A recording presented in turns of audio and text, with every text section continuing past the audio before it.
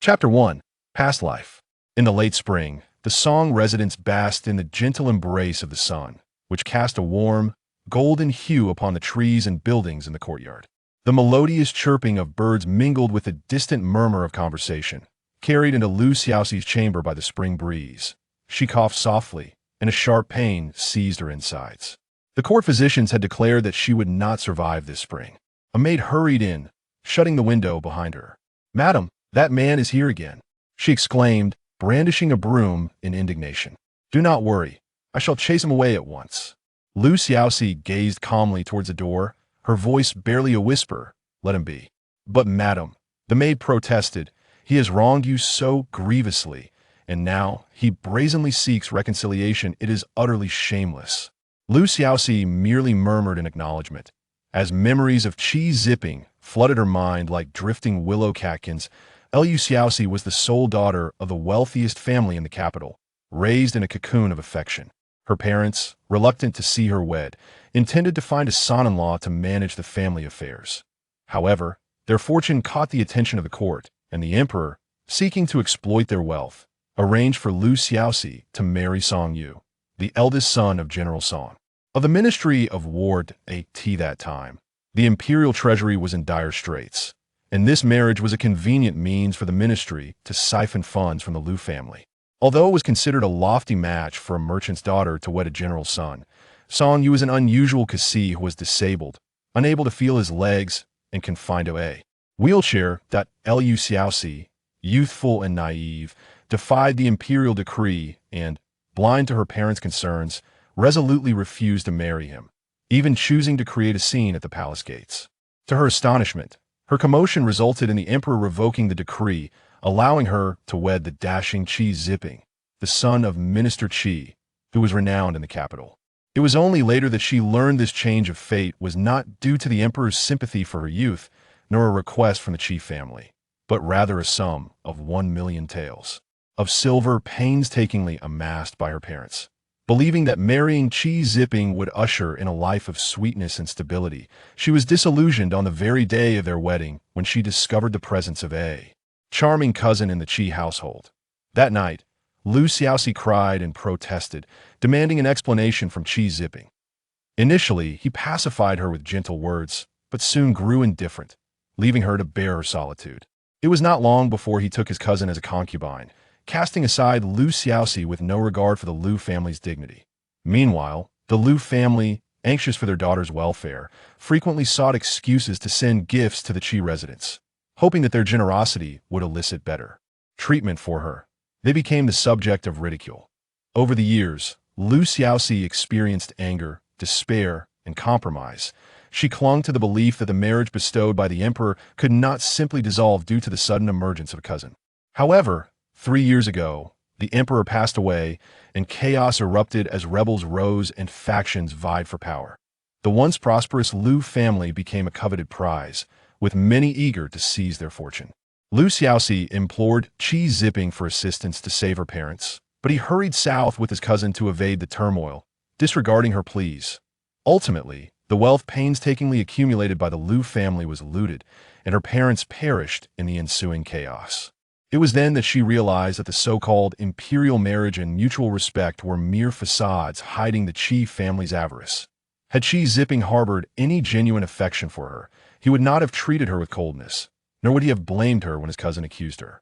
In their flight, he had clutched his cousin's hand tightly, completely forgetting Xiaoxi, who was left to suffer, falling gravely ill amidst the chaos of refugees.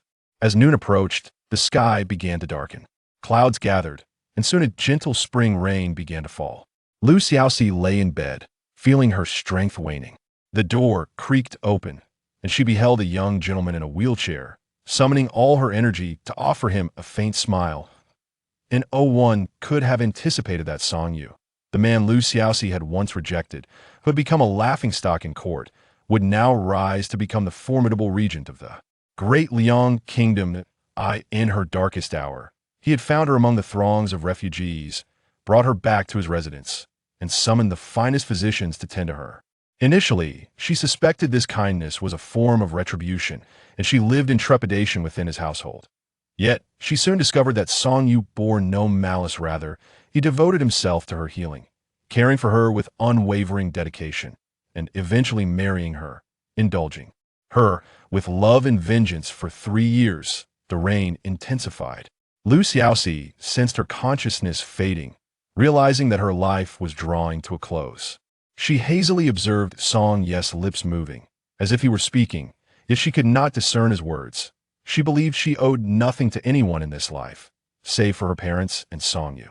She wished that if they were to meet again in another life, she would continue to be his wife, loving and repaying him. As Xiaoxi closed her eyes, her hand, which had been resting on the edge of the bed, slowly fell. Song Yu's body trembled involuntarily, and from his sleeve fell a box containing a fine inkstone.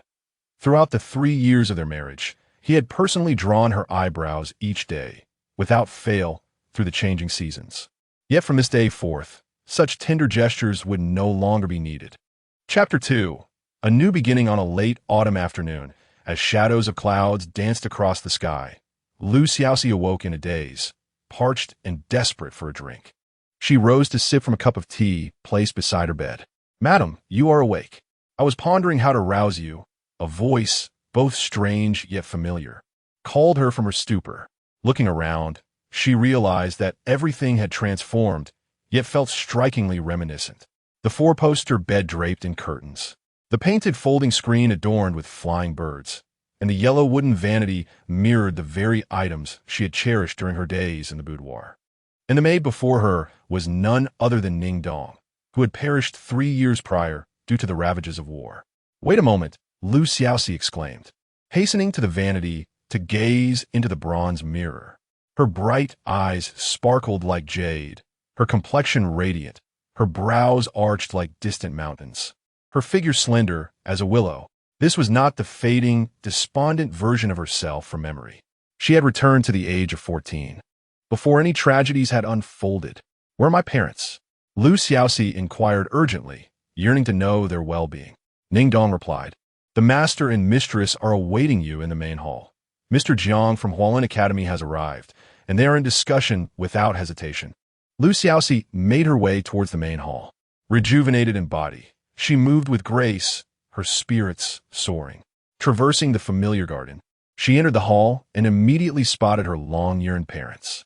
Without uttering a word, she leaped into their embrace. "Father, mother," she gasped, surprised by the chance to see them again. This time, she vowed to protect them and safeguard the Liu family, no longer placing her hopes on an irresponsible man. "Oh, dear child, why are you crying? Who has wronged you?" her mother asked, hastily offering a handkerchief to dry her tears. Her father chuckled gently. Perhaps she is startled at the thought of attending school. Stepping out of her mother's embrace, Xiaoxi turned to Mr. Jiang from Hualin Academy and offered a graceful nod. "Greetings, Mr. Jiang." She recalled this day from her past. Mr. Jiang had come to discuss her enrollment with her parents. Hualin Academy, the finest institution in the capital aside from the Guozijian, typically accepted only the offspring of noble families or exceptionally talented commoners. Those who excelled there could eventually attend the Guozijian. Thus it served as a prestigious breeding ground for future scholars. As for female students, Hualin Academy admitted daughters of nobility. But typically, those of merchant lineage like Xiaoxi were deemed ineligible. However, in recent years, the Liu family's significant donation for renovations had prompted the academy to make an exception for the Liu heiress, Xiaoxi. "What say you, Xiaoxi? Do you wish to attend the academy?" her mother inquired, her voice warm with encouragement. They had always indulged her, allowing her to make her own choices regarding her desires and aspirations. In her previous life, Xiaoxi had been singularly focused on securing a suitable husband, rejecting the idea of education. This time, she had initially intended to decline. Firstly, having lived through this life once, she felt she had already mastered the academy and Oppos, as curriculum. Secondly, she wished to lay the groundwork for saving the Liu family, believing that time would be better spent preparing rather than studying. "Yet I wish to go," she quickly resolved, eager to pursue her studies and forge new friendships. Her elders smiled approvingly. "Then it is settled," Mr. Jiang addressed her father. "The 5th of next month is the day for new students. Your daughter may join us then." The Liu family expressed their gratitude to Mr. Jiang. Ultimately, Liu Xiaoxi decided to enroll, not for any other reason, but for Songyu. She remembered that during this period, Qi Ziping had already entered the Guozijian, while Songyu, 2 years his junior, was studying at Hualin Academy. To Liu Xiaoxi, Songyu was not just her second husband in her past life. He was the person she trusted and admired most across both her lives. Despite his disabilities, he exhibited none of the self-pity or bitterness often associated with such conditions. Even confined to a wheelchair, his demeanor remained cultured and affable, exuding confidence without arrogance. He appreciated calligraphy and poetry, relished fine wines and exquisite paintings, and most importantly, regardless of the turbulence in the court, he returned home to Liu Xiaoxi's presence with eyes full of tenderness and mirth. He sheltered her from storms, treated her ailments, and avenged her wrongs. In their leisure, they would brew wine and discuss art, share verses and songs, or venture outdoors to admire the scenery. They enjoyed this blissful existence for 3 full years until Liu Xiaoxi succumbed to illness. 3 years may seem long, yet it is fleeting. As this life begins anew, Liu Xiaoxi yearns to see him once more. With a little over 10 days remaining before her enrollment, Liu Xiaoxi seized the opportunity to meticulously inventory her family's properties and businesses. Time was of the essence. In 2 years, a devastating drought would strike, further depleting the already strained treasury. The emperor, setting his sights on their family, would leverage tax investigations to extort money and grain, and even arrange a marriage for her under the guise of matrimony, openly robbing them. Logically, one could argue that in times of disaster, the Liu family, being the wealthiest, should contribute, yet the emperor's insatiable greed sought to strip them bare. Liu Xiaoxi would not acquiesce. She intended to divert her family's assets to other regions, even if it meant lesser profits, to protect them from the emperor's voracious appetite. In a few years, when the emperor passed and chaos ensued, the Liu family would emerge unscathed. It was a long road ahead, yet with this second chance, she possessed the confidence to tread it. Chapter 3. Class placement time swiftly passed to the 5th day of October, marking the day of Liu Xiaoxi and Appo's enrollment. Liu and Appo's father, unable to quell his worries, insisted on personally escorting her to Hualin Academy to hand her over to Mr. Jiang. He feared that, coming from a merchant family, Liu Xiaoxi might be subjected to bullying by other children at the academy. He repeatedly reminded her that if anyone treated her disrespectfully, she should seek assistance from her 2 older cousins. If she truly felt aggrieved, she could return home and forego her studies. After all, her father could always invite the academy and Appo's teachers to instruct her privately. "I understand, father," Liu Xiaoxi replied, carrying a small cloth bag filled with stationery, cheerfully linking her arm with her father's. "I'm a grown young lady now. I'm clever enough not to let anyone bully me." Most students at Hualin Academy hailed from official or scholarly families, and even the children from humble backgrounds often looked down upon the offspring of merchants. Liu and Appo's father and Appo's concerns were not unfounded. However, Liu Xiaoxi, having lived a previous life, would not allow such disdain to dampen her spirits. She had 2 cousins, Liu Jian and Liu Heng, who were also studying at the academy. Her father had donated funds to Hualin Academy to ensure that the Liu family's children could access this esteemed institution, hoping they would have the opportunity to rise through education. Unexpectedly, neither of her cousins excelled academically. Their grades were abysmal, and after 2 years, they still languished at the bottom of Class C. Nevertheless, they were considered the cultured members of the Liu family. Mr. Jiang smiled and said, "In a moment, we will conduct a simple entrance examination for the new students. Liu Xiaoxi, write down what you know. If you don't know something, that is perfectly fine." Liu Xiaoxi nodded, aware that this entrance test was meant for class placement, categorizing students into 4 classes, B, C, and D. Class A was the most prestigious, composed of students preparing for the imperial examination, making it nearly impossible for newcomers to gain entry. Class D, predominantly filled with female students, was reserved for those who would not participate in the examinations, allowing them to study simpler poetry and prose to cultivate their sensibilities. However, If a male student failed the exam and ended up in Class D, it would be considered a tremendous disgrace, warranting immediate withdrawal from the academy.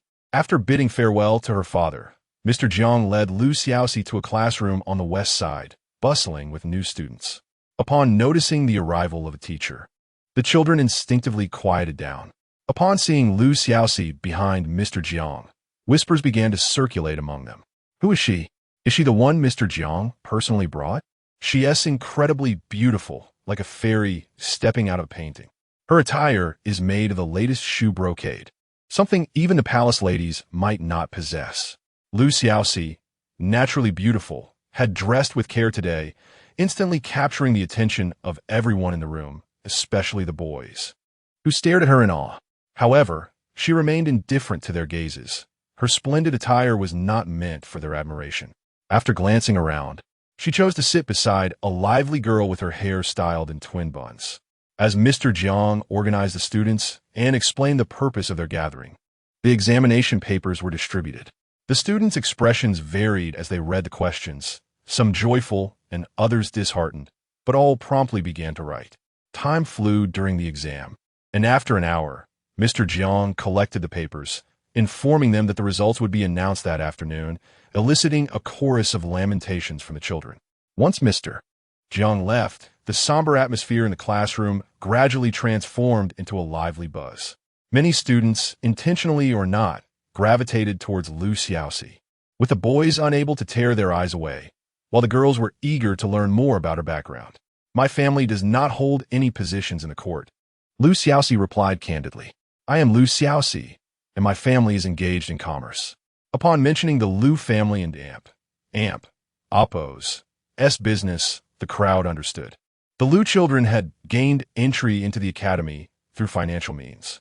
The previously gathered group dispersed discreetly, leaving only a few boys still casting furtive glances her way. The daughter of a merchant, there and Oppo's, has no need for association. What does it matter if she has some money? She remains a country bumpkin.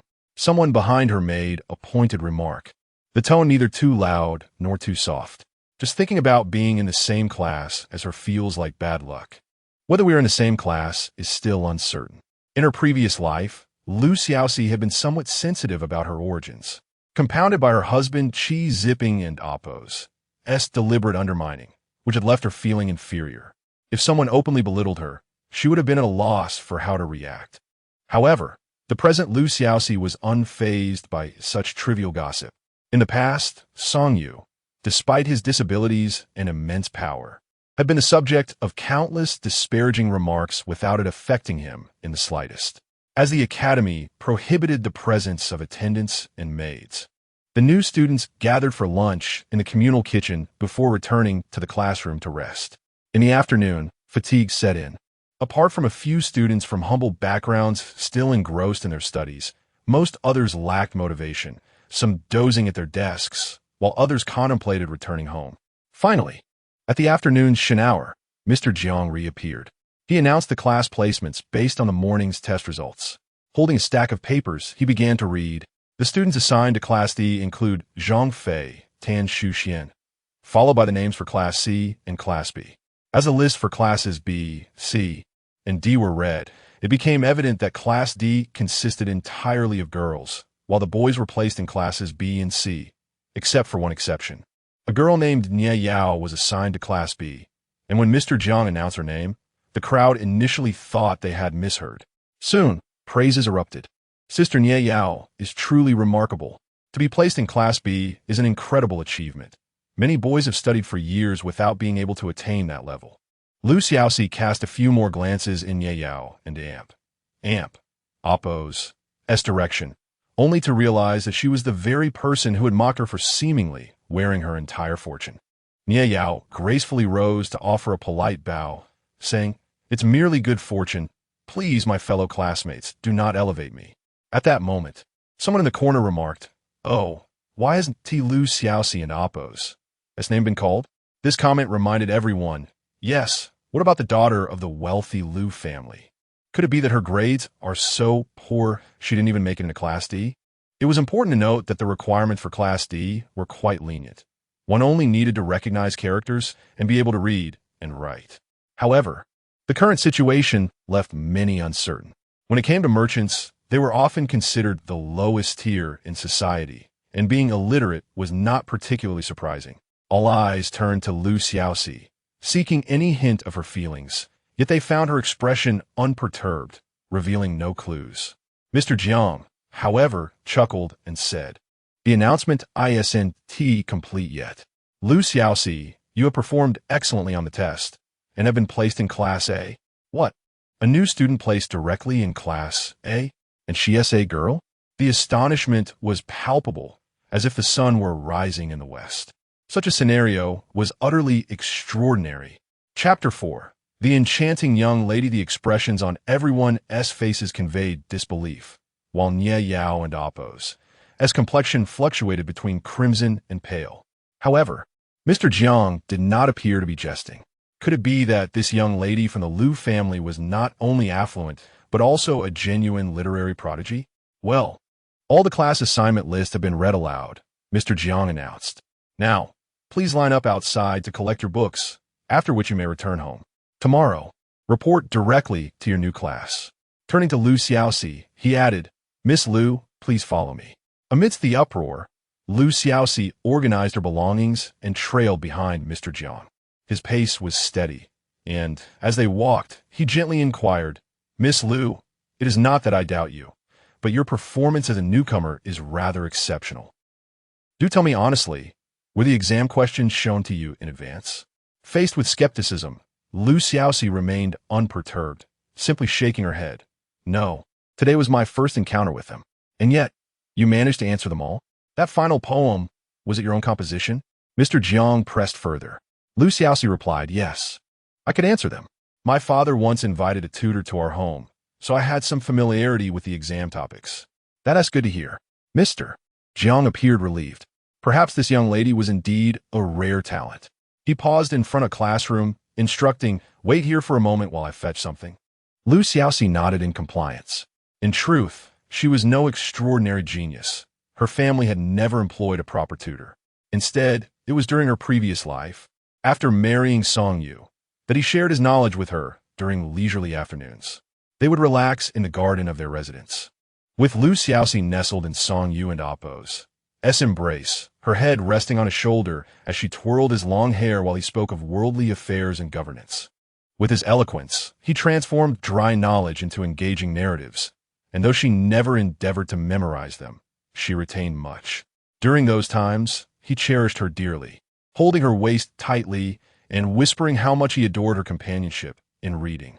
Now, in this life, Song Yu was right there in the classroom beside Xiaoxi, though they had yet to exchange glances. The classroom of Class A buzzed with chatter, and Xiaoxi stood at the threshold, scanning the room until her gaze landed upon him. Indeed, his wheelchair made him stand out among the students. However, it was neither his wheelchair nor his legs that captured Xiaoxi's attention.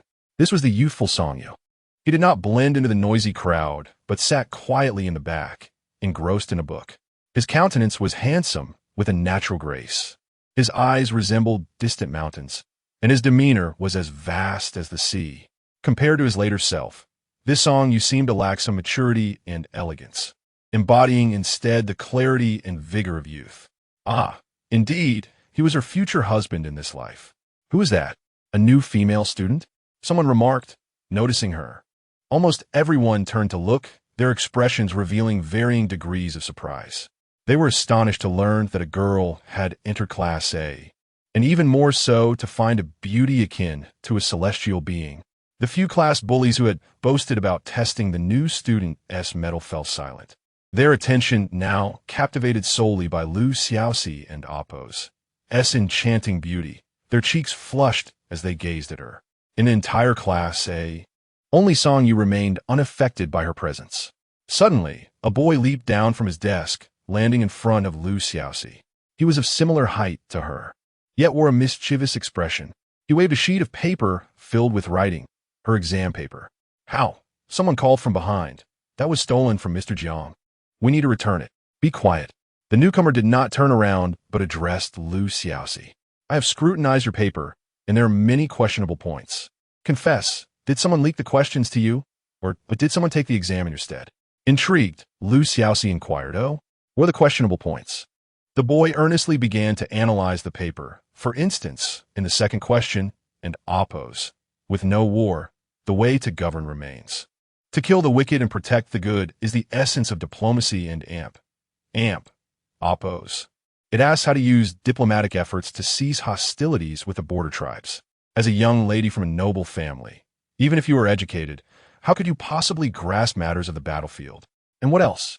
Xiaoxi pressed. The boy continued, "There's also the poem you composed at the end." Xiaoxi feigned innocence. "What about my poem? Are you not a pampered daughter of a wealthy family? How could you craft such a profoundly evocative poem praising the humble bamboo? Do you understand the nature of bamboo? Why not recite it for us, so we can judge?" Xiaoxi challenged. The crowd responded eagerly, having yet to see her paper. "Fine, I shall recite it," the boy declared. "At first, I pity the bamboo under the mountain window, unchanged in its cool shade, waiting for my return."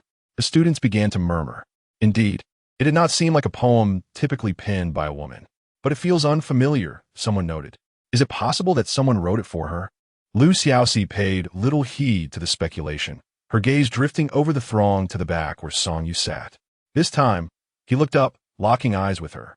His gaze was piercing, tinged with an air of danger. Indeed, this poem was not her own creation. It was penned by Song Yu.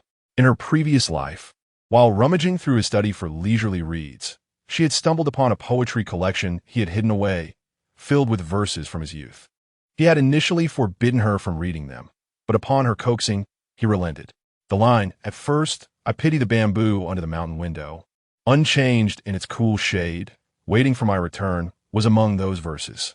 She had deliberately written it for today's test to capture his attention, and having caught his gaze now felt like a partial success. However, Song Yu and Oppo's eyes met hers only briefly before he returned to his book, showing no inclination to question her about the hidden poetry. He appeared unconcerned about how a stranger had discovered something he had concealed so deeply. "Well, explain yourself," the boy urged. "Listen, everyone thinks your poem is not your own." "Zheng Hao, you little rascal, was it you who stole the exam paper?" "Mr. Jiang stormed in, snatching the paper from Zheng Hao's hands. "I have been looking for this. You will stay behind to clean the classroom today." "Sir, I am sorry. I do not wish to clean," Zheng Hao protested, slipping to the ground in defeat. "Everyone, return to your seats," Mr. Jiang commanded, guiding Xiaoxi to the front of the class, where he introduced her to the students. Unlike the indifference she had received earlier as a newcomer, the students of Class A erupted in applause and cheers for her arrival. They were not as free as the new students. In preparation for the upcoming examinations, they had been confined to a monotonous routine of home and academy, likely having gone a long time without conversing with a girl. Now, with the arrival of a celestial maiden in their class, how could they not be delighted? Mr. Jiang handed Xiaoxi several books and directed her to an empty seat right beside Song Yu, with only a narrow aisle separating them. Chapter 5. Dismissal. The dismissal times for the 4 classes at Hualin Academy. Class A, B, C, and D vary. Class D departs the earliest, followed by classes B and C, while Class A remains the latest. At this moment, most students from the other classes have already left, but the students from Class A are required to stay for an additional hour of self-study. Mr. Jiang deliberately approaches Xiaoxi to inform her that the other students are preparing for the autumn examinations, and since she is not required to do so, she may leave early if she so wishes. Xiaoxi nods in acknowledgement, but does not depart. She slightly turns her head, her gaze falling upon Song Yu, admiring his exquisitely defined profile. Song Yu remains engrossed in his studies, writing and reading with unwavering concentration, undisturbed by the surrounding bustle. An hour swiftly passes and Mr. Jiang announces the end of the study session. The students' spirits visibly brighten as they begin to gather their belongings. Xiaoxi, however, lingers, hoping to delay her departure to see if someone comes to fetch Song Yu. To her surprise, more male students are waiting for her, prompting her to abandon her plan. She veers away from the crowd, taking a longer route towards the garden, where she faintly hears the sound of muffled sobs. Turning a corner, she encounters a girl with twin buns weeping in the middle of the path, None other than the girl who sat beside her during the examination earlier that day. What has happened? Xiaoxi approaches briskly. The girl, assigned to Class D, should have already returned home by now. Through her tears and sniffles, the girl explains, I left my bag in the classroom, and the door is locked. It appears she had been so flustered during dismissal that she forgot her bag. Afraid of reprimand from her parents and too timid to ask the teacher for the key, she stands alone, crying. Why is this a problem? I shall accompany you to retrieve the key. Xiaoxi responds with a reassuring smile. Though they are of similar age, she takes on the role of an older sister, offering her handkerchief to dry the girl's tears. The girl instantly brightens and expresses her gratitude. I am Tan Shuxian. My father is an official at the Ministry of Justice. You must be Xiaoxi from the Liu family, right? I remember you. You're in Class A? Did you know everyone wants to meet you? You are so beautiful. Xiaoxi merely nods, remaining quiet. In truth, she recognized Tan Shuxian the moment she entered the classroom that morning, which is why she chose to sit beside her. Despite her many flaws, crying easily, being timid, and lacking assertiveness, Tan Shuxian had courageously saved her life during a critical moment in her previous life. The two girls successfully find Mr. Jiang, retrieve the key, and collect Tan Shuxian's bag. On their way back, they pass by Class A's classroom, where the door remains ajar. Xiaoxi instinctively glances inside, noticing that most students have left, with only Zheng Hang and his two followers remaining behind, busily fiddling with something at a desk. To her dismay, it is Song Yu's desk. Xiaoxi halts in her tracks. Class A has a plethora of books, and it is customary not to take them all home. Most remain on the desks. Zheng Hang is seen lifting Song Yu's books and placing them on a communal wooden rack. The rack is not high, easily reachable by standing in front of it, but Song Yu cannot stand up. When he returns tomorrow without a book attendant, who will retrieve his books? It would require the assistance of his classmates or even Mr. Jiang. Zheng Hang's intent to tease is glaringly apparent, given his practiced demeanor. It is likely not the first time he has done this. A surge of indignation ignites within Xiaoxi. Zheng Hang certainly possesses a peculiar sense of humor. She strides into the room, sweeping the floor and wiping the table, while also arranging Song Yu's desk for her disabled classmate. Lun Yangzi, Tan Shuxian swiftly intervenes, leaning closer to whisper, do not provoke them. Zheng Hang's father is an official at the Ministry of Justice. We cannot afford to offend him.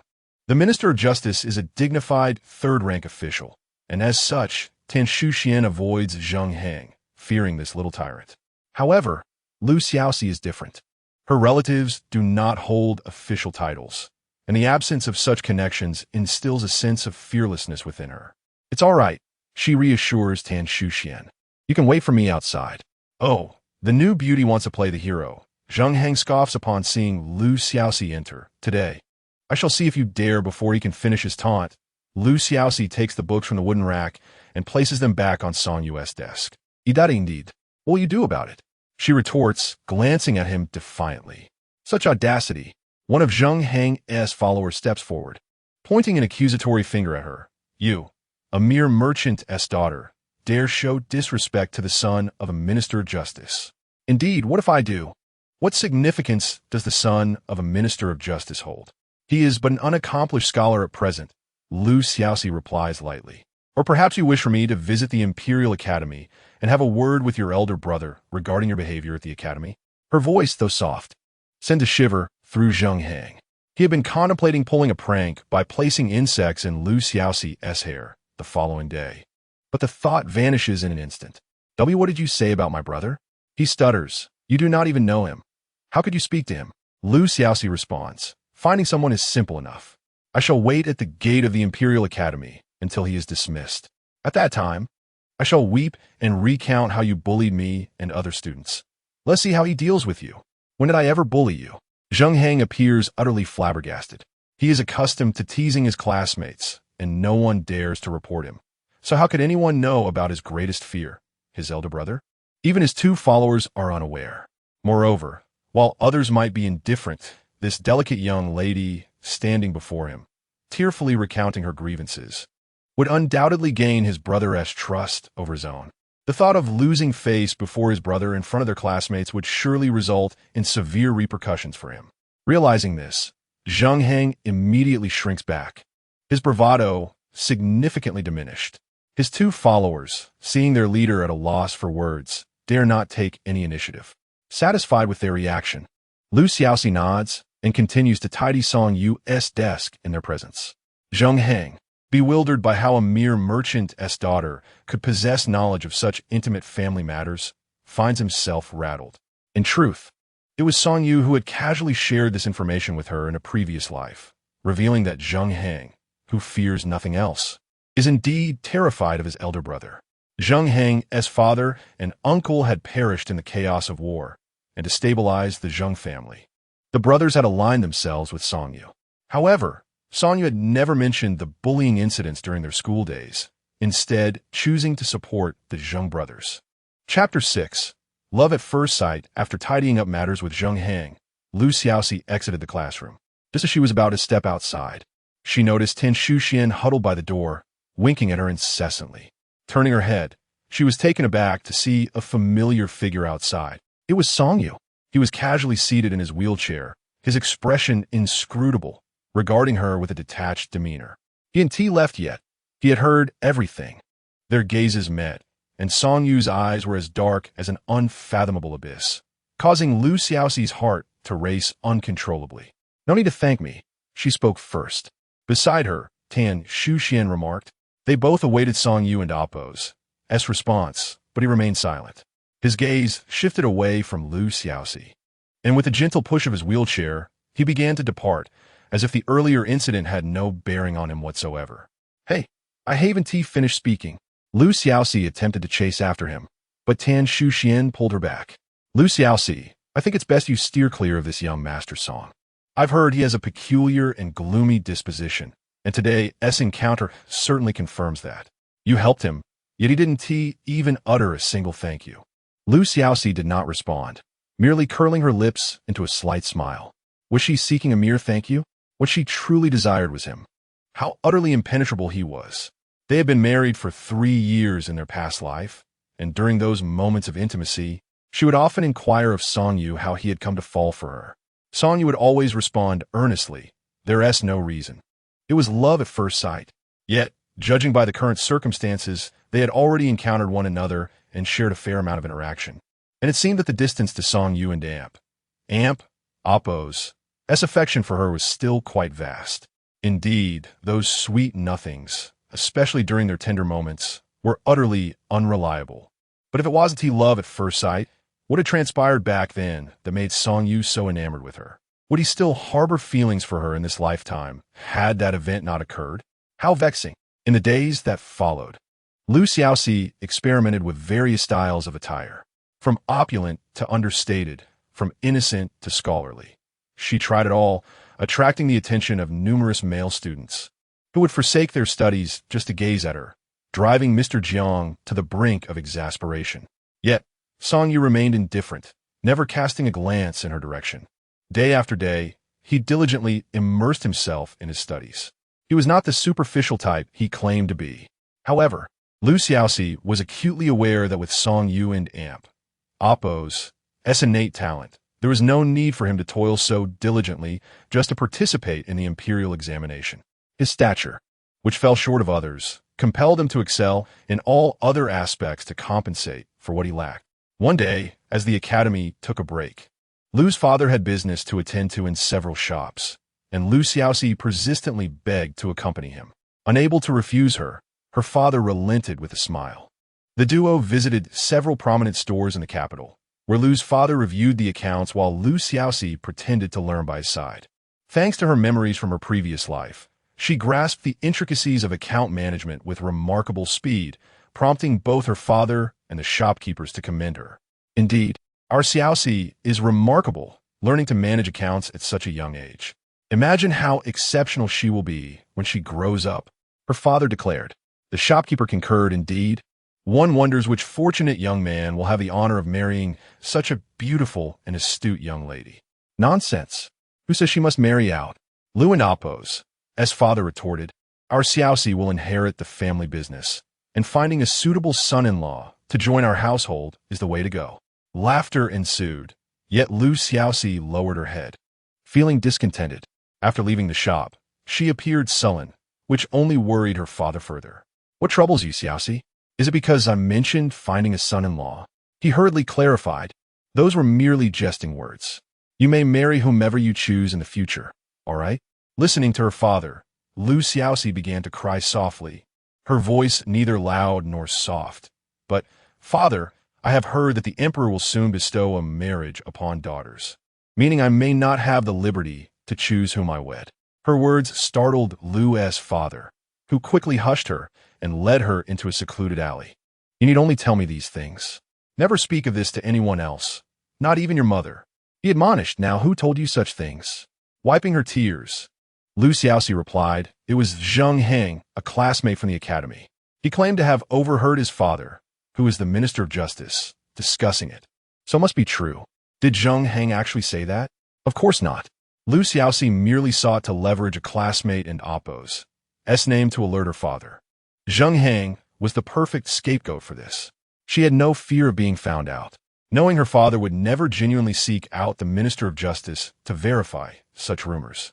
If it were indeed the Minister of Justice's words, it might not be without merit. So, they do intend to extend their reach? Lu's father muttered to himself. After a moment of contemplation, he comfortingly patted Lu Xiaoxi's head. Do not worry, Xiaoxi. Your father is aware of the situation. Keep this information to yourself. I shall handle everything. Lu Xiaoxi smiled through her tears. Thank you, father. She understood that her father was not a rigid individual. Otherwise, he could not have built their business into one of the most prosperous in the capital. He would undoubtedly take precautions to minimize any potential losses. As the father and daughter emerged from the alley, Lu Xiaoxi soon spotted a familiar figure ahead, Song Yu, seated in his wheelchair, being pushed by a servant, entering a nearby bookstore. Father, I see a classmate. I'm going to join him, she exclaimed, releasing her father's arm and darting towards the bookstore. Hey, this girl, her father sighed. Make sure to return home early. You must be back before dark. He didn't even consider the direction of her male classmate, thinking she was simply going to meet a female friend, and thus allowed her to go. Understood. Lu Xiaoxi called back. Entering the bookstore, she quickly spotted Song Yu's figure clad in a blue outfit, perusing a shelf. In her previous life, Song Yu often wore white, but now he seemed to favor shades of blue. Which book do you want? Let me get it for you, Lu Xiaoxi approached. Noticing that Song Yu's servant was absent, presumably sent on another errand. Upon seeing Lu Xiaoxi, Song Yu momentarily froze, his eyes widening, but he quickly regained his composure. Maintaining an impassive expression, without a word, he turned his wheelchair toward the side of the bookstore, leaving Lu Xiaoxi behind. Chapter 7. What is your purpose? Lu Xiaoxi remained undeterred, maintaining a distance from Song Yu as she stood nearby, engrossed in a book while occasionally stealing glances at him. At that moment, a cacophony of laughter erupted as a group of 7 or 8 young scholars, clad in traditional attire, entered the quaint bookstore, instantly filling it to capacity. They appeared to be searching for a particular book, clustering around the shelves, jostling one another in their quest.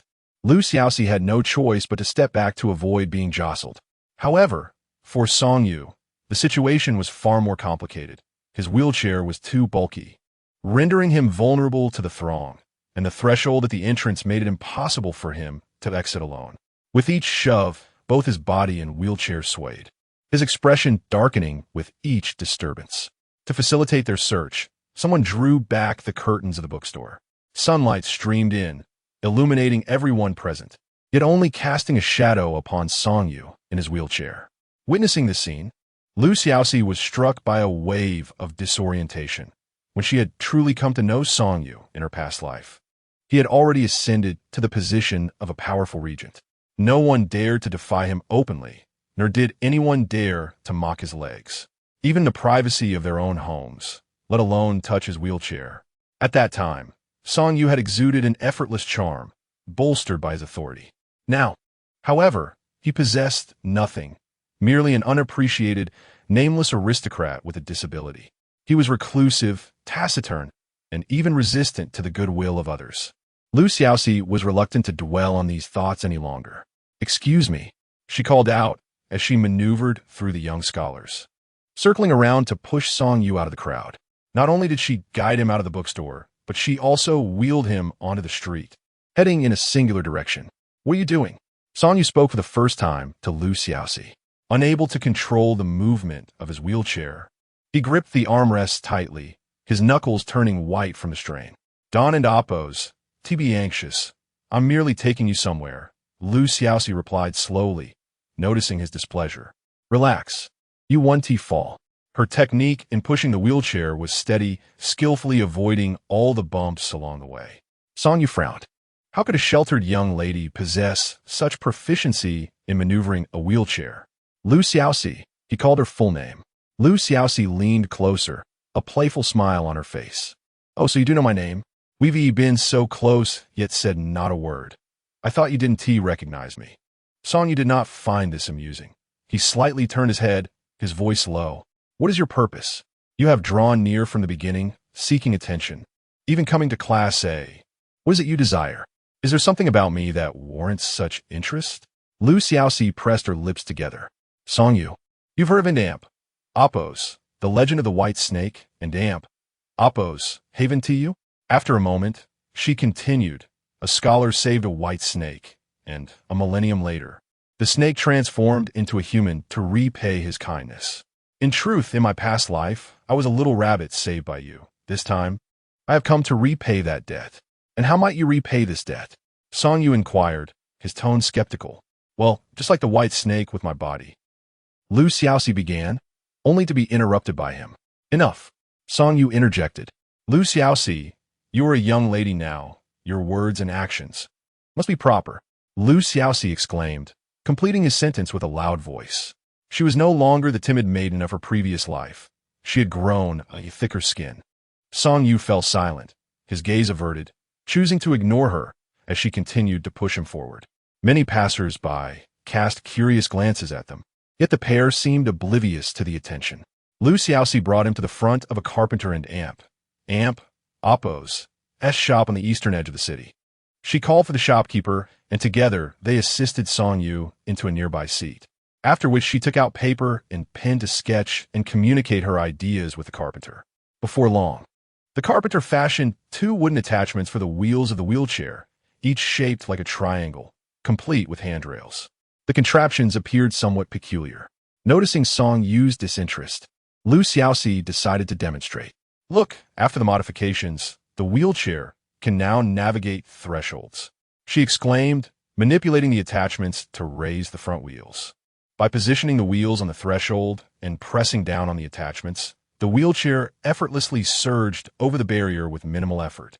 Xiaoxi repeated the demonstration several times, explaining, as long as the threshold isn't too high, you need not worry about tipping over. You won't require a servant anymore. You will have the freedom to come and go as you please. It may not be the most aesthetically pleasing, but it is undeniably practical. She stood up, wheeling the chair back to Song Yu. Would you like to give it a try? Song Yu remained silent, his gaze lowered. Xiaoxi stood her ground, refusing to back down. Eventually, it was Song Yu who spoke first. Where did you learn all this? The daughter of a wealthy family, raised with a silver spoon. How would you come into contact with such rudimentary tasks? And you can even draft blueprints? I told you I was a rabbit. She began. Do not speak of that again. Song Yu interjected, frowning. Fine, Xiaoxi replied, sticking her tongue out. But I am merely speaking the truth. Believe it or not. Of course, the blueprints were not her own design. In her previous life, she often spent time alone with Song Yu. Each time they ventured out, she would push him in his wheelchair. While smooth paths were manageable, uneven terrain and thresholds posed challenges that required her to lift him, often resulting in sore hands. Song Yu, concerned for her, devoted several days and nights to designing a modification for the wheelchair that would enable him to navigate independently, sparing Xiaoxi further strain. Xiaoxi was simply presenting to this younger version of Song Yu the very designs he had crafted in their past life. The carpenter chimed in cheerfully, Young master, the young lady has good intentions. Please do not hold it against her. He had acquired a useful skill that could earn him a fortune, and he found great delight in the sight of the young lady and young master before him. Exactly, Xiaoxi echoed. You could at least smile at me. Yet Song Yu remained furrowed and silent. All right. After all, I do owe you from my past life, Xiaoxi said, squinting toward the horizon. Your servant has arrived, so I shall leave you in his care. It's getting late. If I don't return home soon, my parents will worry. Farewell, Songyu. She flashed him a radiant smile. See you at the academy tomorrow. With that, she skipped back along the path they had come, the setting sun casting a golden light upon her, stretching her shadow long behind. Those who glanced at her were momentarily blinded, unable to look directly. Young master, a servant named Ami approached from a distance. He had actually completed his errands at the bookstore earlier and followed after them, remaining hidden because Songyu had gestured for him to stay back. Follow her, Songyu suddenly commanded. Chapter 8. Reincarnation of Gratitude. Ami exclaimed, the evening is drawing near, and it is rather unsafe for a young lady to return home alone. It is time for me to escort you. What shall you do, my lord? Songyu's body suddenly stiffened. I did not instruct you to accompany her home. I want you to follow her and ascertain whether she visits any suspicious places or associates with dubious individuals. Have you uncovered anything regarding the poetry collection incident? Yes. Ami replied, fearing to delay further. She hurried after the ahead figure of Xiaoxi, maintaining a respectful distance. The investigation into the poetry collection had yielded no clues for some time now, and she dared not defy the young master any longer. Speaking of which, Xiaoxi's capabilities were indeed remarkable. She had even read the poems that the young master had penned and stored at the bottom of the bookshelf 2 years prior. It was unclear what her background was or what method she employed. As Ami pondered, she followed Xiaoxi until she safely entered the Lu residence, at which point she turned to return. Once Xiaoxi and Ami had departed, and the carpenter had finished his work and returned home, Songyu's rigid body finally relaxed, the crimson hue in his ears gradually fading. With no one around, he dragged over his wheelchair and painstakingly moved his body from the armchair to the wheelchair, attempting to navigate the threshold and the uneven ground as Xiaoxi had demonstrated. Indeed, it was as effortless as she had described. He pushed the wheelchair over the threshold and onto the smooth path, experiencing a sense of freedom and ease for the first time in over a decade. All of this was brought about by that sudden appearance of a young lady who had extended her goodwill towards him. Reincarnation of a fairy to repay kindness? What fairies exist in this world? And is there truly such a thing as reincarnation? It is merely a facade to conceal ulterior motives. This young lady must have other intentions in approaching him, and he was determined to uncover the truth. The following day at the academy, many students took note of the new attachments on Songyu and Appo's wheelchair, marveling at how he could now effortlessly cross the threshold. Some classmates felt a twinge of embarrassment, reflecting on how they had not assisted him during his previous struggles, and thus treated him with greater courtesy now. This was precisely what Xiaoxi was pleased to observe.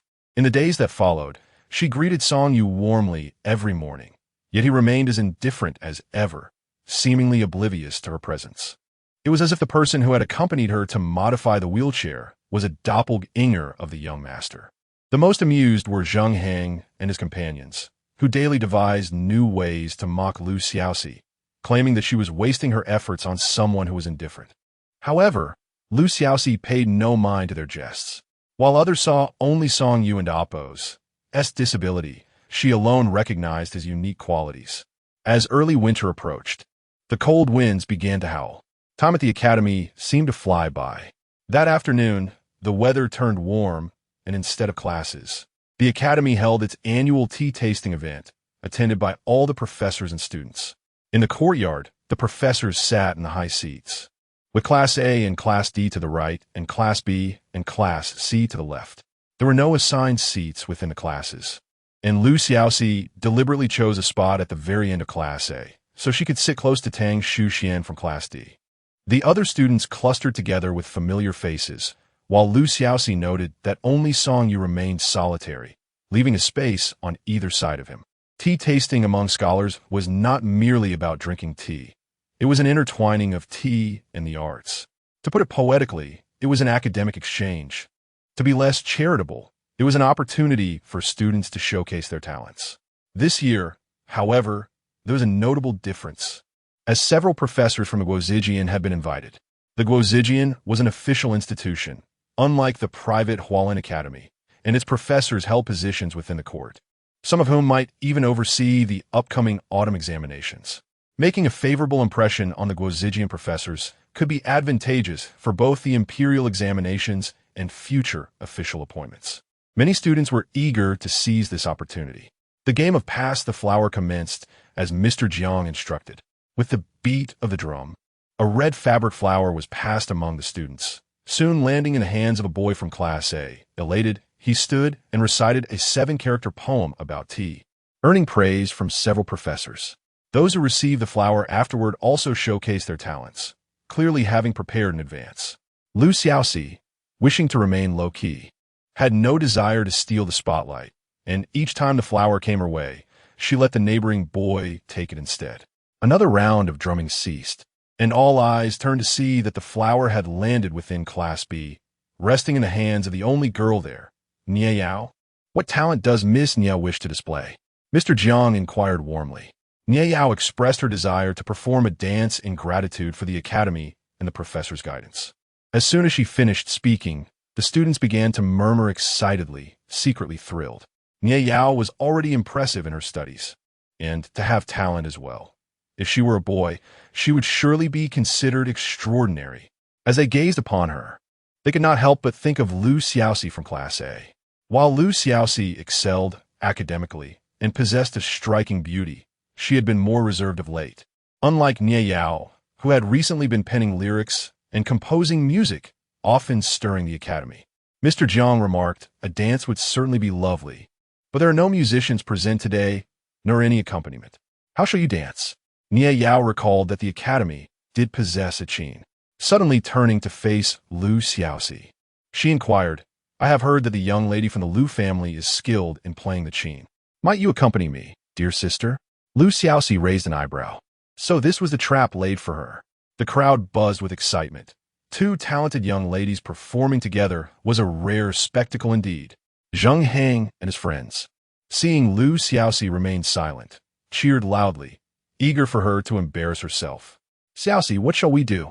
Even Tang Shuxian, who typically took a moment to react, grasped Lu Xiaoxi and Amp, Oppo's sleeve anxiously. Lu Xiaoxi comfortingly patted Tang Shuxian and Amp, Oppo's hand, saying, Sister Nie has overpraised me. I have not touched a qin in years and would not wish to embarrass myself. Perhaps you should seek another talented individual. Yet Nie Yao persisted. What nonsense. Dear Sister Lu, last year, you astounded the capital with your performance of And Oppo's, the ode to the goddess of the Luo River. And Oppo's, surely, even if you have not played in a while, you have not forgotten so quickly. As she spoke, someone had already brought the qin from the academy and set it before Lu Xiaoxi. Well prepared indeed. Lu Xiaoxi smiled slightly. It seemed I had no choice but to play this piece. Please, dear Sister Nie, what do you wish to perform? Let us dance to the Ode to the Goddess of the Luo River. Chapter 9. Do you wish to marry a disabled man?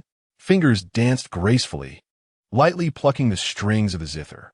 A melodious tune flowed from Lu Xiaoxi and Amp, Oppo's fingertips as Nie Yao glided into the center of the stage, sleeves swirling, engaging in a mesmerizing dance.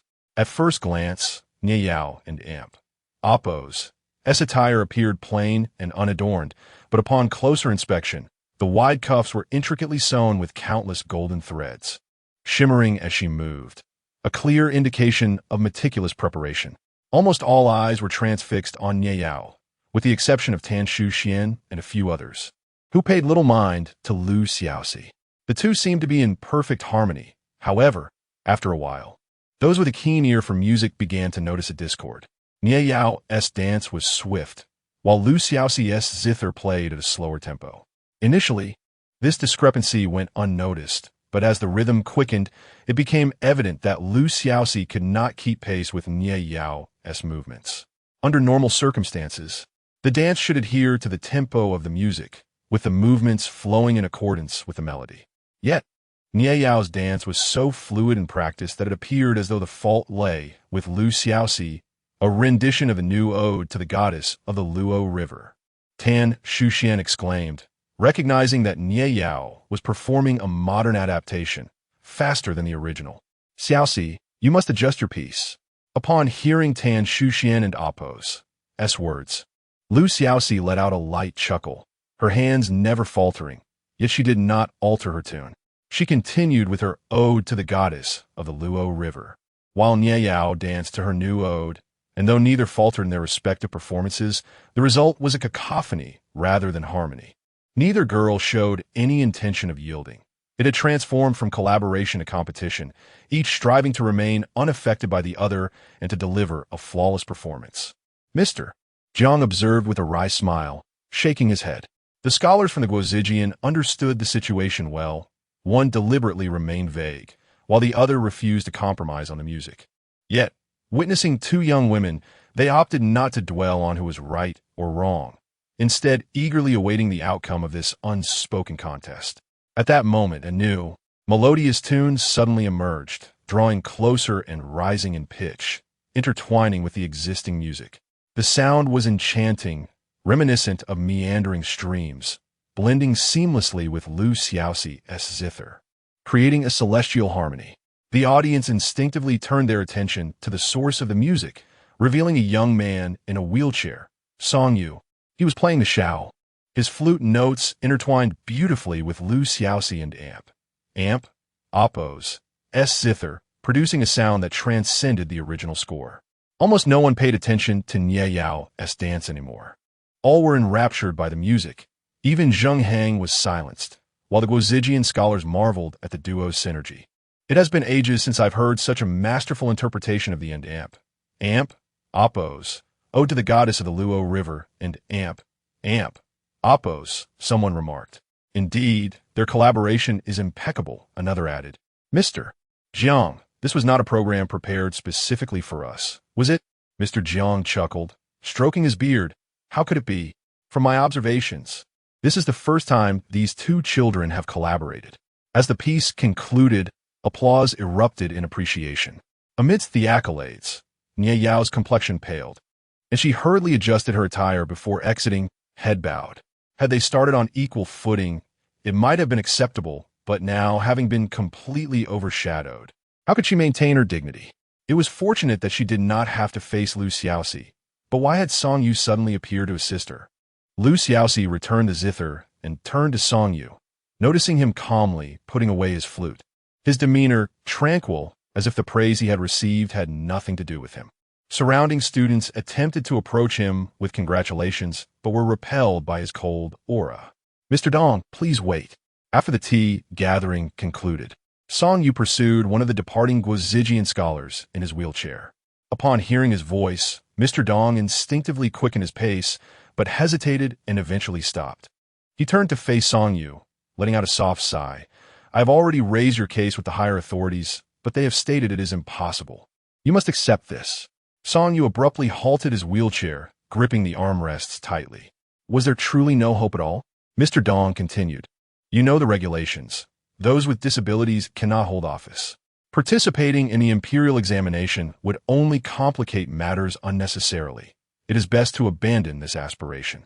Society often perceives those with disabilities as bearing the burdens of their past transgressions, destined to repay their debts through suffering in this life, thus rendering them unfit for office.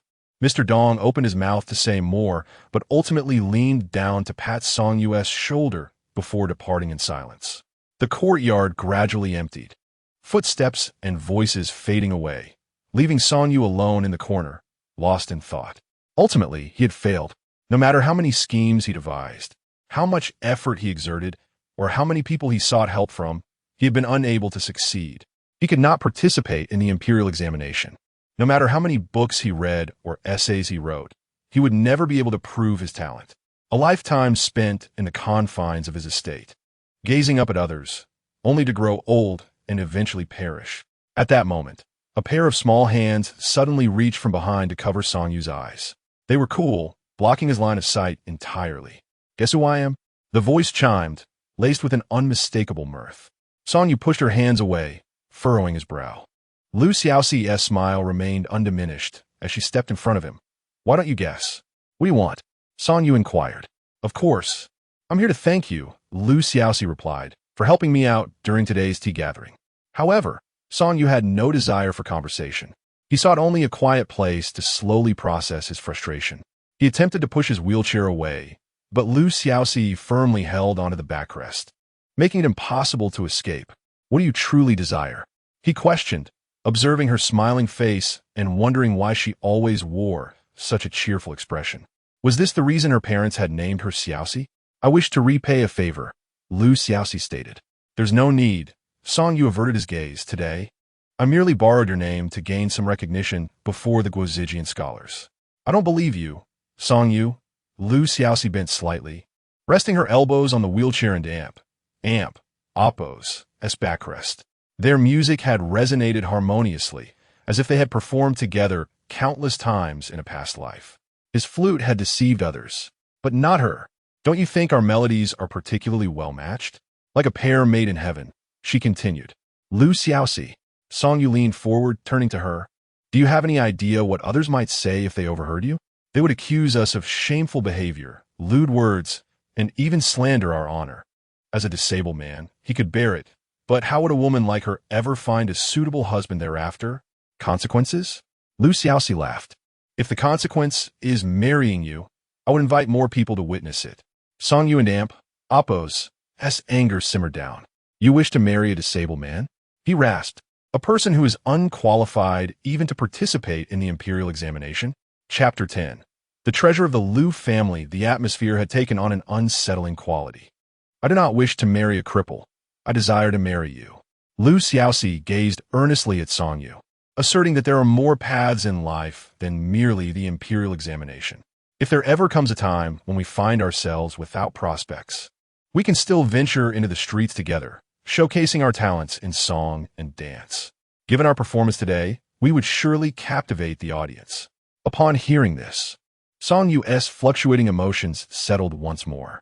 How naive, a wealthy young lady's fleeting affection and pity for a suddenly disabled man, coupled with her ignorance and recklessness regarding the future and reality. It was nothing more than that.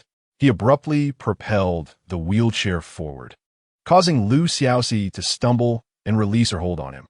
"I shall pretend I did not hear your words today," he said coldly. "Should you utter the same sentiments again, you shall bear the consequences." Lu Xiaoxi took a few small steps forward, but was unable to catch up with Song Yu's wheelchair. So she too came to a halt. Song Yu pushed himself from beside the classroom into the courtyard, now deserted, with only patches of dappled shade from the trees remaining. He inhaled deeply, the gentle fragrance of grass, and would bring him back to reality. Indeed, he had just lost his last hope of participating in the imperial exams. Mr. Dong could no longer assist him, and he could find no one else to help. There was no longer a need for him to continue his studies at the academy. He ought to return home, to his darkened room, where he would sit on the edge of his bed, lost in confusion day after day. A light chuckle escaped Song Yu. He had once envisioned this day, believing he would be engulfed by despair and collapse under its weight. Yet, when a moment arrived, the sensation was not as profound as he had imagined.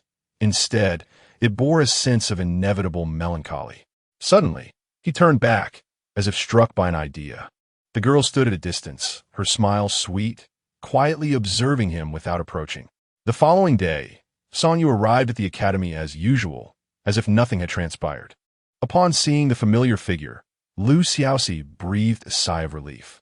On this day, in her previous life, after being rejected by Mr. Dong, Song Yu had vanished without a trace, disappearing for several days, leaving no one to find him until he returned on his own. This incident had garnered considerable attention, with nearly every official in the capital discussing it. Later, when Song Yu became the regent, those who opposed him cursed him for this very incident, wishing he had perished during those days away. Fortunately, such events had not unfolded in this life. Song Yu and Oppo's mood seemed largely unaffected. Even after Lu Xiaoxi approached him several times to strike up a conversation, he unexpectedly engaged with her once. As the 12th month approached, Lu Xiaoxi's birthday arrived. She did not mention it to any of her classmates at the academy, including Song Yu, preferring to celebrate joyfully with her parents behind closed doors. Coaxing her father into gifting her a venture in the bustling business of cosmetics along two of the most prosperous streets in the capital. Initially, Lu's father intended merely to acknowledge the occasion, but to his surprise, Lu Xiaoxi took it upon herself to visit every shop during her days off, examining nearly half a year's worth of sales data. appearing genuinely intent on taking over the business. My dear daughter, you must focus on your studies now, and later on commerce. You cannot neglect the most important matters, Lu father urged, rubbing his forehead in exasperation. This statement bewildered Lu Xiaoxi. What is the most important matter? Lowering his voice, Lu father replied, of course, your lifelong affair, my girl. At this, Lu Xiaoxi understood. She was only 14 now. In her past life, her father had never considered such serious matters at this tender age, treating her as a cherished child. In this life, however, having revealed to her father the emperor's intentions to arrange a marriage, he grew anxious, eager to marry her off before the imperial edict arrived, thereby avoiding the royal decree altogether. Dad, Lu Xiaoxi had to reason with her father. I have heard of the emperor's intentions. It is clear that he is merely after our family and Appo's wealth. Marrying me off will not resolve this issue. Lu father gasped, my dear daughter, who taught you such words? You must not speak of this outside. It is a grave offense that could lead to execution. Lu Xiaoxi understood the gravity of her words. She looked solemnly at her father. Since the emperor and Appo's aim is wealth, if one approach fails, he will surely devise another, making it even harder to handle. Our priority now should be to safeguard the Lu family's most essential foundation, preventing it from being devoured by the emperor. Her father's eyes flickered with surprise. He had not anticipated that his typically obedient daughter would now express her own thoughts so clearly, with such logical reasoning. However, he gently patted her head, saying, I am protecting the most precious treasure of the Lu family. Lu Xiaoxi was taken aback. Lu father continued, when the emperor considers candidates for marriage, he will only regard who is most beneficial to him, rather than whom is most suitable for you, Xiaoxi. The foundation of the Lu family is indeed significant. But above all, our most cherished treasure is you. Lu Xiaoxi was moved by her father's words, her eyes moistening with emotion. She felt a mix of gratitude and resignation, realizing her parents were preparing to marry her off to a stranger, leaving her to face the tempest of the emperor alone. Enough. This matter is not open for discussion, Lu father asserted. I do not wish to pressure you. Starting tomorrow, I will seek out eligible young gentlemen from the capital. When you find someone appealing, we shall discuss this matter further. Lu Xiaoxi was aware of the approximate timing of the marriage arrangement, and though she was not in a hurry, her father was growing increasingly anxious. The following day, despite her protests, Lu Xiaoxi found herself accompanying her father to the designated restaurant. As she pushed open the door to the private room, she was taken aback by the elaborate setup inside. A grand table was laden with an abundance of dishes, enough to serve a small gathering. How many people had been invited? The emperor's selection of concubines could not possibly involve such a crowd. Do not be nervous, Xiaoxi. Lu father chuckled, attempting to reassure her. You shall sit behind the screen, observe which young gentleman piques your interest, and remember their positions.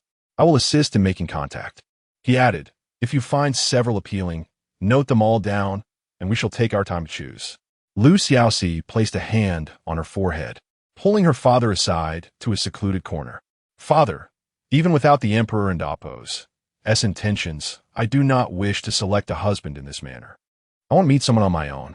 The notions of parental arrangement and matchmaking held little weight for her now, having lived through 2 lifetimes. To her surprise, Lu father did not acquiesce. Instead, he patted her hand.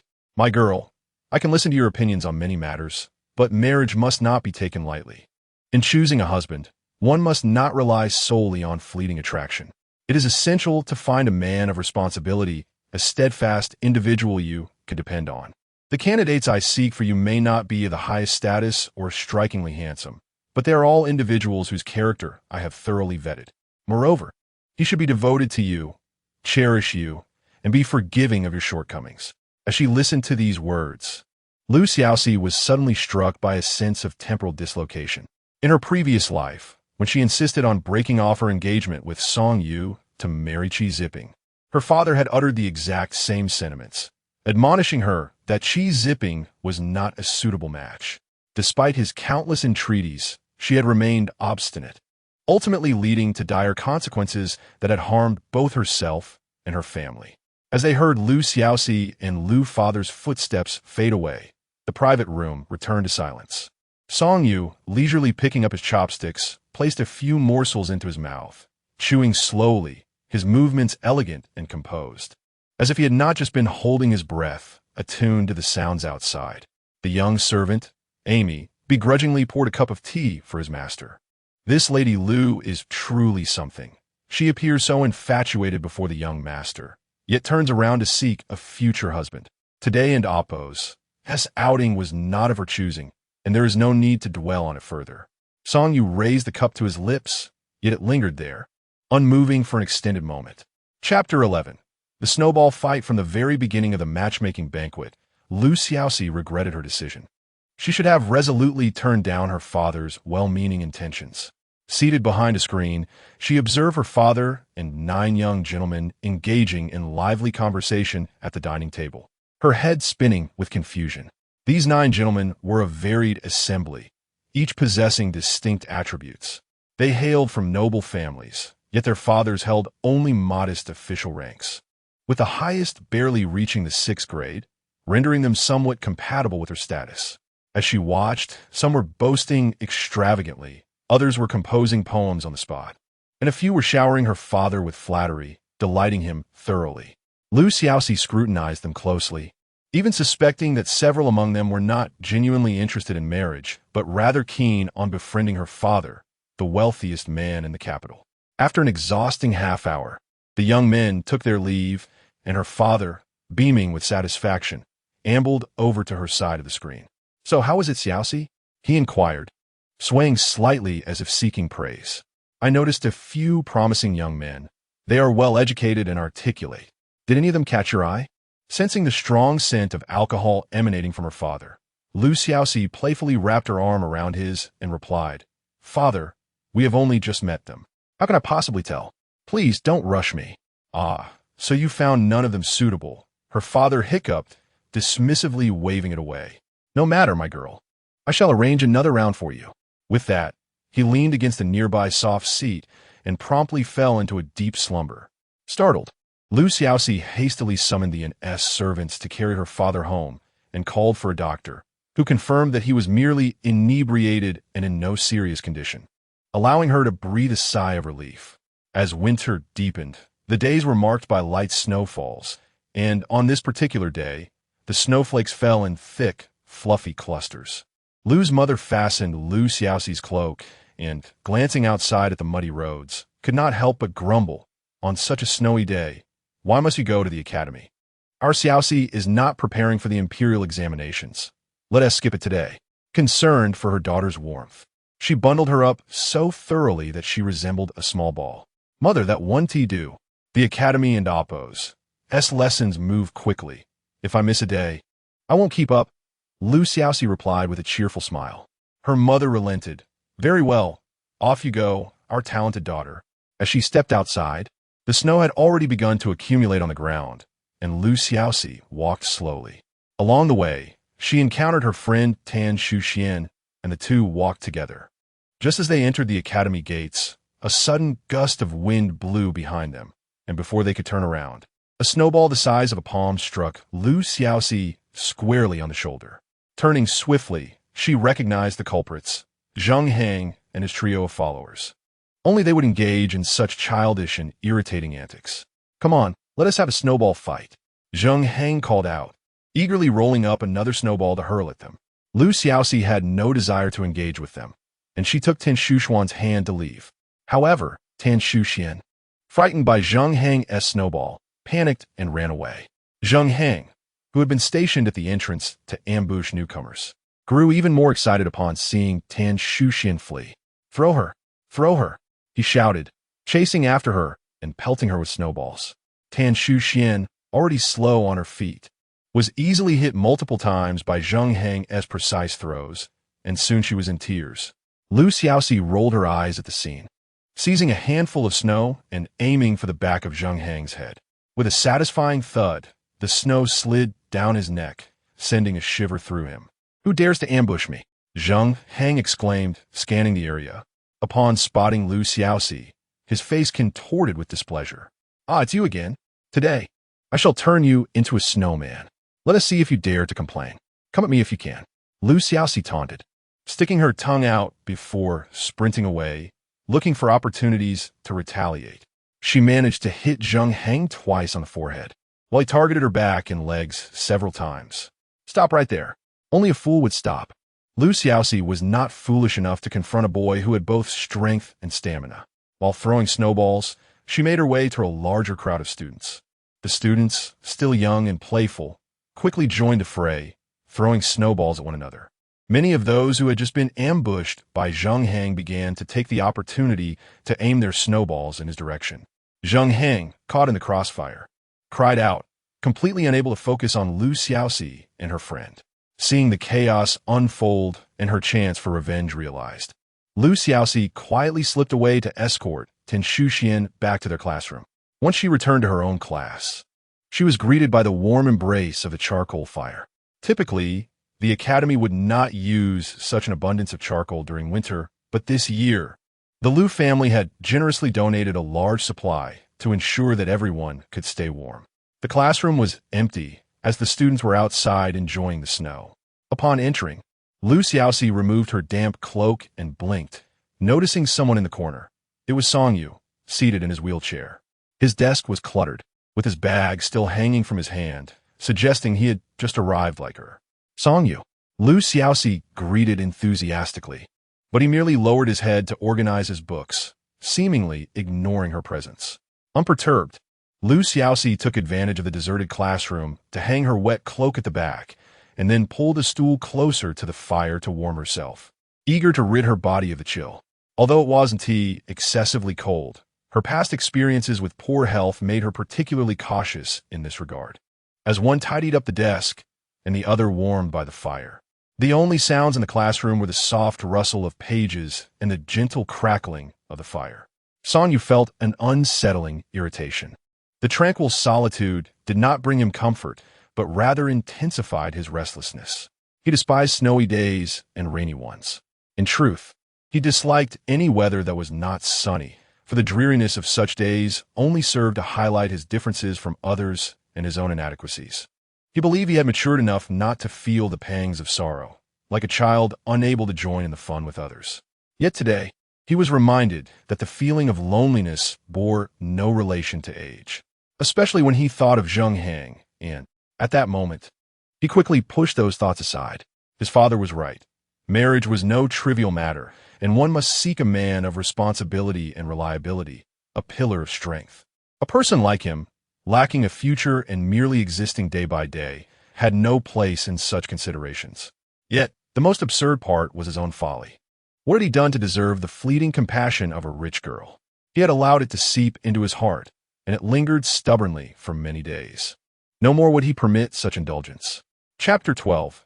The year-end examination. As the time for class approached, many students, having engaged in snowball fights, returned to their senses, particularly those in Class A, who feared being kept behind by Mr. Jiang for cleanup duties. However, they had played so exuberantly that numerous cloaks and outer garments were completely soaked, hanging in the back of the classroom in a manner reminiscent of Xiaoxi. The sight of the rows of cloaks was rather comical. Zheng Heng had not returned. It was said that he had been at a disadvantage in a one-versus-many scenario, with snow stuffed into his inner shirt, leaving him drenched from head to toe as he slinked home to change. This could be considered a collective sigh of relief for the group. Seeing Xiaoxi warming herself, some classmates nervously approached her, offering their dry cloaks. Xiaoxi, if you don't mind, you can wear mine to avoid catching a chill.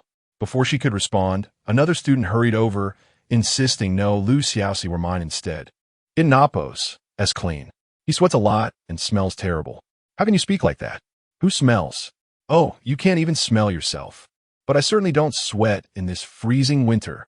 Observing the playful banter between the two, Xiaoxi smiled sweetly at them. Thank you both, but I'm not cold. Just be careful not to catch a chill yourselves. The two students, rebuffed, left sheepishly. Xiaoxi then glanced toward Songyu, noticing he had already tidied his desk and was engrossed in his studies. From her distance, she could hear their conversation, yet he showed no reaction whatsoever. Songyu, could you lend me your cloak? Xiaoxi asked softly. Songyu remained oblivious, not even lifting his eyelids. Just a short while ago, he had been willing to engage her in conversation, but now he had retreated into a shell, entirely unresponsive. Had it not been for the genuine affection they had shared in a past life, Xiaoxi might have faltered at this snub. She was eager to uncover the events of their previous life that had transformed Song Yu's indifference into deep affection. Yet, she could not recollect anything. In her memories, the first encounter with Song Yu occurred in a refugee camp amidst chaos. Having parted ways with the scoundrel Qi Zipping, she had lost her parents, her dearest friend Tan Shuxian, and the entirety of the Lu family and Appo's wealth, finding herself alone among the masses, struggling for survival. Each day, she could barely secure half a stale bun and a few sips of murky water. She was sick and exhausted, waiting for death. It was during this bleak time that Song Yu arrived, seated in his wheelchair, navigating through the hungry and angry crowd, stopping before her to extend his hand and say, "Come home with me." He cared for her, cherished her, and married her. Remarkably, they had never met or spoken before this moment. Xiaoxi had no knowledge of his appearance. What could have bound them in affection? Their only connection lay in her prior rejection of his marriage proposal, rendering him a laughingstock throughout the capital. Could it be that Song Yu's feelings stemmed from resentment turned to love? Xiaoxi dared not risk testing this hypothesis again. As the year drew to a close, Hualin Academy prepared for its vacation. However, before the holiday, there was an unavoidable and significant event: the year-end examinations. The Academy's examinations were formal and stringent, particularly for classes A and B, adhering strictly to the examination procedures over 3 days. The students could return home each day, but everything else followed the formal examination rules. It served as both a simulation and a preliminary assessment. Classes C and D had only 1 day of testing each. Almost everyone was filled with trepidation, yet Xiaoxi found herself among the more relaxed group. She was exempt from the formal examinations, needing only to ensure that she remained above the passing line in Class A, which posed no significant challenge for her. Mr. Jiang even inquired whether she wished to participate, concerned that 3 consecutive days of testing might overwhelm her health. Not wanting to appear as an exception, she chose to partake. Once the lengthy 3-day examination concluded, the students could pack their belongings and return home for a few days of rest, awaiting the results of their papers. The Academy would rank all students by class, publicly displaying the results, which was both fair and merciless. As expected, the examination for Class A proved challenging, with a significant volume of questions. Even for Xiaoxi, who faced the ordeal without pressure, it was a taxing experience. After resting for several days at home, she scheduled to visit the Academy with her friend Tan Shuxian on the day the results were announced. Many students had arrived early to check their scores, including some parents. As the ranking list was posted, the crowd surged forward to inspect the results.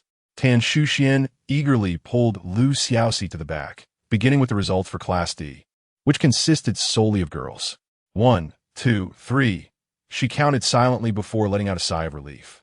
Fortunately, my score isn't in the bottom 5. Otherwise, my mother would nag me all year. Xiaoxi.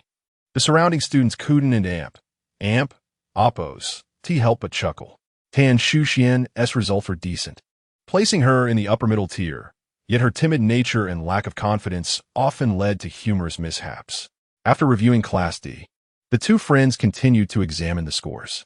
Fortunately, Xiaoxi and Appo's 2 cousins, Lu Jian and Lu Heng, had maintained their positions in Class C. Although still within the bottom 10, they had made slight progress compared to before. As they moved on to Class B, they recognized few names and did not linger long, only noting that the sole female student, Nie Yao, had secured the 17th position, a commendable achievement for a girl. However, Xiaoxi noticed Nie Yao discreetly wiping away tears in the crowd, the reason for which remained a mystery. Finally, the results for Class A were posted. Xiaoxi, fully aware of her standing, began searching from the bottom. She indeed found her name in the 6th position from last. While this may sound poor, it was not as dire as it seemed. Classes A and B had taken the same exam. The top 30 would remain in Class A, while the rest would be assigned to Class B. Therefore, even the last position in Class A was superior to the first position in Class B. Among the 5 students trailing her were Zheng Heng and one of his followers, The other had already slipped to Class B. The principle of reaping what one sows held true.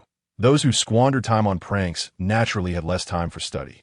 Xiaoxi held her breath, scanning from a 7th position in Class A for the name she was most eager to see.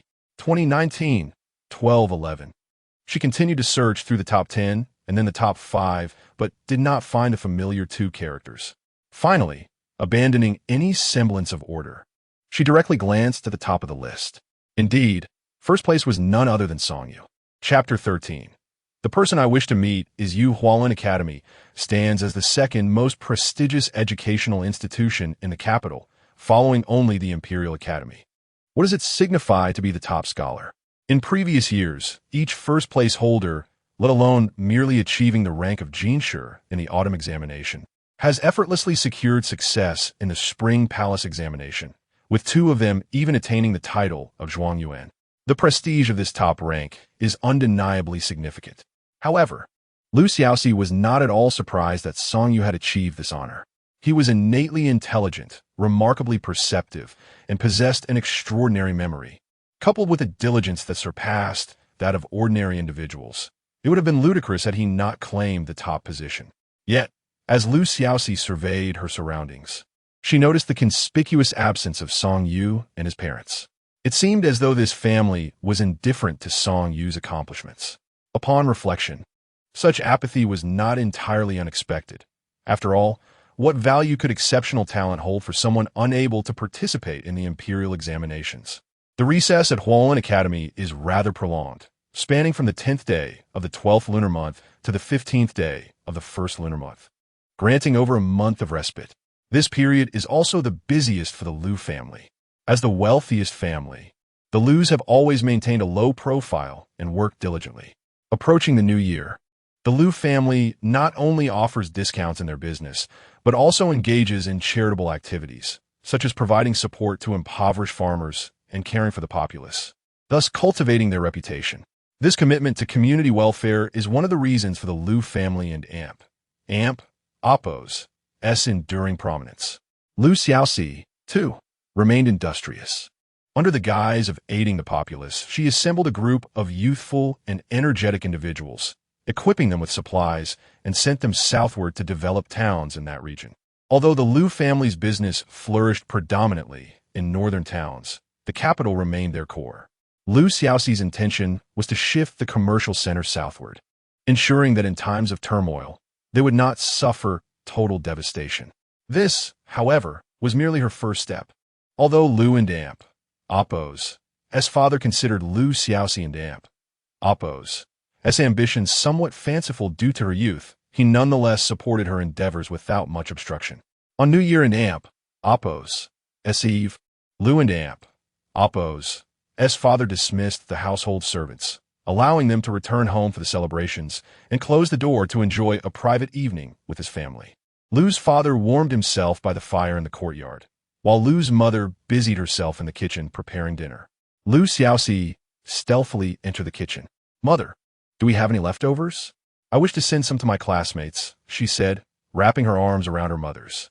Despite not having touched the water for many years, Liu's mother had once been an exceptional cook, having captured Liu's father's heart and stomach. Yes, our Xiaoxi has grown up and knows to share delicious food with her friends," Liu and Oppo's mother replied with a smile. She carefully selected an attractive box, packed some dumplings and pastries, and handed it to Xiaoxi. "Off you go, and return early." With the treats in hand, Xiaoxi made her way to the Song residence.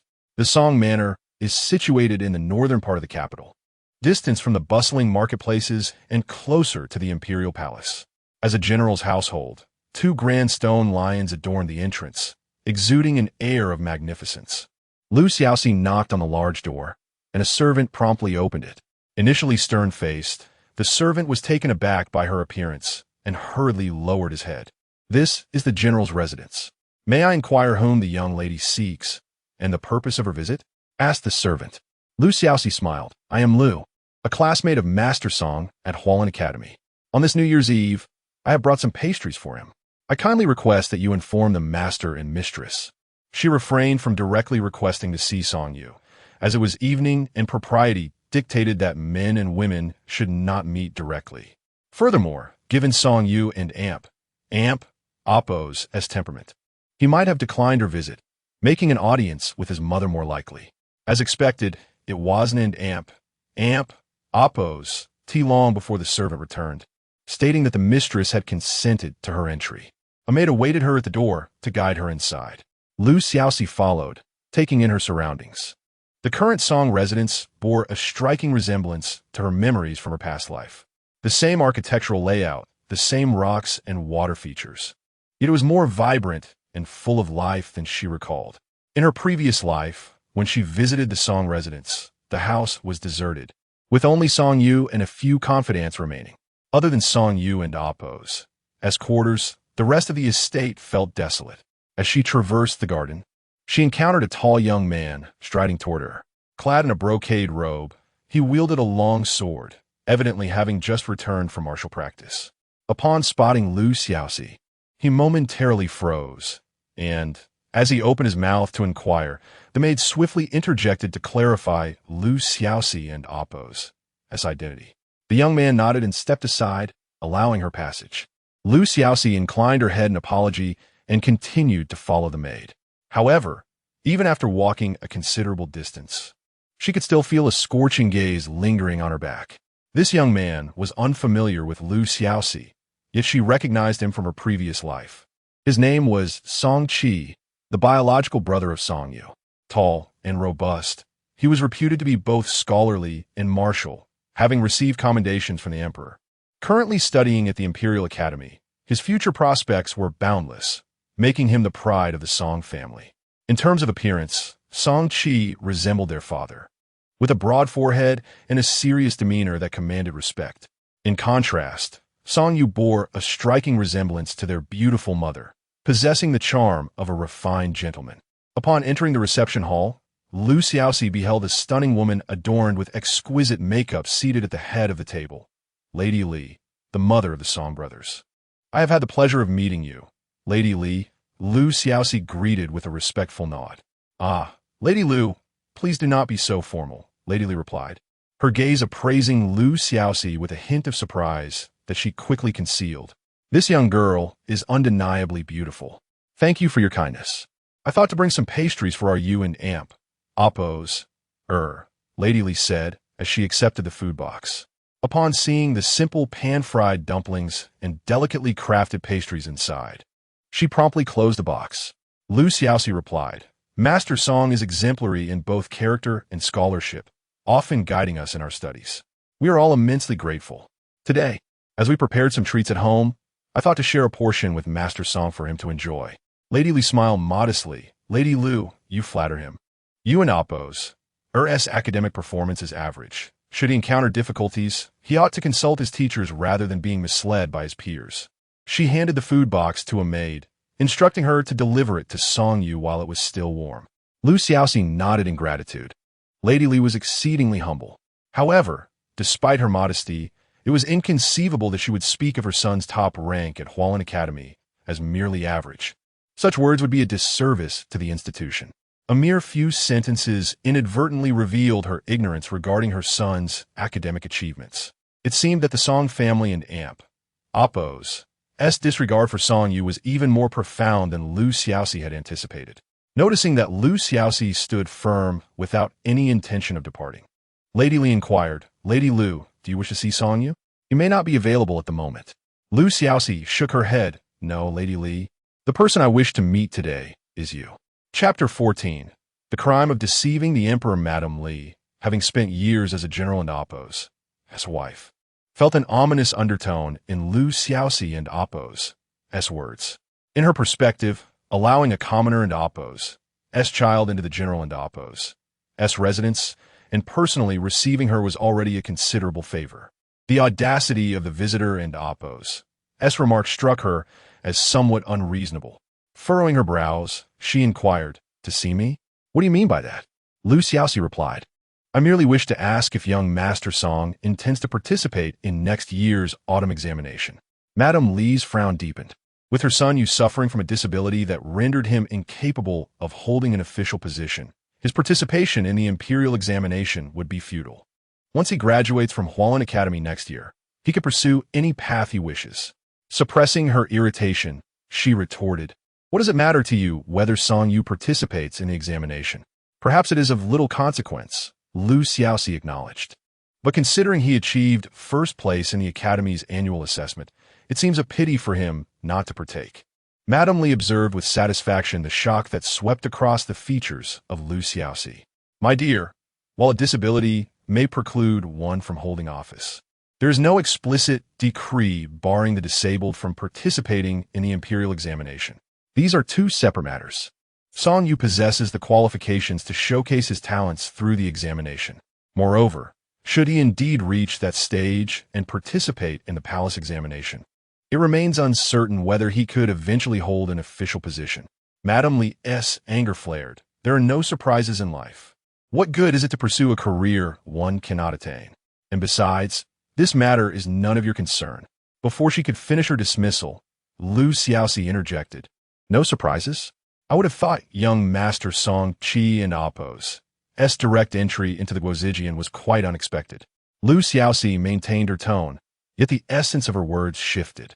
It was indeed Song Yu and Appo's work that had been misattributed to his younger brother, presented to the emperor for commendation, thereby allowing him to bypass the autumn examination and attend the Guozijian. Was that not an unexpected turn of events? Madame Li staggered slightly, her face paling. "How do you know this?" "No.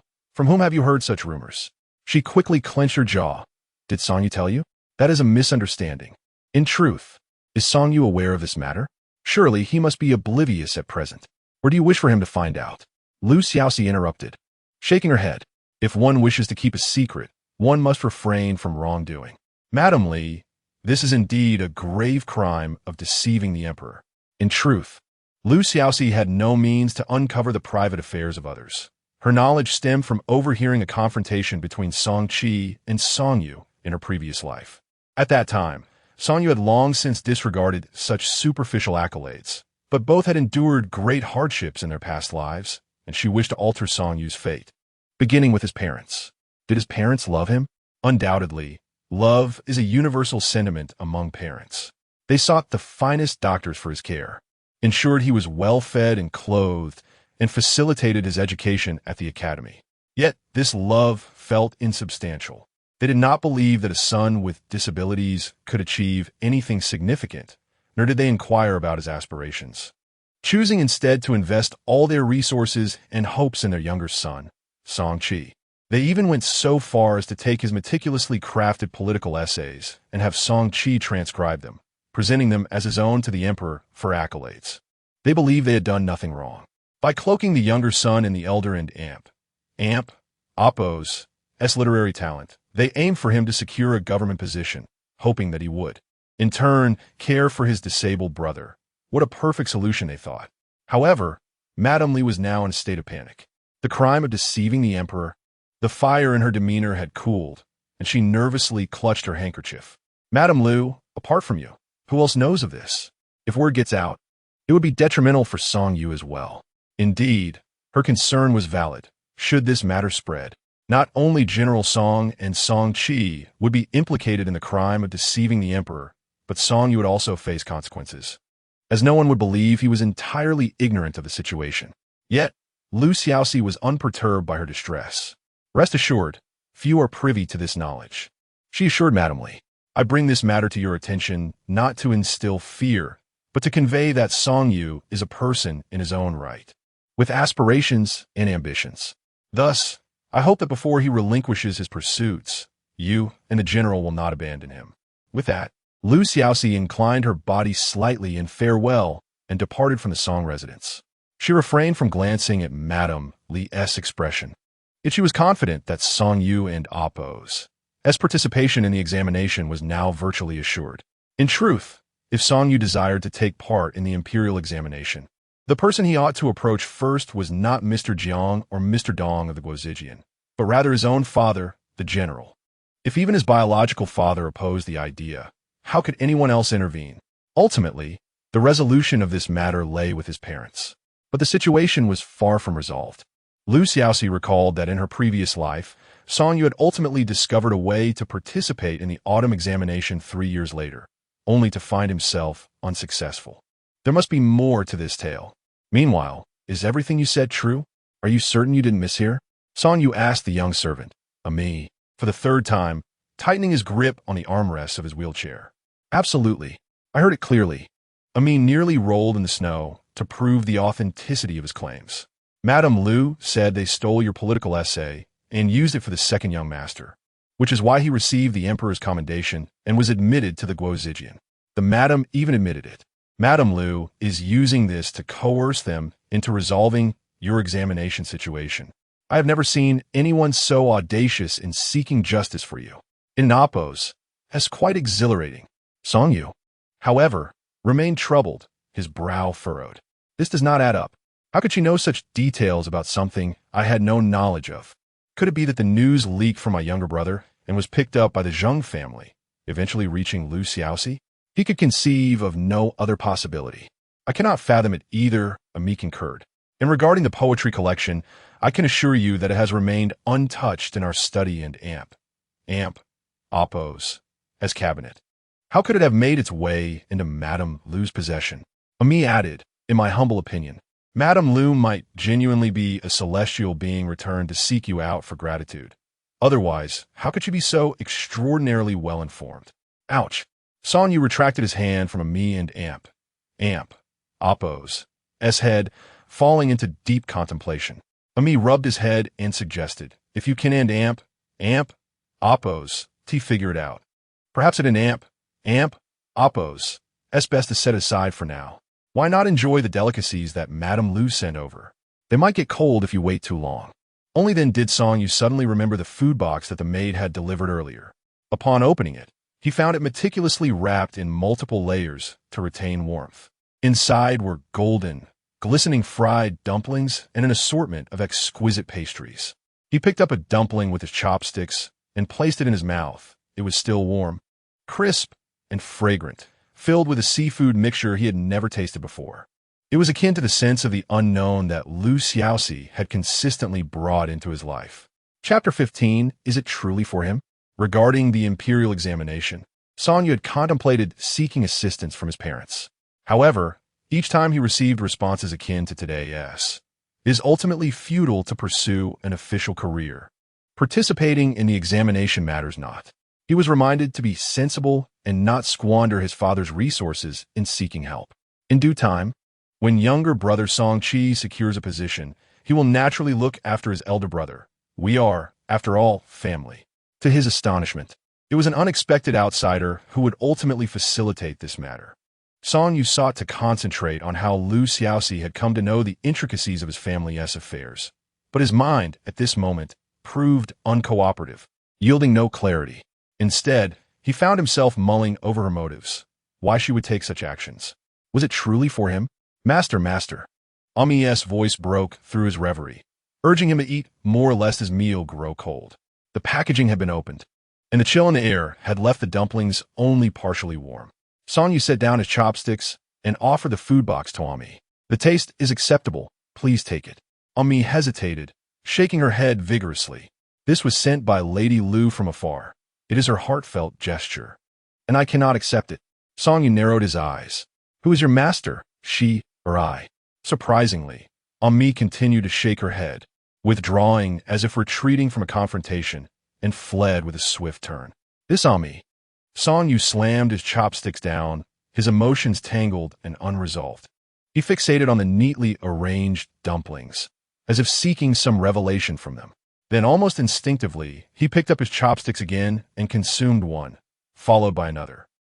The dumplings had grown cold, and he was not one to indulge in mere gluttony, yet he nearly finished the entire plate. He could not fathom why. Suddenly, he felt something hard within one of the dumplings.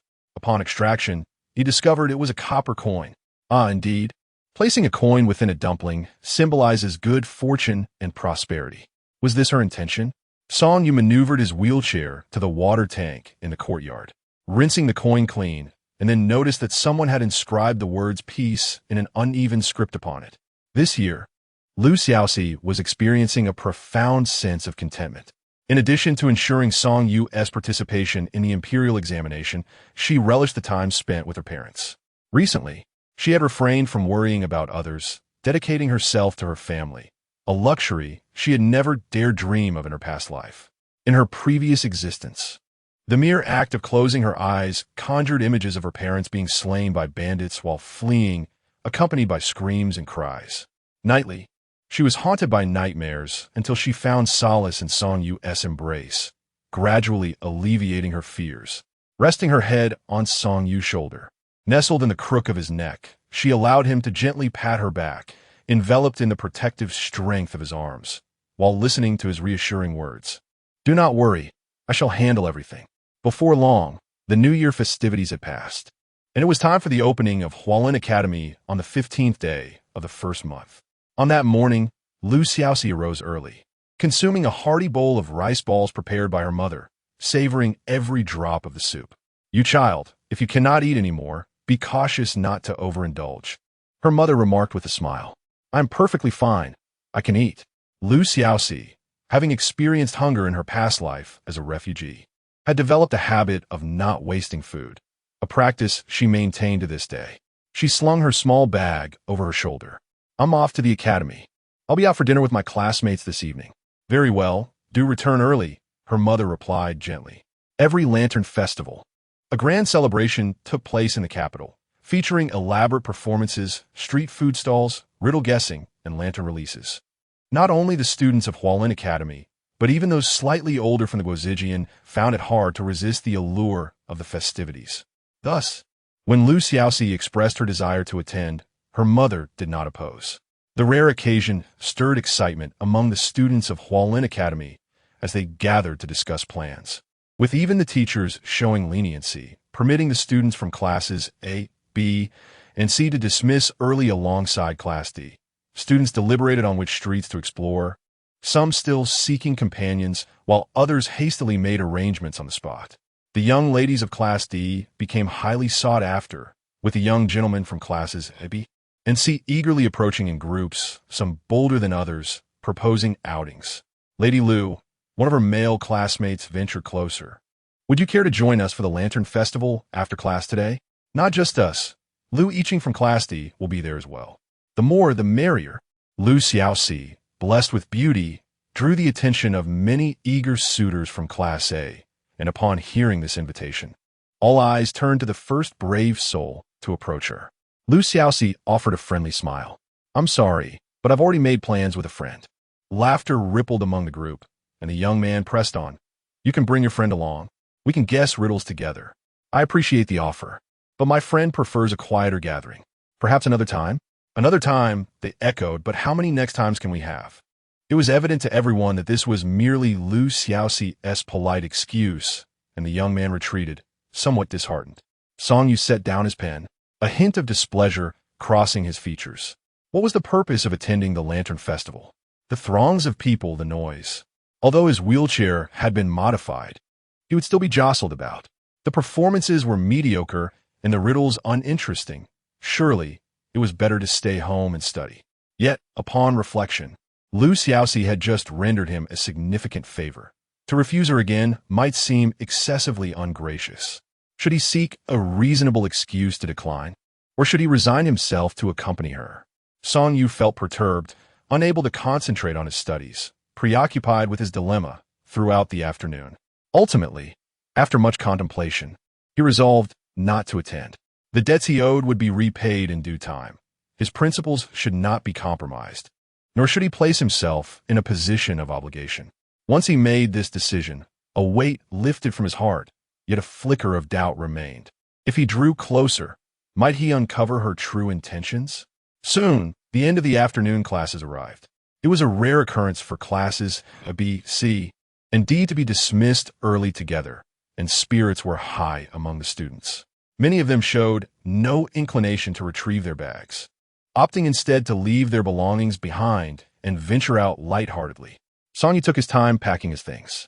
He had already devised a plan. When Xiaoxi came to inquire, he would simply tell her that he needed to return to his studies, and that would suffice. Chapter 16. The winning lantern in his heart.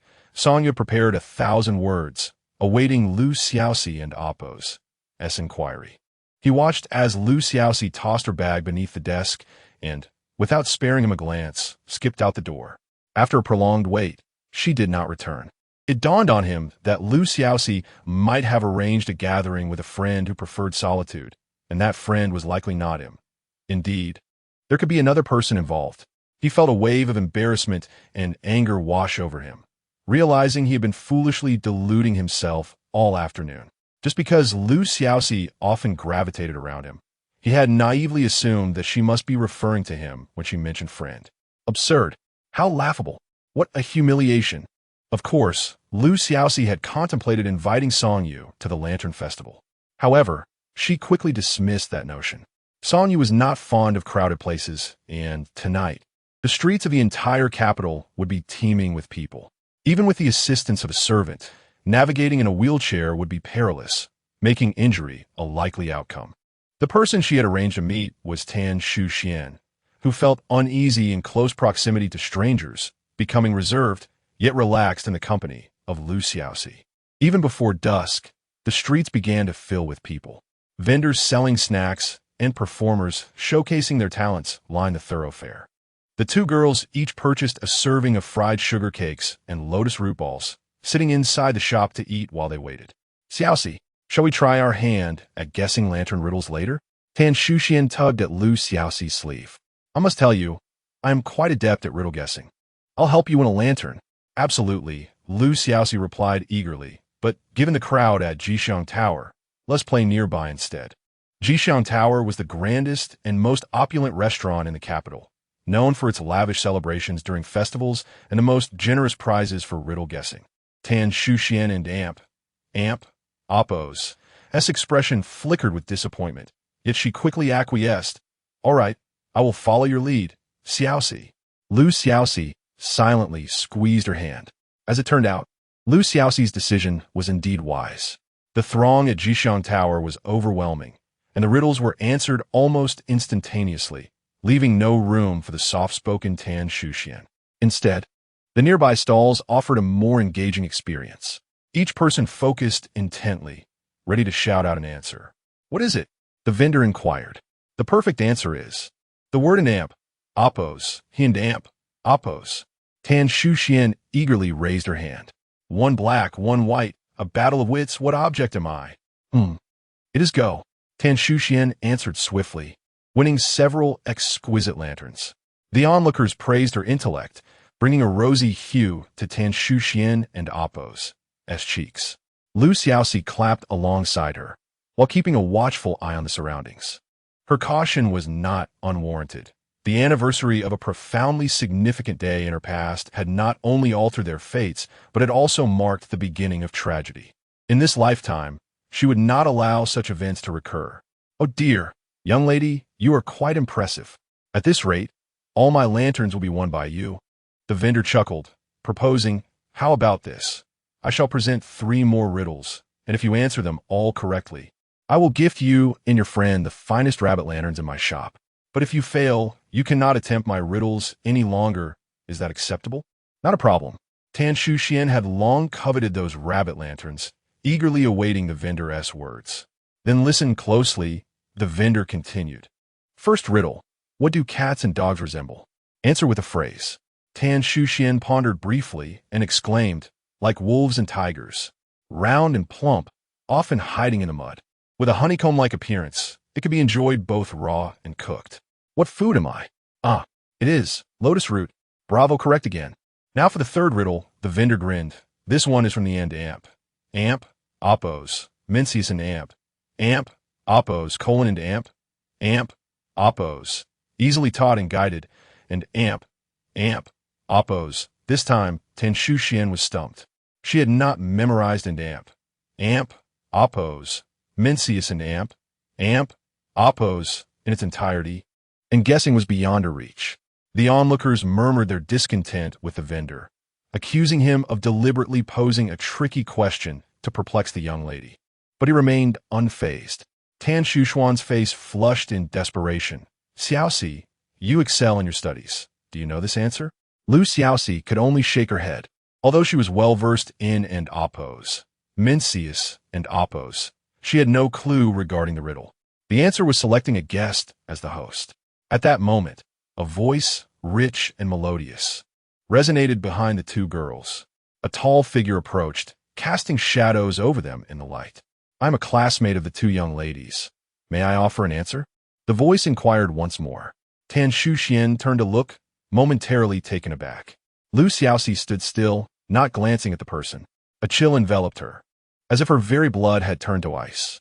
She had thought that she would feel indifferent upon hearing his voice again in this lifetime. Yet, standing face to face, she realized she had overestimated her own composure. The resentments of years gone by, the neglect, the fury over a favored concubine, the bitterness stemming from a refusal to aid her parents, flooded her mind like a tidal wave, causing her body to tremble uncontrollably. Even just his voice rendered her nearly incapable of steadiness. However, Lu Xiaoxi was no longer the naive girl who only knew how to shout in discontent. After a few brief breaths, she gradually subdued her emotions, burying them deep within her heart. Yes, this was Qi Zipping, her former husband. Chapter 17. A chance encounter. Lu Xiaoxi turned around, gazing at him much like Tan Shuxian did. Qi Zipping was tall, well-built, handsome, and exuded an air of refined elegance, embodying nearly every admirable trait of the most distinguished gentleman in the world. In her previous life, she had been irresistibly drawn to this deceptive Fade, ultimately abandoning her engagement to Song Yu to marry Qi Zipping. Upon noticing their esteemed presence, the shopkeeper hurriedly offered 2 exquisite rabbit lanterns to Lu Xiaoxi and Tan Shuxian, not daring to offend. "Thank you, young sir," Lu Xiaoxi said, nodding in appreciation. At her prompt, Tan Shuxian snapped back to reality, stammering, "Thank you, young sir. Fate brings us together. There is no need for formality." Qi Zipping replied with a gentle smile before vanishing into the crowd. Lu Xiaoxi and Oppos' emotions were tumultuous. She glanced at Tan Shuxian, who remained entranced, gazing longingly in the direction Qi Zipping had departed. Waving her hand before her eyes, Lu Xiaoxi asked, "Are you all right, Shuxian?" I and Oppos am fine," Tan Shuxian said, jolted back to awareness as she pulled Lu Xiaoxi to a quieter corner. "Xiaoxi, who do you think he is? Why did he help us? Was it rude that we didn't?" And Oppos, inquire about his identity? "Not at all. Perhaps we shall never meet him again." Observing the spark of admiration in Tan Shuxian's eyes, Lu Xiaoxi felt a pang of concern. In her past life, she had been blind to the budding affection Tan Shuxian held for Qi Zipping. They had also encountered him during the Lantern Festival. And when Lu Xiaoxi had first expressed her admiration, Tan Shuxian had buried her feelings deep within, never to speak of them again. Even after Lu Xiaoxi married Qi Zipping, Tan Shuxian had smiled and feigned indifference, until the bitter end when she revealed to Lu Xiaoxi that she had loved Qi Zipping for 5 long years since that fateful encounter. Today, having cast aside Song Yu to accompany Tan Shuxian, Lu Xiaoxi had deliberately avoided the auspicious building where they had first met Qi Zipping, hoping to keep her friend away from the clutches of that hypocrite.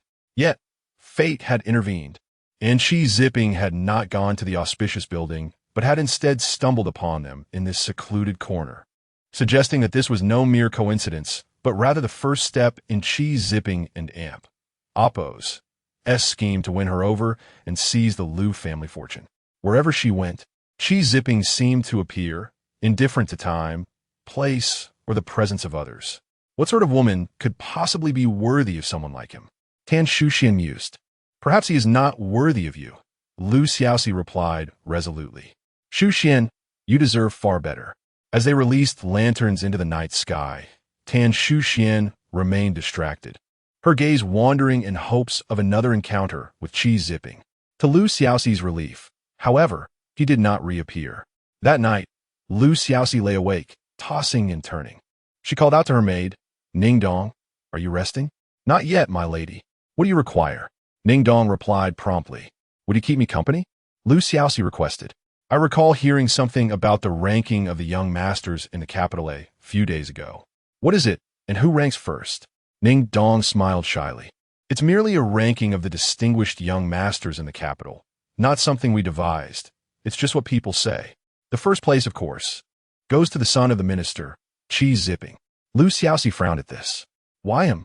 Young master, Qi comes from a noble lineage, excelling in both the arts and martial prowess, not to mention his outstanding looks. It is only natural he would claim the top spot, Ning Dong explained. You all are so enamored by appearances, Lu Xiaoxi remarked, recalling her past self. And who are the others? The second is the third son of the vice minister, Gu Zhanpeng. The third is the fifth son of Dr. Ko Lang, and then there's the only son of the Minister of Justice, Zheng Hang. Zheng Hang made the list too? Lu Xiaoxi interjected. What about Song Yu? Where does he stand? Ning Dong hesitated. Well, regarding young Master Song's background, appearance, and talents, he is indeed among the top in the capital. However, due to his disability, he was not included in the rankings. Her voice trailed off, growing quieter as she feared displeasing Lu Xiaoxi, saying he wasn't into amp. Amp? Oppos. T included was a euphemism. The truth was he simply did not qualify. Yet, Lu Xiaoxi felt little concern. Rankings were merely a source of amusement and held little significance. It's all right. Let us get some rest, she said, choosing not to continue the conversation. In her previous life, Song Yu had killed many bandits in his quest for revenge on her behalf. He had wielded immense power and authority, leaving no one associated with the destruction of the Lu family alive. Qi Zipping, whose life had been spared by the Qi family, had not enjoyed a single day of peace. That night, there was another soul who lay awake. Qi Zipping sat at his desk, calmly practicing his calligraphy. Whenever he felt unsettled, he found solace in writing. As if awakening from an exceedingly long dream, he perceived his rebirth as a divine gift. He knew all that would transpire, every nuance of human nature and the unexpected, all laid bare before him. In this life, he had the opportunity to realize his ambitions unfulfilled in the past, to achieve greatness, and even to reclaim the one he had once lost. Chapter 18. In this lifetime, Qi Zipping confessed that in his previous life, he had treated Lu Xiaoxi poorly. What was termed as chance encounters and heartfelt admiration was merely a splendid performance orchestrated with the aid of others for her benefit. His parents frequently advised him to maintain a close relationship with the young lady of the wealthy Lu family, emphasizing that the Lu family was uncomplicated, with Lu Xiaoxi being their sole cherished jewel. Marrying her would equate to inheriting the vast family fortune. This was his duty. The exhortations from his parents, coupled with his yearning for wealth, compelled him to act in such a manner, yet he simultaneously harbored contempt for himself, loathing the deceit he engaged in for the sake of money. This self-contempt did not awaken Qi Zipping. Rather, it morphed into an extreme aversion towards Lu Xiaoxi. It seemed as though her wealth had transformed him into a version of himself that he detested. After their marriage, he was finally able to shed the fade, unapologetically ignoring and despising her, as if such behavior could validate his integrity and pride. Subsequently, as war erupted, he fled south with his cousin. The Qi family fell from grace, their status and lifestyle diminished compared to the past. His once gentle and obedient cousin began to voice her grievances, prompting him to realize the truth. His relationship with his cousin mirrored that of Lu Xiaoxi with him. There was no distinction. Reflecting on the past, the moments that brought him joy were those spent with Lu Xiaoxi before their marriage. Regret consumed him. He lamented his cowardice in not confronting his feelings with courage. He regretted that his stubbornness and obsession had deeply hurt Lu Xiaoxi and all she had offered. He regretted granting another man the opportunity to claim Lu Xiaoxi in her heart. Yet, it mattered not, since fate had bestowed upon him a chance to start anew. He vowed to reverse the wrongs of his previous life and reclaim all that rightfully belonged to him. The next day, the students of Hualin Academy arrived somewhat late, a testament to the merriment of the previous night. Weariness adorned their faces, yet they spoke with vibrant enthusiasm about the various happenings at the Lantern Festival. Zheng Hang, in particular, recounted with great delight his experience of solving riddles before a throng of young ladies, who eagerly pressed fragrant sachets into his hands. Ah, look who has arrived. Upon spotting Lu Xiaoxi, he rushed over, mimicking a bashful young lady by covering his face, and in a high-pitched voice exclaimed, "Thank you, esteemed sir." Straightening up, he elegantly waved his folding fan and changed his tone. Our meeting is fate. There is no need for formality. He then tilted his head, feigning a longing look. So, Lu Xiaoxi, do I resemble you well? As he fanned himself, he remarked on her usual boldness, only to reveal a more timid demeanor in the presence of cheese zipping, akin to that of other young ladies. It appeared that he had been nearby during the riddle-solving competition and had witnessed the interaction. Now, he was playfully portraying her reaction upon seeing cheese zipping. Be quiet, Zheng Hang. Lu Xiaoxi, uncertain of how other young ladies reacted to cheese zipping, certainly did not mirror that display. She circumvented Zheng Hang and returned to her seat, where she found Song Yu already absorbed in his studies, unaware of how much he had heard of the conversation. Are you uncomfortable with me calling cheese zipping feminine? Zheng Hang followed closely behind, noticing Song Yu beside Lu Xiaoxi, and his expression turned to one of realization. Oh, I see. You fear being caught between two boats and having our noble Song Yu discover it? You should have given me a signal, and I would have refrained from prattling. He raised an eyebrow mischievously. Zheng Hang, having been tamed by Lu Xiaoxi during this period, had finally found an opportunity for retaliation. He was confident that Lu Xiaoxi would never report this incident, as it would only tarnish her reputation, allowing him to indulge in his antics. Lu Xiaoxi retorted, Zheng Hang you, young Master Zheng. Didn't and oppose.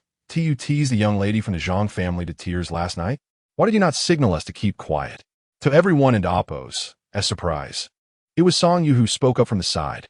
He sat there with an indifferent expression, dropping a bombshell that left Zheng Hang dumbfounded. What? Zheng Hang sitam, biwi. I did not tease her. I merely exchanged a few words, and she began to cry. Wait, how does Song Yu know about this? There were hardly any witnesses to the incident, and having appeased Miss Zhang, he had ensured her silence and had taken care of other familiar faces, leaving no room for leaks. Fine, you all are clever, he retorted, sulking as he withdrew. What are you all staring at? Disperse. He dismissed the crowd, anxious that the incident with Miss Zhang might be attributed to him. Song Yu. For the first time, Lu Xiaoxi felt a sense of joy at Song Yu and Amp. Oppo's defense. Her eyes crinkling with delight as she reached out to tug at his sleeve. Let go. Song Yu stepped back slightly, scanning the surroundings to ensure no one was observing them before he exhaled a sigh of relief. Seeing his nervous demeanor, Lu Xiaoxi chuckled softly. Rest assured, I'm keeping an eye on things. Men and women should maintain a respectful distance. How inappropriate to be so familiar. Song Yu and Oppo's voice dropped, and he added, furthermore, it sounds almost like an affair. At this thought, a blush crept up his neck. By the way, you didn't and Oppo's attend the Lantern Festival last night, did you? How do you know about Zheng Hang and Oppo's antics? Lu Xiaoxi leaned in to whisper. Noticing his focus on his book, she continued, Oh, you must have sent on me to follow me, didn't you? Did Ami see something and report back to you? You. Nonsense. Song Yu abruptly lifted his head, unable to provide an excuse. How could she know everything? Had she seen Ami? Impossible. He had instructed Ami not to let her see him. Or was it true that she was a reincarnated spirit, capable of reading minds? What Song Yu was doing could potentially be concealed from others, but not from Lu Xiaoxi in this lifetime. She understood him too well. In her previous life, Song Yu had treated her with utmost kindness, yet he had a small flaw, his inability to let go, often sending someone to watch over her. Whenever she left the house, whether to visit friends or purchase goods, he would dispatch Ami to accompany her, insisting on a report of her whereabouts and encounters upon her return. Although not every detail was disclosed, and Ami would avoid any private matters, Lu Xiaoxi still found the feeling of being monitored uncomfortable.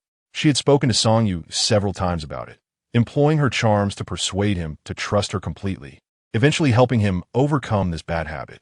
Now, having just begun to know him in this life, the flaw had resurfaced. Lu Xiaoxi was not angry. After all, concern often leads to such behavior. Please refrain from sending anyone to follow me next time, she said, her tone calm yet firm. You should accompany me yourself. Song Yu buried his head in his studies, offering no response, yet the crimson hue at the tips of his ears betrayed him. Chapter 19. Owing too many favors as the harsh winter receded, the brilliance of spring illuminated the world. The first month of the lunar calendar swiftly passed, and the students, particularly those in Class A, dedicated themselves to their studies, preparing for the upcoming autumn examinations in August.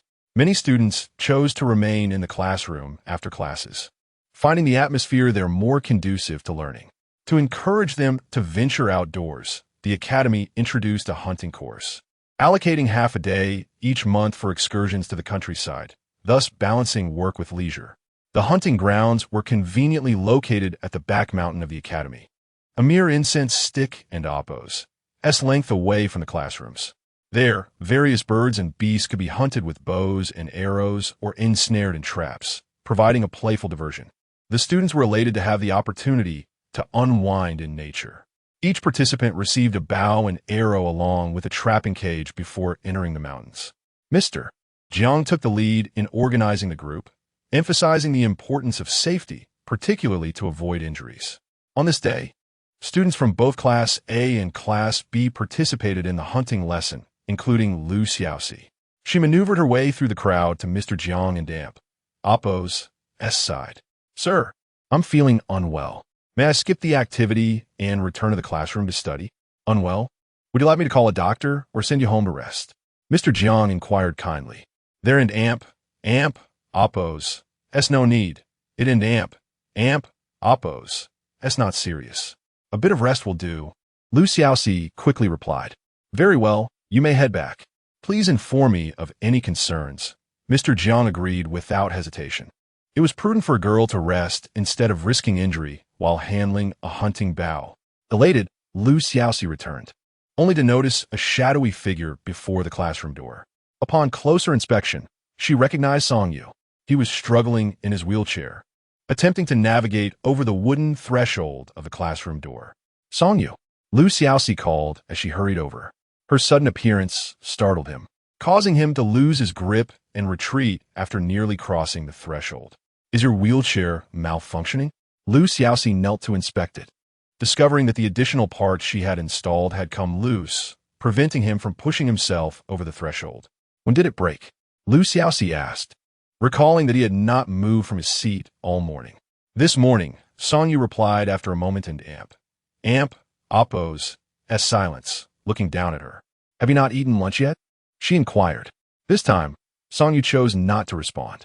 Instead, he attempted to use sheer strength to push his wheelchair over the threshold. Xiaoxi, familiar with his struggles, steadied the wheelchair and assisted him. Thank you, he muttered, attempting to continue on his own. Where are you going? Let me push you, she insisted, grasping the handles at the back of his chair. Unnecessary, he said softly, brushing her hand away as if she were a stranger. No, even more distant than a stranger. Xiaoxi felt a pang of sadness as she watched him roll away, but she quickly regained her composure and caught up to him, once again supporting his wheelchair. Human beings, after all, have basic needs. There is no shame in seeking assistance. Songyu was taken aback by her candidness, his ears reddening. You as a woman, why do you speak so brazenly? She knew well what he intended to do and had chosen to assist him, but if others were to witness it, would she not become the subject of ridicule? Yet Xiaoxi had come to a realization. I will live my life for myself, without regard for others and Oppo's opinions. She wanted to admonish Songyu for remaining silent about his wheelchair's malfunction, for enduring alone until everyone else had departed. However, as she gazed upon his chapped, cracked lips, her words faltered. Upon returning from outside, Xiaoxi excitedly presented her small bag, spilling its contents on Songyu and Oppo's desk. Rose pastries, poria cakes, and a whole bag of candied chestnuts, treats her mother had prepared for her. However, due to the delicious lunch served at Hualien Academy, she often found herself with little appetite for these snacks, carrying them back untouched. Please eat. You haven't had anything all day, she urged, peeling a chestnut and offering it to him. No need, Songyu replied, intent on studying, showing no interest in the treats. Had it been anyone else, he would have coldly commanded them to take the food away. But this was Xiaoxi, to whom he owed numerous favors. Do eat, she softly insisted, bringing the chestnut closer to his lips. Reluctantly, he accepted it, hesitating for a moment before placing it in his mouth. Its sweet, soft texture delighted him. Seeing him eat brought Lu Xiaoxi joy, and she eagerly peeled several more, placing them beside him. As Song Yu lowered his gaze to her slender, graceful fingers, his face flushed with a sudden warmth. How could he possibly harbor such thoughts? Chapter 20. The joy of this life with you. Why is your face flushed? Are you unwell? Lu Xiaoxi inquired, a hint of curiosity prompting her to reach out and touch Song Yu and Amp, Oppo's, as forehead, only to be gently rebuffed. It's nothing. Song Yu averted her hand, striving to regain his composure. I've finished eating. You can keep the leftovers. He meticulously placed the peeled chestnuts back into her bag. All right. Lu Xiaoxi noted his resolute demeanor, feeling a twinge of disappointment, yet she quickly masked it. Shall we go outside for a look, Song Yu? The spring scenery is splendid. Turning his gaze to the window, Song Yu beheld the picturesque landscape. The gentle spring sunlight cascaded through the leaves, creating a mosaic of light and shadow. A soft breeze stirred, caressing the surroundings, while the shadows of birds flitted across the ground, accompanied by their melodious calls. How long had it been since he had ventured outside, aside from his brief outings in the morning and evening? Very well, he heard himself reply. Wonderful. Lu Xiaoxi's face brightened with delight as she swiftly gathered her belongings and maneuvered Song Yu's wheelchair out of the classroom. The warmth of spring enveloped them, dispelling the lingering chill, and the wheels crunched delightfully over the fallen leaves. ISN and damp. Oppos. Tea the weather delightful? Lu Xiaoxi inhaled deeply. Can I take you out for walks more often? Song Yu hesitated before finally calling out, Lu Xiaoxi. What? Speak honestly, he said calmly, about your intentions in approaching me. Lu Xiaoxi's steps faltered. Why do you assume that my intentions are ulterior? She queried softly. Because I possess nothing of worth to exploit, was Song Yu's solitary thought. If he had anything of value, today would not have felt so perplexing. I am not deceiving you, Song Yu, Lu Xiaoxi replied gently. I have come to repay a debt of gratitude for my past life. Silence enveloped them. Yet, Song Yu ultimately shook his head. There is no need for that. To you, with memories of 2 lifetimes, I may seem deserving of your gratitude. However, to me, with memories only of this life, the person who owes you is merely another individual, unrelated to my existence. Therefore, you need not feel burdened. I require no repayment in this life. If it is solely to repay a debt, you may cease your efforts now. Lu Xiaoxi paused mid-step. He had actually accepted her claim of repayment from her past life. Moreover, he had contrived an elaborate rationale to reject her. You are correct, she pondered momentarily.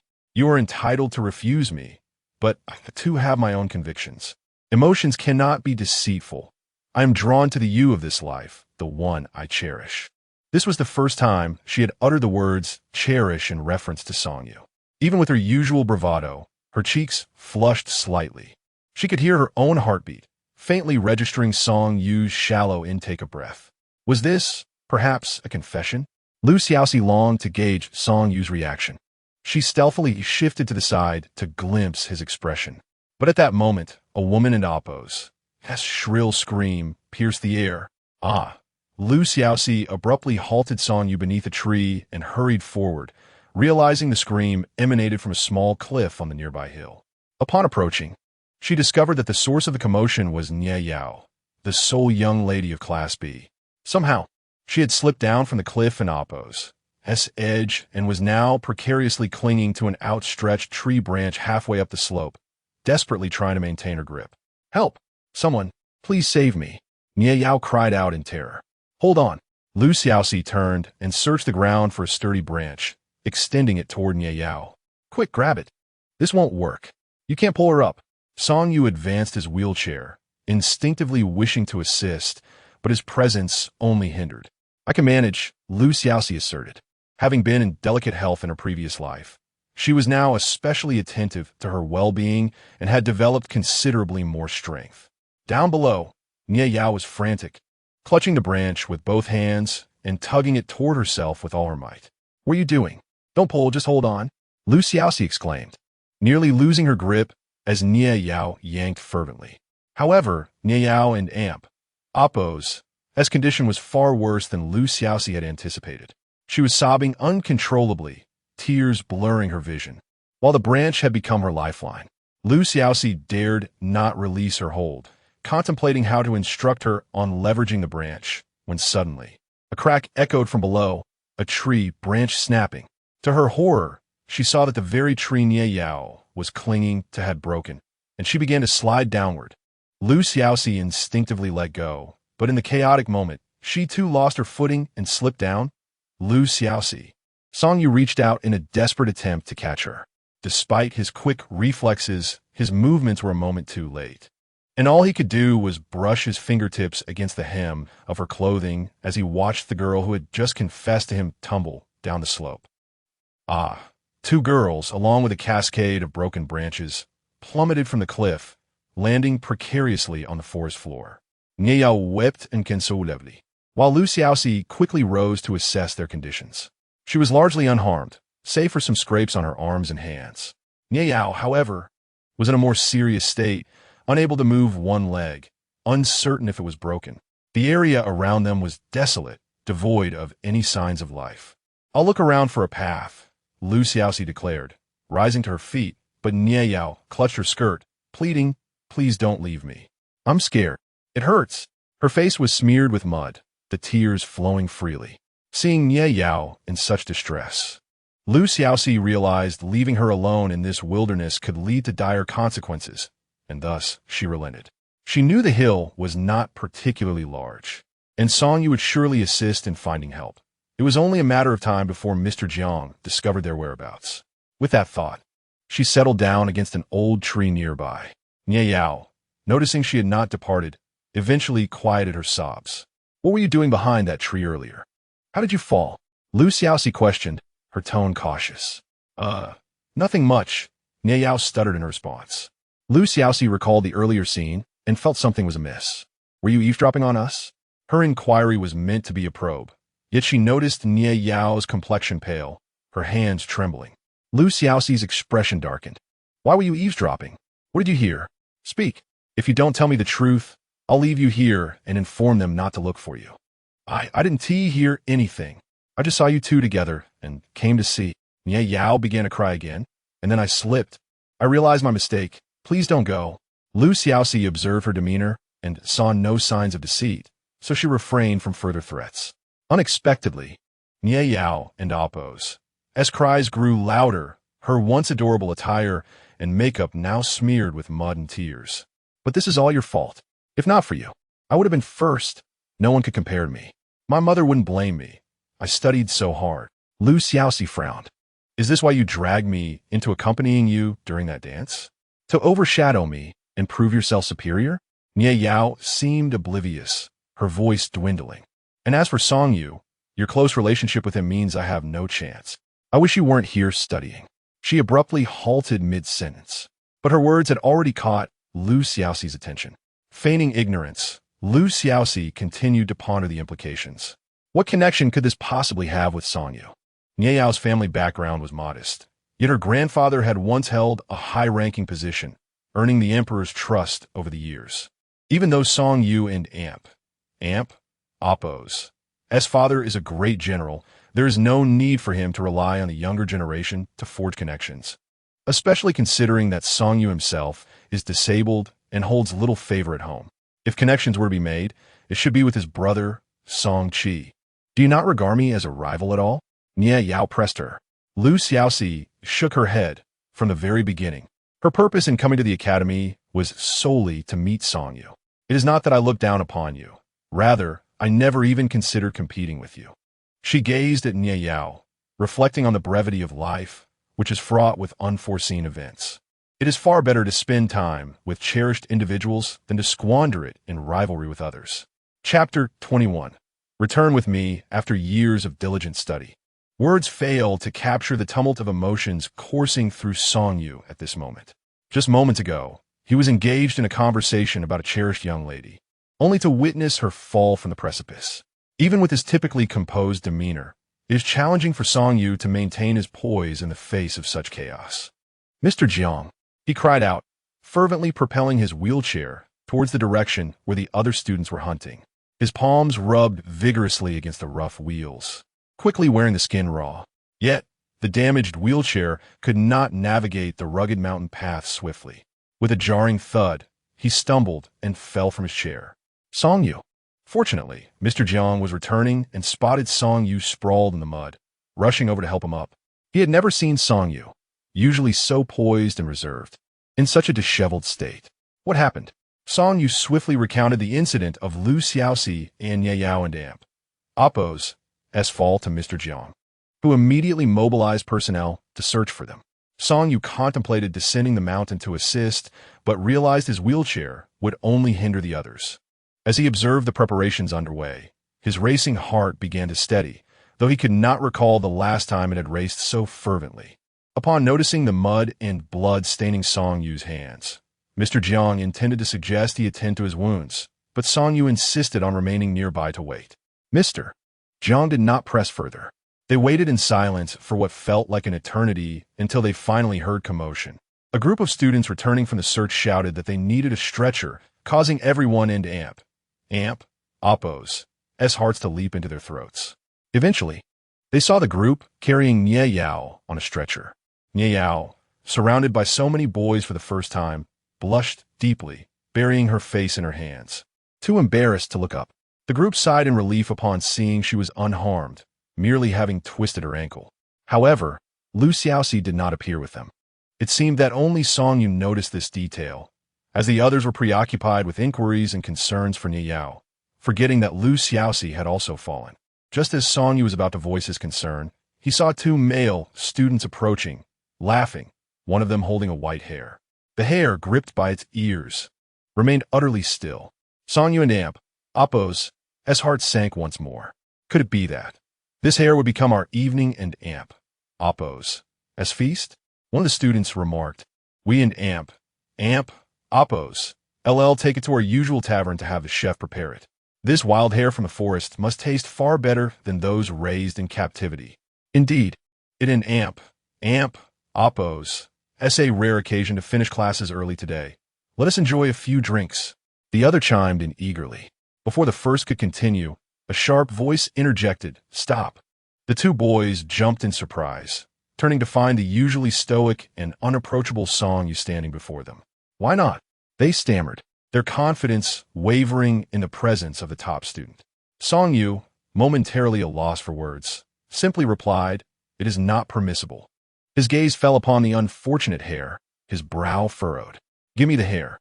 "What?" Both boys were reluctant. They had only just captured it during their hunting lesson. "How much is the hare?" "I will compensate you," Song Yu insisted. But this was not merely a matter of money. Both students were not lacking in funds. The joy of the hunt and savoring their catch was what mattered most. Yet, they did not wish to offend the peculiarly enigmatic Song Yu. "Fine, take it." "We don't want your money," the student with the hare said begrudgingly, tossing it to Song Yu before he and his friend walked away, muttering, "What a strange fellow." A blush crept on Song Yu's cheeks, yet he remained silent. He cradled the hare, inspecting its long ears that had been yanked, soothing it with gentle caresses until he felt assured of its well-being. "You nearly became dinner," he murmured softly, just loud enough for only the hare to hear. "Return with me. We shall devise a plan later." The hare, seemingly understanding, made no effort to resist, nuzzling against his clothing. "Nonsense," Song Yu thought, feeling his cheeks flush anew as he quickly pulled the hare away. He placed it on his lap, carefully wrapping it in the fabric of his clothing. Seizing the opportunity when no one was watching, he turned the wheels of his chair with his injured hand, steering towards the classroom. Suddenly, he heard Mr. Jiang and Oppo's voice call out, "Ah, Lady Lu." Instinctively, Song Yu shielded the hare in his embrace before turning to see Lu Xiaoxi approaching with a light step from the direction of the back mountain, joining Mr. Jiang to converse. At this moment, Lu Xiaoxi had washed away the mud from her face and hair. Her hands, face, and strands of hair glistened with droplets of water. It turned out she had not vanished after falling. She had merely been rescued and had taken the time to cleanse herself before rejoining the group. Song Yu chuckled softly to himself, cradling the white hare. Indeed, there are no such things as hare spirits, nor cycles of reincarnation. These are merely embellishments created by humankind to serve their desires. Chapter 22. Birthday. As spring faded and the days grew increasingly hot, the impending autumn examination loomed. The usual sounds of laughter and joy in the classroom diminished significantly, replaced by an atmosphere thick with tension and anxiety. Every candidate with a glimmer of hope yearned for success in this crucial examination, for the imperial examination occurred only once every 3 years. To falter now would mean a long wait of 3 more years, with no certainty of what the future would hold. Even Zheng Heng refrained from teasing his classmates, burying himself in his studies with unwavering focus. As the selection of examiners approached, the urgency among the candidates intensified. Those with connections sought information through parents and relatives, eager to discern the preferences of the examiners regarding styles and subjects, even going so far as to inquire about their favorite handwriting. Those without such privileges resorted to consulting the scholars at Hualin Academy, gathering whatever intelligence they could. Amidst this competitive fervor, Xiaoxi felt a tinge of regret for not participating in the examination. Yet, she did not sit idly. In addition to her studies, she brought fruits and snacks to share with her classmates daily. During the sweltering summer days, the presence of a female classmate offering refreshing treats uplifted everyone's spirits, fostering goodwill and invigorating their dedication to their studies. One night, Ami returned with excitement to inform Songyu that the general had summoned the scholars from the Imperial Academy to discuss the examination with him and the second young master. Songyu acknowledged this with a casual murmur, setting aside his book, his demeanor appearing rather pleasant. He instructed Ami to wheel him into the main hall, where a series of admonitions echoed within. The fourth rule is to never presume to be clever, regardless of the examination questions presented. Upon entering, the venerable old scholar from the Imperial Academy paused, surprised to see Songyu in a wheelchair. "Is this second young master Songyu?" he exclaimed. "I have heard Mr. Dong speak of you, praising your academic prowess and noting you as a rare talent." At that moment, General Song, Madame Li, and Song Qi were present, all wearing expressions of mild embarrassment. They had invited the scholar to tutor Song Qi, forgetting that Song Yu was also an examinee. Having just discussed the rules, they had intended for Song Yu to quietly listen without drawing attention, but he had been recognized immediately. In the end, General Song explained, "This is also my son. He will accompany Qi to the examination this year." Song Yu maintained his composure, nodding respectfully. The old scholar seemed hesitant, pausing before asking, "Shall I repeat what has just been discussed?" Or, "Oh, there is no need for that," General Song interjected hastily. "Qi will convey the information to you later." The scholar then continued with his lecture, providing detailed and comprehensive insights that benefited both candidates, who listened intently. After bidding farewell to the old scholar, Song Yu wheeled himself back to his quarters, while Song Qi and General Song engaged in a spirited discussion about the content they had just heard, with Madame Li preparing tea for them.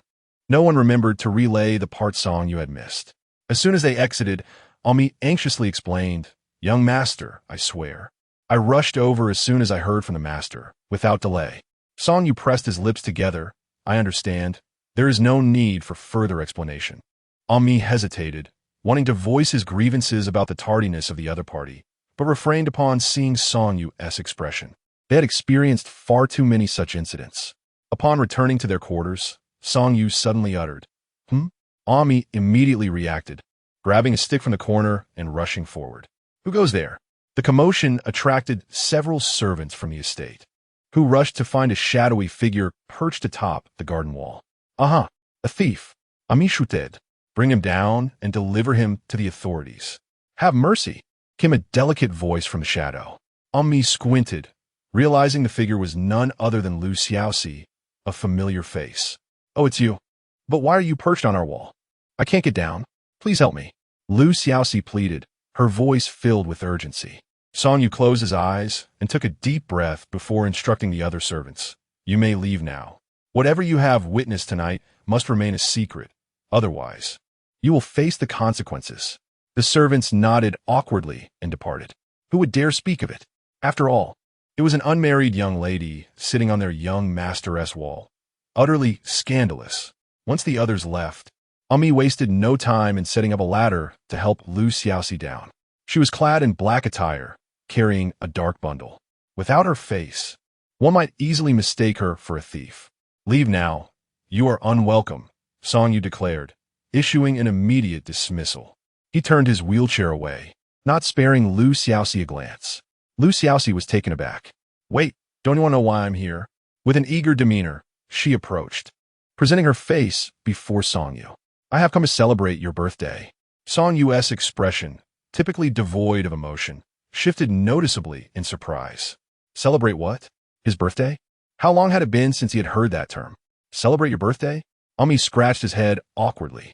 Oh, Lu Xiaoxi, you may not know this, but our young master stopped celebrating his birthday many years ago, Ami.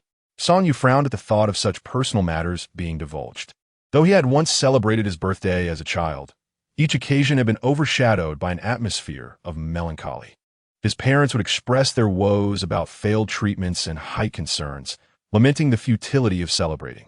They likely did not realize that children could comprehend more than they assumed. Thus, from a young age, Song Yu had suggested discontinuing the practice, and his family had readily acquiesced. I know, you were 8, Lu Xiaoxi remarked nonchalantly. Song Yu, if he had indeed lived a previous life, he mused, perhaps he had been rather loquacious then too. Ami silently marveled at the revelation. Such intimate details shared by the young master indicated a profound bond between them. She was likely to become the future mistress of the household. But you are 18 now. Song Yu, Lu Xiaoxi continued. It has been 10 years. You ought to celebrate at least once. With that, she adjusted the black bundle on her back and made her way toward the kitchen. As she turned a corner, she spotted a series of rabbit cages and a flurry of lively rabbits, exclaiming with delight, You have rabbits here. Ami hurried to catch up. Indeed, our young master has a kind heart. Not long ago, he rescued a male rabbit and insisted on caring for it. Later, fearing it would be lonely, he found a companion for it, and soon they had a litter. Ami Song Yu appeared suddenly behind him. Ami fell silent, sensing that his continued chatter might lead to his dismissal, and certainly not in a manner that would involve finding a companion for him. Who knew you had such a compassionate side? Lu Xiaoxi remarked, unaware of the delicate balance at play. What a pity we don't have time today. Otherwise, I would roast a rabbit for you.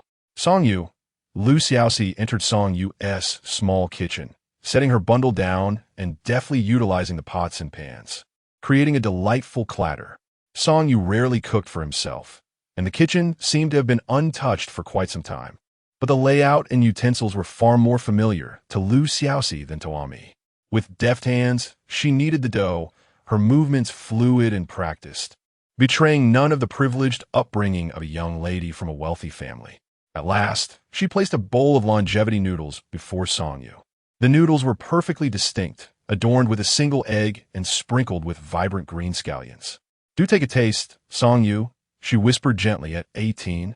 I wish for your future to be as constant as the moon and as radiant as the sun. Chapter 23. Marry Me. The noodles were merely ordinary plain noodles, and the broth was simply seasoned with salt and oil. Yet, due to the top-notch ingredients and the commendable skills of the cook, the bowl of noodles exuded a light, yet enchanting aroma. The sound of tears splashing echoed in the air as large drops cascaded down, relentlessly striking the table. Wailing.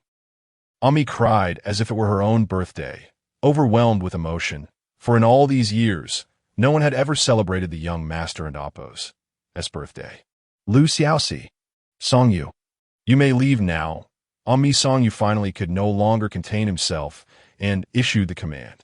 He wished to avoid being alone with Lu Xiaoxi, fearing it would reflect poorly on her reputation, but some tolerances could only stretch so far. Yes, young master. Ami quickly wiped her tears and scurried away. Do give a try, Song Yu. Lu Xiaoxi reiterated, urging him to eat if he fancied it, and if it did not suit his palate, he need not force himself. Consider it a token of my heartfelt intention. In his previous life, when Song Yu held immense power, officials had sought to curry favor with him, somehow discovering his birthday and attempting to celebrate it, only to be met with his firm rejections. Since the age of 8, he had not celebrated his birthday, except when he was with Lu Xiaoxi. During their 3 years together, in the first 2 years, Lu Xiaoxi had personally prepared longevity noodles for him. By the 3rd year, however, her health had begun to decline, preventing her from doing so. That bowl of noodles had remained a debt until today, when it was finally repaid. Generally, Song Yu was unaccustomed to being watched while eating. But today, he made an exception. He lifted his chopsticks, twirling the soft noodles, and gracefully brought them to his lips. With swift yet elegant movements, he consumed the entire bowl of longevity noodles accompanied by an egg. "Thank you, Lady Lu." He looked up at Lu Xiaoxi, who smiled before him, and he felt compelled to remember not only this day, but all the past kindnesses, vowing to repay her in due time. However, regarding the matter of marriage, he hesitated, considering the dictates of parental authority and matchmaking. "Between us, from this day forth, it must come to an end." He opened his palm to reveal a copper coin, inscribed with the crooked characters for peace. The very one Lu Xiaoxi had wrapped in a dumpling and gifted him last time. Song Yu extended the coin towards Lu Xiaoxi. "This is for you," he said. "You shall find something better." The smile on Lu Xiaoxi and Oppo's face gradually faded, replaced by a look of sorrow. "By your reasoning, if I had not come to celebrate your birthday today, you would sever ties with me?" Song Yu remained silent. Lu Xiaoxi reached for the copper coin he offered, but instead of taking it, she curled her fingers around his, pressing the coin into his palm. "I do not seek your repayment, Song Yu." She leaned closer, her voice softening.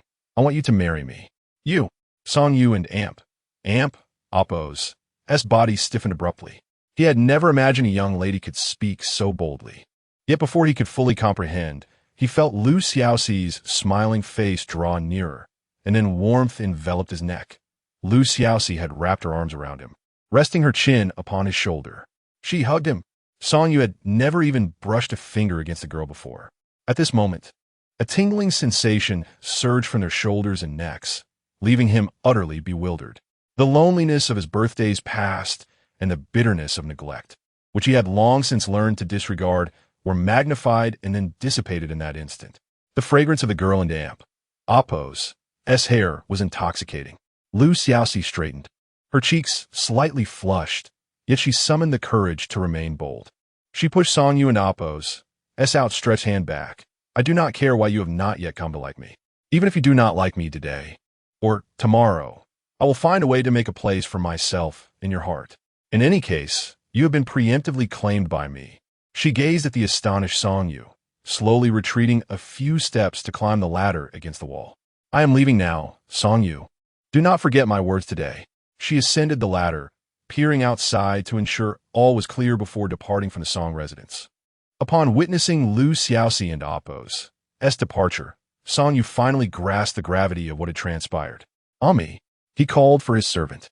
Climbing the ladder to see that Lu Xiaoxi had already walked far away with her maid, and with no one else around, he began to calm down. This young lady, how audacious to openly propose marriage to him. Was she out of her mind?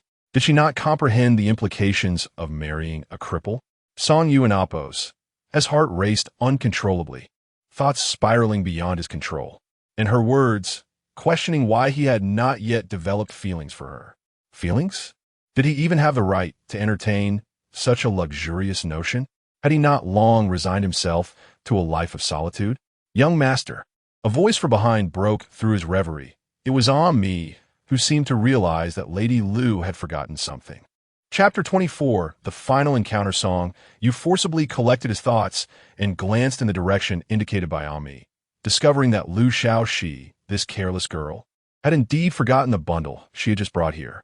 She had already gone far, and he could only return it to her at the academy tomorrow. The bundle was now spread open, revealing its remaining contents: some useful flour, 2 eggs tightly wrapped in thick cloth, a small bottle of oil and salt, and a letter? Yes, Song Yu was not mistaken. There was indeed a letter inside. The envelope bore no writing, making it impossible to discern the recipient. That said, Ami unexpectedly appeared, snatching the letter and presenting it to Song Yu. "Young master, this is a letter left for you by Lady Lu. Quickly, open it and take a look." "Nonsense," Song Yu immediately refuted. "There is no signature. It may not necessarily be for me." He tucked the letter into his sleeve. "I will return it to her tomorrow."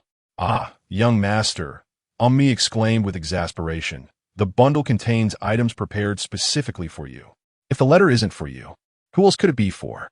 The second young master?" "Enough, leave," Song Yu said, his head aching from the noise. "Do not appear again tonight without my summons." He gazed at the letter in his hand, feeling a wave of conflict. It was evident to anyone with eyes who the letter was intended for, yet without her confirmation. Was it truly acceptable to open it without permission? Yes, he admitted. He was fervently eager to unveil its contents. He wished to see how Xiaoxi expressed her heartfelt sentiments, to uncover the tender emotions and tangled thoughts of a young girl. Indeed, while he was reluctant to accept this affection, he still felt a guilty desire to understand her feelings, to draw warmth and solace from her unwavering attachment. How despicable! He had clearly resolved not to accept it, yet he still yearned for some token of her affection to soothe his withered heart. Perhaps, just this last time? Song Yu thought to himself, clutching the bulging letter. Just this final occasion. Thereafter, everything related to Xiaoxi would be severed from his world. The following day, at the Hua Lin Academy, Song Yu arrived early as usual, wishing to take advantage of the quiet morning to return the letter to Xiaoxi. However, to his surprise, she, who typically arrived at the same early hour, had yet to make an appearance, even by the time classes were to commence. It was only when Mr. Jiang arrived that they learned Xiaoxi would no longer attend classes at the academy, as she opted out of the imperial examination and did not wish to disturb the other candidates. In other words, she had graduated. The students lamented in distress. With a beautiful and charming girl accompanying them daily, and fresh pastries often on offer, they were still reveling in their delight when suddenly faced with this disruption. Song Yu felt a jolt of shock. Was her absence related to the brusque words he had spoken the night before? Her not returning should have suited him perfectly, allowing for a clean break between them. Yet, why did he feel an undercurrent of unease? The rehearsed lines he had prepared now seemed futile, leaving him in a state of confusion he had never experienced in his scholarly pursuits. No one knew that, at this moment, Xiaoxi was hurriedly preparing herself, readying for a flower viewing banquet. When she had stealthily slipped out the previous night, she had coincidentally encountered Tan Xian, who had come to invite her to the event. Caught in the act of sneaking out, she had returned home to a lecture from her mother that lasted until the midnight hour, allowing her to sleep in until now. With the need to rush to the banquet, she was in a flurry of activity. In truth, she had little interest in attending the flower viewing. Given her status, she could not possibly attend a banquet hosted by the daughters of noble families in the capital. Doing so would only invite ridicule. Furthermore, the flowers they admired and the tea they savored could not compare to those of the Liu family, making attendance seemingly pointless. Yet, with Tan Xian eager to go and seeking companionship, Xiaoxi agreed to accompany her. Upon further inquiry, she learned that the banquet would also feature various young masters from prominent families, including Qi Ziping, the one Tan Xian had long admired. And thus, she felt compelled to attend. Fortunately, she was quick in her preparations and did not keep Tan Xian's carriage waiting long. "Thank you for agreeing to accompany me, Xiaoxi," Tan Xian said, knowing full well that the other noble ladies would look down upon Xiaoxi and Appo's status. However, she, being introverted, lacked the courage to attend alone, making it impossible to find anyone else to accompany her. "It's a small matter," Xiaoxi replied, currently indifferent to the opinions of others. What truly weighed on her mind was the fact that she had no recollection of this flower viewing banquet, as if she had never attended in her past life. Or perhaps she truly had not. She was aware that she had altered many aspects of her life in this lifetime. She pursued education, engaged in commerce, Songyu, and paid greater attention to Tan Xian. She had made numerous changes unlike those of her previous life, which could lead to more significant differences, altering the fates and characters of many individuals. The future was likely veering further away from its original path, and many circumstances could not be faced through the lens of her past memories, presenting her with new challenges.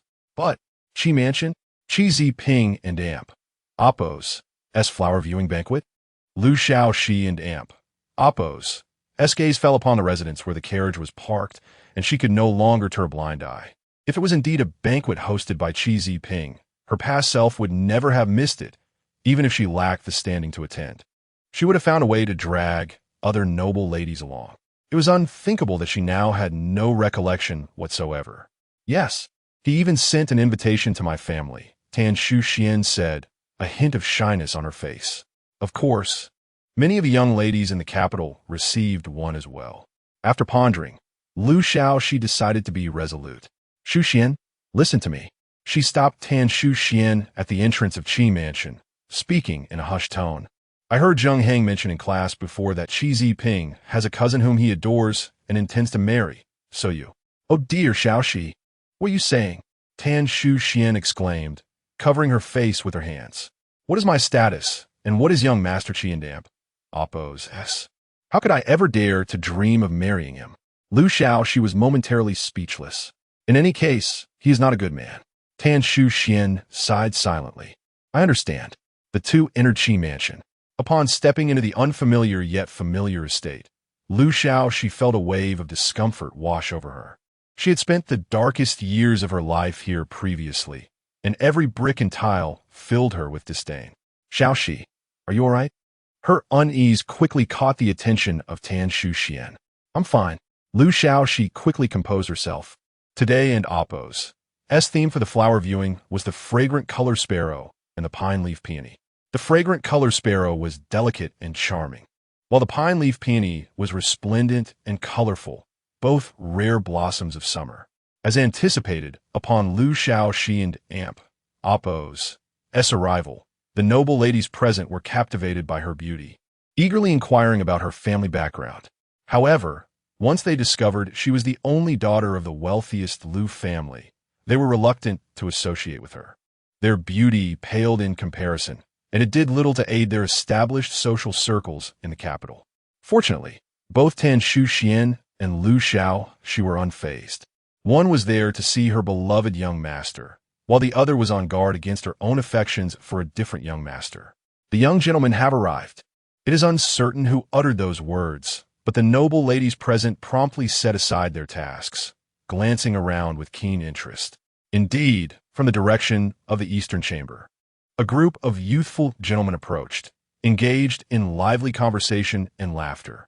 At the center of this assembly, most conspicuous, stood the capital's foremost young master, Qi Ziping. He possessed an extraordinary handsomeness, a benevolent nature, and an approachable demeanor. Tan Shu Xian clasped her hands over her chest, her expression filled with admiration. He treated every young lady with such kindness. It could hardly be deemed kindness, but rather a net cast wide. Xiaoxi disdainfully consumed a substantial bite of pastry, followed by a generous sip of tea. The delicacies and tea from the Qi family paled in comparison to those of the Lu household, and Xiaoxi regarded it merely as plain water. Suddenly, Tan Shu Xian grasped her wrist tightly. Stop eating, Xiaoxi. Young Master Qi is coming over. Chapter 25. He too is reborn. Xiaoxi endeavored to maintain a semblance of normalcy. However, Qi Ziping was not approaching her and her companion directly, but rather in their direction. Along the way, young gentlemen and noble ladies rose to greet him with the customary courtesies befitting their status. Xiaoxi found herself stifling a laugh at this spectacle, reminiscent of an emperor on a royal procession. After exchanging a few pleasantries with the crowd, Qi Ziping retreated to converse with several young gentlemen nearby. Tan Shu Xian appeared somewhat disheartened, while Xiaoxi lamented her stubbornness. Yet there was little opportunity to impart her wisdom as more young gentlemen gathered around them, making it difficult to escape. Is this the esteemed Mrs. Lu? What brings you to the Qi residence in Amp? Oppo's gathering today? One inquired. Ah, Mrs. Lu, I am your classmate from the academy, in Class B. Though you may not have noticed me, I too have skipped class today. Another chimed in, chuckling. Why doesn't T Mrs. Lu join us to admire the flowers and compose poetry? Surrounded by eager admirers, Xiaoxi found herself ensnared, even Tan Shu Xian being pushed aside. Gentlemen, I appreciate your kindness, but I am merely accompanying a friend today and am not well versed in the art of flower appreciation. Just as the situation grew chaotic, a hand reached through the throng, discreetly parting the crowd to shield Xiaoxi and the others on either side. Upon closer inspection, gasps echoed through the assembly. The individual was none other than the host of the soiree, Qi Ziping. If you are not adept at flower appreciation, I presume you are skilled in the art of tea tasting, Qi Ziping remarked with a squinting smile. Might I have the honor of inviting the esteemed daughter of the Liu family to savor some tea together? What a remarkable surprise it was that Qi Ziping, the most distinguished young man in the capital, showed an interest in Liu Xiaoxi. 100 refusals surged within her, for she had once cherished the sight of Qi Ziping's playful grin. Yet after their marriage, that smile had vanished forever. Despite her reservations, she acquiesced, allowing a semblance of joy to surface. Thank you, young Master Qi, for your gracious invitation. In her memory, this event had never transpired in her previous life. He had never hosted a flower-viewing banquet, nor invited her to partake in tea. A chilling thought took root in Liu Xiaoxi's mind. If she could be reborn, could Qi Ziping as well? Would he now be aware of their shared fate, given the many changes she had made? Qi Ziping, with a warm smile, addressed her. As the daughter of the wealthiest family, you must have tasted finer teas. Why not share your discerning palate with us and offer your critique? His smile gradually soothed her racing heart. Indeed, even if he harbored doubts, he was merely in the exploratory phase. There was no need for her to be overly anxious. Lowering her gaze, she shyly smiled. Then I shall graciously accept your invitation. The crowd erupted in excitement, ushering them to the center of the gathering. Qi Ziping instructed his servants to prepare 3 cups of freshly brewed tea, Mao Jian, Biluakun, and Pu'er, inviting Liu Xiaoxi to assess their qualities. As the servants brewed the tea, Liu Xiaoxi noticed Qi Ziping taking a sip himself, prompting her to inquire, "May I ask, young Master Qi, which tea do you typically prefer?" With a smile, he replied, "I generally enjoy a simple pu and amp. Oppose, I hope I do not embarrass you." Liu Xiaoxi and amp, Oppo's expression remained composed, yet a tempest brewed within her. Piuompe, obus, In his youth, Qi Ziping had favored Mao Jian for its sweetness, while Pu and Oppo's, was known for its bitterness. As he matured and faced the complexities of life, he had gravitated towards Pu and Oppo's, as if its bitterness could dilute the hardships of existence. In that moment, it was evident that Qi Ziping now favored Pu and Oppo's, marking him as someone who had, like her, lived through another life. Amidst their banter, the 3 cups of tea were prepared, and all eyes turned to Liu Xiaoxi. She lifted the first cup, noting the Mao Jian and Oppo's as fresh, yellow-green infusion and refreshing taste, a fine brew indeed. The second cup, Biluakun, revealed a clear, verdant hue with a rich fruit fragrance, likely a genuine product from Dongting. As she sampled the Pu and amp, Oppo's, after tasting all 3 varieties, the crowd erupted in applause. A mischievous individual from the audience asked, "How does this tea compare to that of the Liu residents?" It was clear this question was laden with ulterior motives, as everyone knew the Liu family, being the wealthiest, could afford the finest teas, even if their lifestyle paled in comparison to that of royalty. Such a question could easily put a young lady in a difficult position. Yet Liu Xiaoxi lowered her head with a smile, radiating an air of modesty. While the Liu family's tea is exquisite, it pales in comparison to the refined tastes of the Qi family. I believe the flavors do not quite measure up. A chorus of "oh" and "oppos" erupted from the young gentleman surrounding Qi Ziping. He gestured for silence, revealing a satisfied expression. Liu Xiaoxi kept her eyes lowered, acutely aware that she had, albeit with some difficulty, navigated the challenge Qi Ziping had orchestrated for her today. Chapter 26. The Autumn Examination, if possible.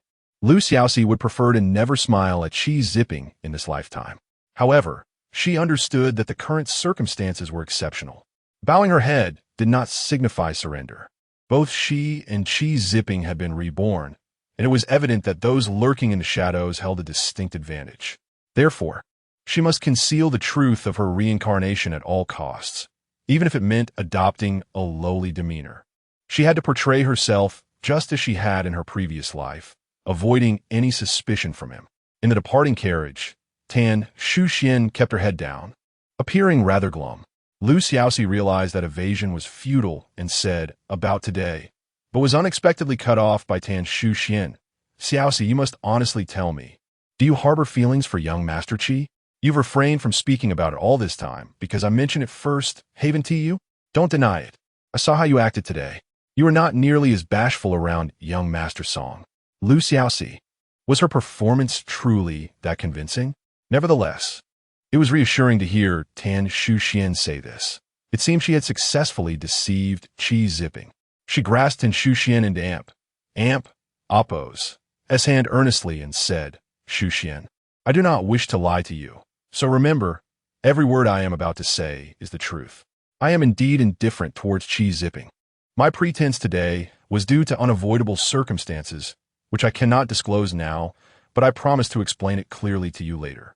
Additionally, though Qi Zipping is indeed the foremost young gentleman in the capital, he is not a suitable match for us. Observe him at a distance, and do not let your heart become entangled. Understood? After speaking, Lu Xiaoxi gently squeezed Tan Shuxian's hand to emphasize her sincerity. Tan Shuxian pondered for a moment before nodding. She had never truly considered marrying Qi Zipping, but after Lu Xiaoxi and Oppo's words, she felt she had become too invested lately and ought to temper her feelings to avoid becoming the subject of ridicule. And please keep this conversation between us. It is our little secret, Lu Xiaoxi urged. Rest assured, I am not that foolish, Tan Shuxian replied with a grin. Tan Shuxian escorted Lu Xiaoxi back to the Lu residence before yawning her way home. She felt relieved, yet Lu Xiaoxi and Oppo's heart grew heavier than before. Today, she had confirmed one thing. Qi Zipping had also been reborn. Qi Zipping was inherently ambitious, and the unfulfilled desires of his past life would undoubtedly propel him to seize opportunities in this one. Lu Xiaoxi was uncertain of his ultimate goals, but she was certain that he would not spare her or Song Yu, especially Song Yu. In their previous life, the two had been adversaries for years. Initially, Qi Zipping had the upper hand over Song Yu, but chaos ensued, allowing Song Yu to seize power and retaliate against Qi Zipping. Of course, the primary motivation was revenge for her. In this lifetime, Qi Zipping possessed every advantage. If he failed to exploit this to undermine Song Yu, Lu Xiaoxi would consider reversing her name. She pondered deeply in her room, contemplating how she would confront Song Yu if she were Qi Zipping. Song Yu was presently a nameless scholar confined to his studies at home, a mere cripple awaiting the imperial examination. Wait, the imperial examination. Suddenly, Lu Xiaoxi had an epiphany. Qi Zipping's first move against Song Yu would undoubtedly commence with the examination.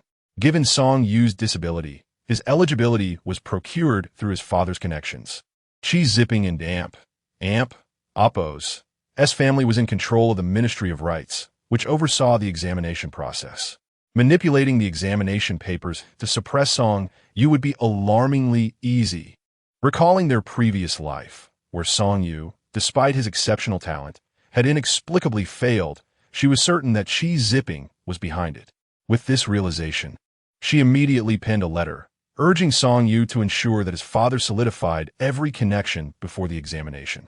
This was not merely to achieve a high score, but to ensure that his papers reached the examiners securely, allowing him a fair chance against other candidates. After completing the letter, she dispatched her maid, Ningdong, to deliver it to the Song residence, instructing her to hand it directly to Song Yu and return with his response. Ningdong returned late that night with Song Yu and Oppo's reply. The content was brief and exceedingly polite, assuring her to rest easy as all connections had been arranged, expressing gratitude for her concern. Lu Xiaoxi felt a weight lift from her heart. This time was different from the last. She believed that with a fair environment, Song Yu and Oppo's scholarly aptitude would surely allow him to excel and attain the status of a genius. As for herself, Lu Xiaoxi sensed that Qi Zipping's demeanor towards her remained ambiguously flirtatious, clearly attempting to wield the same charm from their past life. She had fallen for it once. She would not be deceived a second time. As the autumn examination drew near, the day finally arrived. The examination encompassed 6 subjects: literary composition, classical texts, policy essays, poetry, miscellaneous writings, and more, spanning 3 rounds over 9 days and nights. Candidates were housed in the examination halls, each assigned a small room measuring 3 feet wide and 4 feet deep, cramped together like a beehive, hardly spacious. In such a confined space, candidates had to eat, drink, and attend to their bodily needs, resulting in a rather overwhelming atmosphere. Many could not endure the examination environment. Some fell ill, while others fainted, rendering their years of hard study futile. Song Yu, with his disability rendering his legs immobile, faced a natural disadvantage compared to others. However, he had always taken care of his own needs since childhood, never requiring assistance, making him more adaptable to the examination conditions than many privileged youths. The agonizing 9 days and nights eventually passed. Anxious family members waited outside the examination hall, jubilantly receiving their candidates regardless of their performance. Whether they succeeded or failed, today was a day of celebration. Song Yu and Song Qi emerged together unscathed, with the Song family securing a carriage to take their 2 children home. A rare moment of fairness in their family. The examination was held in August, with results announced in September, granting candidates a much-needed respite. Many students like Song Qi took this opportunity to venture outside the capital with friends. Song Qi had initially entered the Imperial Academy using Song Yu and Oppo's writings as leverage, yet he had no official title. If he failed to attain a degree this time, he risked expulsion from the academy, a predicament he wished to avoid. Thus, he made the most of this interlude before the results were announced. Others, like Zheng Hang and his companions, chose a different path, diligently remaining home, attending to their parents in hopes of garnering favor. Everyone awaited the results with bated breath. Finally, the long-anticipated day of results arrived. Officials would post the list at the governor's office, and candidates, their families, and servants gathered early, eager to receive news, surrounding the office in a frenzy. Xiaoxi, too, wished to witness the results. Having confirmed Qi Ziping's rebirth, she had refrained from contacting Song Yu, but today presented a fitting opportunity. Instead of going to the governor's office, she headed directly to Hualin Academy. Today, the academy was deserted. Students from classes A, B, and C, both those who had and had not taken the exam, flocked to see the results. Even the young ladies of class D joined in the excitement. Only Song Yu remained in the academy, as others assumed his mobility issues hindered him. But Xiaoxi understood his grace and composure. And indeed, she was correct. You are indeed here, she thought as she settled back into her former seat, glancing at Song Yu and Oppo's profile. Song Yu had set his book aside for a rare moment. I intended to find an opportunity to thank you privately, but I did not expect you to come today. He remarked that everything had proceeded smoothly, thanks to her. His expression was calm, yet Xiaoxi and Oppo's heart blossomed with joy upon hearing this. Such confidence did imply an excellent performance? With a beaming smile, she inquired, could it be that you've achieved the top rank? Song Yu, rarely smiling, replied, we shall know soon enough. The results will be revealed shortly. Surely you Haven T secured the highest honor? She continued playfully, on the night of the wedding, when the golden list is announced, if you claim the first place, you must marry. She abruptly ceased her words, suddenly realizing that Song Yu could no longer marry her. Until the emperor personally bestowed their union, they would likely have little connection. If they were indeed to wed, Qi Ziping would certainly uncover the truth, with his current power and status. Xiaoxi and Song Yu could not possibly challenge him. Song Yu discerned her unspoken thoughts, and was about to offer counsel when he noticed her hesitation and the worry etched upon her face, leaving him momentarily perplexed, unsure of what had transpired. Just as he deliberated whether to inquire further, hurried footsteps echoed from outside. Ami burst in with exuberance, exclaiming, it's out. The results are in. Chapter 27. The top scholar of the examination, how is it? Xiaoxi eagerly inquired, her excitement palpable. Even Song Yu could not help but grip the book before him tightly. Before Ami could respond, the mirth in his expression betrayed the outcome.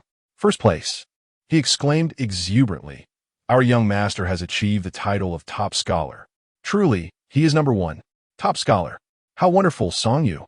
Xiaoxi nearly rushed to embrace him, but managed to restrain herself at the last moment.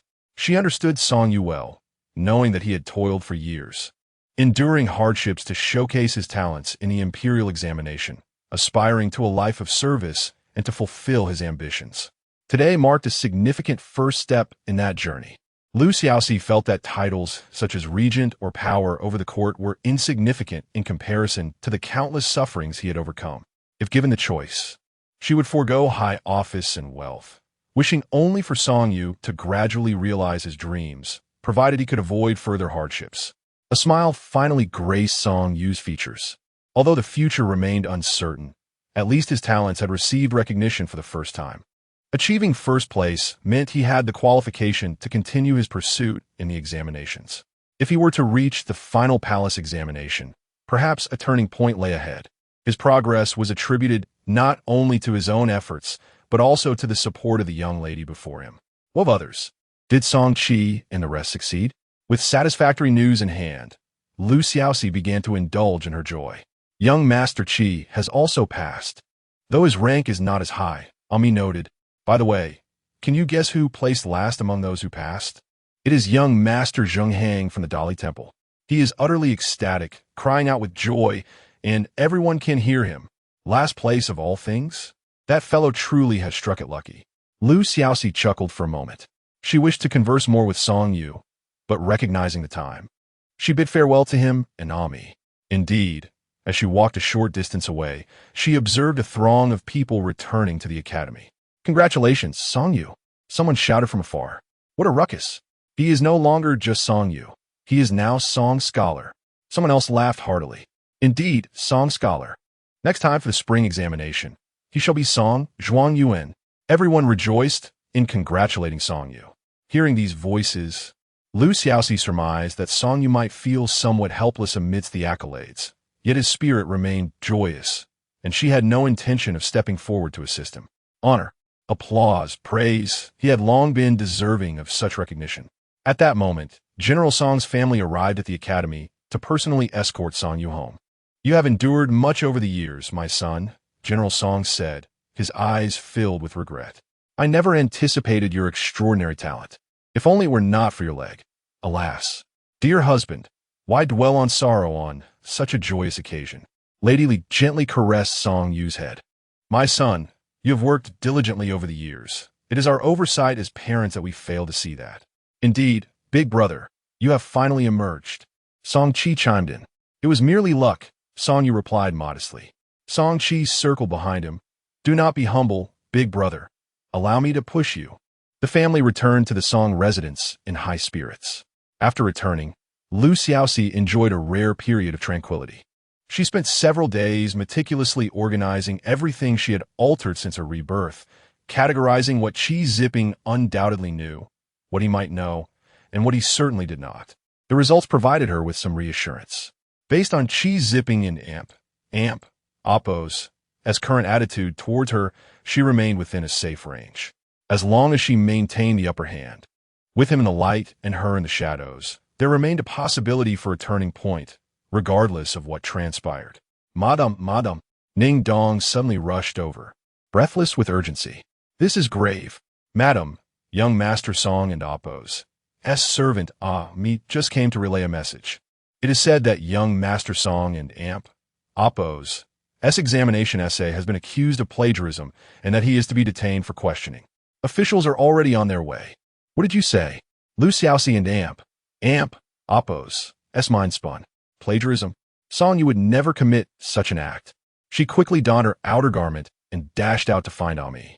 What exactly happened? Ami rapidly recounted the events, lamenting, Madame Lu, our master is diligent in his studies and would never resort to plagiarism. I truly do not know whom to turn to. I thought perhaps you might have a way.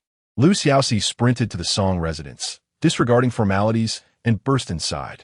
As she entered, she was met with the sound of objects crashing violently in the main hall. Chapter 28. Self-reliance is superior to seeking help, shameful wretch. General Song furiously smashed the teacup to the ground, producing another resounding crash. What could possibly compel one to engage in such disgraceful acts of plagiarism? You have brought disgrace upon the esteemed Song family. Song Qi appeared even more agitated than his father.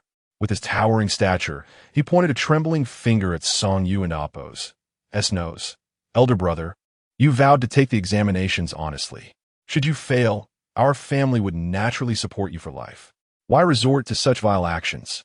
Now, your disgrace tarnishes my name as well. How can I show my face at the Imperial Academy? I shall be pointed at and whispered about wherever I go. Madame Lee sighed heavily. I wondered how you could possibly excel in the examinations. What a futile hope, only to discover you resorted to cheating. Alas, the Song family is truly cursed. The culprit, Song Yu, sat silently in his wheelchair, his lips pressed tightly together, hands gripping the armrests. Where did he acquire the audacity? When his writings were handed to Song Chi for copying, did they ever consider whether he had the capability to produce such work? Lu Xiaoxi strode into the room, surveying the astonished faces around her. Let us not forget that, Song, you could never commit plagiarism. Even if someone had indeed copied, you are the last ones who should cast stones. Furthermore, has the truth of the matter even emerged? As family, should you not have sought his explanation first rather than hurling accusations? Are you truly worthy of calling yourselves family? Lu Xiaoxi was genuinely furious. She could scarcely fathom that merely days ago, these same individuals surrounded Song Yu, lamenting his grievances and blaming their parents for his plight. What utter nonsense! The three members of the Song family stood dumbfounded at her outburst, momentarily forgetting that this was their residence, and that this young lady had the audacity to confront them. Impudent! Who permitted you to enter? General Song bellowed. You, a mere commoner, dare to cause a ruckus in the General's mansion? Were it not for your insistence that he participate in the imperial examinations and pressuring us to secure connections on his behalf, he would not have resorted to such desperate measures. Yet Lu Xiaoxi stood her ground, unyielding. I had the power to compel you to forge connections for him, and I can just as easily force you to stand by his side. Or do you wish for me to expose Song Chi's treasonous acts, leading both your sons to ruin? Surely General Song can weigh the severity of these charges in his heart. Why you? General Song was about to erupt in anger when a servant rushed in. General, officials from the Court of Judicial Review have arrived, claiming they wish to take the second young master for questioning. Everyone was taken aback, and silence enveloped the room. General, I beg pardon. Soon, officials clad in uniforms entered, saluting General Song. Before seizing Song Yu from his wheelchair, they did not even allow him to remain seated as they dragged him away. Song Yu's feeble legs dragged across the ground, devoid of strength to support himself. Beads of sweat dotted his forehead, and he clenched his teeth tightly. The Song family stood in a daze, none making a move. Lu Xiaoxi could no longer bear to watch. She signaled Mu to close the gates and discreetly retrieved a handful of gold leaves from her pocket, silently offering them to several of the officials. Seeing her splendid attire, they assumed she was merely Song Yu's sister, and though puzzled as to why such a young lady was involved, they accepted the bribe, allowing Song Yu to sit in his wheelchair once more and escorting him away. At least a semblance of dignity was preserved. Turning to her, Song Yu's eyes conveyed a myriad of emotions he himself could not comprehend. I believe in you, Lu Xiaoxi silently mouthed. I will find a way to prove your innocence. Thus, Song Yu was taken away. The onlookers exchanged glances, and Lu Xiaoxi, disinterested in further conversation, swiftly departed. While she could have used Song Chi's act of plagiarism as leverage to persuade General Song to assist Song Yu, she recognized the sensitivity of the matter. Even as a high-ranking general, he might not genuinely be able to help. Furthermore, seeking help from others was inferior to relying on oneself. Rather than allow Song Yu to carry a tarnished reputation for life, she was determined to clear his name. After leaving the Song residence, Lu Xiaoxi headed directly to the governor's office, where she found a crowd gathered, all pointing at the notice affixed to the wall. Beside the original announcement, a new proclamation had been posted, stating that the former top scholar, Song Yu, had been reported for plagiarizing another's work, with significant similarities noted, leading to the annulment of his results and a joint investigation by the Ministry of Rights and the Court of Judicial Review. Song Yu's name had been heavily crossed out in red ink on the original list. Lu Xiaoxi withdrew her gaze, striving to calm her racing heart. She had some understanding of the standards for evaluating examination essays. While it was permissible to quote others, proper attribution was required.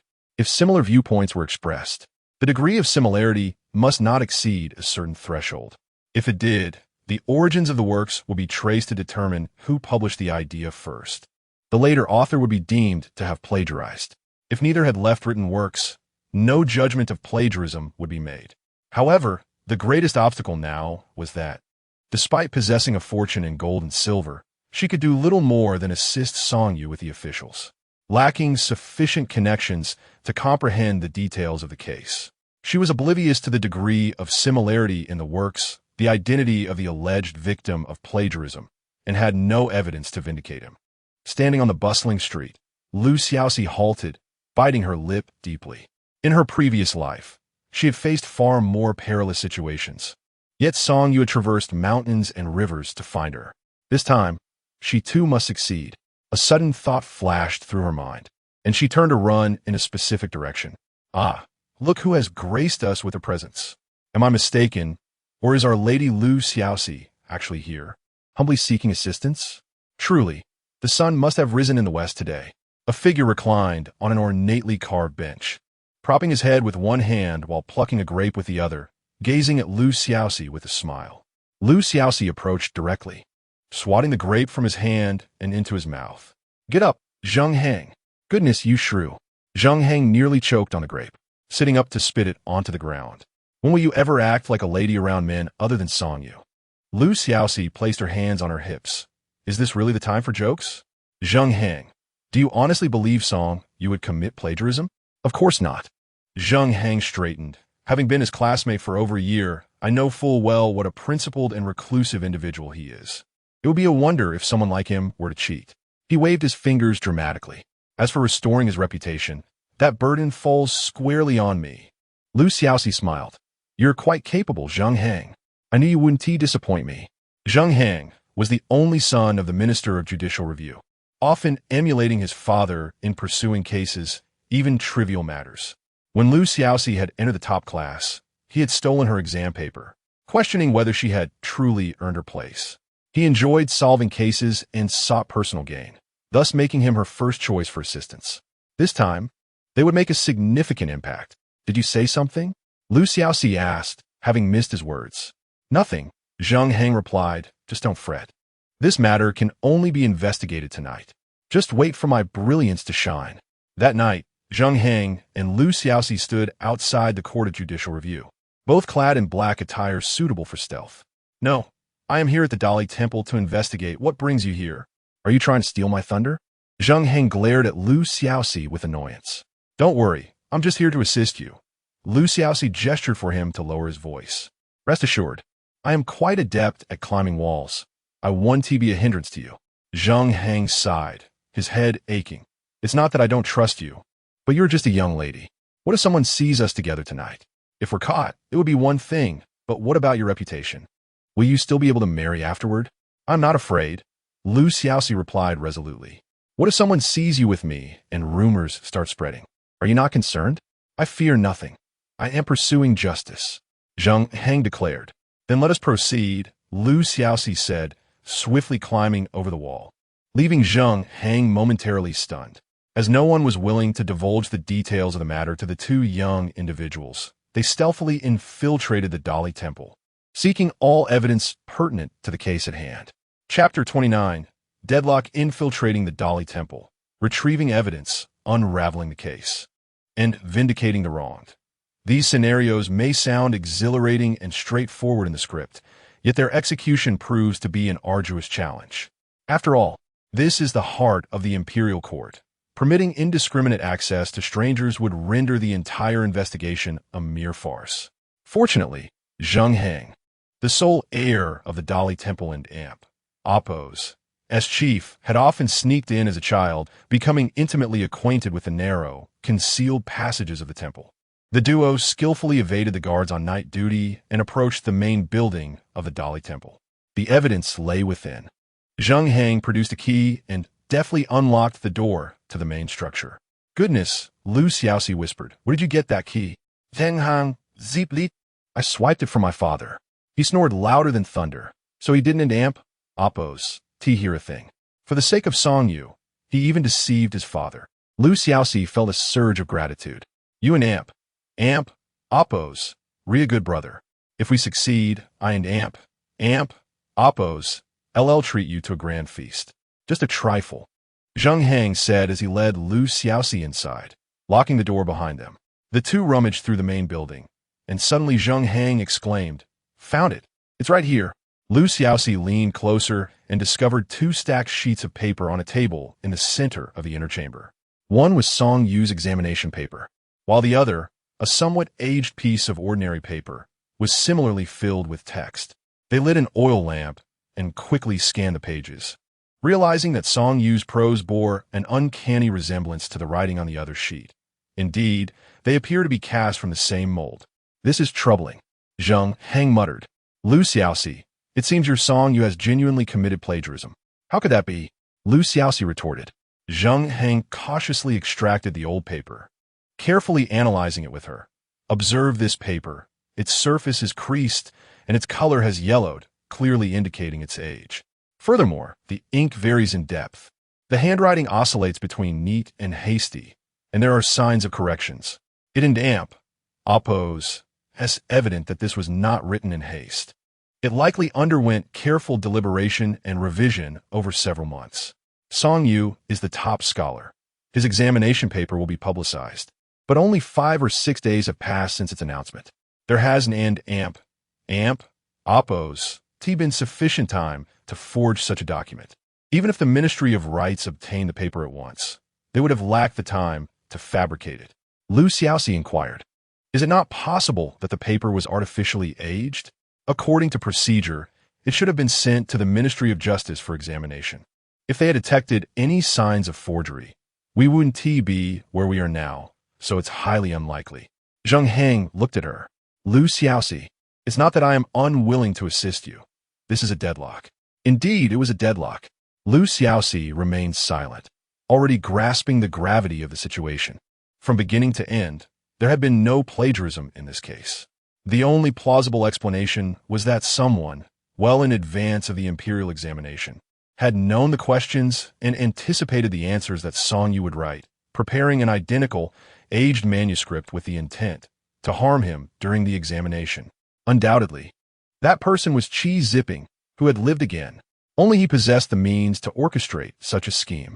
Unlike in his previous life, he did not seek to invalidate Song Yu and Oppo's examination paper. Rather, he resorted to a more insidious tactic, directly framing him for cheating, aiming to imprison him, condemn him, and exile him. A fierce anger ignited within Lu Xiaoxi. How could he have so thoroughly studied Song Yu and Oppo's work, recalling it from his past life to this one? Yet, aside from Lu Xiaoxi, who had also been reborn, no one would believe such an extraordinary tale, and she could not divulge this bizarre occurrence to anyone else. Taking a deep breath, Lu Xiaoxi said, "Zheng Heng, if I were to vouch for Song Yu and Oppo's innocence, would you be willing to believe in him for a few more days?"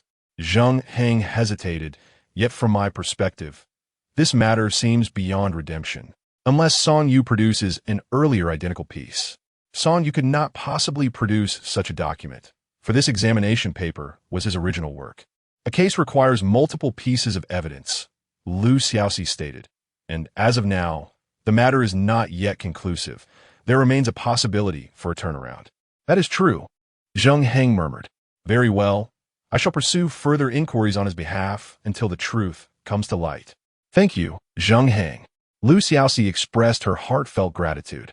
With Zheng Heng and Oppo's assistance, the chance to unravel this mystery became a possibility. Having scrutinized the evidence, they stealthily exited the Dali Temple. They had intended to visit the imprisoned Song Yu, but he was under strict surveillance, making it impossible to approach. "Tomorrow I shall devise a plan to uncover the informant's identity," Zheng Heng said as they parted. "Await my good news." Chapter 30. The most crucial evidence, however. It turned out that good news was not as forthcoming as one might hope. When one anticipates fortune, misfortune often follows. The entire next day, Zheng Heng did not make an appearance. Lu Xiaoxi, unwilling to remain idle, dispatched Ning Dong to the academy to inquire, only to discover that Zheng Heng had also taken a sick leave from the academy that day. By evening, Zheng Heng finally sent a servant from his household to deliver a message to Lu Xiaoxi. It seemed that his late-night escapade of stealing keys had been discovered before dawn, resulting in a severe beating from his father, leaving him quite incapacitated. It was indeed true that he had taken sick leave from the academy.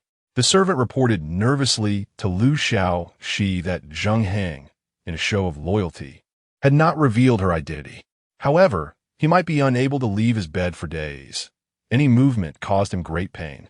The servant then produced a delicate little pouch from his bosom. This is a clever stratagem for my master for you. He believes that with it, you can clear young Master Song's name. Xiaoxi accepted the pouch, expressing her gratitude. Please convey my thanks to your master. I shall repay this kindness in due time. Just as the servant departed, Xiaoxi eagerly opened the pouch, thinking that Zheng Heng was indeed reliable. Although he could not be present, the information he provided was immensely helpful. She wondered what kind of ingenious plan it contained. Upon unfolding the note within, she found a few crookedly written characters. The informer is Wang Dongye, a scholar from the Dongshan tailor shop in the southern part of the city. Ning Dong, who was nearby, sighed. What kind of clever plan is this? It's merely a name. Yet, Xiaoxi prudently tucked the note away. The success of our endeavor hinges upon this name. The following morning, Xiaoxi, accompanied by Ning Dong, ventured to the market in the southern district, only to find the Dongshan tailor shop and Oppo's doors firmly shut. To avoid alarming any potential informants, she had disguised herself as an ordinary market girl, mingling among the vegetable stalls, purchasing goods while stealthily eavesdropping on the vendors and Oppo's conversations.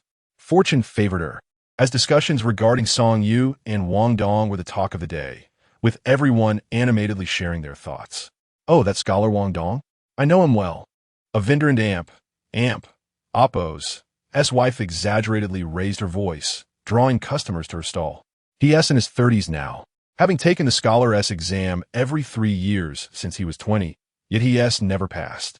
Someone nearby laughed. Really? How could he possibly compete with the top scholars? They say it's simply bad luck, she continued. Last year, he mentioned he wouldn't sit for the exam anymore and would focus on helping his elderly mother run the business. And now this unfortunate incident has occurred. Imagine if he had taken the exam this year. Wouldn't there be 2 identical papers? Laughter erupted among the crowd. While purchasing 2 vegetables from a vendor, Xiaoxi subtly inquired. It must be quite a challenge for him, studying all these years. I wonder about his family's circumstances. How many are there to support his education? The vendor and Oppo's wife smiled as she accepted the coins, replying, you've hit the nail on the head. His family is quite small, just him and his elderly mother. She runs the tailor shop to fund his studies, and her eyesight is nearly gone. So is he married? Does he have a sweetheart? You little girl, what are you so curious about? A poor scholar with nothing to show for himself. Where would he find a sweetheart? Indeed, a poor scholar versus a wealthy candidate. A scholar may enjoy prestige in the village, but in the capital, he's worth little. At that moment, a small squad of officials arrived, pushing through the crowd and heading straight for the Dongshan tailor shop, knocking on the door. From the Dali Temple, we are here to search, the leading officer announced, brandishing his badge. As anticipated by Xiaoxi, they sought to investigate whether Wang Dong had received any money from Qi Zipping or had been threatened by him. The crowd quickly gathered around. The officials, limited in number, found themselves jostled by the throng. Seizing the opportunity amid the commotion, Xiaoxi slipped inside, standing tall and composed once she crossed the threshold. The searching officials, seeing her calm demeanor and simple attire, assumed she was affiliated with the Wang family and bypassed her to continue their search. Wang Dong was not present that day, and his mother, whose eyesight was poor, only noticed a woman entering with the officials but dared not inquire further. Navigating through the chaos, Xiaoxi successfully blended in. She quickly made her way from the tailor shop to the back courtyard, entering the bedroom in search of clues. However, the Wang family was impoverished. Neither money nor valuable evidence was found. As she rummaged through the wardrobe, a pungent scent of cosmetics suddenly assailed her senses. She sifted through the garments but found no traces of a woman's makeup. Sensing something amiss, she retreated, disappearing into the crowd before the search concluded. The vendor's wife had clearly stated that there were no women in Wang Dong's life. Amidst all appearances, the only anomaly must be the breakthrough. The overpowering scent of cosmetics. Where could she find this woman? An idea struck Xiaoxi suddenly. She immediately dispatched others to search every household, offering substantial rewards for the discovery of the woman. She was not lacking in silver. Upon returning home, Xiaoxi remained troubled. Regardless of whether she could locate this woman, even if she succeeded in finding evidence of Wang Dong and Damp, Oppo's wrongdoing, it would still be challenging to prove Song Yu and Damp, Oppo's innocence completely.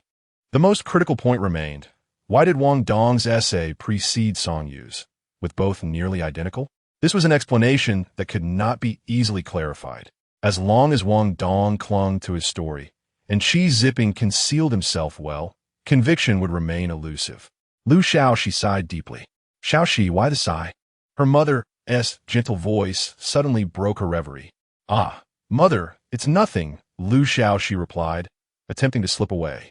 Ever since she had been caught trespassing into Song's residence, her mother had kept a watchful eye on her, forbidding her from venturing out after dark. On several occasions, Xiaoxi had to scale the wall to escape. However, this time, her mother gently pulled her into the room, stroking her hair softly, not scolding her for her frequent outings. You seem quite troubled these past few days. Has something happened? Would you like to share with me? Perhaps we can think of a solution. It's not about me. Xiaoxi lowered her head. It concerns someone very important to me. With no one else to offer suggestions, she briefly recounted the situation to her mother. I've heard of this matter. Her mother frowned. From what you describe, this person possesses both virtue and talent. It's unlikely he would resort to cheating. Precisely, Xiaoxi affirmed. Yet the current evidence is heavily stacked against him, and I cannot find a way to conclusively prove his innocence. Her mother smiled slightly. You are mistaken. There exists a significant piece of evidence. What? Xiaoxi asked, bewildered. Xiaoxi, your concern has led you to confusion, her mother replied. If this person is indeed as talented as you claim, then his greatest evidence lies in his own abilities. Suddenly enlightened, Xiaoxi exclaimed, are you suggesting they might examine his understanding of the essay? Naturally, her mother smiled. The simplest method of verification is to assess how well he comprehends the content of his own response. If he demonstrates a deeper understanding than the other, wouldn't that serve as indirect proof that he is more likely the original author of the essay? Indeed, Xiaoxi murmured thoughtfully. Of course, this can only serve as supporting evidence. Lu and Oppo's mother said, remember, the most crucial aspect of this case is not the external evidence, but the examinee himself. We are merely bystanders. Xiaoxi understood in her heart. I comprehend, mother. After a brief pause, she added, thank you. Otherwise, I would still be trapped in confusion. Why be so formal with mother? Lu and Oppo's mother gently caressed her cheek, saying, my Xiaoxi has grown up, become more sensible, and made more friends. That is a wonderful thing. I support you. Just be cautious in all matters. The mother and daughter exchanged a smile. Mother, rest assured, I intend to assist that important person in my life, and I shall take good care of myself, Xiaoxi promised her mother. After bidding farewell to her mother, Xiaoxi felt a significant sense of relief. Indeed, Song Yu is not a puppet, nor a marionette. He must be striving and seeking solutions as well. At that moment, Ning Dong burst into the room, exclaiming, Madam, we have located him. He was preparing to flee in a carriage, but our people have already intercepted him. Chapter 31. Preserve the hidden card and bring her to the manor. Xiaoxi commanded at once. Although the Lu family was not an official family, they were the wealthiest in the city, employing numerous servants and attendants for unforeseen circumstances. Before long, several attendants escorted a young woman, dressed like a lady, to Xiaoxi. As she approached, the familiar, pungent scent of cosmetics assailed the senses. The woman, startled, cried out, you are not from the authorities. You are imposters. You have no right to detain me. Madam, Ning Dong interjected, this is according to your instructions. We searched the major brothels for courtesans associated with Wang Dong, and she was the first on our list. When we found her, she had taken no belongings and was attempting to flee in a hired carriage. So we brought her back. The woman was named Taon Yang, 28 years of age, entangled with Wang Dong, persistently urging him to redeem her, yet he had continuously delayed. Now, her sudden desire to escape could not be disconnected from Wang Dong. Xiaoxi and Amp Amp, Oppos. S reasoning was straightforward. Wang Dong, in his mid-30s and unmarried, would likely have a liaison from a brothel. Thus, she had spent generously to uncover this individual, promising rewards for any leads. Was the carriage searched? Were there any findings? Lu Xiaoxi inquired further. Ning Dong replied, "We searched thoroughly, but found nothing." Upon hearing this, Tao Yang cast her eyes downward, remaining silent. However, Lu Xiaoxi and Oppos' gaze never wavered from her, a cold smirk escaping her lips. Search again. Every compartment, every inch beneath the carriage must be scrutinized. At this command, Tao Yang and Amp, Oppos' body stiffened momentarily. Ning Dong complied, and soon returned with a large bag of silver. "Madam, the silver was hidden in a secret compartment beneath the carriage." Ning Dong, bowing apologetically, admitted it was my oversight not to discover it. "No matter," Lu Xiaoxi replied, weighing the bag, estimating it to be around 1,000 taels. This sum likely represents the entirety of what that miserly cheese zipping could muster. Wang Dong entrusted you with his hard-earned money, indicating a level of trust. Lu Xiaoxi then asked, "Where did you arrange to meet and when?" Tao Yang's body trembled involuntarily, yet she forced herself to respond. I do not comprehend what you are saying. This is the money I earned over the years. You are robbing me. This is illegal. You have no right to detain me. I will report to the authorities." Money earned from selling oneself? Reporting to the authorities? Lu Xiaoxi extended her hand to Ning Dong, who promptly presented her with a note bearing characters sealed with a red stamp. Unfolding it, she read aloud, "Tao Yang, this is your contract of servitude, is it not? Now it is in my possession. By your own admission, you have accumulated enough silver to redeem yourself. So why are you attempting to flee?" Tao Yang, who had always been blusterous yet cowardly, felt her resolve crumble upon seeing her contract of servitude in Lu Xiaoxi's hands. Her legs weakened, rendering her incapable of standing to refute. Those who were enslaved were bound to obey the holder of their contract. Defiance would lead to dire repercussions. Confession brings leniency, while resistance invites severity. Lu Xiaoxi continued, "Tao Yang, though you're implicated in this case, your only transgression appears to be fleeing from the brothel. If you recount the events truthfully, I assure you that your life will be spared and you will not suffer physical punishment." Wang Dong's current predicament, falsely accusing a scholar of plagiarism, is a grave offense that will not go unpunished. Do not place your hopes on him. She gazed deeply into Tao Yang's eyes. "Tao Yang, it is not too late to withdraw." After concluding her persuasion, Lu Xiaoxi observed Tao Yang's continued silence, opting not to rush her. She instructed the guards to take her below for rest, providing ample food and drink to aid her contemplation.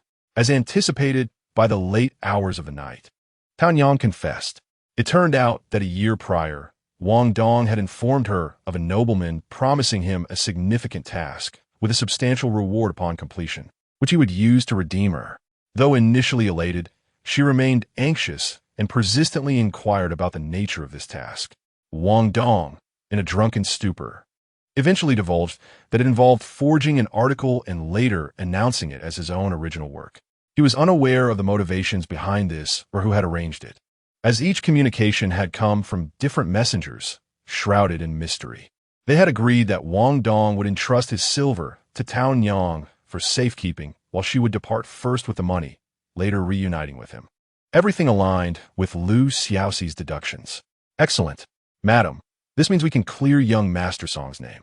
Ning Dong exclaimed, her excitement palpable. "Shall I escort Tao Yang to the authorities now?" Yet Lu Xiaoxi shook her head. "Not yet. We will wait until dawn." She too wished to expedite young Master Song's liberation, but she felt it was not her place to act. The following day, before dawn fully broke, Lu Xiaoxi brought Tao Yang to the back entrance of Zheng Heng and Amp, Oppos' residence. Zheng Heng, still bedridden, insisted on being carried to meet her upon learning of her arrival. "Well done, Lu Xiaoxi. You truly captured someone." He was astonished to see Tao Yang and the silver. "Come, great contributor, let's take her to my father." However, Lu Xiaoxi replied, "No, today I bring her to you, hoping you will take over this matter. You apprehended her. You uncovered the evidence. Are you foolish?" Zheng Heng exclaimed, leaping from a stretcher. This is crucial evidence for solving the case. You would give me such an opportunity without claiming any credit? Who knows? The emperor might be so moved by your efforts that he grants you 2 marriages, or rewards you in some manner, that you do not lack for wealth. Reputation is also vital. Xiaoxi smirked slightly at his ambition. I am, after all, a woman. It is inappropriate for me to be in the limelight. Please, do this for me as a favor. Moreover, she smiled gently. Had it not been for your brilliant plan, I would not have apprehended her. Now was not the time for her to reveal herself. With Qi zipping in the open and her in the shadows, she held the strongest card. Very well then, I shall take charge. Zheng Heng replied readily, adding, just remember, if I am honored by the emperor, do not feel envious. Thank you for your hard work. Xiaoxi said. Chapter 32. Do not fear wait, Xiaoxi. She turned to leave, but was called back by Zheng Heng. What are your plans now? Zheng Heng scratched his head. I mean, our efforts alone aren't an amp, oppos, T sufficient to extricate Songyu. Are they? If I can an amp, oppos, T think of any other solutions. Xiaoxi nodded. I can an oppos, T think of any alternatives either. What then? Zheng Heng suddenly jolted. What? You can an oppos, T think of anything either? What should we do? Let us leave the rest to Songyu himself. Xiaoxi smiled. I believe he can manage. Zheng Heng, being a clever individual, quickly grasped the situation. All right, then it's up to him. We and oppos, assisted him enough. Now it's time for him to make an effort. Having gathered the evidence, Zheng Heng, feeling relieved, directly took it to his father, received the arrest warrant, and brought Wang Dong back as a suspect. Xiaoxi observed his fervent demeanor and chose not to interrupt, quietly returning home to read and rest. However, her ever-loyal Ning Dong was somewhat dissatisfied. My lady, are you truly going to let all the credit go to young Master Zheng? This was all your discovery. Xiaoxi chuckled. It's but a trivial matter. What does it matter? I seek neither fame nor fortune. As long as Songyu can clear his name, that suffices. Ning Dong stuck out her tongue. You are exceedingly kind to young Master Song. Who knows? She realized she had spoken out of turn and immediately fell silent. But Xiaoxi understood her unvoiced concern. Would Songyu ever acknowledge her kindness? After all, his previous coldness towards her was quite apparent. Xiaoxi's gaze gradually unfocused, her thoughts drifting to her past life. During that time, everything was tranquil, yet she was gravely ill, with the physician repeatedly stating that her condition was dire. Though reluctant to depart, the torment of her illness often led her to make jesting remarks about not wanting to live anymore. On several occasions, she awoke in the dead of night, feeling Songyu's warm embrace, his head nestled in her neck, tears sliding down her hair. In a soft whisper, he would say, if you go, I will follow you. That evening, as Xiaoxi savored her tea and read, Ning Dong hurriedly burst in. My lady, young Master Zheng has come again and is waiting at our gate, she exclaimed. I asked him what he wanted, but he wouldn't say, only that you should hurry out for a surprise. A surprise? Xiaoxi reached the door, only to see Zheng Heng and Appo's shifty eyes. You better not be fooling me. How could I? You are now my benefactor, Zheng Heng replied. I brought the person you wanted apprehended. My father praised me to the heavens, saying I'm quite accomplished and faster than the authorities. Get to the point, Xiaoxi interjected. Zheng Heng raised an eyebrow. Do you wish to see Songyu? You can help? Naturally. Zheng Heng turned. If you wish to see him, follow me. It turned out that Zheng Heng had presented the evidence to his father. The Minister of Justice received accolades and managed to secure an additional opportunity to interrogate Songyu. As classmates who were well acquainted, they could converse for an extended period, leaving the remainder to Xiaoxi. Accompanying Zheng Heng to the Ministry of Justice, Xiaoxi was led to an empty storeroom, donned in the attire of officials, and then entered the cell where Songyu was confined. The Ministry of Justice, being the central judicial authority overseeing criminal matters, had cells similar to those in the criminal department, but since it was an investigative institution rather than a punitive one, the cells were less grim and devoid of torture devices. Here, the cells were dry and spacious, lacking any unpleasant odors. Xiaoxi had thought she could accept any outcome. Yet upon seeing Songyu's frail figure slumped in a wheelchair, She could not suppress her anger. He must have been exhausted, resting in the wheelchair. The dim light filtering into the cell illuminated half of his body, casting him in shadows and making him appear even more haggard. His hair was disheveled, his lips cracked, and dark circles adorned his eyes, likely due to sleepless nights. Cheese zipping. All of this was his doing. His aim was to take Song Yu and Appo's life. A surge of fury towards cheese zipping ignited within Lu Xiaoxi, yet she gradually quelled it. She would ensure he faced consequences. Song Yu, young master Song, Zheng Heng called. His voice strained. After several attempts, Song Yu finally stirred awake. The light in the cell was dim, and to avoid revealing Lu Xiaoxi and Appo's presence, they had not lit any lamps. It took a while for Song Yu to discern that it was Zheng Heng before him. "What are you doing here?" he croaked, his voice hoarse, evidently parched from lack of water. "Of course, I'm here to interrogate you." Zheng Heng pretended to casually pull up a stool, posing various fundamental questions, mainly inquiring if he had seen the exam questions beforehand and whether he recognized Wang Dong. Song Yu cooperated, answering each question, despite having done so numerous times before. "All right, that is all I need to ask." Zheng Heng rose, moved to Lu Xiaoxi and Appo's side, and lowered his voice. "I'll give you 2 incense sticks and Appo's worth of time. When the time is up, you come out, or you and Appo's bear the consequences." "Thank you," Lu Xiaoxi whispered in response. As Zheng Heng departed with the others, Lu Xiaoxi discreetly lingered behind, silently standing before the cell door. It was then that Song Yu noticed the short official before him seemed vaguely familiar. You are," he exclaimed, his eyes widening in shock. "Shoo." Lu Xiaoxi quickly leaned closer to the cell door, gesturing for silence. "It's me, Lu Xiaoxi." Song Yu's hands slowly descended to his wheelchair, struggling to push himself towards her. He was incredibly weak and moving slowly. "Don't move. I'm here to inform you of the situation outside. Just listen," Lu Xiaoxi said, her heart aching at his condition. Gripping the bars of the cell tightly, her knuckles nearly turned white, she shared the current circumstances with Song Yu. "Zheng Heng and I have apprehended the informant and uncovered evidence of his wrongdoing. But it's still not enough. We need you," she faltered, finding it harder than she had anticipated. Given Song Yu's weakened state, what more could she ask of him? Her grip on the bars tightened, but then she felt a rough warmth on the back of her hand. Lu Xiaoxi looked up in surprise to see Song Yu pressing his palm against her hand. He still managed to push the wheelchair closer to her. Their hands gently connected. "You." Lu Xiaoxi instinctively moved her hand. "Don't move," came Song Yu's hoarse voice. His hair fell loosely around his face, and his deep, dark eyes gazed intently at her. Lu Xiaoxi urged, "Listen to me right now outside. I know everything," he interrupted softly. His trembling hand caressed the back of her hand, his touch gentle as if he were caressing a priceless treasure. Rather than Lu Xiaoxi offering him comfort, it seemed he was the one soothing her. Each gentle touch rippled through Lu Xiaoxi's heart like ripples on a pond. "Song Yu, do not fear." Chapter 33. Song Yu's 3 inquiries. Lu Xiao, she was momentarily taken aback.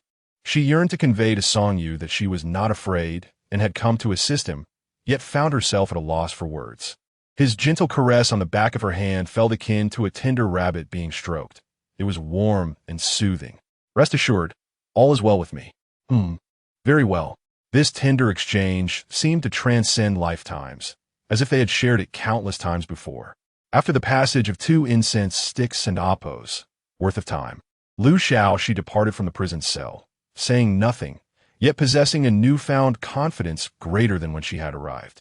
The following day, news emerged from the Ministry of Justice, declaring that due to the gravity and adverse impact of the case, a dispute had arisen between the Ministry of Justice and the Ministry of Rights, leading the emperor to personally preside over the trial in the Grand Hall. Zheng Heng was taken aback by the swift unfolding of events, feeling quite alarmed, while Lu Xiaoxi, equipped with memories from her past life, managed to comprehend the situation somewhat. Given the evidence presently in the hands of the Ministry of Justice, it naturally leaned in favor of Song Yu. The Minister of Rights, Qi Shu, was none other than the biological father of Qi Ziping. Intricately connected to this case, and undoubtedly aligned with Wang Dong's side. Furthermore, if Song Yu were proven innocent, it would implicate Wang Dong, putting the Ministry of Rights at risk of being accused of leaking examination questions. Hence, regardless of the truth, the Ministry of Rights would strive with all its might to prove Song Yu guilty to secure their own safety. The standoff persisted until higher authorities intervened. As Zheng Hang lamented the misfortune of the Ministry of Rights for being embroiled in such a scandal, Liu Xiaoxi remained unfazed. In a certain light, it was indeed the Ministry of Rights that had leaked the questions. That afternoon, within the Golden Wan Hall, the Minister of Rights, Lord Qi, stepped forward and addressed the Emperor. Your Majesty, the evidence against the examination candidate Song Yu for plagiarism is irrefutable and undeniable. This matter touches upon the prestige of our imperial examinations. I beseech your Majesty to impose strict penalties. Your Majesty, interjected Lord Zheng, the chief judge of this case from the Ministry of Justice, there are still numerous uncertainties surrounding this case. We have uncovered evidence of the informant accepting bribes. I implore your Majesty to grant us a few more days, and we shall unveil the truth of the matter. What evidence of the informant accepting bribes? That is clearly a scheme to frame someone. Lord Qi retorted. Why is Lord Qi so certain? Judgments cannot be made on mere assumptions. We must consider multiple pieces of evidence.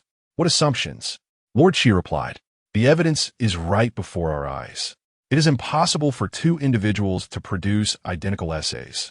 The one who wrote subsequently is the plagiarist. Thus, we must exercise caution in our judgment and not act on fleeting impressions, which would condemn an innocent person to injustice. Enough. The emperor, seated upon the dragon throne, supported his head with his hand and closed his eyes for a moment, appearing somewhat weary from their incessant bickering.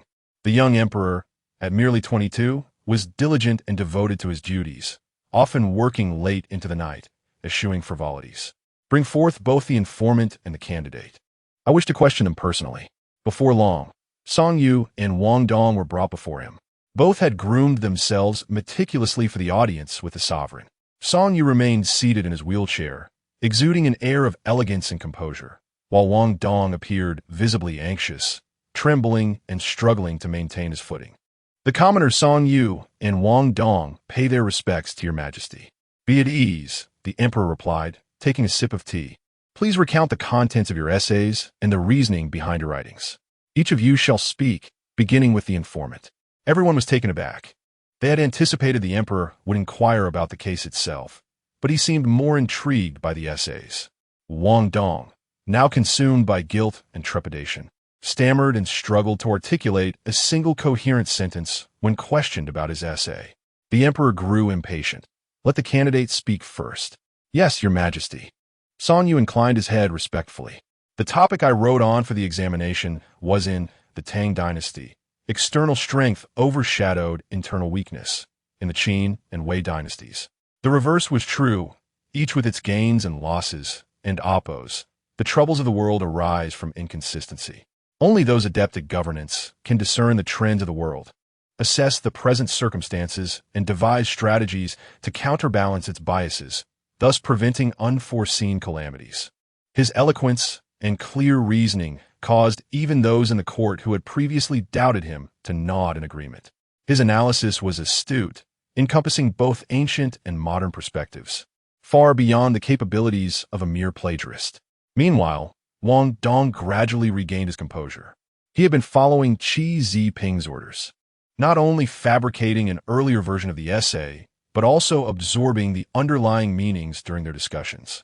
Though he spoke hesitantly, he managed to articulate some points. The momentum in the court began to shift, but this did not definitively prove that Song Yu was the original author.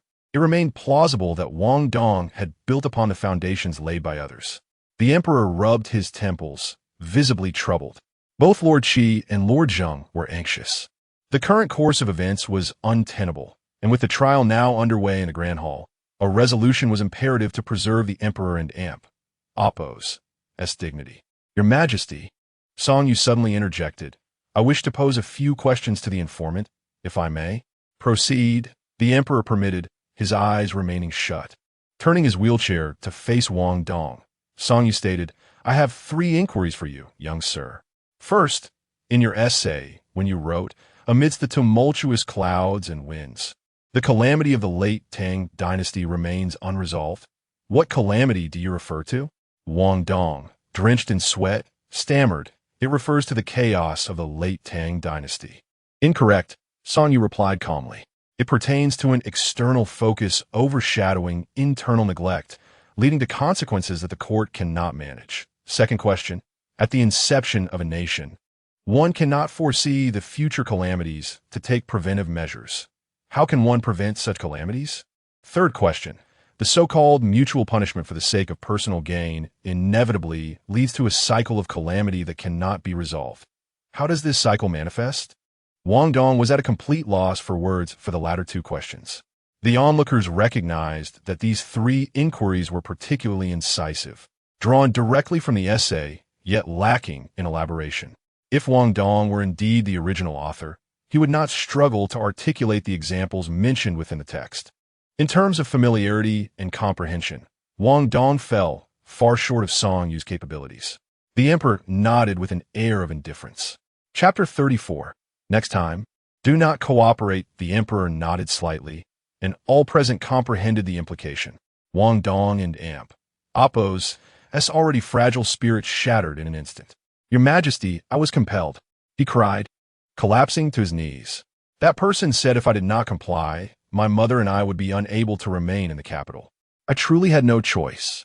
At this revelation, the hall fell into stunned silence.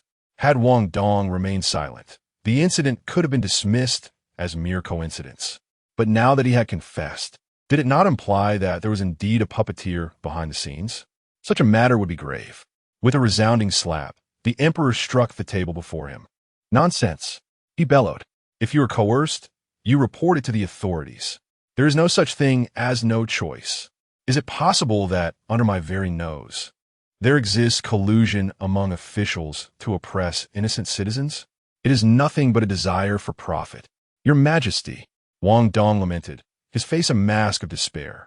Zheng Qing, the emperor called out. At your service, replied Zheng, the lord of the Dali Temple, immediately stepping forward. You have heard the confession. Take him away and conduct a thorough investigation. We must uncover who is scheming in the shadows, who seeks to tarnish the reputation and credibility of our imperial examinations. Your servant obeys, came the prompt reply.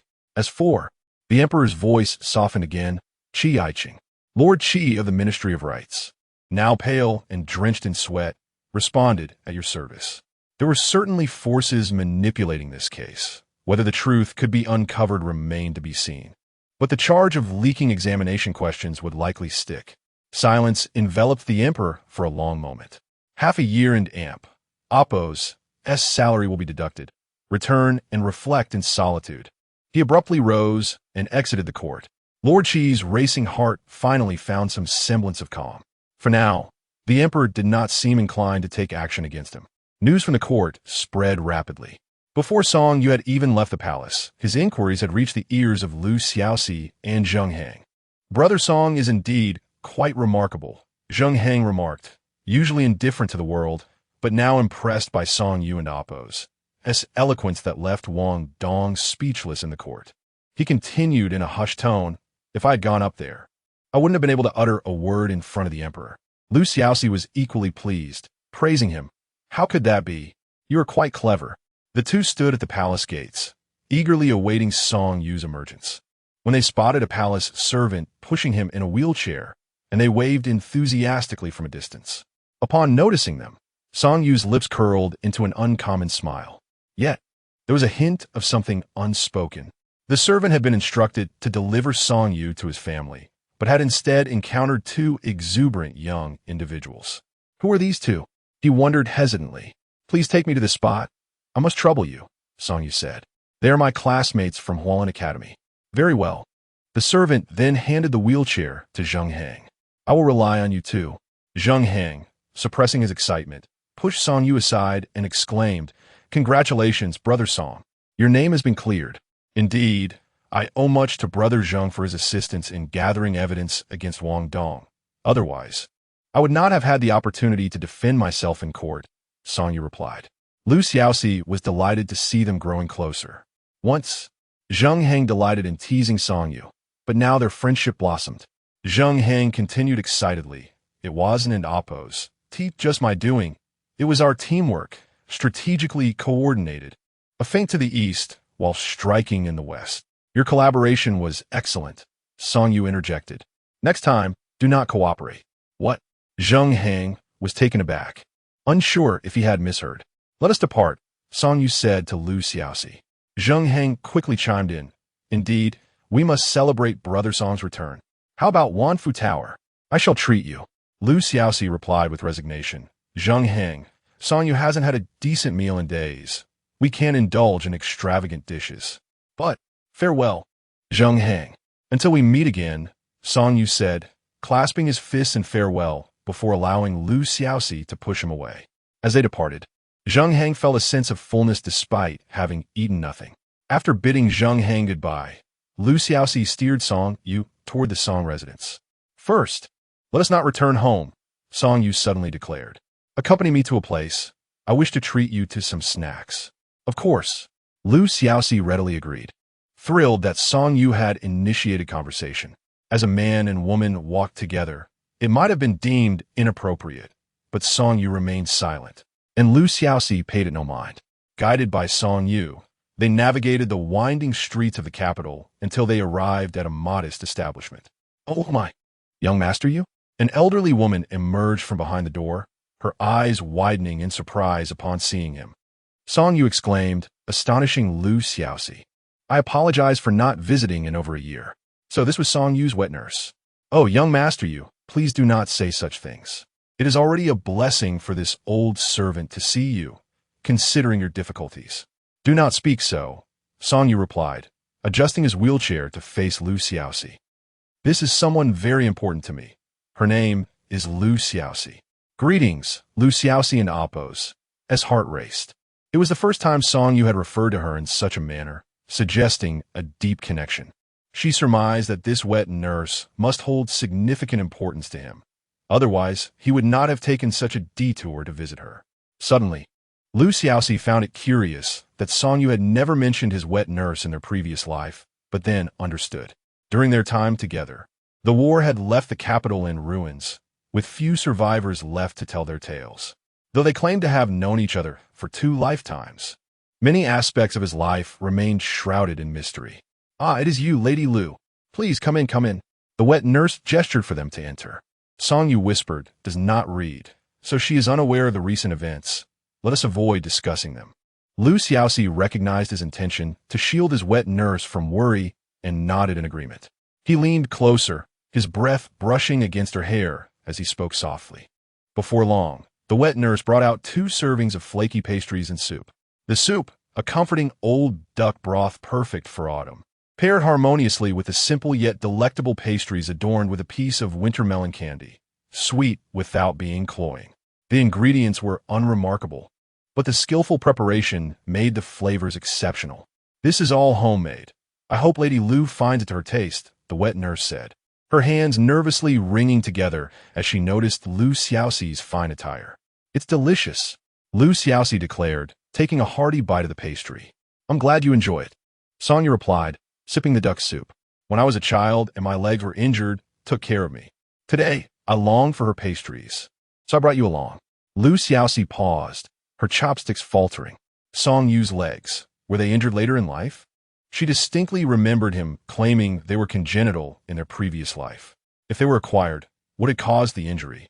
Unbeknownst to her, Song Yu exchanged a knowing glance with his wet nurse, who nodded in understanding before discreetly retreating to the back kitchen. Chapter 35. Would you accept it?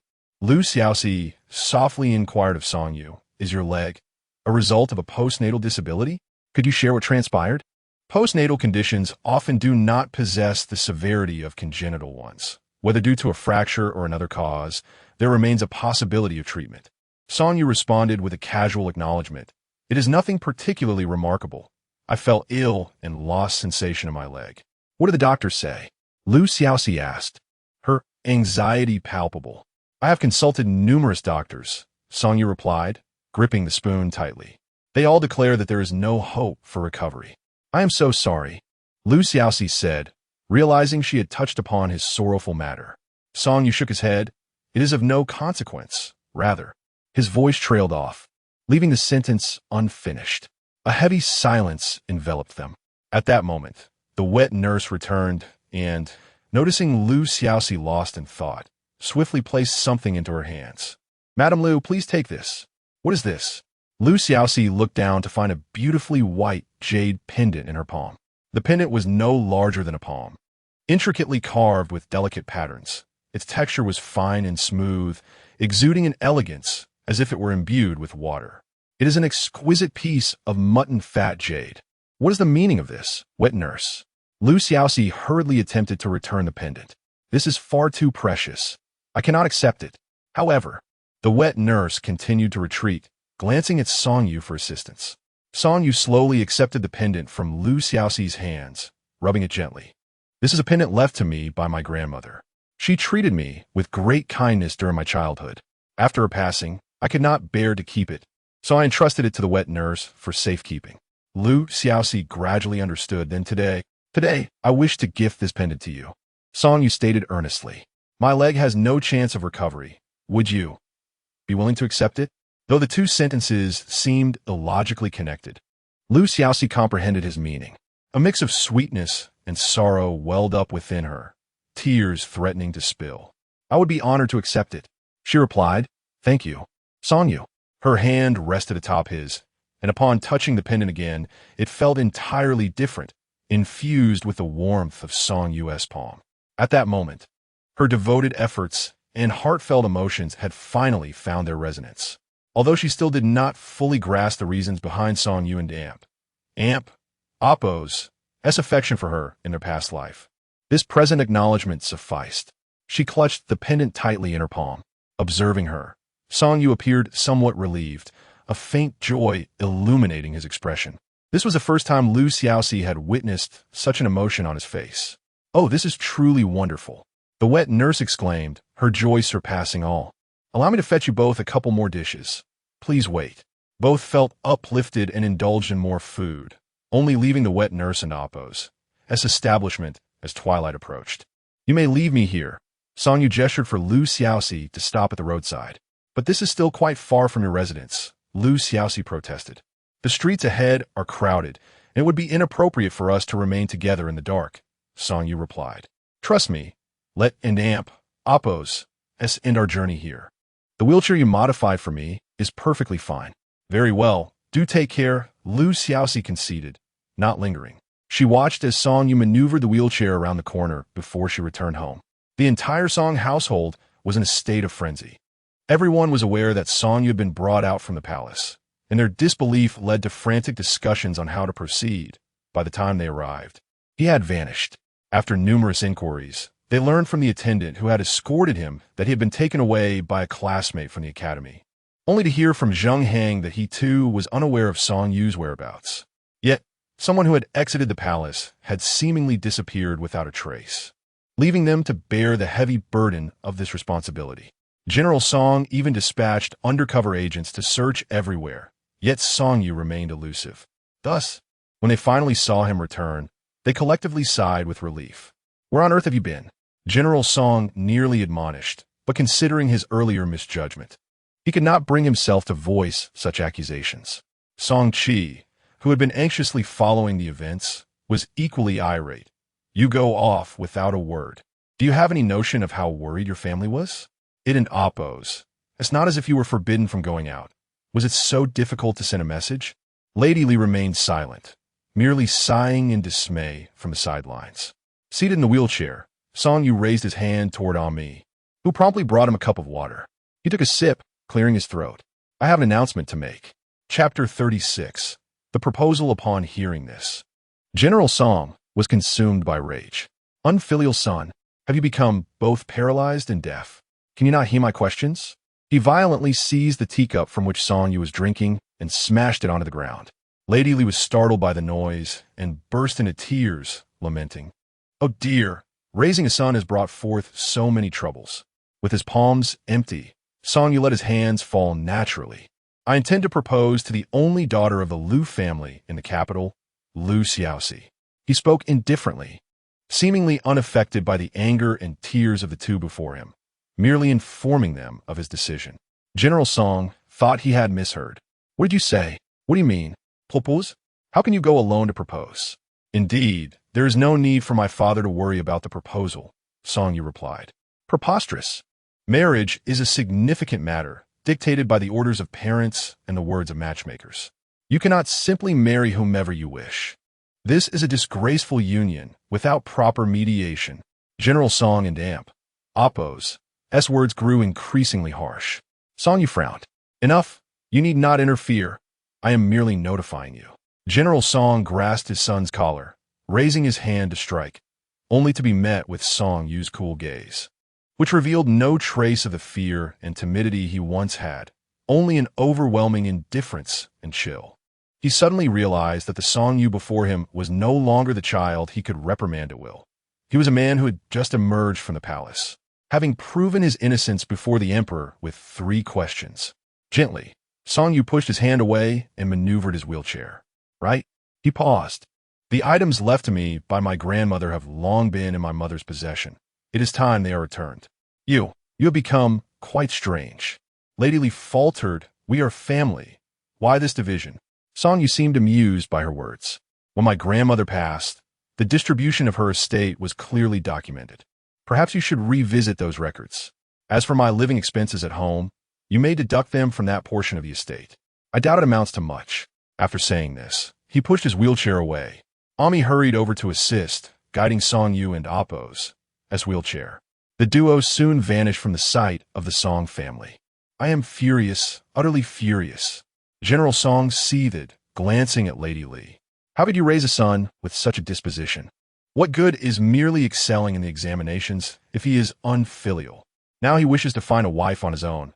What will others say about our Song family? Lady Li, startled by his outburst, began to weep again. How was I to know? Since his legs lost sensation, he has been insufferably difficult. At that moment, the younger son, Song Chi, who had been silent, chimed in, Father, Mother, do not be too hasty. Things may not be as dire as they seem. What do you mean? General Song asked. Song Chi explained, Father, have you forgotten that my elder brother wishes to marry Lu Xiaoxi, the only daughter of the wealthy Lu family? The Lu family is merely a merchant family. How can they be worthy of our Song family? General Song scoffed. However, Lady Li began to reconsider. That may be true, but think about it. While our Yuer is indeed the son of a general, his legs. If we are to discuss marriage, it may not be a match of equal status. If she is the daughter of a merchant, we might be able to accommodate. Her words had not been completed, but the implication was understood by all present. Marrying the heiress of a wealthy family would mean gaining substantial wealth. Although the merchant and Amp, Oppo's daughter might be a lowly match, it could serve as a suitable arrangement for their disabled son. Sacrificing Song Yu and Oppo's dignity could bring happiness to the entire Song family. Yet, General Song hesitated. Would and Oppo's, that be too much of a concession for you and Oppo's? Marrying a merchant's daughter would invite mockery. What grievance does he have? Did he not just declare that he intends to marry? Song Chi interjected. Exactly. He is an adult with his own intentions. We should honor his wishes, Lady Li added, as if this matter caused her great distress. General Song contemplated for a moment. Very well, then. Let us grant him the items left by his grandmother, as he wishes. General, do as I say. General Song snapped. Those belong to him in the first place, and besides, do we lack for money? Marrying into the Lu family will surely bring more than it takes. His voice grew hoarse, as if speaking of a shameful affair. In truth, it was. Every day, Lu Xiaoxi sent someone to observe the governor's office, and indeed, within a few days, the authorities issued a new announcement and list, vindicating Song Yu and restoring his examination results. The onlookers had mixed reactions. Some mocked the government and Amp, Oppo's inconsistency, but the majority applauded Song Yu for clearing his name. In the entire capital, no one was more anxious than Xi Zipping. Lu Xiaoxi felt a sense of clarity. She had been plotting to bring down Song Yu for over a year, yet the situation had spiraled out of control, leading instead to his rising fame and favor in the eyes of the emperor. Though she had managed to keep herself hidden during this affair, She was not feeling any better. Xiaoxi was determined to find an opportunity to make cheese zipping pay. She retrieved the jade pendant hanging from her neck, gently caressing its warmth and smoothness. She would not allow cheese zipping any chance to harm Songyu. "My lady," Ning Dong rushed in, flustered. "My lady, young Master Song has come to our residence." "To our residence? Is he looking for me?" Xiaoxi asked, somewhat puzzled. Songyu had always been cautious about propriety, and even if he had business with her, he would send Ami to relay the message, never coming in person. "No, otherwise, why would Ning Dong be so eager to inform you? He is here to see your father and mother. He is already in the reception hall. My parents—" Xiaoxi was taken aback. She hurried towards the reception room. In the reception hall of the Liu residence, Liu and Appo's father and mother sat in their designated seats, their expressions more astonished than Xiaoxi's. "Could you please repeat that, young sir? We seem to have missed it." Liu's father finally spoke. "Certainly." Sitting in his wheelchair, Songyu nodded and reiterated. "Songyu wishes to seek your daughter and Appo's hand in marriage and hopes for your blessing." The crows cawed overhead. Liu and Appo's parents exchanged bewildered glances. "Wait a moment. Why does this seem so peculiar?" "Dear nephew," Liu and Appo's father began, shifting his tone, "this matter of marriage must involve parental consent. At the very least, you should bring a matchmaker." It was unheard of for a young man to personally come to propose while his parents were still alive. Songyu nodded earnestly. "I apologize for my oversight. However, my parents do not approve of this union. Hence, I could not invite a matchmaker." At this, Liu and Appo's parents and Appo's expressions darkened. "If your parents do not approve, what are you doing here? Is this a jest at our expense?" Liu and Appo's father reprimanded. Though he knew that this young master hailed from a general's family, a significant disparity in status existed, and he had cherished Xiaoxi since she was a child. How could this young man dare to insult them so brazenly? Songyu replied, "I ask for your understanding. Though my parents do not approve, I genuinely wish to marry your daughter. Your words carry no weight." Liu's father waved his sleeve dismissively. "Without proper legitimacy, I will not marry my daughter to you." "Father, what is happening?" At that moment, Xiaoxi burst in, surprised to find her usually gentle father fuming. "Songyu." She approached Songyu and Appo's wheelchair, inquiring, "How did you come here?" At that moment, Liu and Appo's mother recalled, "My dear, this young man seems to be the top scholar of this year in Appo's autumn examination, a classmate of our daughter at the academy. He has come alone to propose to you. Tell me, is this the act of a sane individual?" Liu's father had previously heard from his wife about their daughter's efforts to clear her classmate's name, and he was aware of the close relationship between them. He sighed, choosing not to utter any further disparaging remarks. However, he harbored reservations about his daughter marrying a man who was physically disabled. "Songyu." Xiaoxi stood in the hall, struggling to believe her ears. She had thought that the jade pendant he gifted her signified their mutual affection, and that they would simply wait a year or two for the emperor's decree to wed. To her astonishment, Songyu had come in person to propose. Alone. Songyu smiled at her, saying nothing, before placing his hands on the arms of his wheelchair, as if to rise. Ami and Xiaoxi instinctively moved to assist him, but he waved them off. With great effort, he supported his body, gradually shifting to the ground. He knelt, both knees touching the floor. Chapter 37. A heartfelt promise and genuine affection. What are you doing? The parents of Liu were taken aback. Surrounding individuals rushed to assist. It was Songyu who first bowed his head, producing a resounding thud. The first bow was to express gratitude to the elders for giving birth to Xiaoxi, for nurturing her. The debt of parental love cannot be drowned by water nor extinguished by fire. Liu's mother sighed, "Oh, you child." Then came the second bow. This time, he thanked the elders for raising Xiaoxi into a kind, tolerant, and wise woman who had once offered him warmth and saved him from peril. The third bow followed. This time, he lowered his head and did not raise it again. He declared, as a junior, "I have cherished Xiaoxi for a long time and wish to marry her, offering my heartfelt promise and genuine affection, with no regrets in this life." A stir arose among the crowd. It was their first encounter with such a method of proposing. Without a matchmaker or parents present, he came alone to bow.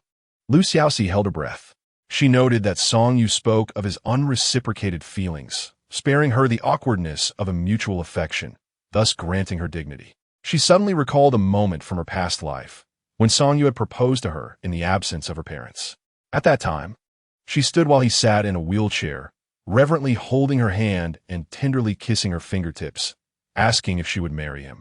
Heartfelt promises and genuine affection. With no regrets in this life, he uttered the same words. However, now it was a matter of 2 lifetimes, not merely this one. Lu's father appeared somewhat moved, yet insisted, "But your parents do not consent, and it is not proper. How could we allow Xiaoxi to proceed without the customary betrothal gifts?" The betrothal gifts were to match those of a contemporary princess. Song Yu replied, "Though my parents may disagree, I assure you that after marriage, I will never let her suffer in the slightest, nor will I allow her to face any displeasure from my parents." Such a promise, even in the face of parental disapproval, was audacious. Indeed, even a marriage arranged with parental approval would not dare to claim complete freedom from familial scrutiny. Besides, where is there a daughter-in-law who does not heed her mother-in-law? Yet, Song Yu dared to assert this. "We wish to keep Xiaoxi by our side for a few more years," Lu's mother interjected. At just over 15, while many girls her age were already married, the Lu family preferred not to wed their daughter off so early, as early marriages often led to hardships. Song Yu nodded. "Then may we first establish an engagement?" At this, the Lu family found themselves at a loss for reasons to refuse. In truth, whether it was an engagement or betrothal gifts, even parental disapproval was not the most significant concern. What they truly worried about was Song Yu and Amp, Appo's, legs. Lu and Amp, Appo's, father cleared his throat awkwardly. "Well, we will consider this further. We would not wish to see you kneeling here indefinitely." Song Yu replied, "Naturally, I would not wish to burden the elders. Please rise." Lu's mother hastily signaled for him to stand. "Then let our family discuss this matter and provide you with an answer in a month. How does that sound?" Lu and Amp, Appo's, father suggested. "Junior will await your decision," Song Yu said, bowing his head. "Then I shall take my leave." The true concerns of the Lu family were well understood by all present, and Song Yu was most acutely aware of this. "I will escort you," Xiaoxi said, taking over Song Yu and Amp, Appo's, wheelchair from Ami and personally pushing him out in front of her parents. Outside the hall, they fell into a momentary silence. "Did I trouble you today?" Song Yu turned his head, breaking the silence first. "How could that be?" Xiaoxi replied, "I am overjoyed, Song Yu." Her voice began to choke. Xiaoxi rarely cried, and whenever tears fell, it was due to Song Yu. Yet, she was genuinely happy that he had taken the initiative to propose. She could imagine the effort he had exerted to take this step, which represented his feelings for her.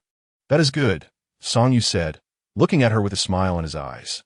"I was worried that my sudden arrival might have startled you." "Not at all.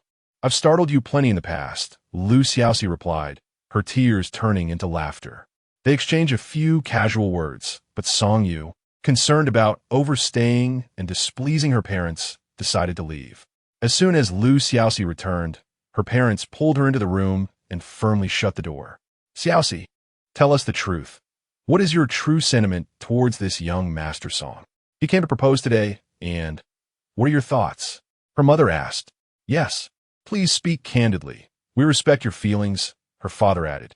Then, noticing the tears at the corners of Xiaoxi's eyes, he angrily exclaimed, "Did he threaten you in any way? Do not fear. Whatever happens, your parents will stand by you. We will face this together." "Father, mother, what are you thinking?" Xiaoxi hurriedly helped her parents sit down. "What could he use to threaten me? If anything, it would be the other way around," she chuckled. "I have previously mentioned to mother that young Master Song is outstanding in both character and academics, a rare talent. Oh, what good is mere knowledge? There are plenty of learned scoundrels in this world." Lu and Amp, Appo's, father retorted indignantly. "His kindness to others does not guarantee he will be kind to you, my daughter. And besides, what about his legs?" Xiaoxi nodded seriously. "Father, you are correct. One should not judge a person solely by their knowledge. But neither should one judge by mere appearance. Though Song Yu is in a wheelchair, his kindness towards me is genuine and cannot be feigned." Some individuals may appear handsome and charming, yet their true nature remains concealed, and one might only discover the hardships post-marriage. With that, she knelt on the ground. I wish to marry Song Yu. I hope my parents will grant their blessing. Tears streamed down her father and Appo's wrinkled face. I am only afraid you might be deceived, that you would suffer, my daughter. Xiaoxi, smiling, linked her arm with her father's. Father, have I not been clever and perceptive since childhood? I will not fall victim to deception or hardship. This matter cannot be settled hastily, her mother stated. Your father and I will discuss it thoroughly. If you have any thoughts, share them with us promptly. Very well, Xiaoxi replied with a smile. With a month remaining, Lu and Appo's parents were burdened with endless worries regarding this matter. Yet, the news of the proposal and engagement spread throughout the capital like wildfire, making both the Song and Lu families the talk of the town. Some laughed at Song Yu for proposing alone and not being rejected. Others remarked that Xiaoxi and Song Yu were a match made in heaven, with one blind and the other lame. In short, few held high hopes for their union. At the tea house of Wu Baicha, a tall and handsome man sat by the window, savoring his tea. Beside him sat a delicate young woman in a pink dress, who prepared tea for him while saying, Cousin, the Song family has come to propose, and you seem unfazed. Have you lost interest? The Song family? It was merely Song Yu who came. The man, zipping, chuckled lightly. Even if it were the entire Song family, there is no need for haste. Chapter 38. The trial of Father Lu. Why is cousin so certain? The woman inquired. Zipping seemed to have heard something amusing, a trace of satisfaction flickering across his brows.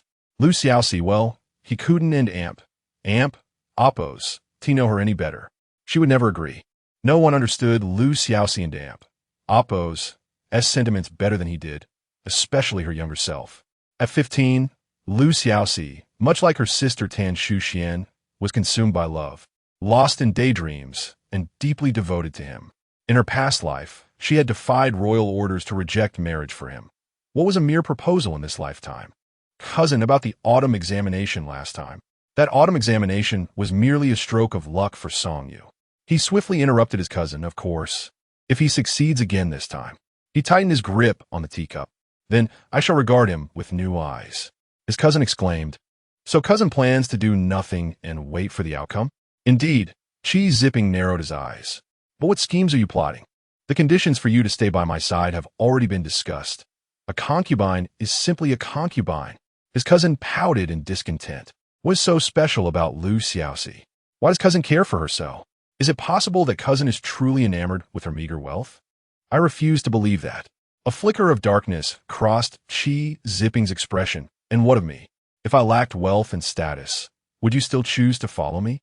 Of course, his cousin replied. What I cherish is merely cousin himself. Zipping smirked silently. A month swiftly passed. In the city, some eager souls marked this day, calling friends to gather at the gates of the Lu residence, hoping to witness the spectacle of Song Yu and the Lu family once more. However, they were met with disappointment this time. Not only had Song Yu arrived, but his parents, General Song and Madame Li, accompanied him, bringing a plethora of gifts and a retinue. Their grand entrance quickly dispersed the onlookers. Ah, General, I was unaware of your arrival. Please forgive my lack of greeting. Lu and Appo's parents were taken aback by the presence of the general and his wife, their minds racing. As common folk, they were expected to show great deference to General Song, a current high-ranking officer.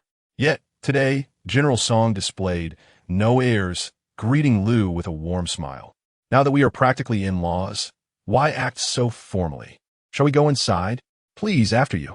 Since Song Yu had mentioned that his parents disapproved, Lu and Appo's parents were somewhat surprised but dismissed their thoughts, assuming that Song Yu had managed to persuade them, feeling somewhat relieved. However, Xiaoxi sensed the intentions of Song Yu's parents and cast a glance his way, receiving a resigned look in return. Having them here is better than not, he whispered to Xiaoxi, but rest assured, I shall not allow them to achieve their aims.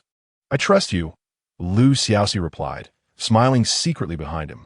The two sets of parents exchanged pleasantries before swiftly steering the conversation toward the marriage proposal. General Song reproached Song Yu for his rash actions a month prior, which had caused complications.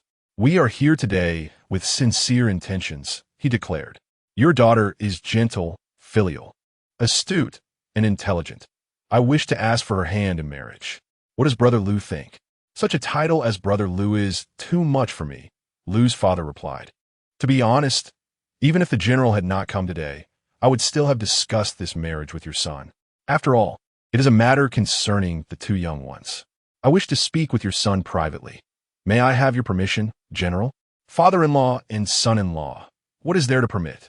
Of course, it is no issue. General Song instructed Song Yu, "Go, have a good talk with your father-in-law." Lu's father, unbothered by General Song's informal address, gently nudged Song Yu into a room, locking the door behind them. The inner chamber was dim, lacking windows. Young Master Song, Lu and Amp, Oppose, as father began. Song Yu cupped his hands. "Please, Uncle Lu, speak." As Lu's father walked, he lit the room's candles. "Young Master Song, please observe. These are the most precious treasures of my Lu family," he stated. "I wish to test your discernment. What do you believe is the most valuable asset of the Lu family?" As the candles flickered to life, the room illuminated, revealing a plethora of gold, silver, jade, and calligraphy, all stacked intricately, too much to take in at once.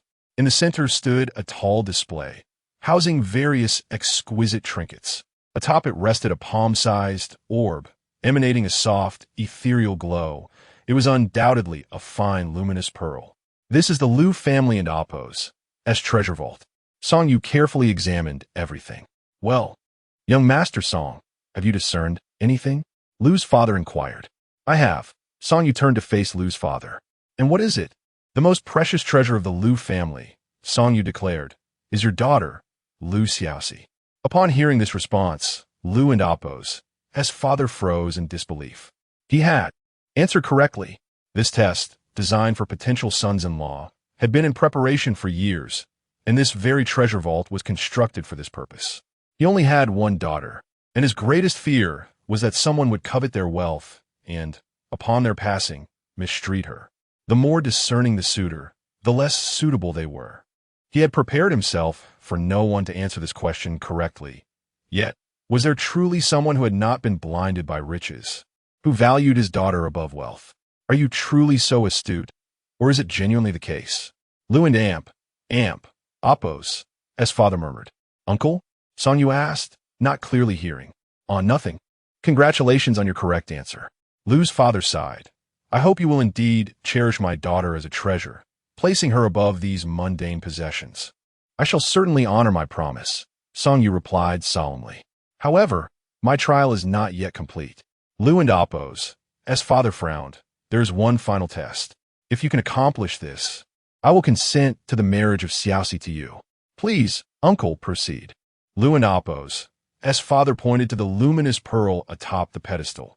"I ask young Master Song to retrieve that pearl by yourself." Chapter 39. Qi Ziping's judgment. The luminous pearl rested upon a high platform, seemingly beyond the reach of any average adult, let alone Song Yu, who was confined to a wheelchair. However, the platform was accompanied by several steps, allowing any able-bodied individual to ascend with ease and retrieve it. Undoubtedly, this trial was a unique challenge devised by Master Lu specifically for Song Yu, as it posed no difficulty to others, yet was akin to scaling the heavens for him. Nevertheless, he unhesitatingly accepted the challenge. Song Yu maneuvered his wheelchair close to the steps, mirroring his previous act of kneeling in reverence. He leaned forward, using the wheelchair as support, inching his way up the steps. He intended to crawl, step by painstaking step, to obtain the luminous pearl, without even attempting to seek out any elongated tools.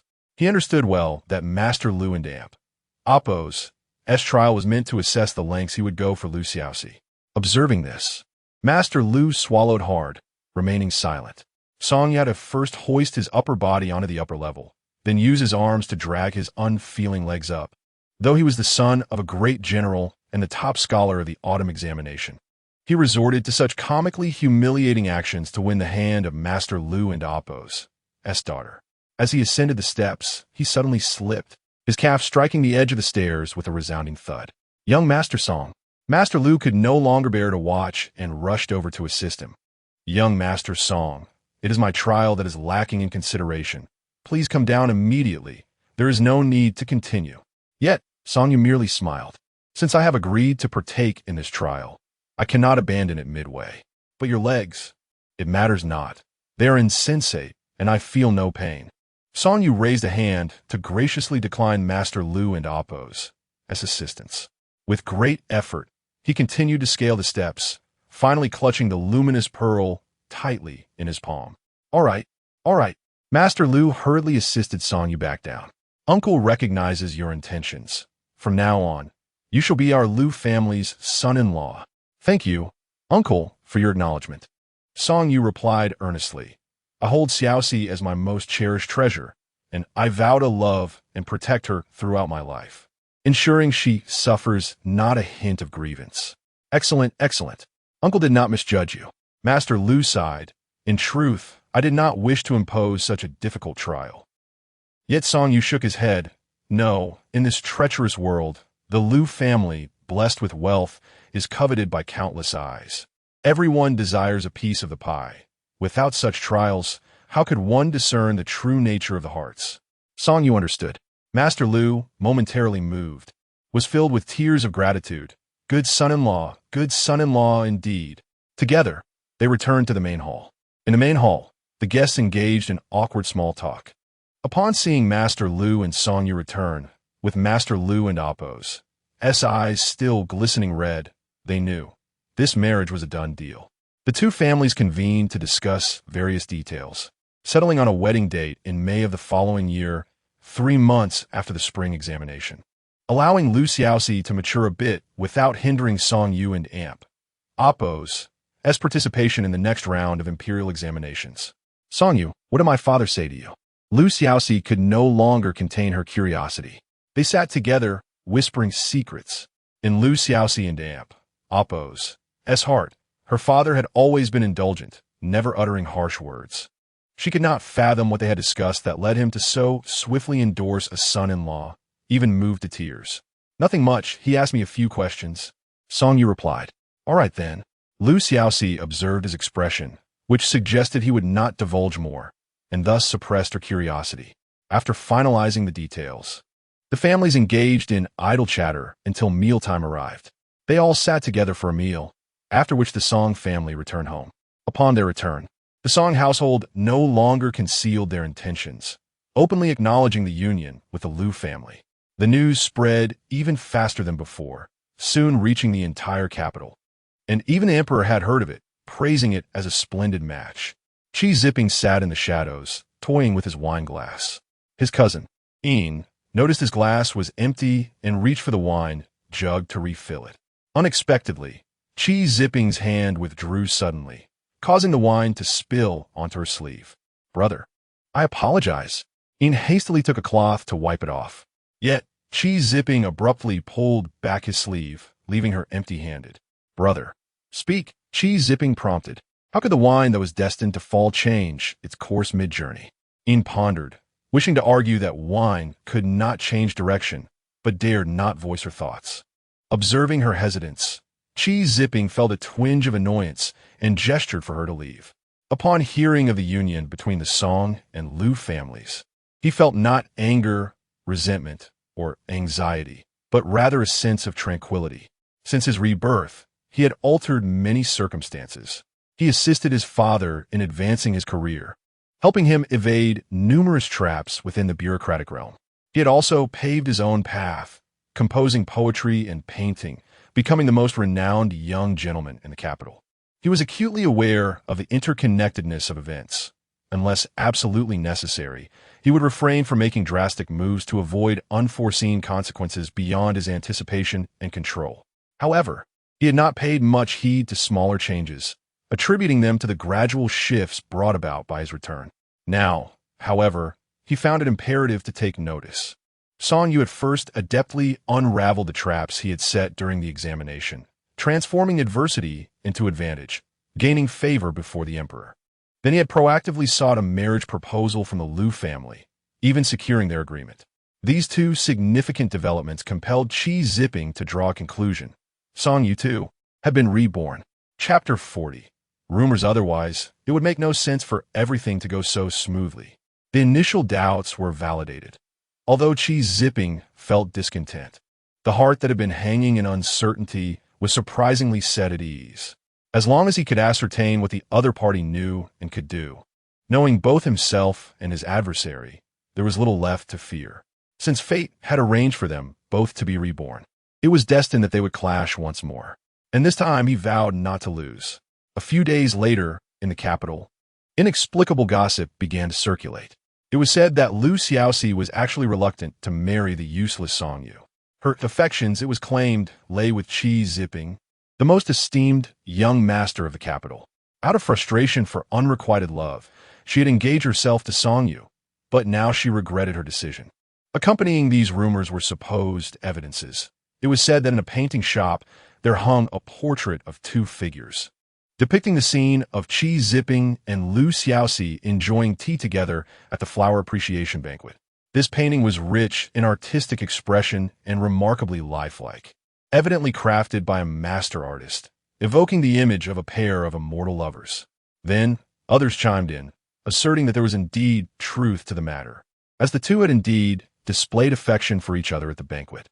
Regardless of any vested interests, praise rarely endures while slander is ever present. A truth as old as time. Xiaoxi, are you really not going to address this matter? The public discourse has been harsh, even suggesting that you and young Master Qi are involved in an affair. As winter approached, Xiaoxi sat with Tan Shuxian, roasting sweet potatoes to warm themselves and satisfy their cravings. Tan Shuxian felt a deep sense of injustice on Xiaoxi and Appo's behalf. Xiaoxi was all too aware of whom she treated well and whom she disregarded. I want to address it. Xiaoxi displayed an air of indifference, believing that the best way to handle such matters was to not handle them at all. The capital's gossip was ever-changing. This topic would only remain hot for 2 months at most, after which you would remember it. If she were to stand up now and clarify the situation, it would only reignite the flames, and she could not predict when they might die down again. Her parents expressed concern, but she reassured them. Tan Shuxian held a sweet potato, taking small bites. Your reasoning is sound, but I still find it quite frustrating. You have no idea. That painting is displayed in the most prominent spot in the shop. Anyone entering can see it at a glance. I've heard some wish to buy it, yet the shopkeeper refuses to sell it, clearly intending to provoke us. Xiaoxi chuckled, let them be. The people who frequent the painting shop are few. Perhaps they tire of it eventually. Tan Shuxian pressed on, what about young Master Song? Aren't you going to clarify things with him? During this time, Song Yu was engrossed in preparations for the upcoming spring examination, with little time to spare. He had declined the invitation from the Imperial Academy, choosing instead to remain at Hualin Academy to study. Mr. Jiang and the others were particularly touched by his dedication, as any achievement in the spring examination would bring honor to Hualin Academy. Consequently, Mr. Jiang arranged for a tutor to accompany Song Yu daily, assisting him with questions and research. Given such extensive arrangements, Xiaoxi refrained from intruding, focusing instead on her own business affairs. The merchant convoy she had sent to develop new territories in the summer had successfully settled down, but due to the distance, responses took time, leading to delays in information. Indeed, your argument holds water. Perhaps I should explain a few things. Xiaoxi pondered, realizing that Song Yu's parents would likely be displeased by the rumors, and thus she accepted Tan Shuxian's suggestion. She penned a brief letter to Song Yu, detailing the events of the flower appreciation banquet, not shying away from any particulars, confident that Song Yu would not misinterpret her intentions. A swift reply came from Song Yu, reassuring her that it was of no concern and encouraging her not to dwell on it, as he would handle the situation appropriately. Time passed, and over half a month had slipped by. Madam, Ning Dong has entered. A maid announced, Miss Xu Xian sent you a letter. Place it there. Xiaoxi replied without raising her head, continuing her work. She was currently embroidering her wedding gown. Oh, my eyes are going to strain. This embroidery is too challenging. You all who work in embroidery are truly remarkable. Her mother had reassured her that it did not matter if her embroidery was lacking on the day of her marriage. A professional embroideress would provide her wedding gown to avoid any embarrassment. However, the act of embroidering herself was essential, symbolizing a wish for a harmonious union and auspicious fortune. Madam is jesting. Your ability to read and conduct business is what is truly impressive, Ning Dong replied. Indeed, if I were a man, I might even contend with Song Yu for top honors, Lu Xiaoxi quipped. Upon opening Tan Shuxian's letter, her brow furrowed. When was this letter delivered? She stood up. Just now, Ning Dong replied. A sense of foreboding washed over her. Why was it always her that bore ill tidings? I have matters to attend to. If my mother inquires, tell her I am attending to business. Lu Xiaoxi hastily donned her outer garment and left home. The letter from Tan Shuxian indicated that she had found a means to dispel the rumors surrounding her and Qi zipping and requested that Lu Xiaoxi await further news. While the information was promising, Lu Xiaoxi sensed something amiss, prompting her to leave in haste. As she headed towards the Tan residence, she spotted a familiar figure in the distance and felt a sense of relief.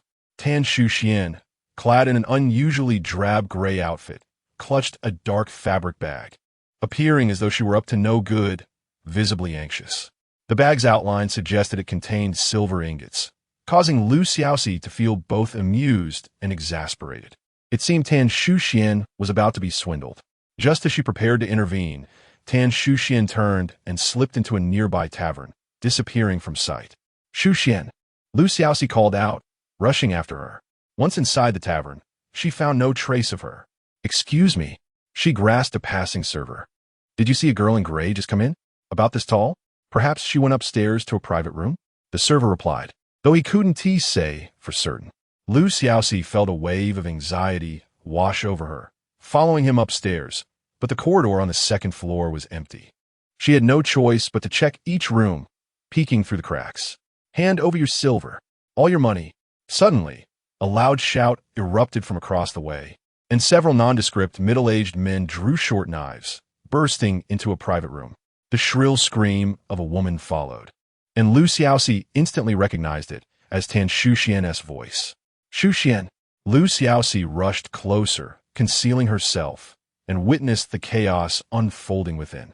Apart from Tan Shuxian, she spotted a man in the room, Qi zipping.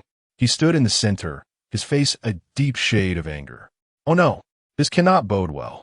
Lu Xiaoxi watched as the man lunged toward Tan Shuxian, who stood frozen in fear, clutching the silver. Qi zipping merely stepped back, watching coldly. Disregarding everything else, Lu Xiaoxi shouted, throw them the silver. At last, Tan Shuxian snapped to her senses and tossed the silver ingots away. The men, seeing this, did not pursue her, but seized the silver and prepared to leap from the second-floor window. The tavern's second floor was not very high, and jumping down wouldn't break any bones. Lu Xiaoxi breathed a sigh of relief, but before she could fully relax, darkness engulfed her as Qi zipping unexpectedly appeared before her, pulling her into an embrace. Let go of me. Lu Xiaoxi struggled against him.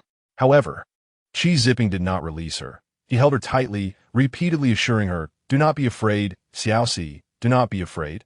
I am here. What is he doing? A flurry of thoughts raced through Lu Xiaoxi's mind as she heard the commotion of footsteps approaching from outside, and in an instant, she grasped Qi zipping's intention. She lowered her head and fiercely sank her teeth into Qi zipping and amp, oppose, wrist. Chapter 41. The Choice of Tan Shuxian. Qi zipping winced in pain, his grip loosening.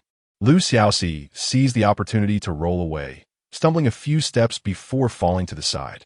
At that moment, a crowd burst in, comprised of eager onlookers and staff from the tavern, but the robbers had already fled.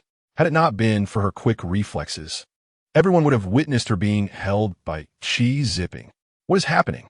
A man dressed as the tavern manager squeezed through, exclaiming, robbery? Hurry and report this to the authorities. He then approached Qi zipping with a fawning demeanor. Oh, young Master Qi, are you unhurt? Qi zipping gritted his teeth, discreetly concealing his wrist that Lu Xiaoxi had bitten. I am fine. It was merely the robbers who startled Miss Lu. He walked over to Lu Xiaoxi, guiding the crowd and Oppo's attention towards her. Xiaoxi, you fell. Are you all right? With her beauty and charm, it was no surprise that everyone thought of Lu Xiaoxi. meeting in secret at the tavern in broad daylight. There truly must be something between them. I was not startled, Xiaoxi suddenly asserted. I only followed in when I saw the robbers enter. They had already left by the time I arrived. How fortunate, someone remarked quietly, faster than us indeed. Laughter erupted among the crowd, clearly skeptical. Xiaoxi cast a cold glance, silencing the one who spoke, who quickly retreated into the throng. Though she did not yet grasp the full circumstances of the incident, she soon realized this was a trap set for her. Among the gathering were undoubtedly Xiaoxi's accomplices, intent on spreading rumors of her clandestine meeting with him. She needed to clarify the situation immediately. Otherwise, this stain would haunt her forever. At least you are safe. Miss Liu, allow me to escort you home, Xiaoxi gently offered. I will not leave, Xiaoxi replied. The matter of the robbery has not been resolved, and my friend Tan Shuxian has lost her money. I must accompany her to reclaim it. Tan Shuxian, still trembling with fear, came to her senses only upon hearing her name, her hands fidgeting nervously. Xiaoxi grasped her shoulders, offering a gentle pat for reassurance. The authorities will handle the recovery of the stolen money. We should return and await the outcome, Xiaoxi suggested. Xiaoxi retorted. Will the officials not inquire about the situation at the scene? If we leave, who will testify? Will they believe only you? Xiaoxi frowned. You are being disobedient again. A portion of the onlookers, realizing the tension between the two, speculated about their relationship, though it did not align with the rumors of mutual affection, leading to hushed discussions. Caught between them, Tan Shuxian glanced between Xiaoxi and Xiaoxi, her fists clenched, struggling to find her voice. At that moment, the officials arrived promptly. What transpired here? Who was robbed? The leading officer inquired. It was this young lady, Tan. Xiaoxi and Xiaoxi exclaimed in unison, prompting laughter from the crowd. The officers looked at them. Who shall speak? I will. I will. Again, they spoke together. Someone in the crowd jeered. Miss Liu, did you not say that everyone had left when you entered? What do you know? Xiaoxi gritted her teeth. The issue had arisen. She genuinely did not know what had transpired. Why was Xiaoxi here, and what was the purpose of Tan Shuxian and Amp? Oppo's money. Could it be? I shall speak, someone suddenly interjected. I am the one who lost the money. To Xiaoxi and Amp, Oppo's, as surprise it was Tan Shuxian. Xiaoxi discreetly restrained her. Do not force yourself. Her reputation was vital, but so was Tan Shuxian's. It is fine. Tan Shuxian took a deep breath. I too am innocent in heart. Very well. Xiaoxi trusted her, believing that Tan Shuxian would not harm her out of infatuation for Xiaoxi. The officer inquired, who was present during the incident, and what were they doing? Where did the robbers enter, and how did they seize the money? Tan Shuxian responded slowly. At the time of the incident, only young Master Qi and I were present as we were conducting a transaction. What kind of transaction? The officer interrupted her abruptly. I was purchasing a painting from him, Tan Shuxian replied. How much was the painting? Was the stolen money exactly the price of this painting? Indeed, a total of 400 taels. 400 taels was no trifling sum. Upon hearing this, Xiaoxi suddenly realized that painting was none other than the double portrait of herself and Xiaoxi enjoying tea. Tan Shuxian had sent her a message saying she could help resolve the issue, intending to use money to purchase that painting. This foolish girl, purchasing one painting. Couldn't the artist create another? Xiaoxi had set this trap, waiting for Tan Shuxian to arrive, dispatching robbers to seize the money, all the while attempting to embrace Xiaoxi, seen by others. Wait, something was amiss. His target was Xiaoxi. How could he be so certain she would accompany Tan Shuxian today? What, she did not show up? A thought suddenly flashed through Xiaoxi and Oppo's mind. Perhaps Xiaoxi believed the buyer was not Tan Shuxian, but rather her, Xiaoxi, willing to spend 400 taels on a painting that might change nothing, reminiscent of what she might have done in her past life. Everything suddenly fell into place. Xiaoxi's goal was her. The prey he envisioned was also her. But unexpectedly, Tan Shuxian's entrance had thwarted his entire plan. By the time Xiaoxi appeared, it would be too late for him to make any alterations. The officer continued to question Tan Shuxian about the robbery. Xiaoxi and Oppo's arrival and other pertinent details. Tan Shuxian answered truthfully to each inquiry. In such circumstances, few would be foolish enough to lie. All right, you may all return and await further notice. The case will be updated as developments arise, the officer concluded. The spectators, feeling disappointed, had anticipated a dramatic confrontation, sisters turning against each other, romantic rivalries, a tangled web of love and hate, but instead witnessed merely a mundane transaction and the folly of a naive girl revealing her wealth. As they prepared to leave, a familiar voice rang out from behind. Make way, make way. The robbers have been caught. Bring them forth. Chapter 42. The hero saves the beauty. The speaker was none other than Song Yuan Damp, Oppo's servant, Ami. How did he arrive here? Ami pushed through the crowd, directing the household servants as they brought forth several men bound tightly. Indeed, they were the very robbers from earlier that day. Captured. It was them. Tan Shuxian was the first to identify them. Ami, with an air of nonchalance, crossed his arms and addressed the officers. Our young master happened upon these suspicious individuals fleeing and instructed us to apprehend them. Upon hearing of the robbery, we immediately brought them to you. As the crowd glanced back, they beheld a figure in a flowing blue robe, graceful as an orchid, exuding an effortless charm despite being seated in a wheelchair. It was Song Yu. He had arrived. How had he managed to catch them so suddenly? Xiaoxi found it hard to believe this was mere coincidence. Yet, seeing Song Yu and Oppo's presence brought her a wave of relief and comfort. Spare us, my lord. This is all a misunderstanding. The lead robber tossed a bag of silver coins, exclaiming, These belong to the young lady. We have not touched a thing. We return it as it is. Tan Shuxian reclaimed her package, counted the coins, and cheerfully remarked, Indeed, it is accurate. At least tonight, my parents will not scold me too harshly. The leader of the officers was visibly enraged, nostrils flaring. What do you mean a misunderstanding? How can there be a misunderstanding when robbery is involved? Quickly, explain how this transpired. Yes, the robber leader began. We were not robbing. We were hired by this young Master Qi to stage a robbery, to give him the opportunity to heroically save the beauty. This bag of silver was always meant to be returned.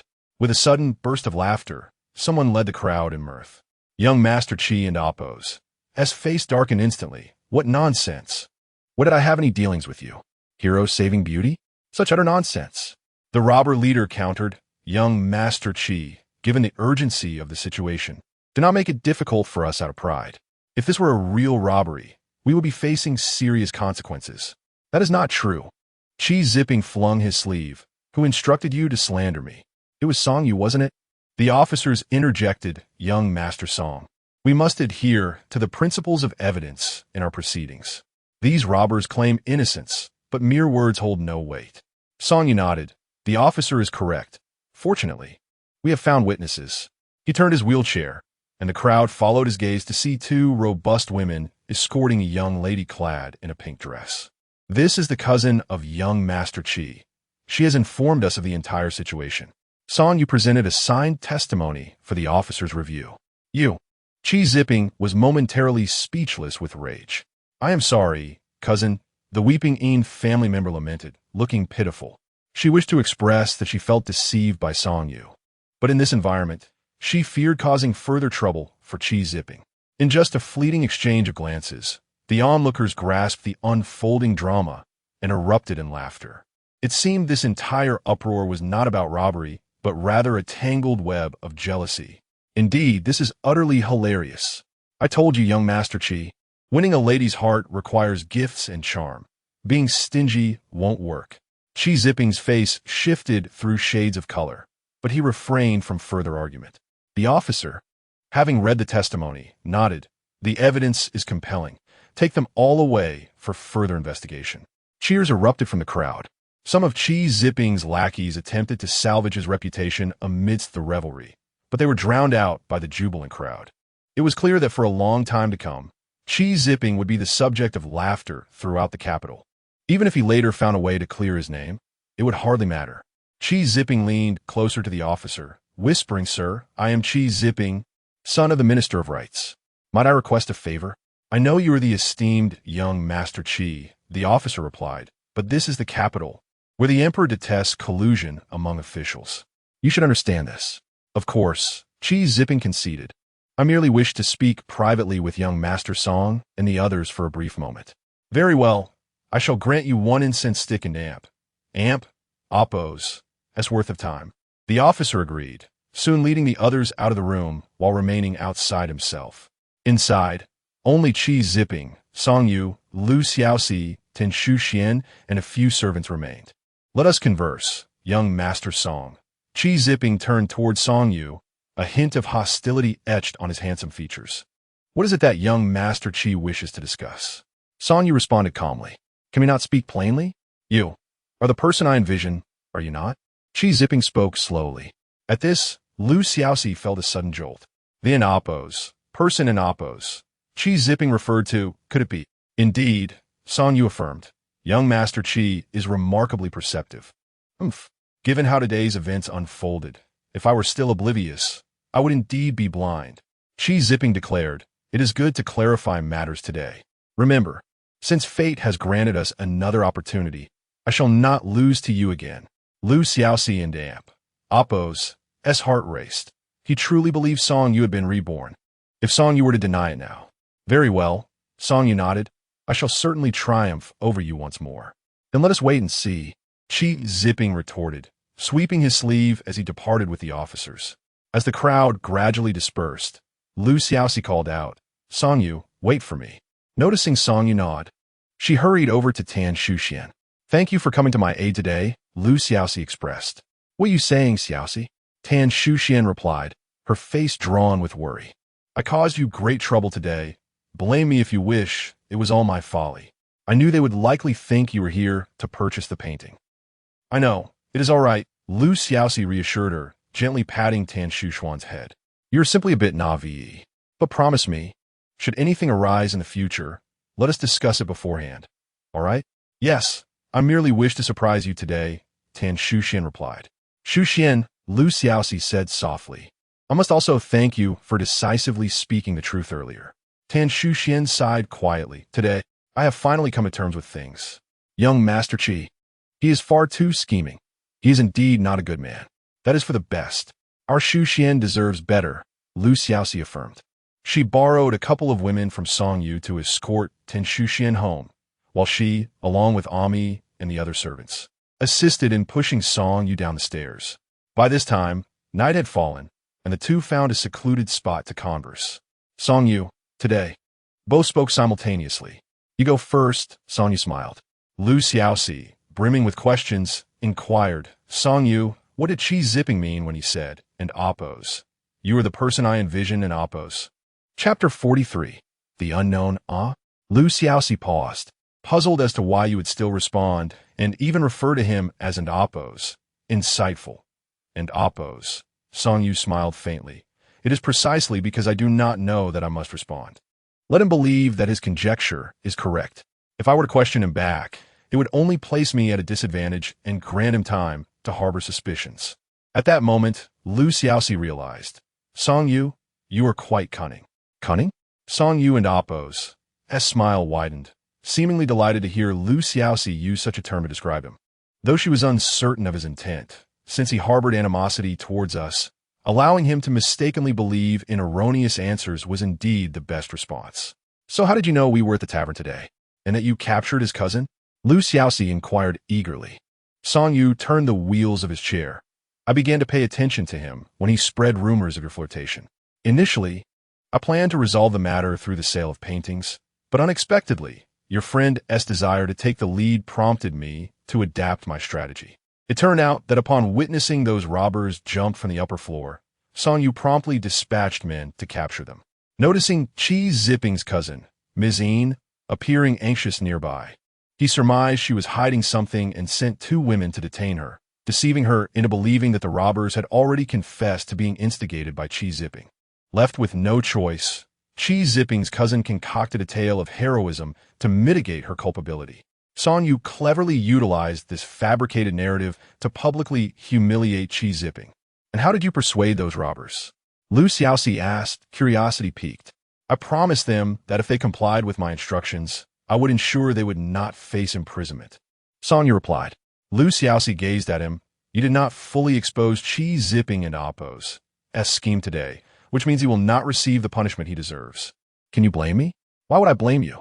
She replied, a sense of satisfaction washing over her as she recalled his expression today. But I blame myself. Song Yu admitted, gripping the armrests of his wheelchair, acknowledging that he still lacked the strength to completely overthrow him.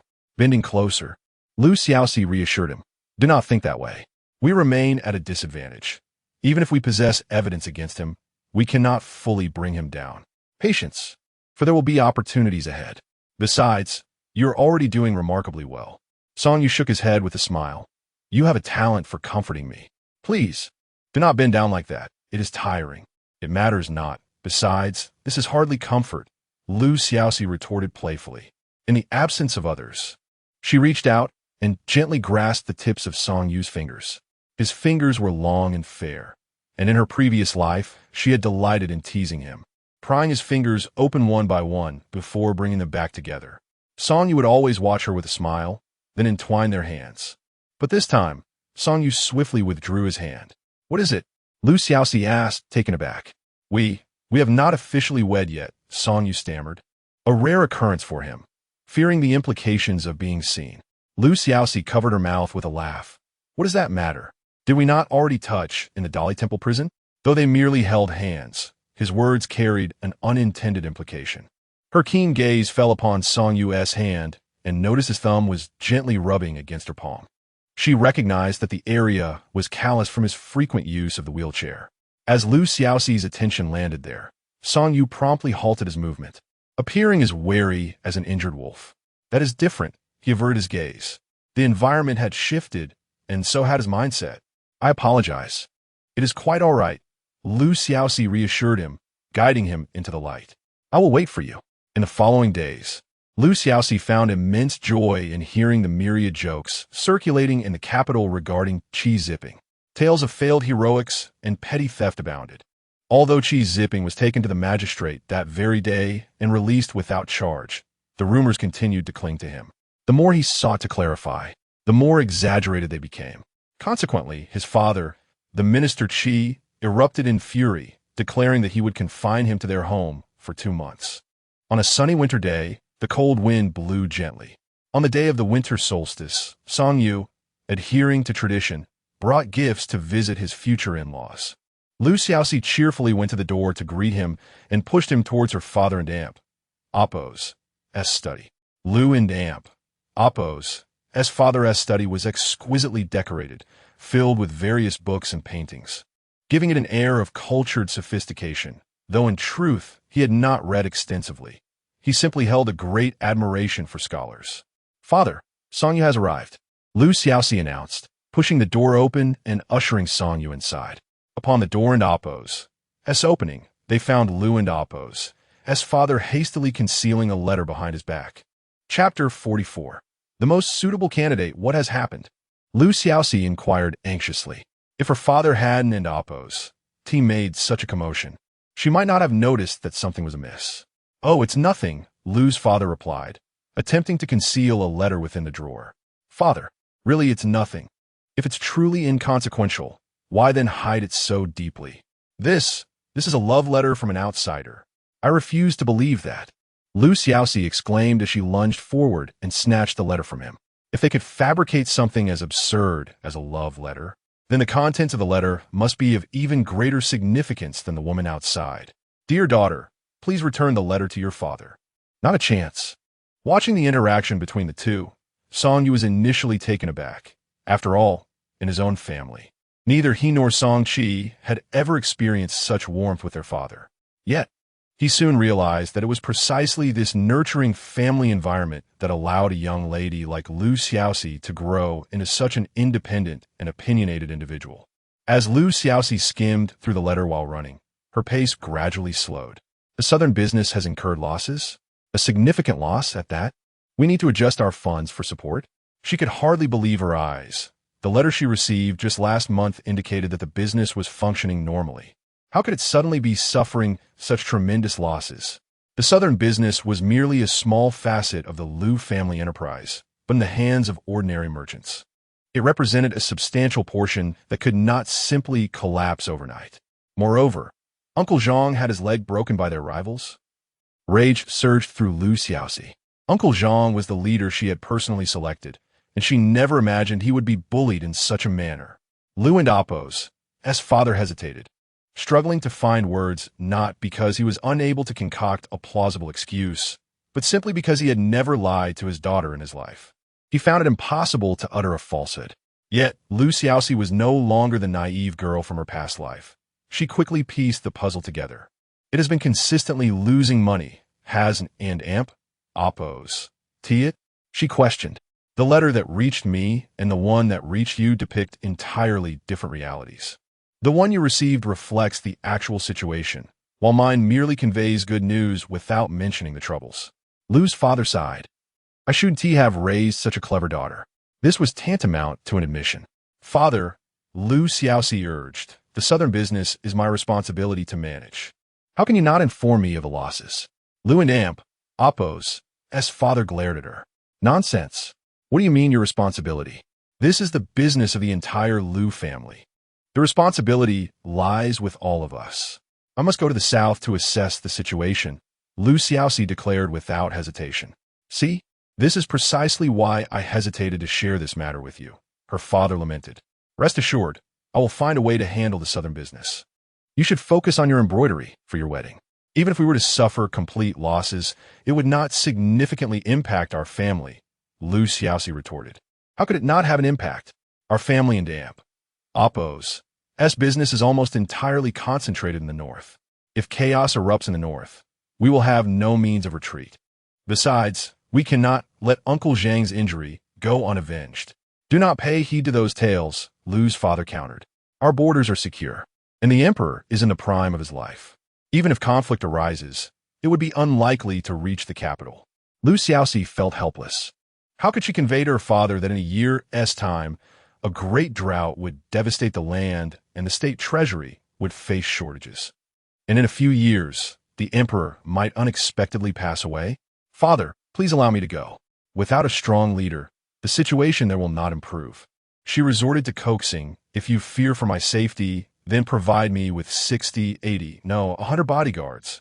That way, even if we encounter bandits on the road, I will have nothing to fear.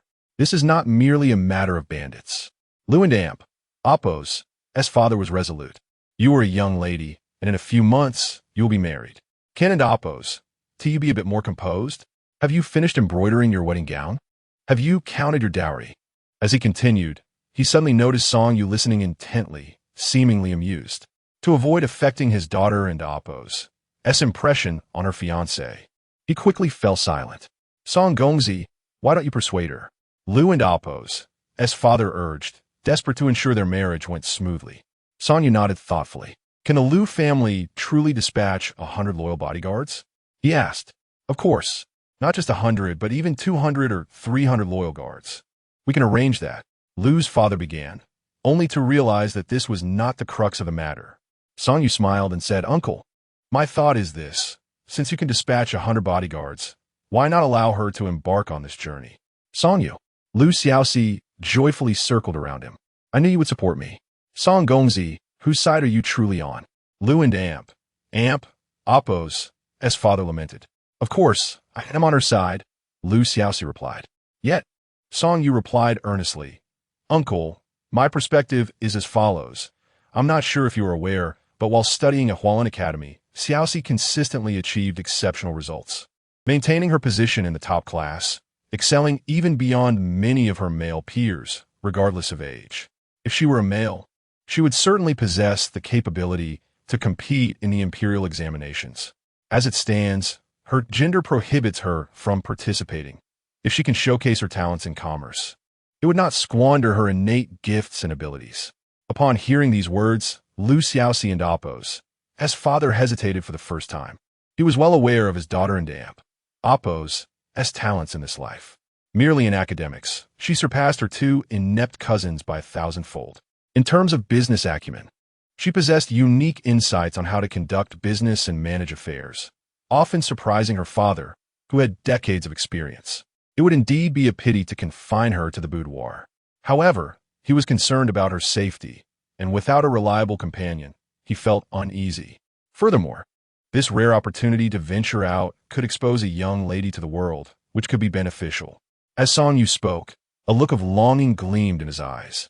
If my legs were whole, and I had the time, I would certainly travel far and wide to observe the customs and conditions of the people. Lu Xiaoxi chimed in. Then your essays during the spring examinations would surely reflect a richer perspective. Perhaps, Song Yu sighed, but that is merely a wistful thought. With my legs as they are, it is unlikely I will ever step out of the capital. Song Gongzi, Lu's father, interjected suddenly, if it would not interfere with the spring examinations. Would you be willing to embark on this journey? At this, both Song Yu and Lu Xiaoxi were taken aback. That night, in the chamber of Lu and Apos, as parents. Are you out of your mind? Lu's mother complained to her husband, rarely expressing her grievances. You actually agreed to let Xiaoxi travel to the south, and even invited that Song Gongzi to accompany her. How could he consent? He has no sense of propriety. Lu's father chuckled. It's a rare opportunity for a journey. Did you not see how delighted they were? They are but children. Do you not understand? Though they are betrothed, they have not yet married. What will people say if they go off together? Lu and Apos, mother countered. Rest assured, we will say nothing, and neither will the Song family. Who else would speak of it? You should not worry, Lu's father reassured her. What Song Yu said is correct. Our Xiaoxi is not a mere ornament. To stifle her would be the greatest disservice. That does not mean we should allow him to accompany her, Lu and Apos, mother replied. If we were to choose the most suitable candidate, I cannot think of anyone better than Song Yu, Lu's father insisted. He is quick-witted and responsive. He will undoubtedly assist Xiaoxi. With Lu's parents coming to an understanding, it was only natural that Song Yu's parents would not oppose the decision either. It is said that her son will accompany the wealthy heir to inspect the business, which meets with her wholehearted approval. She wishes fervently that Song Yu could take over all of the Lu family's establishments at this very moment. This way, the general's mansion would no longer have to worry about financial matters so frequently. As for their reputation, they are indifferent. It is not the Song family that would suffer any disgrace if such news were to circulate. However, among everyone, the most exhilarated is undoubtedly Lu Xiaoxi. She herself never anticipated that her father would permit Song Yu to accompany her on this journey. In her previous life, due to Song Yu and Apos' recent ascension to the position of regent, which required him to solidify his influence in the capital, they had never ventured far beyond the city. At most, they would spend a fortnight at their suburban villa. They had read about the picturesque landscapes of Jiangnan and admired the northern scenery and paintings, yet had never had the opportunity to witness it firsthand. Now, fate has finally granted them this long-awaited chance. Chapter 45. The waning moon and star Song Yu lay alone on the couch, reflecting on the events of the day, still feeling somewhat dazed. He could leave, escape from the bustling yet confining land of the capital. More importantly, he could do so with Lu Xiaoxi. Before meeting Lu Xiaoxi, his life was devoid of light, shadow, color, and contour. He felt powerless, wrapping himself in the solace of books to shield himself from the clamor and distractions of the outside world, pretending he could remain undistracted. However, after encountering Lu Xiaoxi, his world visibly expanded. He gained the opportunity to participate in the imperial examination, living as a vibrant individual, able to gaze upon the world beyond. Everything had transformed. He was now blessed with a person destined to protect him, with a belief in perseverance and ascension. All that he possessed was a gift from Lu Xiaoxi. Once their journey was confirmed, preparations progressed swiftly. Their expedition was not merely for leisure, but to rescue the business in the south. Thus, time was of the essence, and they packed quickly. In just a few days, they would be ready to depart. At the strong insistence of Lu's mother, they arranged for 2 horse-drawn carriages, one for Lu Xiaoxi and one for Song Yu, forbidding them from sharing a carriage. Song Yu dared not defy this, and Lu Xiaoxi readily agreed. While she cherished the moments spent with Song Yu, there was no need for constant proximity. Under the watchful eyes of Lu's parents, they set off in grand procession, intending to travel by land to Yuanzhou before continuing south by water to Hangzhou. During the day, they journeyed, with Lu Xiaoxi reviewing account books and Song Yu engrossed in his studies. At night, they rested at inns if they reached them in time. If not, they camped beneath the stars. Xiaoxi noted the stark contrasts in selling styles between the north and south. Northerners preferred bulk purchases, while Southerners favored smaller quantities. Initially, their party struggled to adapt to the Southern cadence, incurring minor losses, but over time, they gradually adjusted and profits began to rise. However, 2 months prior, their revenues and profits had plummeted unexpectedly, the reasons for which would only become clear upon their arrival. That night, the caravan camped outdoors. The servants set up separate tents for Xiaoxi and Song Yu, while others rested in sleeping bags nearby. In the dead of night, Xiaoxi cautiously peeked outside. Noticing Ning Dong sleeping soundly, she carefully crossed over her and slipped out into the night. The night watchman, upon noticing the movement and recognizing his master, paid little heed. Seizing the opportunity, Xiaoxi tumbled into Song Yu's tent, where a lamp was lit and he was reading. "What brings you here?" Song Yu asked softly, somewhat surprised. "I knew you wouldn't be asleep. You must be hungry, right?" Xiaoxi declared, as if performing a magic trick, producing a handful of snacks from her garments. "I saw you resting in the carriage all afternoon and thought you missed dinner." Song Yu lowered his gaze and replied softly, "I haven't been well. I apologize for troubling you." "Not all," Xiaoxi said, sitting opposite him, tearing open the snacks. "You came all this way to accompany me. I cannot allow you to go hungry." The snacks varied in flavor, and Xiaoxi even brewed a pot of hot tea. Soon, they had satisfied their hunger. "Look at the stars," Xiaoxi suggested. "Tonight, the waning moon is out, and the stars are beautiful." She lifted the tent flap, pinning it aside. In an instant, starlight cascaded into the tent like shimmering waves, illuminating the two of them. Stars dotted the sky, flickering in and out of view, a beauty unseen in the bustling capital. "Truly beautiful," Song Yu murmured. If he were the waning moon, and she the stars, he would willingly extinguish himself to illuminate her path. Entranced, he momentarily lost himself in the sight until he felt a weight on his shoulder. Xiaoxi had fallen asleep against him. Instinctively, he wanted to pull away, but reason stayed his hand. He was unaccustomed to the touch of others, especially in intimate places, and particularly since his frail legs, weakened from disuse, were not to be touched by anyone but himself.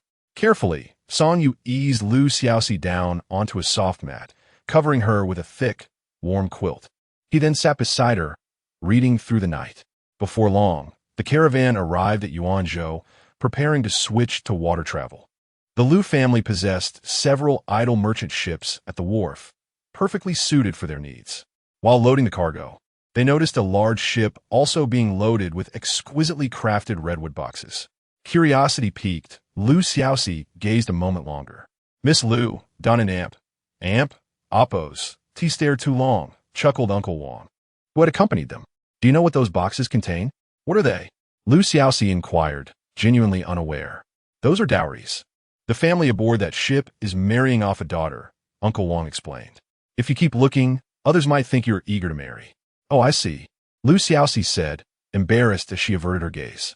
Just then, she spotted a familiar figure among the crowd. Upon closer inspection, it was her classmate from the academy. Nieyao. She stood by an elder, waiting to board the ship, without any peers or age accompanying her. Could it be that the one getting married was she? Wait, a distant marriage. Chapter 46. If you were in my shoes, would you not assist me? It is not uncommon for a woman to marry far from home, but such unions are typically motivated by the allure of a prosperous household.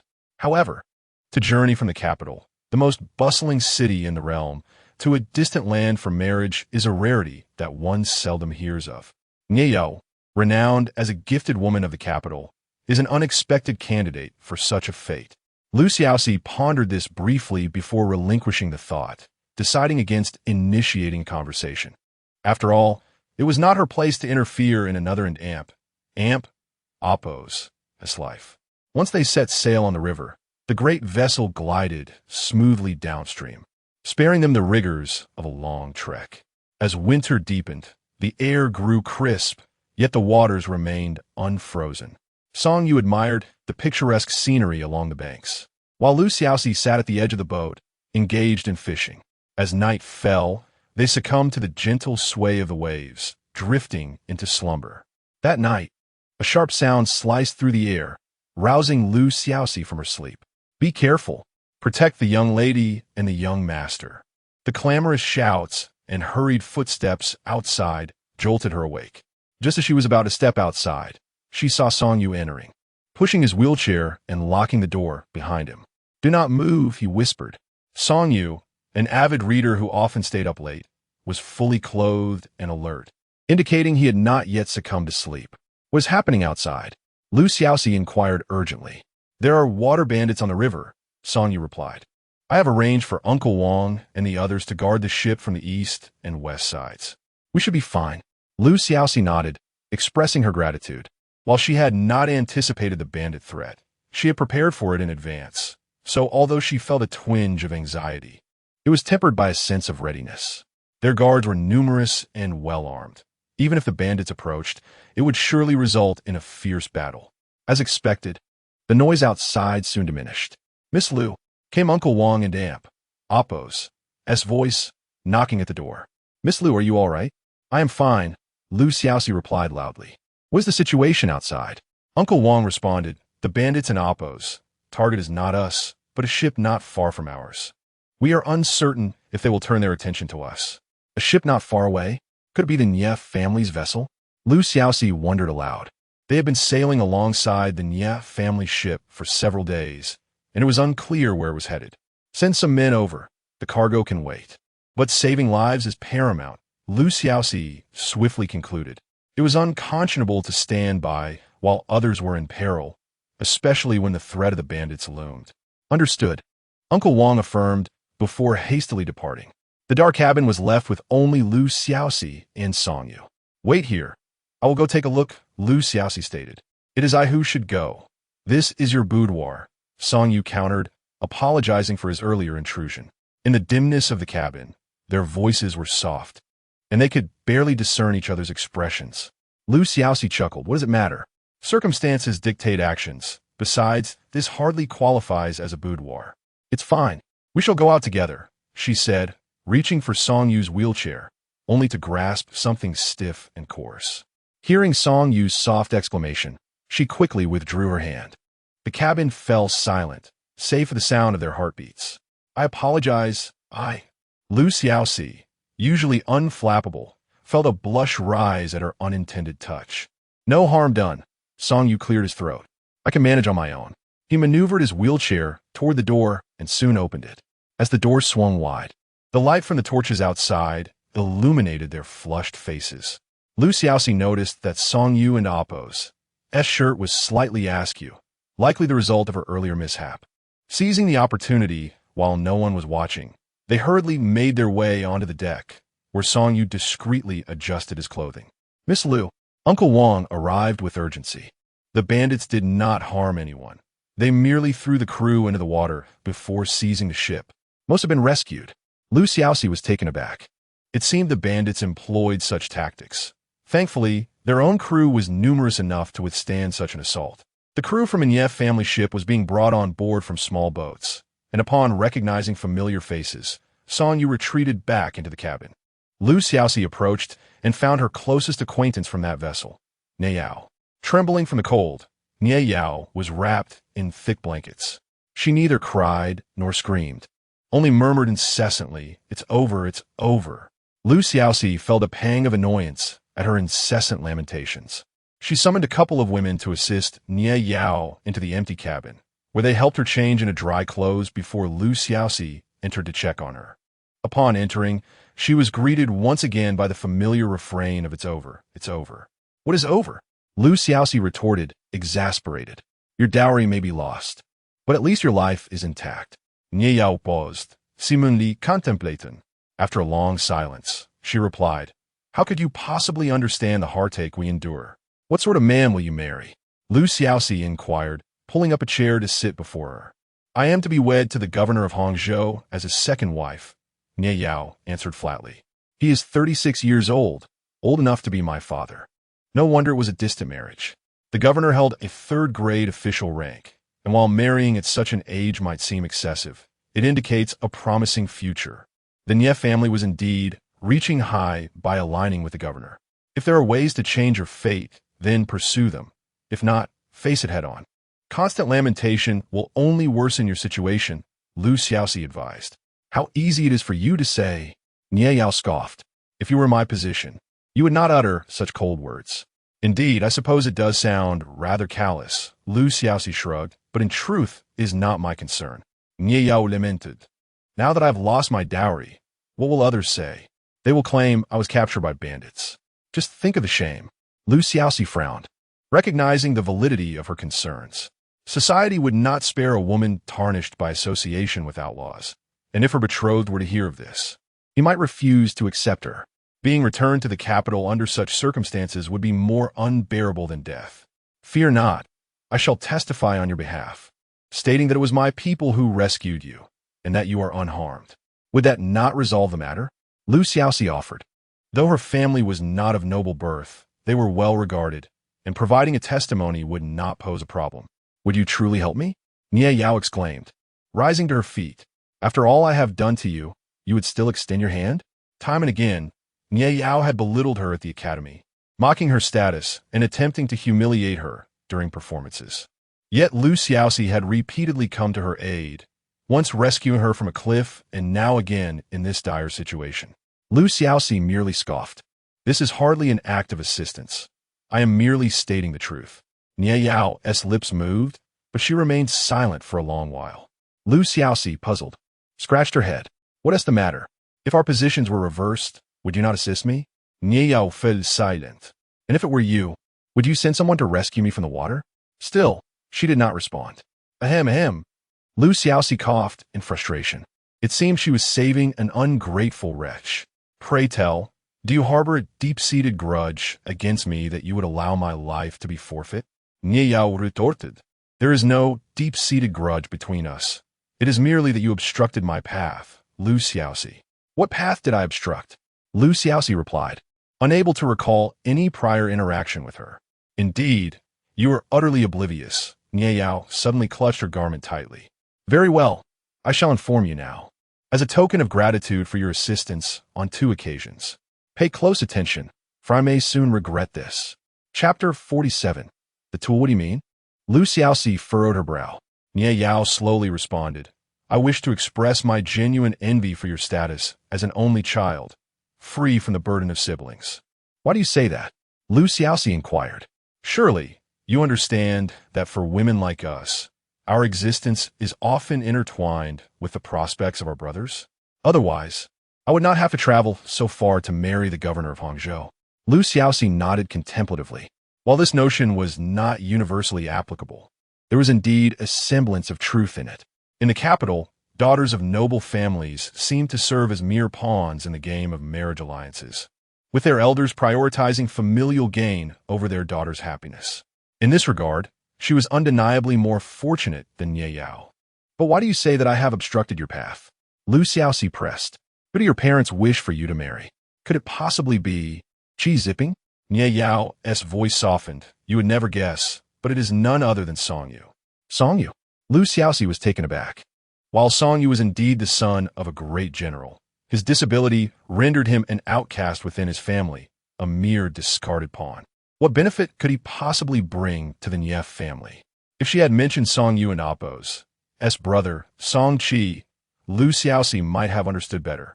I knew you wouldn't see it coming, Nie Yao said, a rare smile of triumph gracing her features. From a young age, I was aware that my marriage was not mine to dictate.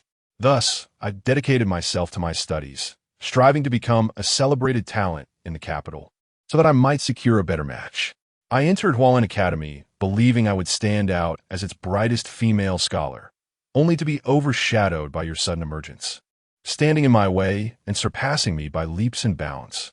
Lu Xiaoxi, perceptive as ever, inquired, what does this have to do with Songyu? Everything, Nie Yao exclaimed. I enrolled in the academy to draw closer to Songyu, only to find you monopolizing his attention and obstructing my chances of approaching him. And now you're engaged, while I am destined to marry that old man of a governor.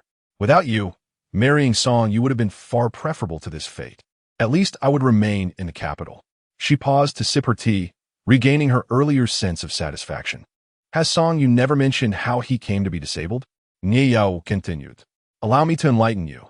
It was through poisoning. Who? Lu Xiaoxi and Amp. Oppos, as pupils widened in shock. The Empress Dowager, Nie Yao declared, her demeanor swelling with pride. Lu Xiaoxi gritted her teeth. Nie Yao. Such words should not be spoken lightly. Nie Yao shrugged. You know, my father holds a modest position. But my grandfather once served as a high-ranking official in the Ministry of Justice, a veteran of 3 reigns. He personally investigated this case and informed us before his passing. Of course, the Dowager did not poison Song Yu simply to eliminate him. You are aware that she is not the birth mother of the current emperor. In her time as empress, she attempted to poison the then-crowned prince, who is now the emperor, by lacing his afternoon snacks with poison. Unfortunately, on that day, General Song brought the young Song Yu into the palace, and the crown prince, eager to display his benevolence, shared his snacks with Song Yu, resulting in the latter's misfortune. The scandal was too grotesque to bear, and it was suppressed. Officials involved were executed, and even the court physicians were banished.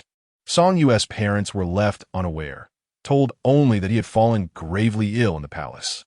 The empress faced punishment but was not deposed. Song Yu survived, but his leg was left crippled. The current emperor has since harbored guilt towards Song Yu, and my parents have urged me to cultivate a relationship with him, envisioning that should I marry him, any future transgressions by my family could be mitigated by his intercession, securing a debt of gratitude from the emperor.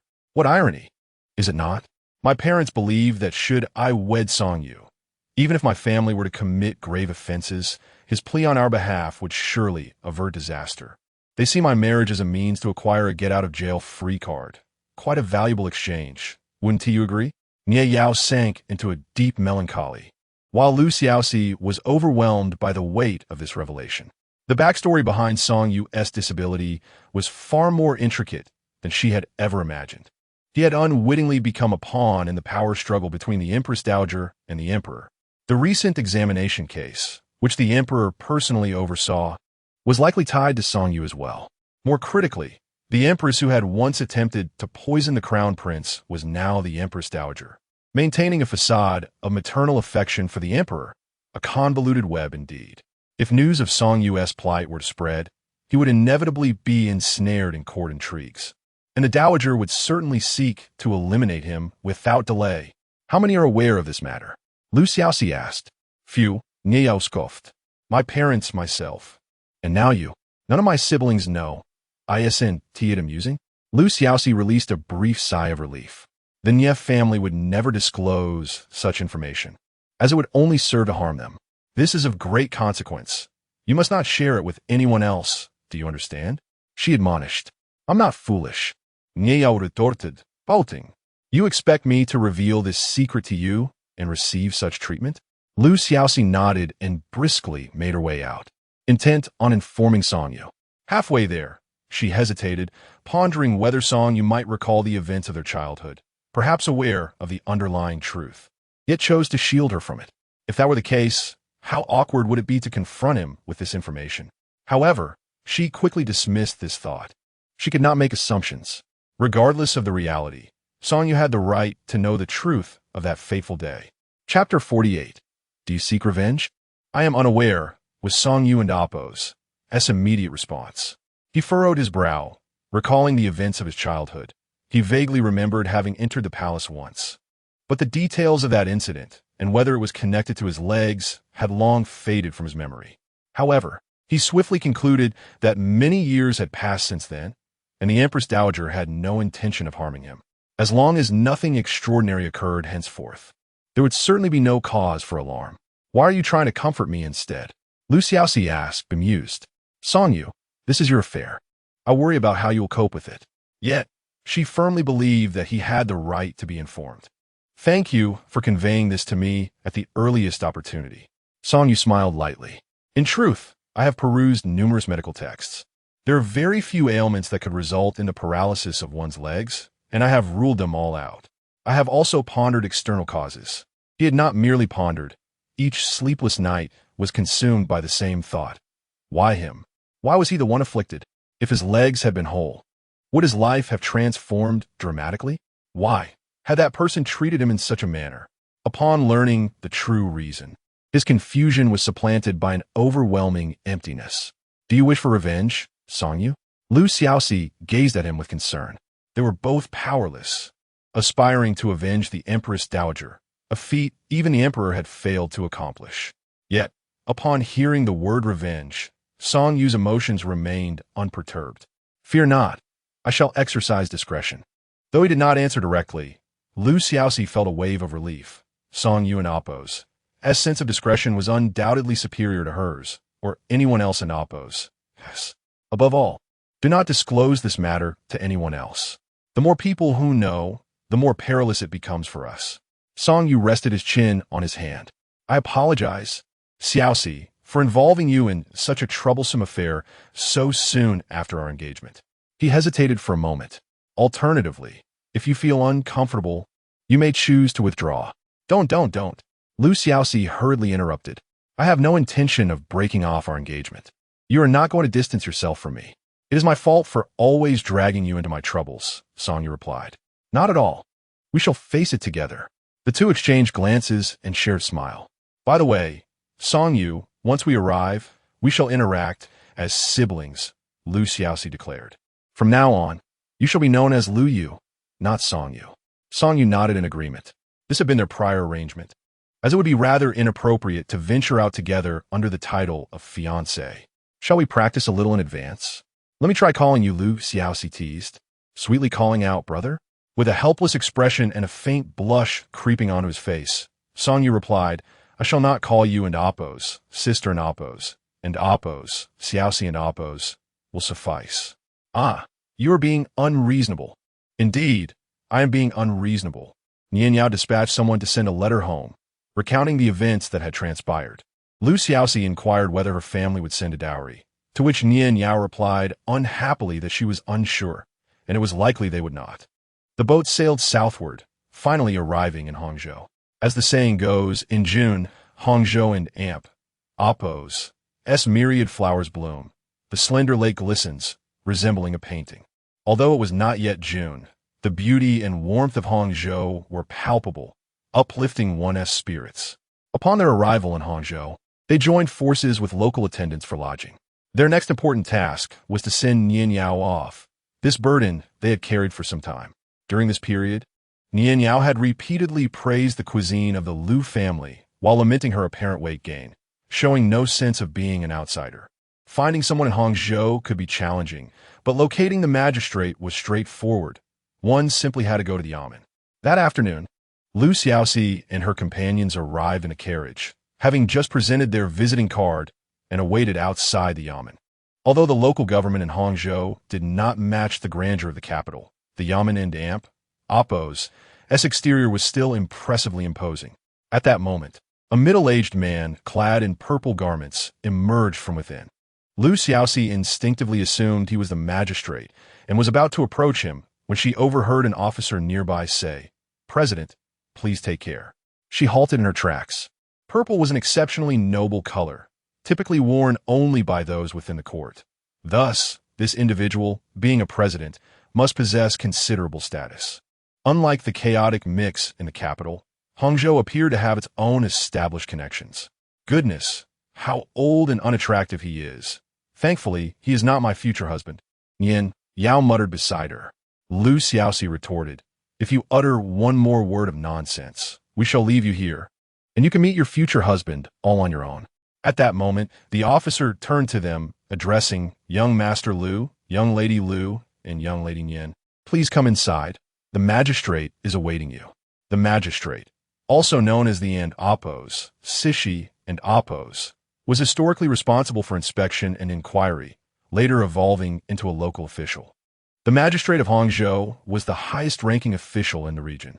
Lu Xiaoxi had heard from Nian Yao that this magistrate's surname was Huang. He had achieved high honors as a scholar in his youth and had been dispatched to serve in the local government. Due to his outstanding performance, he had garnered considerable acclaim and rapidly ascended to the position of magistrate by the age of 36. Please enter, the officer urged, leading them through a series of chambers adorned with pavilions and waterside structures until they arrived at the main reception hall of the yamen. Seated in the highest position was a man clad in official robes, his complexion slightly flushed, as though he had partaken in a bit of wine. Though he sported a short beard, his appearance was not unappealing, and Nian Yao exhaled a sigh of relief upon seeing him. However, before she could fully relax, Magistrate Huang sighed. What exquisite flowers these two are. I wonder which one shall be my future wife. Upon hearing this, the three before him frowned. Yet Magistrate Huang appeared unfazed, his gaze flitting between Nian Yao and Lu Xiaoxi, as if contemplating a selection, seemingly interested in both. Nian Yao was left with no choice but to step forward. I am Nian Yao, from the Nian family in the capital. These two are siblings from the prosperous Lu family, young Master Lu and young Lady Lu. Song Yu and Lu Xiaoxi both clasped their hands in greeting, yet refrained from introducing themselves. Lu Xiaoxi spoke. We traveled here alongside the Lu family merchant ship and the Nian family cargo ship. Unfortunately, the Nian family cargo ship encountered water bandits and lost its supplies. We intervened to ensure the safety of the personnel, and I wish to explain this to you, esteemed magistrate. Typically, when siblings ventured out, the elder brother would handle communication with outsiders. However, given the circumstances concerning Nian Yao's virtue, it was more appropriate for Lu Xiaoxi to take the lead in addressing the matter. Magistrate Huang stroked his short beard and chuckled. I thought it was a grave matter. It turns out it was merely a lost dowry. No worries. As long as everyone is safe, that is what matters. The Lu family is renowned in the capital. I have faith in your ability to manage this. Hearing this, Nian Yao quietly released a breath of relief. Although Magistrate Huang appeared intoxicated, he still retained a clear mind. He discerned the dual implications of Lu Xiaoxi's words. The dowry may have been lost, but the people were unscathed. Moreover, he quickly accepted the situation without raising any objections. Yet, before Nian Yao could fully relax, Magistrate Huang uttered another remark that nearly choked her. This young lady from a Lu family is charming and graceful. Might I inquire if she is promised to someone? Would she have any interest in becoming my concubine? Song Yu frowned. My sister is already betrothed, and her wedding is set for early next year. Esteemed magistrate, please do not mistake her. An engagement can always be annulled. Magistrate Huang mused, stroking his beard again. The Lu family seeks to partake in the wealth of Hangzhou. Merely relying on words is not sufficient. Why not directly marry her and settle here in Hangzhou, making it easier to manage business affairs in the future? Chapter 49, Breaking the Deadlock, combined chapter. At this moment, everyone finally discerned that the esteemed governor was not merely speaking foolishly under the influence of alcohol. His mind was remarkably lucid. Rather, he was abusing his high status to brazenly tease Lu Xiaoxi without regard for propriety. Nian Yao felt tears welling in her eyes. The governor shamelessly flirted with Lu Xiaoxi in her presence, seemingly disregarding her as a legitimate wife. What kind of treatment would await her once they were wed? Song Yu and Amp. Oppo's expression darkened. Whether they could partake in any benefits would only be revealed through negotiation. Discussing trivial matters now was premature. The governor, undeterred, replied, Very well. You may attempt it first. Should it fail, you may seek assistance from me later. He showed no intention of allowing Nian Yao to remain, and she, too, had no desire to linger in his company. So she returned with Lu Xiaoxi and the others. Nian Yao, rarely united with Lu Xiaoxi, vented her frustration in the carriage, denouncing the governor and Amp. Oppo's lack of shame, wondering how many women he had audaciously harassed before.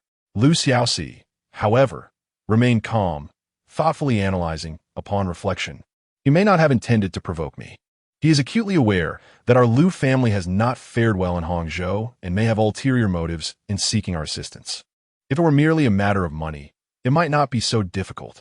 Nonetheless, they could not afford to be complacent. Song Yu interjected, stating that they needed to consult Uncle Zhang to understand the situation better. Uncle Zhang was among the first to lead a trade mission to Hangzhou, though still relatively young.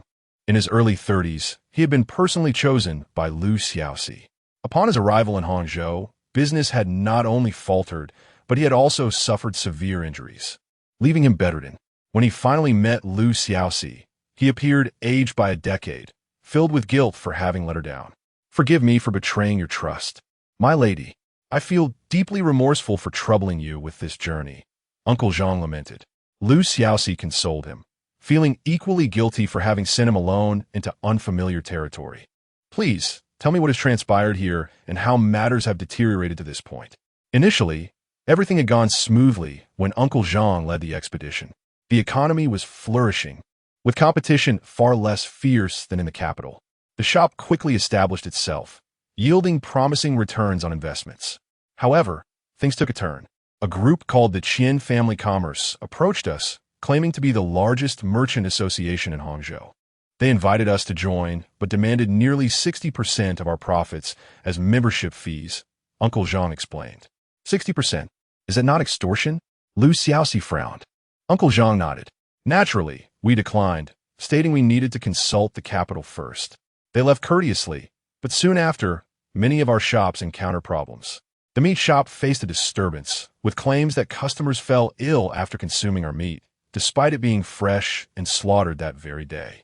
Similarly, a fabric store had complaints of itching from garments made from our high-quality cloth. Song Yu interjected, did they provide witnesses? Did they summon a doctor to verify whether it was indeed the meat and fabric that caused the issues? The most chilling part is this, Uncle Zhang said, nearly in tears. They brought witnesses, and we summoned doctors, yet every doctor insisted that our products were at fault. Lu Xiaoxi felt a chill run down her spine. Are you suggesting that the doctors were all bribed? Indeed, Uncle Zhang confirmed. Initially, we could not believe it, searching every medical facility in Hangzhou, yet they either refused us or asserted that our goods were to blame. The entire city of Hangzhou, mind you, we even sought physicians outside the city. But upon learning it was a commercial dispute from Hangzhou, they refused to take the case, claiming it was too dangerous. Lu Xiaoxi and Song Yu exchanged glances, both recognizing the gravity of the situation.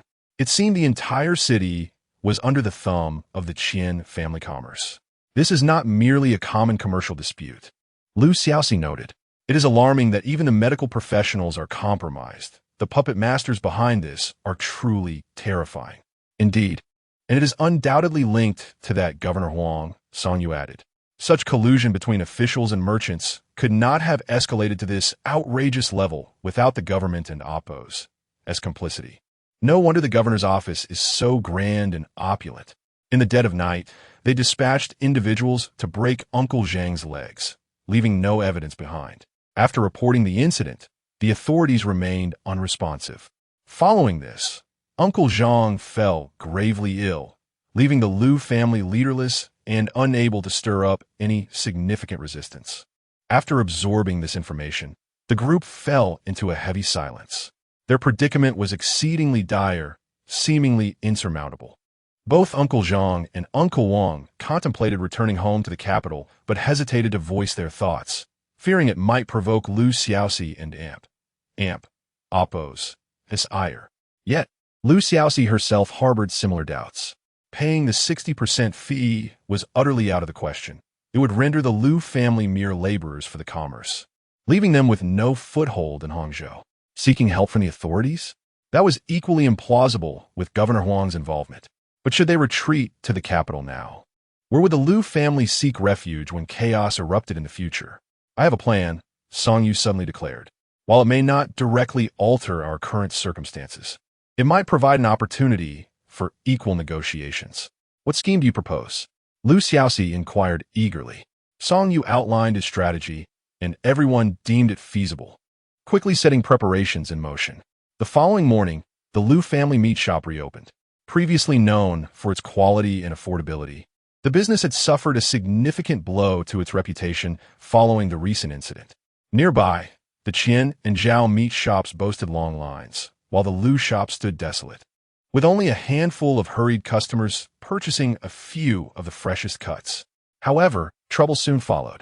Two patrons from the previous day returned, assisted by their families, their faces pale and retching uncontrollably, a truly alarming sight.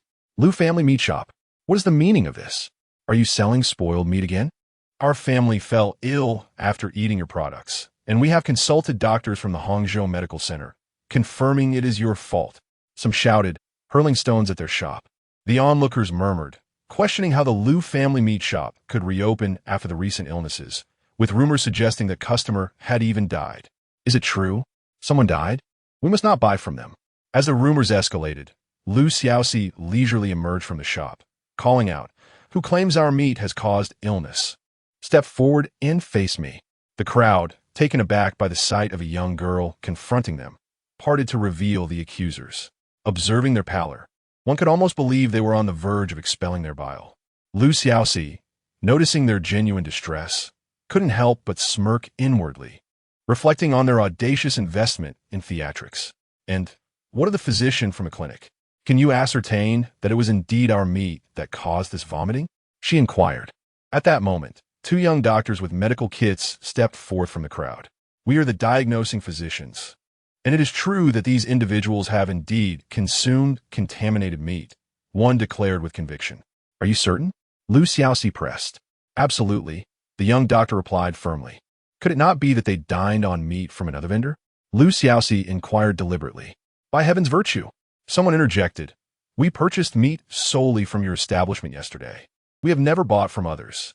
"That suffices," Xiaoxi exclaimed with a sudden smile. "The meat sold by our Liu family for the past 2 days was procured bright and early from the Qian family butcher. If there is a problem with the meat, it should be directed at them, Shuden and Oppos. It?" A wave of astonishment rippled through the crowd. "That cannot be. Your meat is priced lower than that of the Qian family. Are you engaging in charity by buying high and selling low?" Someone questioned. "I do not engage in such practices.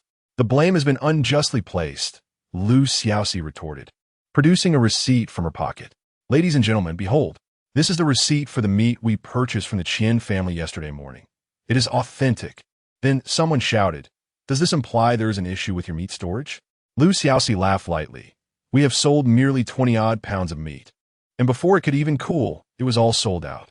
Where then is the storage problem?" Her gaze swept across the onlookers. "So, the question remains, is it the Qian family's meat that is faulty, or are these so-called patients the true issue? The judgment is yours to make." The crowd buzzed with discussion. "We buy from the Qian family daily. It may be a bit expensive, but we have never encountered issues. Are these individuals, then, attempting to frame the Liu family? This is a grave matter indeed, one that could lead to court. What say you, physicians? Can you ascertain whether these patients' ailments stem from the meat? If so, we shall cease purchasing from the Qian family henceforth." Voices clamored, directing their ire towards the clinic and the Qian family butcher. Amidst the commotion, a young doctor, evidently pushed forward by unseen hands, emerged to reproach the patients. "You lot, how dare you consume emetic powder to mislead our clinic and malign the Liu family butcher?" Emetic powder, as its name suggests, induces vomiting, often used for detoxification, capable of causing one to regurgitate even without poison. The young doctor's words illuminated the situation for the crowd. Some criticized the doctor's lack of skill, others expressed sympathy for the Liu family butcher, but the majority rallied against the deceivers. In an instant, the Liu family butcher's reputation soared. In the ensuing days, Xiaoxi continued to operate her butcher shop, sourcing from both her own and neighboring vendors in a seemingly random fashion, leaving competitors unable to anticipate her next move. Disguised, they would venture out early to procure meat, remaining unrecognizable. While this strategy required expenditure, the Liu family, affluent as they were, remained unconcerned about the financial outlay. Meanwhile, the elderly doctor, Su, concluded a day's consultations and prepared to return home. As he departed the clinic and navigated through the bustling market, he sighed silently. Upon reaching a corner, a flash of emerald fabric caught his eye, and when he looked up, a young maiden of around 15 or 16 stood before him. None other than Xiaoxi. "Dear Su, may I have a moment of your time?" she inquired with a smile. "My apologies, but I cannot," Dr. Su replied without hesitation, not even inquiring how she recognized him. Xiaoxi cut straight to the heart of the matter. "Surely, Dr. Su cannot condone such behavior. A healer in Oppos, as compassion should not be wielded to harm others. I seek your collaboration to eradicate those devoid of medical ethics." Dr. Su, known as Su Xiangdi, was reputed to be the most skilled physician in all of Hangzhou. Xiaoxi understood that while cunning could address the immediate concerns of her butcher shop, it would not resolve the underlying issues. To cleanse her family and Oppos' reputation entirely, she needed the testimony of a doctor of high repute. Thus, she sought Dr. Su. Dr. Su sighed once more. What does it matter if I disapprove? You may win this battle, but the war is another matter. If I assist you and you later abandon me, it will be I who bears the brunt of their vengeance. Lu Xiaoxi nodded, acknowledging his concerns. Rest assured, I shall not allow your efforts to go unrewarded. Should you have any wishes or requests, I will fulfill them to the best of my ability. She paused, observing from her accent. I deduce you're not a native of Hangzhou. If you wish to reunite with family, I can assist in bringing them to you. Lu Xiaoxi had learned beforehand that Dr. Su was not from the area, but had settled in Hangzhou during his middle age, living alone ever since. Those who had drifted far from home for many years often longed for family. Dr. Su halted, contemplating before speaking. Your accent suggests you hail from the capital? Indeed, from the Lu family in the capital, Lu Xiaoxi confirmed. Dr. Su appeared hesitant, fiddling with his graying hair as he murmured, If I assist you this once, may I ask that you take me back to the capital when your affairs conclude? That is certainly no trouble. Lu Xiaoxi eagerly agreed, realizing that Dr. Su, being from the capital, wished to visit family. Dr. Su shook his head. I have no family left. My return serves another purpose. It is best not to inquire further, for there is no benefit in doing so. That is perfectly fine. It is settled then. Lu Xiaoxi was not one to pry into the privacy of others. Matters unrelated to her were best left unknown. Thus, Dr. Su became the resident physician for the Lu family butcher shop. He positioned a table at the entrance, inviting anyone who claimed to have fallen ill from consuming meat to present themselves for his examination. If he declared them well, no one dared to argue otherwise. In this manner, the Lu family butcher, alongside their rice and fabric shops, gradually resumed operations. With high-quality goods at fair prices, they quickly established a foothold in the Hangzhou market. Uncle Zhang and Uncle Wang were both thrilled, with Uncle Wang laboring tirelessly from dawn till dusk, while Uncle Zhang almost wished to use his cane to supervise the work. Yet, Lu Xiaoxi remained skeptical. Once one blemish had been cleared, another would swiftly emerge. She confided to Song Yu, the Qian Family Commercial Association has thrived in Hangzhou for many years. Their methods must be numerous. They will undoubtedly continue to target us. Song Yu pondered for a moment. I do not believe they will act against us immediately. Xiaoxi, do you know the greatest distinction between your family and other merchants in Hangzhou? Lu Xiaoxi paused. What is it? That you are the Lu family, Song Yu stated. The Lu family possesses the confidence and foundation to negotiate with the Qian Family Association. You're not mere small fish destined to be consumed by larger ones, but rather, you coexist with them as another formidable entity in the same waters. No sooner had he spoken than Uncle Wang rushed in, clutching a crumpled letter. Madam Lu, a missive from the Qian Family Association has arrived, requesting your presence at the Zuihua Pavilion tomorrow at noon. Chapter 50. Averse to the touch of others indeed. It has arrived as my brother anticipated. Lu Xiaoxi received the envelope, tore it open, and discovered it contained an invitation to dine at the so-called Zuihua Tower the following noon. She turned to Uncle Wang and instructed, if you go back, tell them I have agreed. To her surprise, Uncle Wang promptly rejected her request, exclaiming, young lady cannot go there.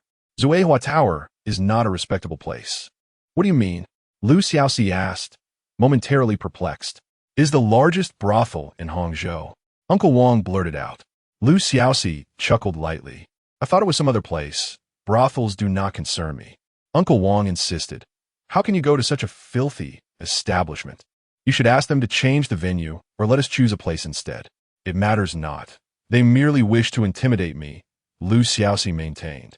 The more public the place, the safer it is for me. If they wish to choose some obscure corner, I shall not be afraid to go. Please relay my acceptance. I am well aware of what I am doing. Uncle Wang, not daring to oppose her, complied. Lu Xiaoxi turned with a triumphant smile, only to realize that Song Yu was still beside her. She hurriedly concealed the invitation behind her back, but it was too late. Song Yu seized the invitation from her hands without hesitation. I shall attend this banquet in your stead. Lu Xiaoxi protested. That cannot be. You are here to enjoy the sights, while I am here to conduct business. How can I trust you to mingle with those of dubious intentions at a brothel?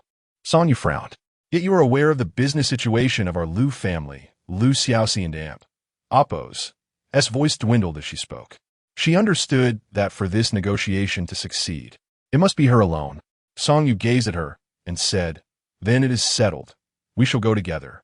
Xiaoxi elongated her voice, attempting to charm him. "It is unnecessary for us both to gamble our safety. Should anything go awry, you can still rescue me from the outside." Yet Song Yu's eyes reflected a steadfast resolve. "Xiaoxi, I do not wish to hinder your ambitions, but I equally hope you can trust me to protect you." "Very well, let be so." Xiaoxi paused, nodding seriously. Song Yu offered her ample respect, and in turn, she must possess confidence in his ability to safeguard her. The two retrieved a map of Hangzhou, pinpointed the location of Zuihua Tower, and devised a plan to conceal their subordinates nearby, ever ready to assist. "Then it is settled," Xiaoxi declared, thoroughly pleased with their plan. As she withdrew her hand, her sleeve inadvertently brushed against Song Yu and Appo's hand. He felt a sudden wave of fragrance envelop him, and the unique texture of her embroidered sleeve prompted an instinctive retreat, as if he abhorred her touch. "Apologies," he blurted, "I did not mean that." "I know," Xiaoxi replied, fully aware that he did not dislike her. "Rather, do you dislike the touch of others?" She vaguely recalled that in her previous life, Song Yu also preferred to avoid the touch of others, yet he welcomed hers, seemingly relishing it. Was it possible that this time around, his feelings were insufficient? Song Yu lowered his gaze in contemplation. Instead of answering directly, he remarked, "Before our formal marriage, I shall make the necessary adjustments." "That is fine." Xiaoxi smiled gently at him. "I am not in a hurry. I will wait for you." The following noon, Xiaoxi and Song Yu arrived at Zuihua Tower as promised. Although the invitation bore only Xiaoxi and Appo's name, the hosts graciously permitted Song Yu and several accompanying attendants to join. Today, Xiaoxi donned male attire, wielding a folding fan with poise and grace. While a discerning eye might have detected her disguise, she successfully deceived the majority. Upon entering, the crowd paused momentarily, then erupted into laughter. This young lady truly knows how to devise clever strategies. She employs all sorts of peculiar tricks. In the center sat the esteemed Governor Huang of Hangzhou, alongside President Qian, who remarked, "This time, you have indeed met your match." President Qian, a middle-aged man clad in purple, was the very individual Xiaoxi had encountered during her visit to Governor Huang, as well as the leader of the Qian family business. He raised his wine cup, a smile gracing his lips as he observed in silence. Each man at the table was accompanied by a captivating dancer. Xiaoxi, undeterred, took her seat directly opposite President Qian, while Song Yu, aided by the attendants, settled across from Governor Huang. A dancer attempted to draw near to Song Yu, but he raised his hand to ward her off. Truly impressive, the Liu family from the capital, President Qian raised his cup to send a mere girl of 16 or 17 southward to conduct business. "I am in admiration." Xiaoxi, however, discarded the contents of her wine glass, requesting one of her attendants to pour her a cup of tea instead. "You flatter us, President Qian. In our capital, children take charge at an early age," she replied. "I, being weaker in wine, shall toast you with tea instead." She drank the tea in one gulp, unconcerned whether he had already imbibed, and continued, "I have come to openly discuss the business prospects in Hangzhou with you, President Qian." Chapter 51. The Roll of Dice as for conducting business in Hangzhou City. "You have indeed come to the right person," said Qian Huizhong as he set down his wine cup. "I will speak candidly with you. Joining our Qian Family Chamber of Commerce will not require a hefty fee from you, merely 60% of your monthly profits. Of course, paying this fee comes with its advantages. We will attract customers to your shop based on its location, organize events, and resolve any troubles you may encounter in your commercial endeavors. You only need to provide manpower, and we can even supply that for you." Xiaoxi understood this time. Their entire chamber of commerce was akin to a large shop. By joining their chamber, it was as if one were becoming a small branch of their store, incurring minimal costs while being shielded from operational concerns, albeit with a significant reduction in profits to 40%. For the Liu family, whose commercial system was well established, such conditions were unacceptable. Indeed, the offer was enticing, but did not suit the Liu family.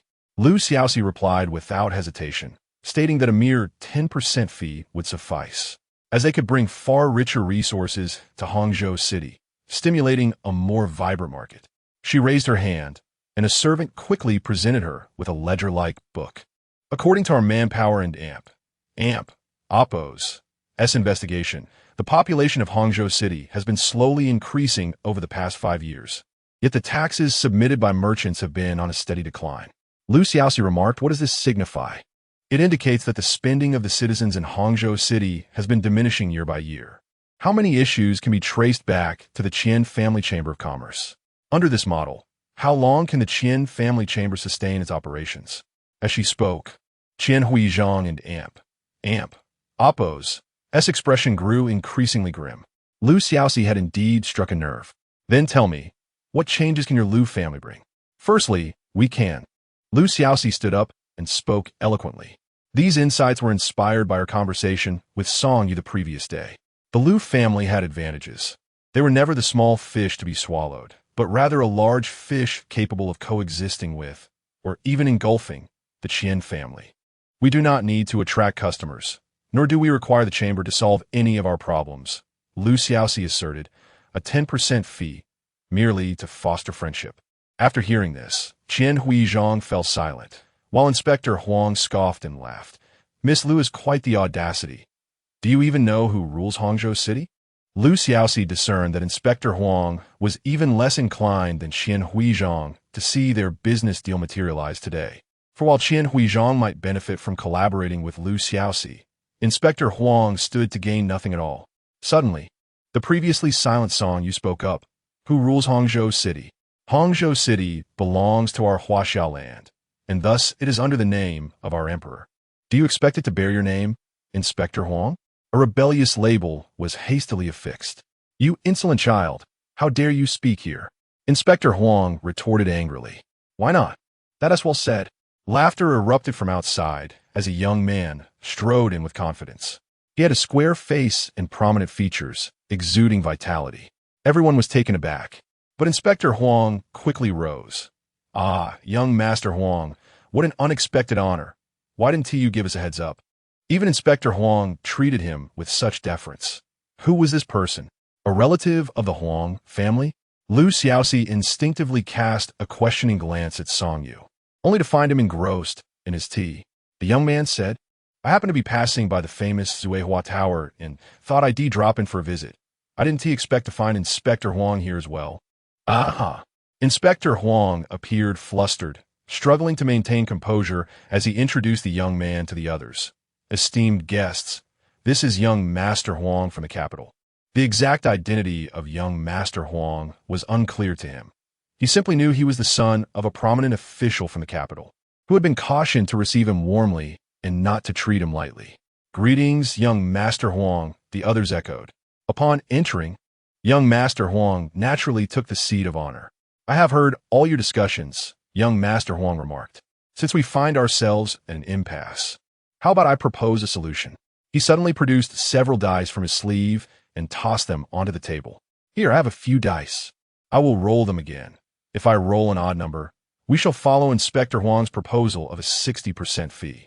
If I roll an even number, we shall adhere to Miss Liu's proposition of a 10% fee. What do you all think?" At this point, not only Inspector Huang, but even Xiaoxi was taken aback. Who was this young master, making decisions for them with such a peculiar method? Inspector Huang hesitated. "This may not be appropriate." "Young Master Huang, this is a significant matter. You disagree? What about the others?" Young Master Huang interrupted, ignoring Inspector Huang's protest. Qian Huizhang hesitated. 3, 2, 1. "You abstain." Young Master Huang counted down swiftly. Xiaoxi could not keep up with young Master Huang's line of thought until she heard Song Yu beside her say, "I agree." Finally meeting Song Yu's gaze, she noticed him give her a subtle nod. "I also agree," Xiaoxi responded without a second thought. She had faith in Song Yu. Young Master Huang beamed. 2 to 1, the majority agrees, then it is settled. He disregarded Inspector Huang and Oppo's incredulous expression and fetched a long wooden cup, tossing the dice inside and shaking it vigorously. It appeared rather unprofessional. Several times, the dice nearly fell out. With a clap, he slammed the wooden cup onto the table. Everyone's hearts raced in anticipation. Would it be odd or even? Before anyone could utter a prayer, young Master Huang lifted the cup. 3 dice revealed a 1, a 3, and a 4, totaling 8. It's even. Lu Xiaoxi exclaimed with joy. Wonderful, as agreed. A 10% fee. Indeed, as agreed. Just a 10% fee, young Master Huang echoed, gathering the dice and tapping each one heavily on the table as he did so. While one side rejoiced, the other was left despondent. Qian Huizhang remained silent, his expression neutral, neither sorrowful nor pleased. He had not yet determined whether a 10% or 60% fee was preferable, muttering his farewells before departing. Business matters should not be trifled with. At this point, Inspector Huang could say little more, grumbling a couple of words. His face reddened with anger, and he spoke to young Master Huang with less courtesy. Then we shall take our leave, Lu Xiaoxi mused, knowing that this matter was far from over. Though she was unaware of young Master Huang's true identity, Inspector Huang's temperament suggested he would not easily let the issue rest. However, they had won this first battle. As she and Song Yu stepped outside and prepared to board their carriage, Song Yu tugged at her sleeve. Do not wander too far. We will be returning shortly. Returning shortly? When? Lu Xiaoxi inquired, puzzled. In 3/4 of an hour. 3/4 an hour? Lu Xiaoxi thought Song Yu was speaking in riddles. What did that mean? When young Master Huang was collecting the dice, each time he picked one up, he tapped the table, indicating we should return in 3/4 of an hour, Song Yu explained. How do you know it means 3/4 of an hour? Do you know who young Master Huang is? Lu Xiaoxi pressed for answers. I cannot say. You will find out soon enough, Song Yu replied with an unusually mysterious smile. Seeing this, Lu Xiaoxi restrained her curiosity and waited patiently. They drove their carriage to a concealed location, timing their wait for a full 3/4 of an hour. On the way back, indeed, the figures of the esteemed Magistrate Huang and President Qian were nowhere to be seen. Upon returning to the previous private room, I found young Master Huang seated alone, flanked by several attendants dressed as bodyguards. Before him, a few courtesans and dancers performed their art. Upon noticing Song Yu and Lu Xiaoxi entering with a knock, young Master Huang waved his hand, dismissing the performers, and regarded them with keen interest. The 2 young individuals exhibited notable astuteness, understanding that my gesture of rolling the dice signified a request for them to arrive a little later. Who conceived this notion? Just as Lu Xiaoxi was about to attribute it to Song Yu, she observed Song Yu leaning slightly forward in his wheelchair. Commoner Song Yu pays his respects to your majesty. May our sovereign enjoy everlasting peace and prosperity. Chapter 52. It turns out to be the Emperor. This young Master Huang is actually the Emperor. Long live the Emperor. Lu Xiaoxi quickly followed suit, bowing, and as she knelt, couldn't he help but sneakily pinch Song Yu. So he recognized the Emperor, but didn't he inform her? Why would His Majesty unexpectedly travel south to Hangzhou? How much of their previous conversation did he overhear? Lu Xiaoxi was now inundated with questions. Lu Xiaoxi, Lu Yu? Siblings? The Emperor raised an eyebrow. You two aren't team married yet, are you? Playing like this, wouldn't team marriage send you to the heavens? Lu Xiaoxi felt a flush of embarrassment. Indeed, the Emperor had seen Song Yu during the previous imperial examination incident and knew he was not Lu Xiaoxi's brother. Their southward journey had eluded everyone, but could not escape this most significant figure. Your Majesty, forgive us, Song Yu said. This journey was primarily about a commoner wanting to travel and enjoy the scenery. And the sibling notion was my idea. Song Yu, Lu Xiaoxi whispered. Huh, the Emperor chuckled heartily. You truly defend her. Very well, considering your faith in my gambling skills. I shall not hold this against you. At that moment, Lu Xiaoxi finally understood why Song Yu had resolutely insisted on betting odd or even when rolling the dice. He knew that regardless of the outcome, the Emperor had the power to protect them. The Emperor would never allow anyone to shield corrupt officials under his very nose. I am aware of your matters as well. The Emperor continued, speaking of Hangzhou, it is indeed quite strange. The governor wields absolute power, and even the physicians in the clinics lack medical ethics. How troublesome, how troublesome. The two were uncertain what the Emperor meant by troublesome and did not respond. Why is everyone silent? Song Yu, the Emperor called out again. What do you think should be done to prevent this situation? Song Yu replied respectfully. In my humble opinion, the most important measure is to establish a rotation system. All local officials, regardless of rank, must be reassigned every 5 years to prevent local tyrants from colluding and create a situation of absolute power. You're quite bold. The emperor nodded approvingly. Anything else? Additionally, restoring the original inspection system for governors, selecting incorruptible officials to conduct inspections every 1 to 2 years could also serve as a preventive measure. Song Yu answered fluently. The emperor inquired further. Who in the court do you believe could bear the title of incorruptible official? This time, Song Yu shook his head. I'm not familiar with the conduct of the court officials and dare not speak recklessly. The emperor remained silent for a long moment. Very well, Song Yu, you are indeed worthy of praise as a top scholar. He finally said, I await your performance in the palace examination next spring. Thank you, Your Majesty. Upon exiting the emperor's private chamber and returning to their carriage, the two finally relaxed. By the way, Song Yu, did you know in advance that the emperor was coming? Xiaoxi, fuming, lightly punched him again. Why else would you say Hangzhou is the emperor's Hangzhou, not Governor Huang's? You didn't give me any hint. Song Yu made a shushing gesture.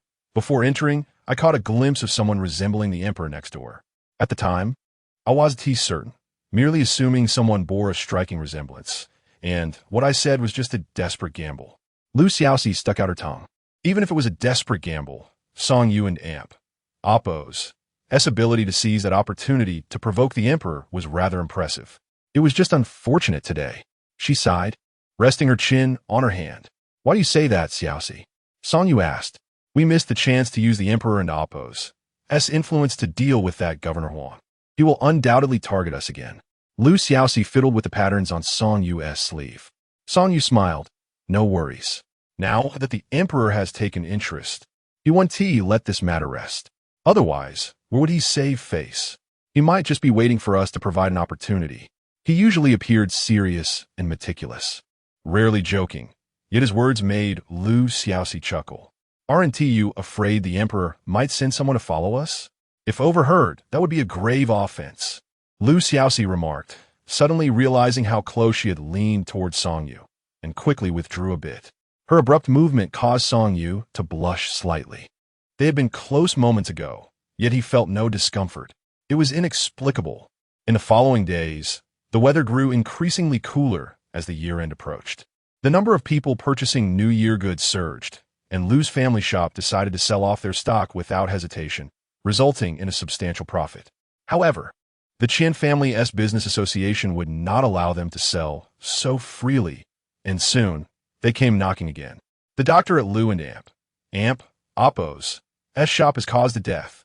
Someone beat a drum outside Lu and Oppo's shop, crying out to protect their reputation, saying the doctor prescribed the wrong medicine and caused a death. A child lost his father. A wife lost her husband. An elder lost his son. Originally, Lu and Oppo's family had the upper hand in a shop dispute, and the onlookers were indifferent.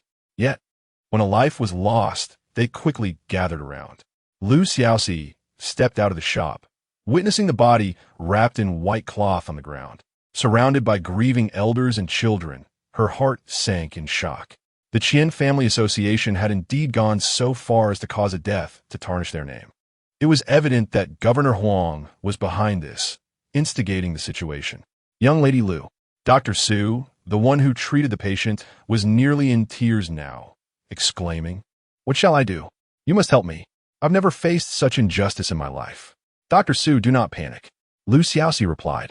Please take your time and tell me, was this patient under your care? Yes. He barely managed to say yes when the crowd erupted again, demanding he pay with his life. Fortunately, Lu's family servants intervened.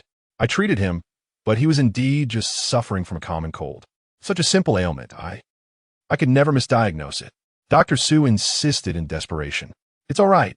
I will advocate for you. Xiaoxi reassured him, although their ages differed greatly. Xiaoxi's words held a calming power. Has the coroner been summoned? She asked loudly. Is a coroner really needed? The crowd shouted. My son merely had a common cold, and your incompetent doctor prescribed the wrong medicine and caused his death. That is a fact. Silence. Xiaoxi declared. The matter is not yet clear. How dare you slander him? Someone, go to the yamen and summon the coroner. At her words, triumph flickered in the eyes of several individuals in the crowd. Xiaoxi noticed, but chose to ignore it. Chapter 53, Personal Trial. Do not summon the coroner. Dear Miss Liu, Uncle Zhang said as he hurried over, leaning on his cane. I once had my leg broken by their people and reported it to the court. They conspired with the officials and merchants, showing no regard for reason, and simply drove us away.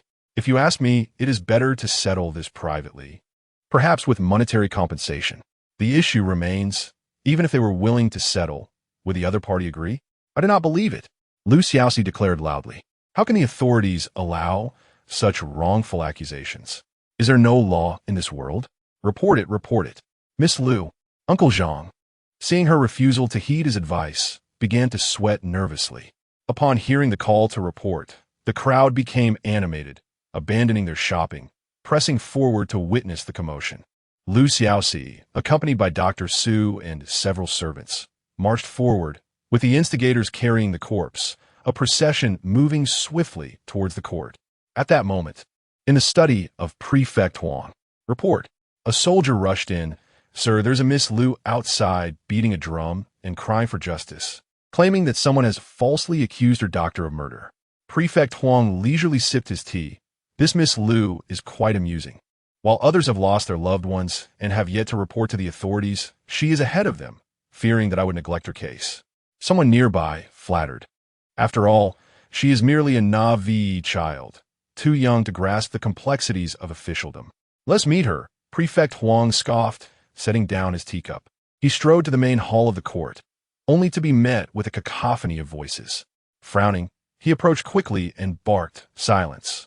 Instantly, the court fell silent, but only for a fleeting moment, as the noise erupted once more. Notably, Xiaoxi, a young girl, raised her voice above all, refusing to admit any wrongdoing on her side. Moreover, her brother Liu Yu, failing to discipline his unruly sister, supported her vocally. Impudent, Prefect Huang exclaimed, moving towards the elevated position, preparing to strike the gavel to restore order, only to suddenly realize another was seated in his rightful place. It was young Master Huang. This young noble sat in his position, playing with the gavel, rifling through his documents, such blatant provocation. Young Master Huang, Prefect Huang and Appo's expression darkened immediately. I care not for your family and Appo's status, even if your title surpasses mine. Unless you possess the Emperor and Appo's decree, you cannot usurp my seat. His words were not mere bluster. While his rank was not the highest, even a minister from the 6 ministries could not take his place without the Emperor's command. But the Emperor's decree. Young Master Huang tossed the gavel onto the table. That can be arranged shortly. I shall draft one personally for you. Would that suffice? What? Prefect Huang thought he had misheard. Suddenly, a retainer beside young Master Huang barked, Impudent! Do you dare show disrespect to His Majesty? Kneel! Prefect Huang and Appo's first reaction was the voice was sharp. Not a man, but someone from the palace. He then realized, the one who claimed to be Appo's was the Emperor. His head spun, and he instinctively knelt. He never anticipated this. During the imperial examination, it was the previous emperor who had tested him. This young emperor, he had never encountered before. Not only Prefect Huang, but everyone in the hall, aside from the emperor's guards and Xiaoxi, was dumbfounded. Thinking young Master Huang was merely a young nobleman, taking a moment to remember to kneel in respect. All rise, the emperor said, rubbing his temples. Miss Liu, what is your grievance, and against whom do you lodge this complaint? Xiaoxi stood and replied, Your Majesty, I, Xiaoxi, accuse Prefect Huang of Hangzhou and President Qian of the Qian Family Chamber of Commerce. They conspired to oppress other merchants in Hangzhou, falsely accusing my doctor of murder. Where's the corpse? The emperor inquired. No one responded. After a lengthy silence, someone tremblingly replied, Your Majesty, it is here. A body, shrouded in white cloth, was brought forth. Summon Dr. Yang for an autopsy, the emperor commanded. My attending physician has previously studied the art of forensics. He shall conduct the examination.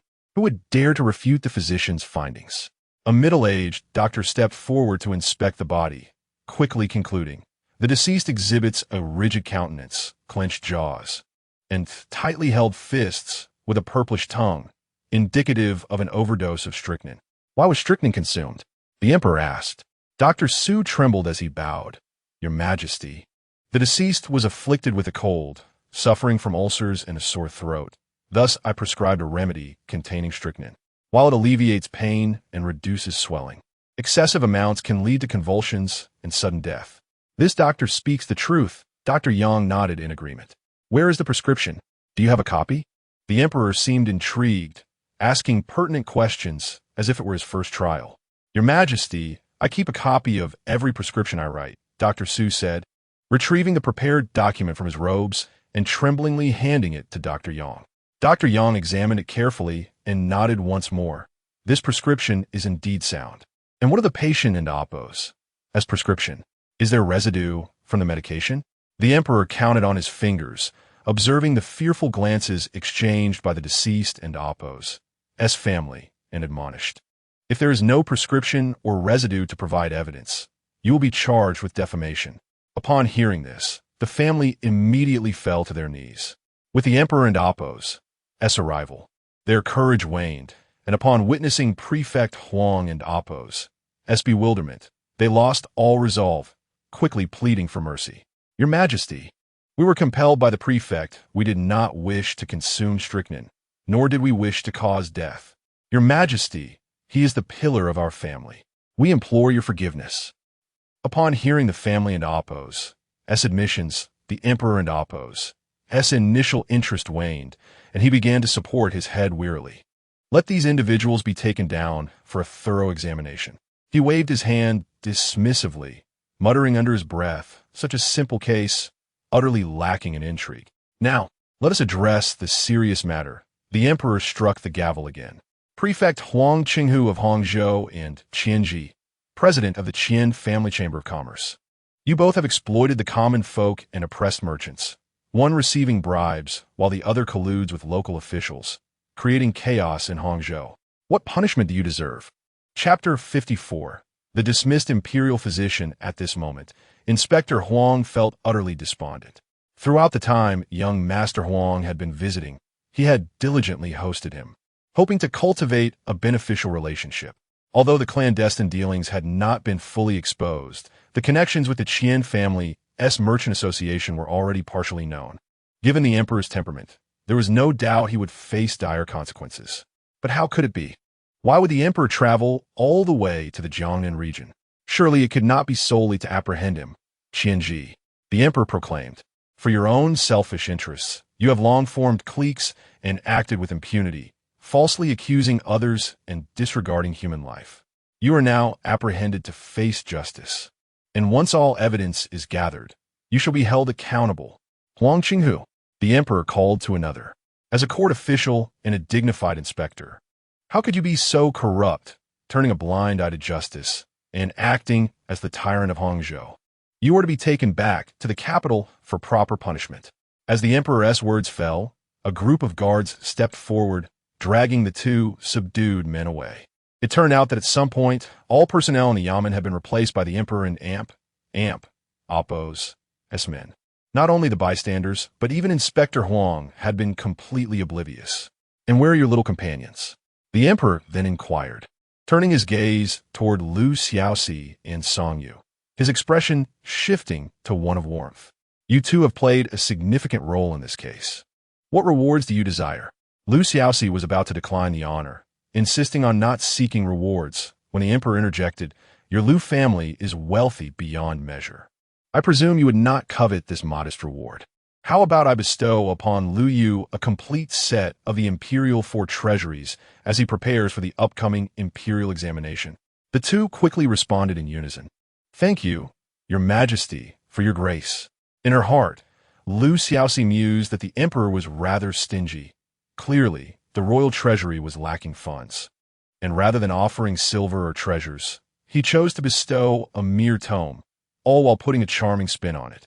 While the books were indeed priceless, they were not for reading or selling, but rather for preservation, demanding careful handling to avoid any creases or stains, a treasure to be showcased at home. However, This incident served as a reminder that although they presently seemed aligned with the emperor, he had not forgotten to keep an eye on the Liu family's wealth. It was certain that one day he would find an excuse to extract money from them. Enough for today, the emperor declared, waving his hand as he prepared to leave first. Just then, a figure stumbled forward, kneeling before the emperor. Your Majesty, I am but a humble subject with grievances. Please, I beseech you to address my plight. The crowd was astonished to see it was Physician Su. Hadn't his grievances just been resolved? Could there be more? Xiaoxi shot him anxious glances, fearing he might irritate the emperor, who had just expressed his fatigue. But it was too late. To everyone's surprise, the emperor appeared invigorated once more. What further grievances do you have? Pray, share them with me. Physician Su raised his head, his weathered face streaked with tears. Your Majesty, he began, 15 years ago, I served as an imperial physician in the palace. When you were born, I was the one who checked your pulse for peace and safety. Do you recall any of this? An imperial physician? The emperor was clearly taken aback. While there were many physicians in the palace, only those of considerable rank would attend to a newborn prince. How had a man of such stature fallen into poverty and faced wrongful accusations nearly leading to imprisonment? Though the emperor had been too young to recognize Physician Su at the time, Physician Yang, standing nearby, quickly reacted. Master, is it truly you, Su Yuanpan? How is it that in just 15 years, you appear to have aged 30? With tears in his eyes, Physician Su nodded. You have grown, becoming an accomplished physician in your own right. The emperor nodded thoughtfully. Your words stir a memory within me. You had a solid position in the palace. How did you end up in Jiangnan? He paused, casting a glance at Xiaoxi and Song Yu, who were eavesdropping brazenly. Your humble servant takes their leave. They both said in unison, aware that the ensuing conversation would touch upon matters strictly forbidden in the palace. They hurriedly excused themselves, not wishing to be entangled in the court's intricate web of deceit. Once the matters were resolved, both felt a sense of relief. With Inspector Huang and President Qian apprehended, no one would trouble the Liu family in their mercantile pursuits, allowing them to thrive in Jiangnan. Xiaoxi returned to her family's tavern and indulged in a hearty meal before retiring to her quarters. Yet, reflecting on the day's events, something felt amiss. Suddenly, she recalled Niao and Appo's words.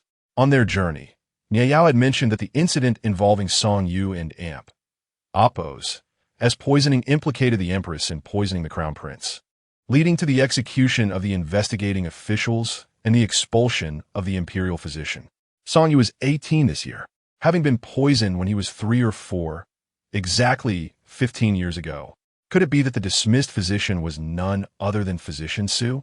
Realizing this, Xiaoxi could no longer wait. She hurried to Physician Su's residence, eager to uncover the truth. However, upon arrival, she found he had yet to return. As darkness approached, she saw a few guards coming to assist in packing his belongings and hurriedly approached them. Gentlemen, might I inquire where Physician Su has gone? Why are you assisting with his packing? Recognizing her as a favored individual close to the emperor, the guards kindly informed her he is no longer just Physician Su. He has been appointed as imperial physician. The emperor has just conferred this title upon him, and he will be returning to the capital, never to return. Xiaoxi swiftly assisted in the packing while asking, May I accompany you to speak with him briefly? The guards were aware that Physician Su had once been their family physician and that his wages for the month remained unpaid. Thus, they agreed to her request, albeit with some reluctance. Very well, let us inquire. If possible, we shall allow you to speak with Imperial Physician Su one last time. Thank you, gentlemen, Xiaoxi said, slipping a few coins into their hands. With the aid of her resources, she successfully navigated to the courtyard near the Emperor and Appo's residence and soon met with Imperial Physician Su. Once inside, they quickly closed the door to converse privately. Despite the vast age difference, they felt no trepidation in discussing their thoughts. What do you wish to know? About the events of that year? Physician Su waved his hands, saying, Miss Liu, I owe my current standing and my ability to speak with the Emperor to you. However, the events of that time have no connection to you, so please do not delve into curiosities that bear no benefit. Chapter 55, The Willful Song Yu Doctor. Su was mistaken. Xiaoxi said, I will speak frankly with you. My elder brother, Lu Yu. He is not actually my brother, but my future husband. Please do not be astonished. His true name is not Lu Yu, but Song Yu. Do you recall the name Song Yu? It was evident that Dr. Su wished to deny any recollection, yet his astonishment betrayed him. This. He hesitated for a long while, struggling to find his words. No need to rush. Take your time, Lu Xiaoxi encouraged him. Is this child, Song Yu, still alive? Dr. Su asked, his voice trembling. Indeed. He still remembered the name. Lu Xiaoxi nodded slowly. He is alive, but he has lost all sensation in his legs, rendering his lower body paralyzed. Diasosite. What an unfortunate child. Had I been given the opportunity to continue treating him back then, perhaps he would not have met such a fate. What truly happened back then? Lu Xiaoxi whispered. Rest assured, I am aware of the poisoning incident. You need only tell me the rest. Upon hearing her words, Dr. Su, having evidently grasped part of the story, hesitated for a long time before finally speaking. Years ago, the young Song Yu had fallen gravely ill, prompting the palace to summon Dr. Su for his treatment. Dr. Su quickly discovered that Song Yu had ingested a poison known as corpse insect pill. After using acupuncture to control the toxin, he promptly reported to the emperor. The emperor swiftly unraveled the circumstances, but, wishing to avoid scandal and not wishing to harm the esteemed physician, awarded him a sum of money and instructed him to leave the capital with his family. Unexpectedly, as soon as Dr. Su departed the capital, assassins dispatched by the empress pursued him. Of the 12 members of the Su family, only Dr. Su managed to escape, while the other 11 were brutally slaughtered. He was forced to flee to Jiangnan, adopting a false identity and going into hiding. Today, Dr. Su sought justice from the emperor to vindicate the memory of his tragically slain family. In speaking of Song Yu, he sighed heavily. I have wronged this child, Dr. Su trembled as he spoke. However, I left in such haste that I had no time to transfer his case to another physician. Had someone taken over his treatment, perhaps he could have been cured. Lu Xiaoxi shook her head. You need not blame yourself. Even if you had time to transfer, no one would have dared to take it on. The fault does not lie with you, but with the poisoner. You are right. Who would wish to involve themselves in such matters and invite disaster upon themselves? Dr. Su took out a handkerchief and wiped away his tears. However, Dr. Su, I have one more request, Lu Xiaoxi said. Could you take a look at Song Yu's legs? Look at Song Yu's legs. Dr. Su was taken aback. But surely he had seen many doctors over the years. If they had been unable to help, what could he possibly do? Indeed, I have seen many, Lu Xiaoxi admitted. Yet they are not like you. You are the chief physician of the Imperial Medical Institute and are aware of the cause of his condition. Even if you cannot heal him, I still wish for you to try. My dear child, I cannot guarantee success, Dr. Su replied. Even if there is but a glimmer of hope, we must attempt it. Lu Xiaoxi pleaded. Very well, Dr. Su, with a compassionate heart, agreed, especially considering the gratitude he felt towards Lu Xiaoxi. They hurried back to the residence of the Lu family before nightfall. At that moment, Song Yu was searching for Lu Xiaoxi, visibly relieved when he saw her return. Where have you been? Why didn't you inform me? It was quite difficult for me to find you, he said, his tone devoid of reproach, filled instead with concern. I will explain later, Lu Xiaoxi replied, ushering him into the room along with Dr. Su. Upon learning that he was to be examined, Song Yu immediately declined. I have undergone too many examinations. There is no need for this. Lu Xiaoxi succinctly recounted the events, aware that Song Yu was not being obstinate, but rather had endured too many disappointments and wished to avoid the pain of false hope. Even during their previous life, when he held a position of great power, he had refrained from seeking out physicians, seemingly resigned to his disability. Please, let this be for my sake, she implored. Song Yu ultimately acquiesced. Dr. Su settled down to take Song Yu and Amp, Oppos, Espulse. After a lengthy examination, Dr. Su and Amp, Oppos, expression remained largely unchanged. Finally, he withdrew his hand and shook his head. It will not do. The time has been too long, and merely taking the pulse reveals nothing. Lie down, so I may examine your legs. With the assistance of Dr. Su, Lu Xiaoxi helped Song Yu onto the bed. As Dr. Su moved to lift his pant leg, Song Yu swiftly interjected. He cast a sidelong glance at Lu Xiaoxi and then lowered his gaze. remaining silent. Oh, Lu Xiaoxi, suddenly aware, turned her back. I will not look. I will not look. Regardless of the circumstances, they had yet to officially marry, and it was indeed inappropriate for them to be in such close quarters, let alone for him to expose his legs. I understand, Dr. Su said hesitantly. However, I will need to administer acupuncture, which may stimulate certain points. I will require someone to hold his legs steady. Then please have me come here, Song Yu said. As Lu Xiaoxi prepared to do so, she was once again halted by Dr. Su. Lu Xiaoxi, I have agreed to examine him. Please consider my position and do not let others know of this matter, if you would. But Song Yu began. I am aware you are an unwed couple, Dr. Su replied. A physician in Damp, Oppo's heart is akin to that of a parent. There are no distinctions of gender or age in my presence, so do not concern yourselves overly. Very well.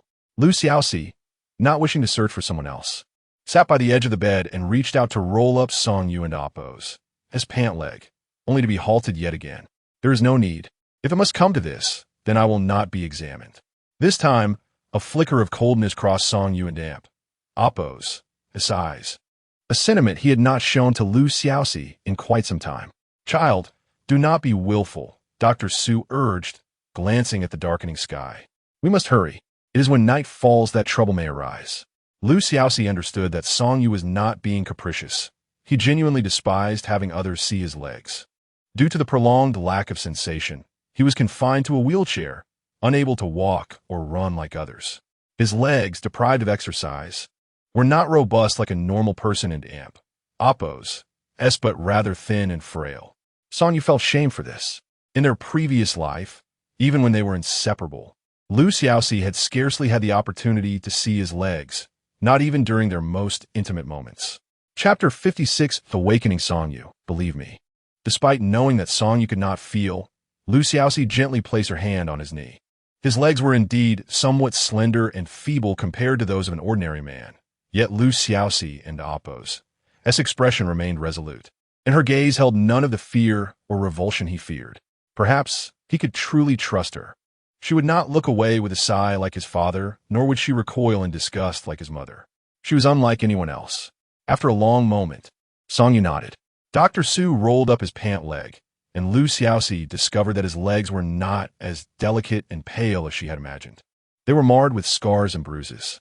Lacking sensation, his legs often sustained injuries without his knowledge, and by the time he realized, they had already bled profusely or were on the brink of healing. Dr. Su advised Lu Xiaoxi, I will now administer acupuncture to young Master Song, attempting to stimulate his acupoints. If successful, it may restore some sensation to his legs. However, this process will be excruciating, so I must ask you, Miss Lu, to hold down his legs to prevent him from thrashing about in discomfort. I understand, Lu Xiaoxi replied, pressing her hands firmly on Song Yu's ankles. Hearing his cries of pain made her heart sink, yet the thought of potentially restoring some sensation brought her joy. Locking eyes with Song Yu, they both shared the same emotion. Seeing Lu Xiaoxi and Amp, Oppo's serious demeanor, Song Yu smiled, and Amp, Oppo's, it's all right, I can endure it.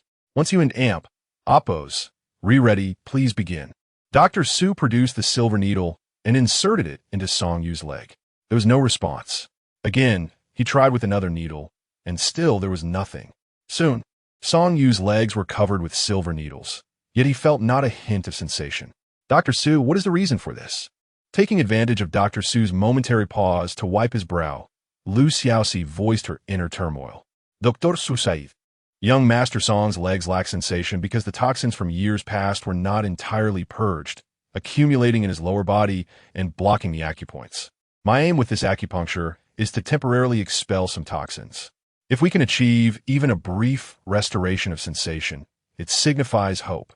However, if we cannot even manage that, I fear I may be powerless to assist.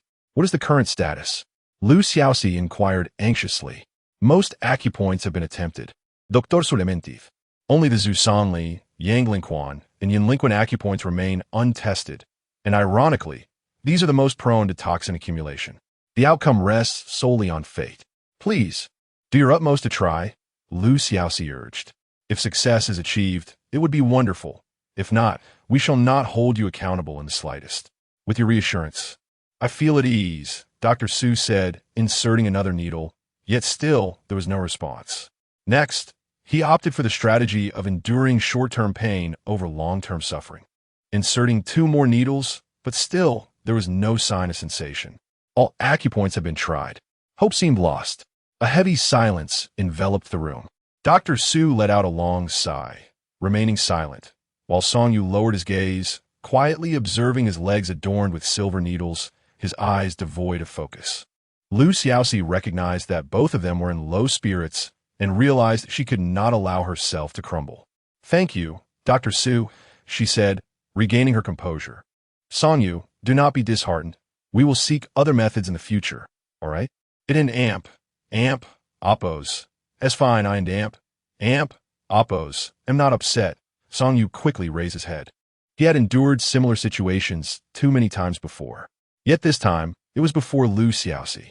Experiencing hope only to be met with disappointment must have felt like a significant fall. Who wouldn't wish to marry a normal man? I apologize. Young Master Song and Miss Lu, Dr. Su expressed. It is my lack of skill that has disappointed you. Disappointment is not the sentiment, Xiaoxi replied with a smile. If the treatment succeeds, that would be ideal. If it does not, we have long since accepted this outcome. Long since accepted. Upon hearing this, a wave of warmth surged within Song Yu and amp, oppos, chest. Xiaoxi truly accepted the most authentic version of him. The broken him, the one who kept others at arm and amp, oppos, length. Indeed, she had once professed her desire to marry him, even without any hope of healing. At that moment, a sudden, fierce pain shot through his right leg. Ah, my leg. His leg, it felt. Sensitive, it hurt. Xiaoxi reacted swiftly, pressing down on Song Yu's leg to prevent him from thrashing against the silver needles. Dr. Su. I'm here. Dr. Su quickly identified the source of Song Yu's pain, driving the silver needle deeper by a fraction, alleviating the agony almost immediately. He swiftly gathered the other needles, withdrawing the last one and applying pressure to the acupoint, from which a few drops of dark blood emerged. Is this the toxin? Xiaoxi asked. Indeed. Dr. Su's face lit up with joy. The expulsion of some indicates there is still hope. Even if future mobility is challenging, restoring sensation should not pose a significant issue. That's wonderful. Xiaoxi instinctively grasped Song Yu's hand. Song Yu, your legs have a chance of recovery. Yes, Song Yu's eyes brightened. Though the pain was excruciating, it was the first sensation he had felt since his legs became incapacitated. Even the pain was a sweet delight. Dr. Su continued to administer acupuncture to Song Yu, working diligently, then instructed them on proper care. I must depart with the emperor back to the capital tomorrow. If you wish to treat his legs, do not linger too long in Jiangnan. Acupuncture should be performed at least once a month. Understood. Thank you, Dr. Su, Xiaoxi replied with a nod and a bow. Miss Lu, you are being too courteous. This is something I should have completed 15 years ago. How unpredictable life can be. Dr. Su mused, and noticing the time, prepare to take his leave. I will see you out. Xiaoxi instinctively turned to adjust the blanket for Song Yu, as she had done countless times in a past life, before following Dr. Su out.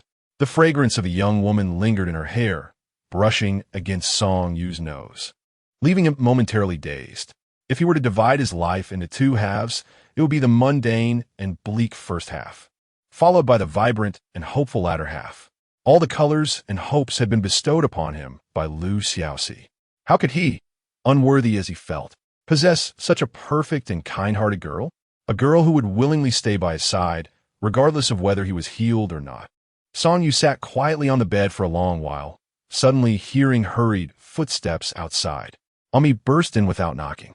Young master, this is bad. Miss Lu has been kidnapped. The assailants left only this. He brandished a crumpled note in his hand. Song Yu's eyes narrowed sharply. Chapter 57. Kidnapping in an effort to remain inconspicuous. Xiaoxi did not bring any attendance when she accompanied Dr. Su. The journey there was uneventful, but by the time she returned, darkness had enveloped the streets, leaving them nearly deserted. A growing sense of unease washed over her as she noted the unsettling stillness around her, prompting her to quicken her pace. However, it was too late. A shadow loomed behind her, and a perfumed handkerchief, saturated with a potent drug, was pressed against her mouth and nose, plunging her into unconsciousness. When she regained her senses, she found herself bound and confined within a pitch-black room, the cold seeping into her bones. Xiaoxi was uncertain how long she had been unconscious, but she quickly steadied herself, shutting her eyes once more to focus on the sounds beyond her prison. The persistent chirping of birds indicated she was likely hidden away in the mountains. The only individual she could conceive of who possessed both the motive and means to follow and capture her were two people. Awake? An elderly woman entered, removing the cloth stuffed in Xiaoxi's mouth and offering her a bowl of clear water. Noticing Xiaoxi's reluctance to move, she scolded, "If you wish to live, drink up. Should you perish, don't blame me." Obediently, Xiaoxi lifted the bowl to her lips. Her parched lips were painfully cracked, yet she hesitated before drinking. "Is Huang the inspector still unwilling to let me go? I've already stated my intention to withdraw from the Hangzhou market." She suddenly implored, "Please, convey a message to my aunt. Inform him that the Liu family will leave Hangzhou immediately. I beseech him to release me." The woman appeared taken aback before responding. "Very well, I shall relay your message. But heed my warning. Do not attempt any tricks, or the inspector will not spare you." "Understood." Xiaoxi felt a sense of calm as she drank the water. News of Huang the inspector's capture had not yet reached the outside world. People were only aware of her conflict with him, oblivious to the latest developments, thus unwittingly taking the bait. The more she learned, the more she was convinced of the identity of her captor. Song Yu swiftly unfolded a note, discovering it contained but a few terse sentences. "Xiaoxi is in my possession. If you wish to rescue her, come alone with 600,000 taels of silver before noon tomorrow at Linyan Mountain, outside Hangzhou. Should you inform the authorities or bring others, Xiaoxi's life will be forfeit." Ami gasped, nearly choking. "Lady Liu has been kidnapped, and they demand 600,000 taels as ransom?" Song Yu's expression darkened to an extreme. "Prepare the silver. We will enter the mountains at dawn." "Young master, you must not," Ami exclaimed, nearly fainting at the thought. "Going alone into the mountains is tantamount to walking to your doom." Song Yu raised a hand to silence her. "Everything will proceed according to my plan." After drinking the water, Xiaoxi drifted into a drowsy slumber once more. She had initially worn little clothing, and the harsh winter night left her shivering uncontrollably. She vaguely heard voices outside, one of which was filled with anger. "How would you let her sleep on the floor? What kind of business is this?" Two women hurried in, flustered, and quickly lifted her onto a bed in an adjoining room, covering her with a thick blanket. She succumbed to sleep again, and when she next opened her eyes, dawn was breaking. A familiar figure sat at her bedside, cheese zipping, clad in attire ill-suited for the surroundings. He gazed at her with concern. Xiaoxi smiled upon seeing him. "You are smiling," cheese zipping remarked, returning her smile. "It seems you are pleased to see me." Indeed, Xiaoxi nodded earnestly. She had surmised that one of her kidnappers was cheese zipping, while the other was the emperor. Her greatest fear was that the emperor would impersonate a kidnapper to extort money from her family. However, if he was not involved, the situation became considerably simpler. "I had intended to weave a splendid tale," cheese zipping began. "You being kidnapped by bandits, and I, the gallant hero, rescuing you. Yet, upon reflection, it seemed too contrived. So I shall spare you that pretense. Xiaoxi, I believe it is time for us to be candid with one another." "Very well," Xiaoxi replied. She propped herself up, and cheese zipping kindly adjusted her pillow and poured her some warm water. After consuming a cup, Xiaoxi felt her mind clear, but she also realized she was feverish and weak. "Come with me, Xiaoxi." Cheese zipping filled her cup again. "Why? You owe me an explanation," Xiaoxi replied calmly. Cheese zipping gazed deeply into her eyes. "I harbor feelings for you, Xiaoxi. What do you cherish about me? My appearance or my family and amp? Oppos, as wealth?" Xiaoxi did not mince words. "I confess I was initially drawn to you because of your lineage," cheese zipping admitted. "In this life, compared to the last, I am much more at ease. Yet, I later discovered that what truly captivated me was you, as a person." Xiaoxi shook her head. So what have you done? Spread rumors and tarnish my reputation? I acknowledge that my actions were misguided, Cheese Zipping replied. But it stemmed from my profound affection for you, Xiaoxi. Love is innocent. Love may be innocent, but kidnapping is a crime. Master Qi, Lu Xiaoxi smiled gently. You already have your cousin by your side. I implore you to let me go. If your concern is for her, I can send her away at any moment. But then, when the next and Oppos, me and Oppos, appears, will you also let me go without hesitation? Lu Xiaoxi longed to question him, given his rebirth, why he remained oblivious to her past grievances regarding his cousin. Yet, she chose to feign ignorance. The injustices she endured over the years, the scoldings from Cheese Zipping and the mockery from his cousin, still brought her sorrow, even in remembrance. Do you know what kind of person Sonyu is? Cheese Zipping suddenly asked. What sort of person? Lu Xiaoxi countered. He would never reveal his true self in your presence, Cheese Zipping remarked. He is ruthless, bloodthirsty, and possesses an insatiable thirst for power. Lu Xiaoxi did not respond immediately. Why the silence? Are you stunned? Afraid? Cheese Zipping scoffed. I am merely waiting for you to elaborate, Lu Xiaoxi replied, taking another sip of warm water. If he is merely ruthless, bloodthirsty, and power-hungry, then what does it matter? I'm all too familiar with these traits from my previous life. As long as he treats me well, that suffices. Besides, with me by his side, I refuse to believe he will follow the same path of tyranny as before. You are ensnared in delusion, Cheese Zipping stated. Perhaps, Lu Xiaoxi conceded. If I am truly ensnared, then I have been for many years across 2 lifetimes. Then I must take action to awaken you to your current situation. Cheese Zipping suddenly stood up. Chapter 58. The exact replica of her. Cheese Zipping bent down and gently lifted Lu Xiaoxi's quilt. Instantly, her body was exposed to the chill of the winter air. Undress. Cheese Zipping calmly observed her. Will you do it yourself, or shall I assist you?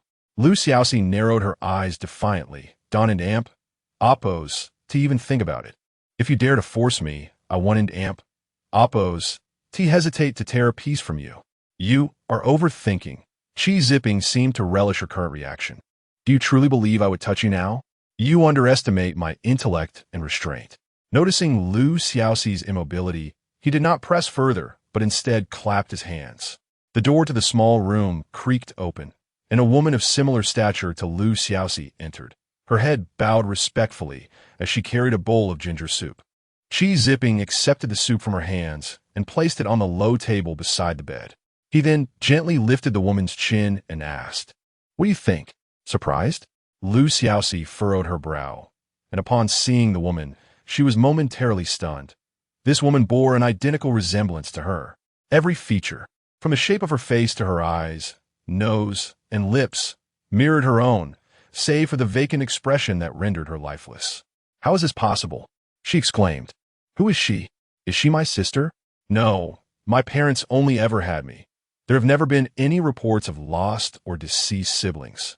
Cheese Zipping appeared particularly pleased with her expression, as if the frustrations he had endured while dealing with her were finally being alleviated. Rest assured, she shares no blood relation with you. I found this treasure at the border. He pulled the woman closer. Come, smile for us. The woman immediately displayed a sweet smile.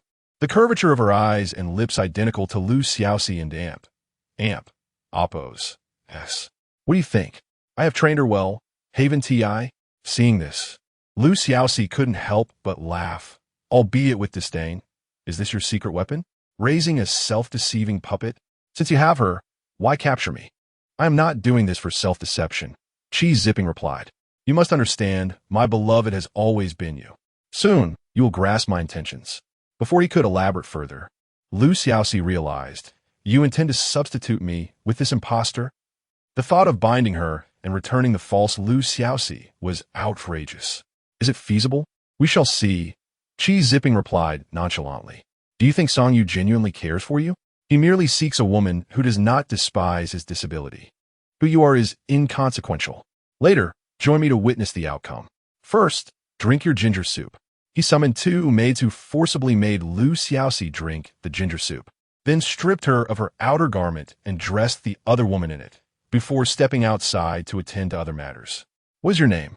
Lu Xiaoxi seized the opportunity to inquire of the woman. The woman turned and flashed her a sweet smile. I am Lu Xiaoxi. Even her voice was nearly identical. It was unclear how long Qi Zipping had trained her. Do you not possess your own consciousness?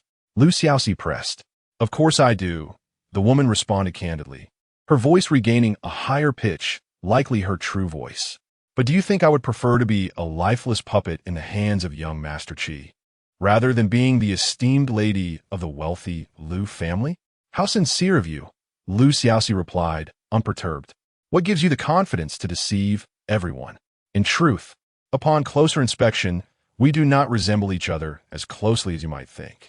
You may fool others, but you will never deceive my parents. The woman smiled her signature smile once more. That is not something you need to worry about. Rest assured, your parents will become my parents, and I shall treat them well. She donned Lu Xiaoxi's disheveled garment from the previous day's turmoil and deliberately tousled her hair, sitting together in the room to rest.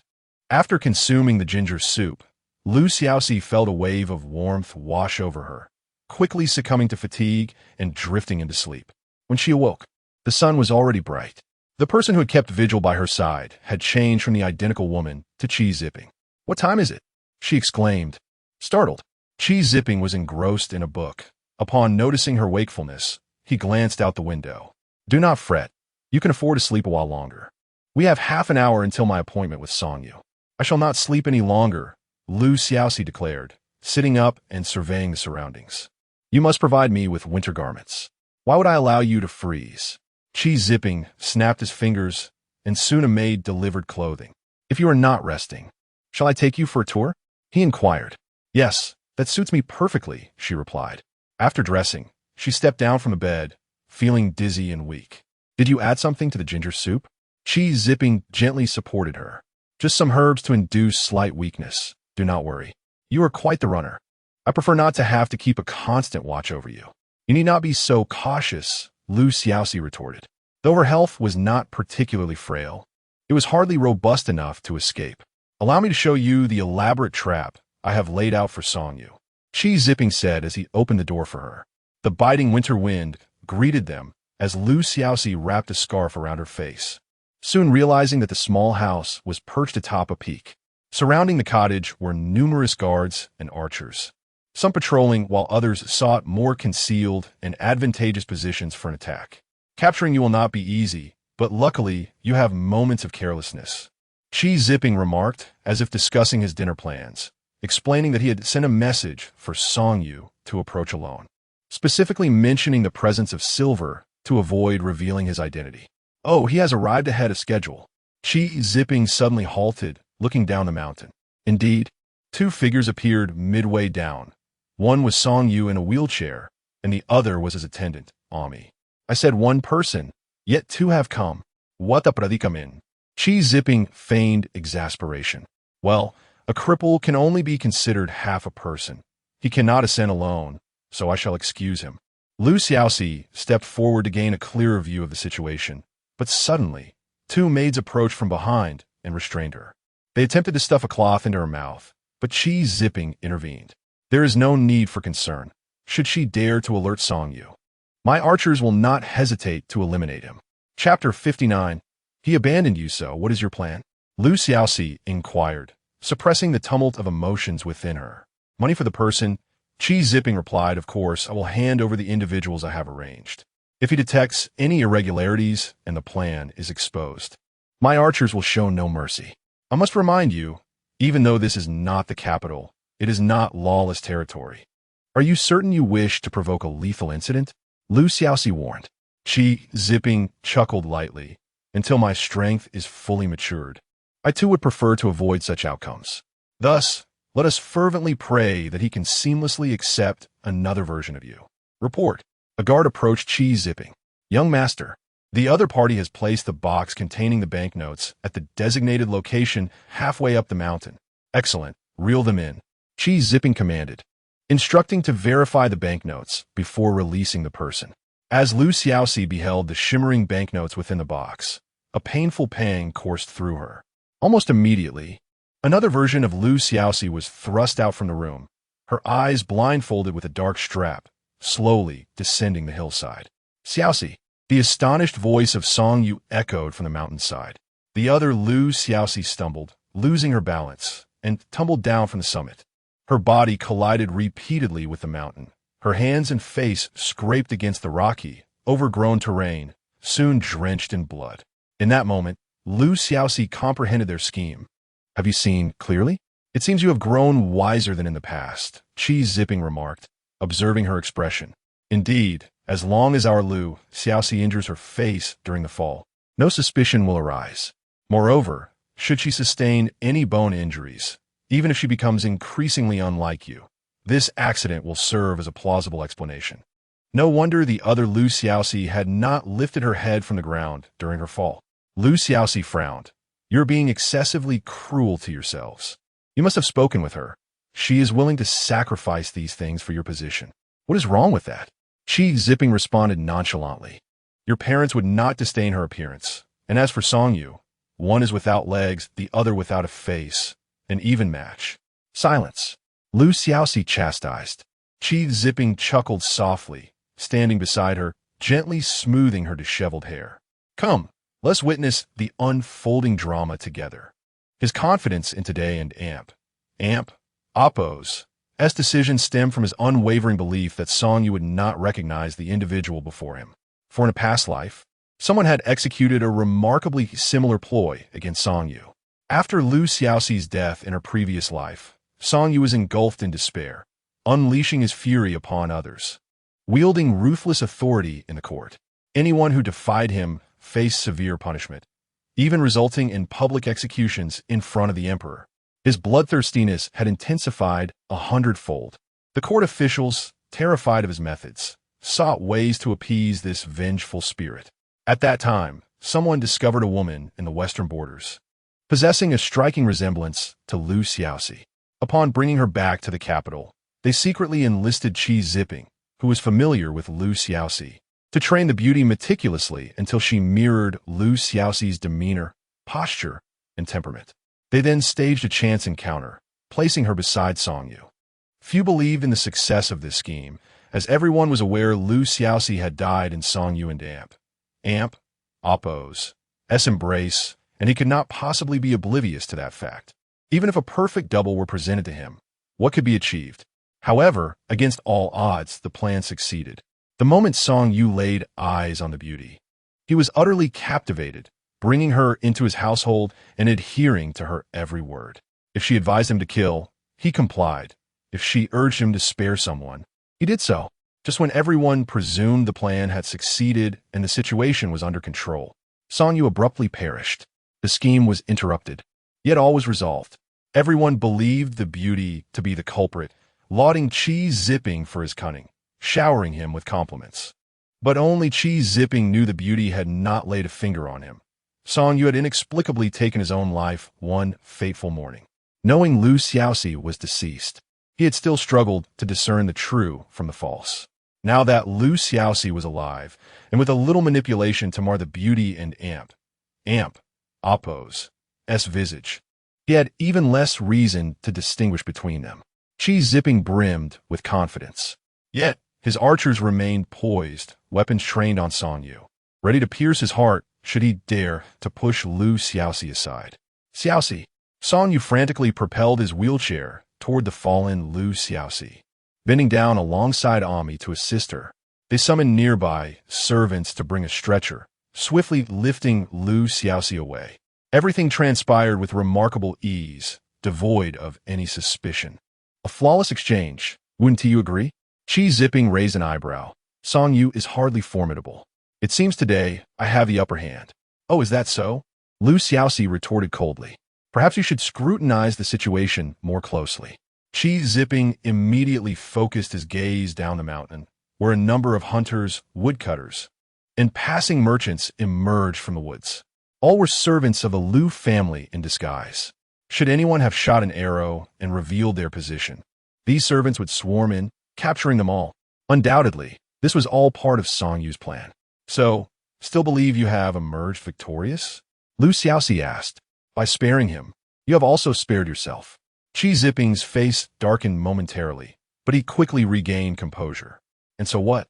This time I have secured both silver and the true beauty. The victor remains me. You hardly appear distressed, he observed, scrutinizing Lu Xiaoxi and Amp, Oppo's face. He didn't even recognize you. Lu Xiaoxi scoffed. What is there to be upset about? Even if you found Amp, Oppo's, Song Yu and Oppo's, rolling down the cliff, bloodied and bruised, I would not discern the difference. I understand your sentiments, Qi Zipping mused thoughtfully. Yet, I remain unconvinced. So let us wait a few more days. What did you say? Lu Xiaoxi furrowed her brow. Qi Zipping led Lu Xiaoxi down the mountain by another path, taking a longer route to enter Hangzhou City through a different gate, confidently settling into the city's most luxurious inn, securing the entire second floor. On the third day of their stay, Lu Xiaoxi witnessed Song Yu personally escorting her counterpart onto a carriage from their vantage point on the second floor. They then departed with their entourage towards the docks, ultimately sailing away from Hangzhou City. How do you feel now, Xiaoxi? Qi Zipping could no longer contain his excitement. Pressing Lu Xiaoxi. He has left with another woman. He has abandoned you. Chapter 60. You came to fetch me faced with a triumphant inquiry. Lu Xiaoxi merely smiled and remained silent. Are you forcing a smile? Qi Zipping looked at her and continued. Do you really believe he will recognize you? I have said before, one person can never completely replace another. Lu Xiaoxi turned away, no longer gazing towards the dock. He will certainly recognize me. Qi Zipping nodded. You seem quite confident, but it remains to be seen whether he recognizes you first or if my actions are swifter. In the following 2 days, Qi Zipping remained inactive in Hangzhou City. He wished to return to the capital, but needed to travel by water, so he refrained from hurrying, lest he encounter Song Yu and Oppo's vessel en route. However, during these 2 days, Lu Xiaoxi and Oppo's condition deteriorated further. It was unclear whether it was due to the cold or the sedative in the medicine, but her body grew heavier, often sleeping for 5 or 6 hours at a time, waking only to eat little, managing only to sip some plain congee. Qi Zipping frequently came to comfort her, gently holding her hand in his palm and softly urging her to endure for a couple more days. Each time, Lu Xiaoxi mustered all her strength to retract her hand, simply stating, I need a doctor. Yet Qi Zipping never summoned a physician for her. Although Song Yu and the others had departed, the city was still rife with the Lu family spies. If he hastily called a doctor, it would draw the attention of the Lu family, jeopardizing his plans. Just a little longer, it will be better soon. Qi Zipping encouraged her. I can see that your health is much better than before. There's surely no cause for concern. Consider it for our future, will you? Lu Xiaoxi was too weary to debate with him and soon drifted back to sleep. She dreamt vividly of her past life when she had just married into the Qi family. She envisioned herself in bridal attire, joyfully seated in the bridal chamber, only to discover a strange woman at the vanity, playing with her wedding jewels. In her dreams, she lamented to Qi Zipping, who dismissed her with impatience. Isn't it merely trying them on? You haven't taken them away. Are your jewels so precious? She dreamt of being gravely ill, struggling to breathe, lying alone in bed, calling out to the heavens in vain, sorrowfully missing her parents. Suddenly, Lu Xiaoxi jolted awake, gasping for breath. She found herself in the empty inn room, realizing that it was a remnant of her past life, a time she had long since escaped. The weight on her chest felt as if it had been lifted. What being alone, without encumbrance or burden, I can thrive on my own. Moreover, she now had someone far better. With great effort, Lu Xiaoxi rose from bed to pour herself some water. The cool liquid refreshed her muddled mind considerably. Suddenly, a flurry of hurried footsteps echoed outside. The sound of a door being flung open resonated like a frantic drumbeat against Lu Xiaoxi's heart. Help! There are robbers! A guest screamed. I have no money, no money. At the same time, shadows flitted outside her door. Secure Lu Xiaoxi, Dawn and Oppo's. T let her escape amidst the chaos. Someone shouted. Several tall men guarded her door and windows. The door was thrust open with a crash, and 2 burly women entered, intent on subduing her. Everything unfolded too rapidly. Lu Xiaoxi did not hesitate to retreat, positioning herself against the wall and flinging open the window. In an instant, she spotted familiar figures below. Their faces were those of Uncle Zhang, Uncle Wang, and that familiar wheelchair The familiar green attire, it was Songyu. They had not departed. They were still here. Was she not dreaming? Songyu. Lu Xiaoxi understood that the opportunity was fleeting. If she did not leave now, she might never have another chance. Without a moment's hesitation, she leaped from the second-floor window. Songyu abruptly looked up, seeing a slender figure descending from above, instinctively preparing to evade. But upon recognizing her, he swiftly raised his arms, catching her securely in his embrace. It's Xiaoxi. It truly is her. Songyu, Lu Xiaoxi clung to his neck. You finally came to fetch me. She met his concerned, anxious, yet joyful eyes. Yet, overwhelmed by her illness and the impact of the jump, she fainted. Xiaoxi. Songyu immediately removed his cloak, wrapping it around her as she wore only a thin garment. Search for any suspicious individuals in this inn. Leave no one unexamined. Yes, young master. More people joined the search. Young master, look over there. Someone pointed toward the rooftop. Songyu followed the direction and saw a figure standing high above. Filled with rage, cheese zipping. He gestured for reinforcements to encircle from behind. So it is you, Songyu stated flatly. How did you realize something was amiss? Cheese zipping asked, both astonished and furious. I clearly saw them board a ship, and none have docked with a similar vessel these days. When did this fellow return without anyone noticing? It has nothing to do with you, Songyu said coldly, unwilling to exchange further words. Come down now and surrender. In your dreams. Cheese zipping, unfazed by the approaching crowd, gazed at Lu Xiaoxi, who lay asleep in Songyu and damp, Oppo's, his arms. For now, I shall leave her in your care, but I will reclaim her eventually. That depends on whether you possess the ability, Songyu replied, brow furrowed. Cheese zipping whistled, and a chestnut steed galloped in from the distance. He leaped down, landing firmly atop the horse. If you wish to capture me, perhaps in your next life. Gripping the reins, he urged the horse into a gallop, turning back to shout, Oh, and remember to tend to the bruise on her back near the waist. Oh, she mentioned it to me. A perfectly ordinary statement became tinged with ambiguity due to the last remark. Bring me a crossbow, Songyu shouted furiously, seizing a hunting crossbow from a servant, aiming at the fleeing cheese zipping and releasing a bolt. The arrow flew true, striking cheese zipping and amp. Oppo's left shoulder. He let out a cry of pain, but did not halt, clutching the horse and Oppo's neck as he sped toward the dock, evidently prepared to escape by boat. As he vanished from view, the crowd was left in stunned silence, unable to give chase or voice a word. Everyone had heard Cheese Zipping's earlier shouts, feeling both furious and distressed. Though initially worried about Lu Xiaoxi and Amp, Oppo's absence and the potential damage to her reputation, the reality of the situation brought profound sorrow. Uncle Wang and Uncle Zhang exchanged glances, concerned that the new husband might disdain Lu Xiaoxi. Stuck in this impasse, delaying her treatment, they contemplated how to retrieve Lu Xiaoxi when they heard Songyu and Oppo's voice. Quick, why are you all standing there? Go fetch a doctor. Chapter 61. My silver Uncle Wang and Uncle Zhang were filled with joy and hurriedly set to work.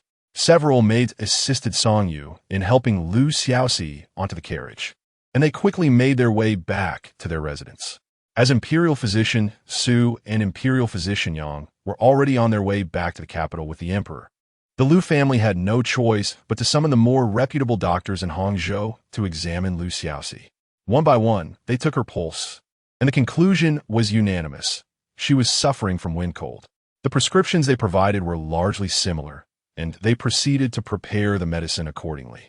Soon, the lively room was left with only Songyu and Lu Xiaoxi. Lu Xiaoxi lay in the soft, warm bedding, her complexion pale, while Songyu sat at her bedside, his expression not much better than hers.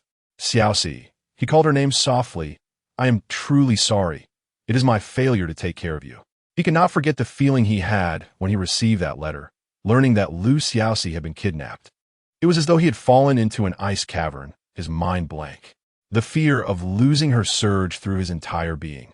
Thankfully, she had returned safely. At last, he could hold her hand again, their fingers intertwined, and gaze upon her familiar, unique features countless times. I will never lose you again, Xiaoxi.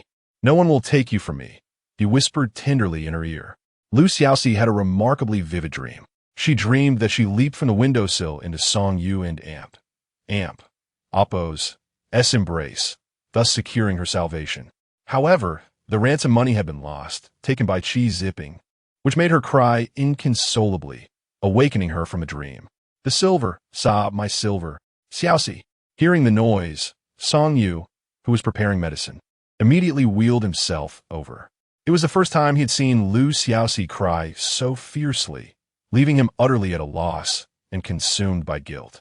She must have endured much hardship during these days. The silver, my silver. Song Yu took a moment to comprehend what Lu Xiaoxi meant by her silver.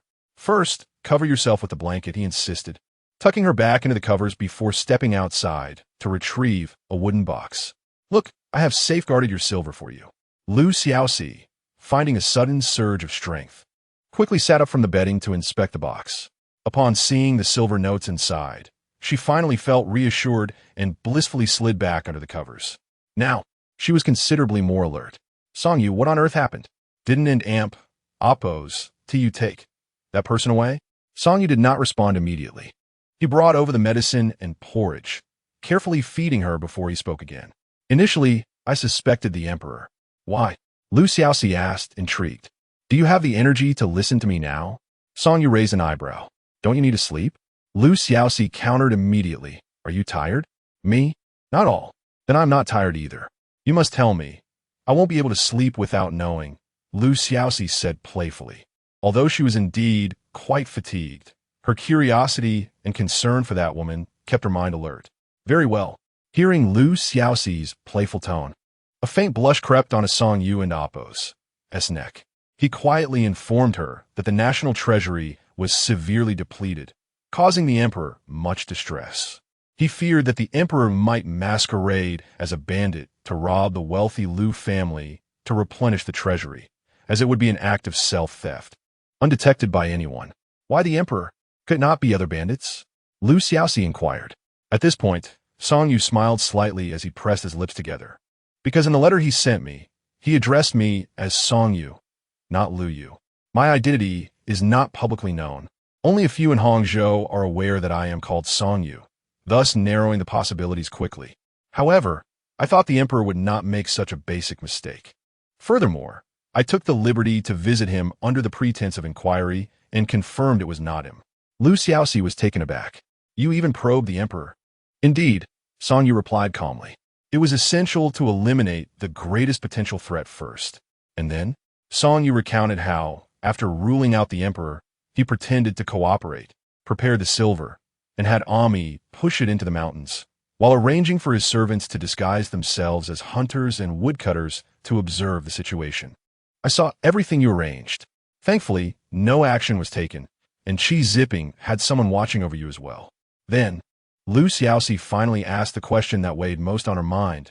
Did you see that woman? When did you realize something was amiss? Where is she now? At this, Song Yu narrowed his eyes. I noticed something was wrong with that woman immediately. How so? Lu Xiaoxi's hands instinctively clenched into fists. The way she rolled down the mountain was peculiar, Song Yu explained. When a person tumbles down a slope, the head is the most vulnerable part, and instinctively, one would protect it without needing experience. However, that woman's body was exceedingly rigid as she rolled, her hands clinging to her skirt, allowing her face to scrape against the rocky, grassy ground. By the time I saw her, her face was a bloody mess, and, at that moment, I began to harbor suspicions. Upon hearing this, Lu Xiaoxi's mouth fell open in astonishment. So, Song Yu detected the anomaly much earlier. And this had been a part of Chi Zipping and Amp, Oppo's plan, which illustrated his own folly. What happened next? She pressed on. Did you not take her away? When did you return? Song Yu shook his head slightly.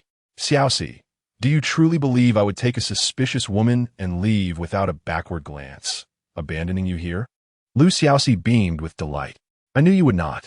In any case, that woman behaved very suspiciously, and despite her striking resemblance to you, I quickly confirmed she was not you. Song Yu did not elaborate further. That woman, in both appearance and demeanor, was nearly indistinguishable from Lu Xiaoxi. Yet, there remained subtle differences that were difficult to articulate. Her speech was delicate and mellifluous. Unlike Lu Xiaoxi's forthright charm, her movements were soft and gentle. unlike Lu Xiaoxi's dignified grace. Song Yu is unaware that these were the very differences Lu Xiaoxi had displayed before Qi Zipping and himself, reflecting her transformation and divergence in character over 2 lifetimes. I had someone disguise themselves as me and Uncle Wang, taking that woman aboard the ship to lower her guard, while I discreetly remained behind to continue my investigation. And how did you discover this place tonight? Lu Xiaoxi inquired. Chapter 62. The wound on my back, why do you possess such insatiable curiosity? Song Yu found himself at a loss with her.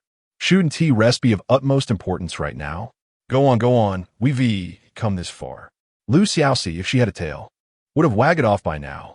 Indeed, this is just like you, Song Yu conceded. On that day in the mountains, we weren't entirely oblivious. We spotted their archers near the mountaintop, incapacitated 2 of them, donned their attire, and infiltrated their ranks. Once inside, things became considerably easier. Within a few days, we discovered that Qi Zipping had taken Lu Xiaoxi to this inn. I discreetly informed Song Yu, who then orchestrated the rescue operation that swiftly freed her. Such meticulous planning. Lu Xiaoxi marveled. She then pondered aloud, but that woman, no one knows her true identity, right? What if she pretends to be me upon her return? Rest assured, Song Yu replied, I have instructed Ami to keep a close watch on her. There will be no slip-ups. Song Yu, I trust your judgment implicitly. Having returned to life anew, Lu Xiaoxi had grown accustomed to worrying about every little detail. Yet, she found that when she was with Song Yu, she needed not engage her mind. However, Song Yu did not appear particularly pleased by her flattery.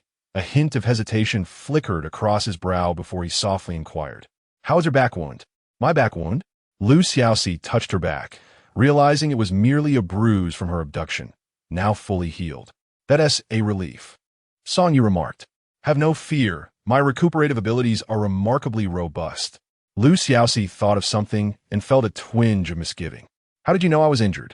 She recalled never mentioning it to anyone, save for a fleeting remark to Qi Zipping about seeking a doctor. Did Qi Zipping inform you? Upon hearing this, Lu Xiaoxi felt a surge of indignation.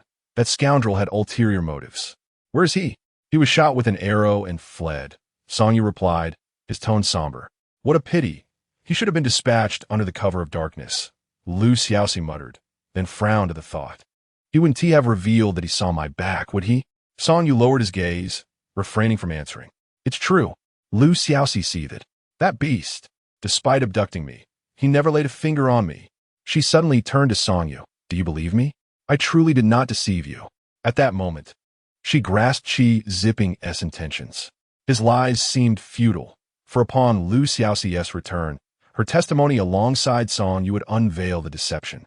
Yet even falsehoods, if taken to heart, can linger in one's mind forever. Having been taken for several days, if someone were to tarnish her reputation, it would be as if she had jumped into the Yellow River, unable to cleanse herself of the stain. Song Yu did not respond immediately.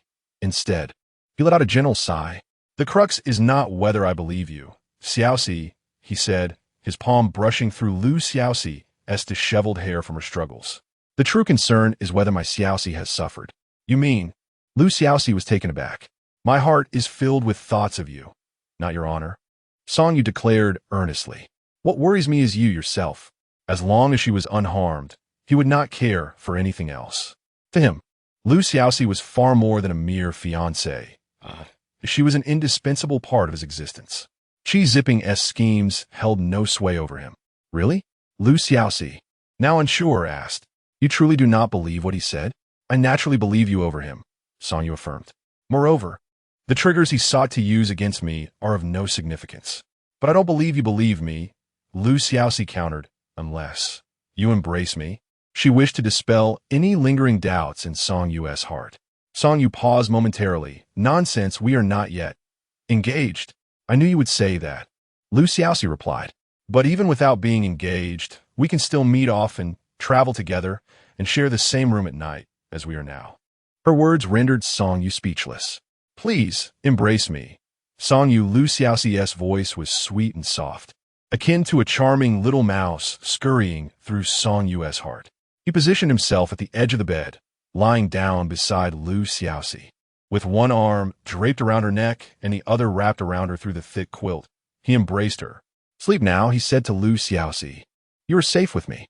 Even though this embrace was not as she had envisioned, the assurance of "you are safe with me" filled her with warmth and contentment. This shoulder was worth leaning on for a lifetime. For reasons she could not fathom, she recalled the Songyu from her past life. The man from her previous existence was never as bashful. Merely days into their acquaintance, before their marriage was even settled, he found excuses to embrace her, refusing to release her despite her struggles. At times, Lu Xiaoxi felt that the two Song-yes were vastly different, almost as if they were entirely separate individuals. Yet upon reflection, she felt a semblance of understanding. In the days that followed, Lu Xiaoxi recuperated in Hangzhou City. Her illness had lingered, but fortunately, her constitution was sound, and she recovered swiftly. However, given the time, it seemed impossible for them to return home in time for the new year. News that Hangzhou City no longer had a magistrate began to circulate, and Nie Yao, having heard of it from some source, rushed to find them, inquiring if it was true. "It is true," Lu Xiaoxi confirmed. She had intended to take Nie Yao along when they returned and explain the entire ordeal. To her surprise, Nie Yao responded, "That is splendid. I no longer have to marry that scoundrel. I will not return to the capital. I shall settle here in Hangzhou." "Not return to the capital?" Lu Xiaoxi was taken aback. "Indeed. I have been into Oppos, returned into Oppos. Like a defective item, it is impossible for me to marry again. Rather than endure ridicule from my mother and sister, I would prefer to remain in Hangzhou. Allow me to work in your establishment, dear friend. I am eloquent and knowledgeable about cosmetics, fabrics, and garments. I can assist in selling goods." It turned out that Nie Yao still had some of her dowry left after being robbed, which would suffice to acquire a modest property in Hangzhou. If she could earn a little money working under Lu Xiaoxi's family for protection, life would not be too difficult, and perhaps she could even find a decent match. Though Lu Xiaoxi did not consider Nie Yao a close friend, she nonetheless asked, "Are you truly willing to forsake the advantages of the capital? While working can indeed provide income, it is arduous, requiring early mornings and late nights. If you cannot endure it, my people will not spare a lazy worker." Chapter 63. "Dance, just trust me this once," Nie Yao sighed. "I've come to terms with it. I never wish to return to that ravenous place in the capital." "That can be arranged." Lu Xiaoxi introduced her to Uncle Zhang, securing her a position at the rouge shop, providing a semblance of closure. By the time Lu Xiaoxi recovered from her illness, it was already late in the lunar year. She initially intended to celebrate the new year in Hangzhou before returning. But upon consulting everyone, she discovered that they were all eager to return home sooner, prompting her to set off immediately. On New Year in Oppos, Eve, they found themselves aboard a boat, where Lu Xiaoxi personally prepared generous red envelopes for each servant and maid, ensuring everyone enjoyed a joyous celebration. That night, delicate snowflakes began to fall from the sky. Aside from a few essential crew members, everyone else retreated to the cabin to rest at Lu Xiaoxi and Oppos' behest. Seizing the opportunity of the sparse crowd, the two stepped onto the deck to admire the snow. The snowflakes drifted down like willow catkins, settling gracefully upon their shoulders and hair, creating a scene both beautiful and ethereal. The surrounding silence was punctuated only by the flickering of lights, as if they were enveloped in a realm of enchantment. "Songyu, would you mind if I dance for you in the snow?" Lu Xiaoxi suddenly proposed. Songyu initially thought to suggest they return to the cabin due to the cold, but hesitated when Lu Xiaoxi playfully urged, "Just say yes. You truly are." Songyu began to remark on her increasing charm, but fearing that expressing it might cause her to stop, he merely replied softly, "All right. Just watch closely." With a heart full of joy, Lu Xiaoxi ran to the center of the deck and began to dance slowly. It had been ages since she last danced, perhaps in a previous life. Due to the chill and unfamiliarity, her movements were initially stiff, but as she adapted, she danced gracefully, like a startled swan. Her red cloak swirled, resembling a flower blooming in the night, while her white skirt billowed and spun, akin to fine wine spilled freely. Suddenly, a clear and ethereal melody from a flute filled the air, perfectly complementing her movements without the need for her to synchronize. It was Songyu. Without uttering a word, they flowed together seamlessly. The dance, the flute, and the falling snowflakes intertwined, merging into the serene yet vibrant night. As the final notes faded, Xiaoxi paused. Her hair and brows dusted with snow, yet she was filled with exhilaration. "We truly are in perfect harmony," she remarked. "So, Songyu, did I dance beautifully?" "Your hand," Songyu replied, gazing at her. "What?" Xiaoxi was taken aback. "Let me see your hand." He extended his own, now reddened from the cold. Only then did Xiaoxi realize her own hands were exposed to the elements, resembling small carrots. She presented her hand to Songyu, who enveloped it in his warm palm, gently breathing warmth upon it. "You're exquisite, Xiaoxi, so beautiful that I dare not look directly at you." After a fortnight, Xiaoxi and her companions finally returned to the capital. Their carriage first passed by the Song residence. Xiaoxi urged Songyu to return home first, but he insisted on escorting her back. "Don't forget, there is a predicament awaiting at the Liu household," he reminded her. "I remember, but fear not, I can handle it." Xiaoxi reassured him, fully aware he referred to the other woman, the one who resembled her. "Oh, my Xiaoxi, you have finally returned." Upon sighting the Liu family's carriage, Liu and Amp, Appo's mother rushed forward, followed closely by Liu and Amp, Appo's father. They had awaited her arrival at the door all morning. Upon seeing Xiaoxi, they wept and laughed, holding her tightly and refusing to let go. "No more long absences for our Xiaoxi. Has something happened? Why did the main party return while you two lag behind? It's so unsafe." After much effort, Xiaoxi finally extricated herself from her parents' and Appo's embrace. "Father, mother, I will explain everything in due time. But where have you placed the one who returned before me?" Her parents exchanged glances, saying little, and led her and Songyu into the house. "What on earth is happening?" Once the door was closed, Liu and Amp, Appo's father, immediately inquired, "How could there be a woman who looks exactly like you?" "If it weren't and Appo's for young Master Song insisting it was not you, we would have stormed in to retrieve her. Indeed, that woman claimed to be you, stating she was confined by young Master Song. We trusted his character, which is why we waited for your return," Liu and Appo's mother added. "Thank you for your trust," Songyu replied, succinctly recounting the events, omitting details about Xiaoxi and Appo's abduction and illness to spare her parents further worry. "Do not believe a word from that woman," Xiaoxi cautioned her parents. "Remember, I am your one and only daughter." Her parents nodded earnestly. Under the guidance of Ame, Songyu and Xiaoxi met the woman confined in the Liu family and Amp, Appo's annex. She sat by the window, her face streaked with tears, but upon their arrival, her sorrow quickly turned to a cold, disappointed glare. "You actually came back," she scoffed. "Where is that useless cheese zipping?" "The useless one has fled. He is likely hiding back at his old residence now," Xiaoxi replied as she examined the woman who bore her likeness. In the time since, the woman and Amp, Appo's facial injuries had mostly healed, though some scars remained, still allowing for distinction. However, should those marks vanish in the future, she would pose an ever-looming threat. "I will ask you once more, what is your name?" Xiaoxi inquired, hands clasped behind her back. This time, their roles had reversed. "Anu," the woman answered honestly this time. "Very well, Anu," Xiaoxi nodded. "Ensure this woman is kept under strict watch." She instructed the household servants.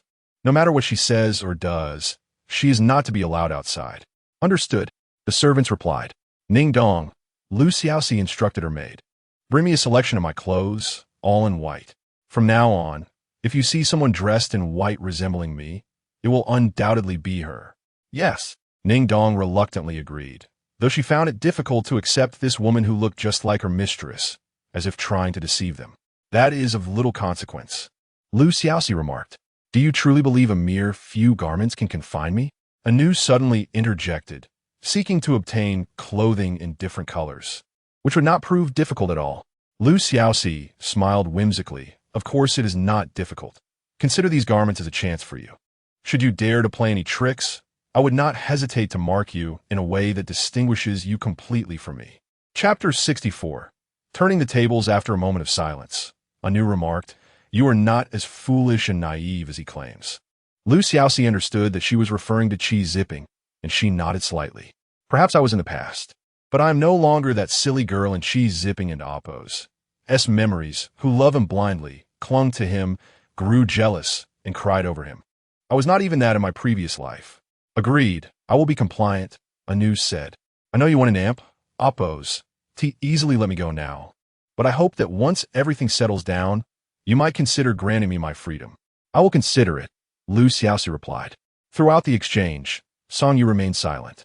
And it was only after they exited that Xiaoxi questioned him. Do you think my methods are too lenient? She added, honestly, I am somewhat concerned that she may become a liability. But I am not cheese zipping.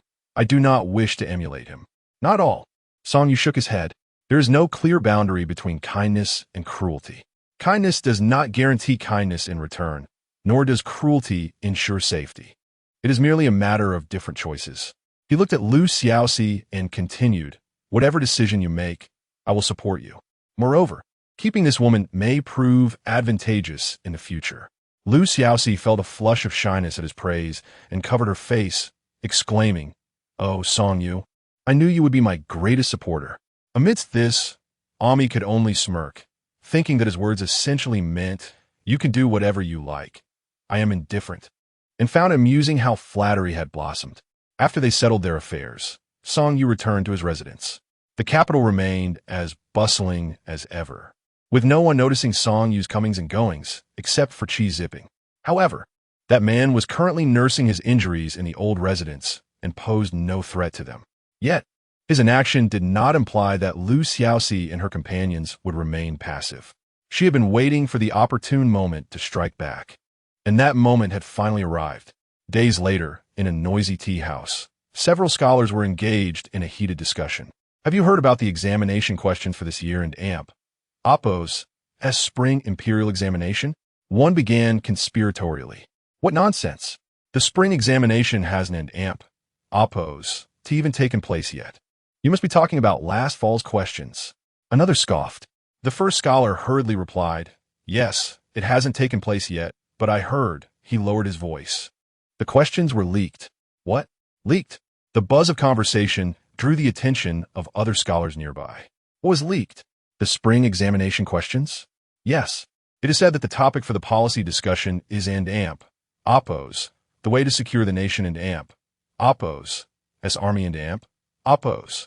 The first session of the test will cover the classics, which is the simplest part.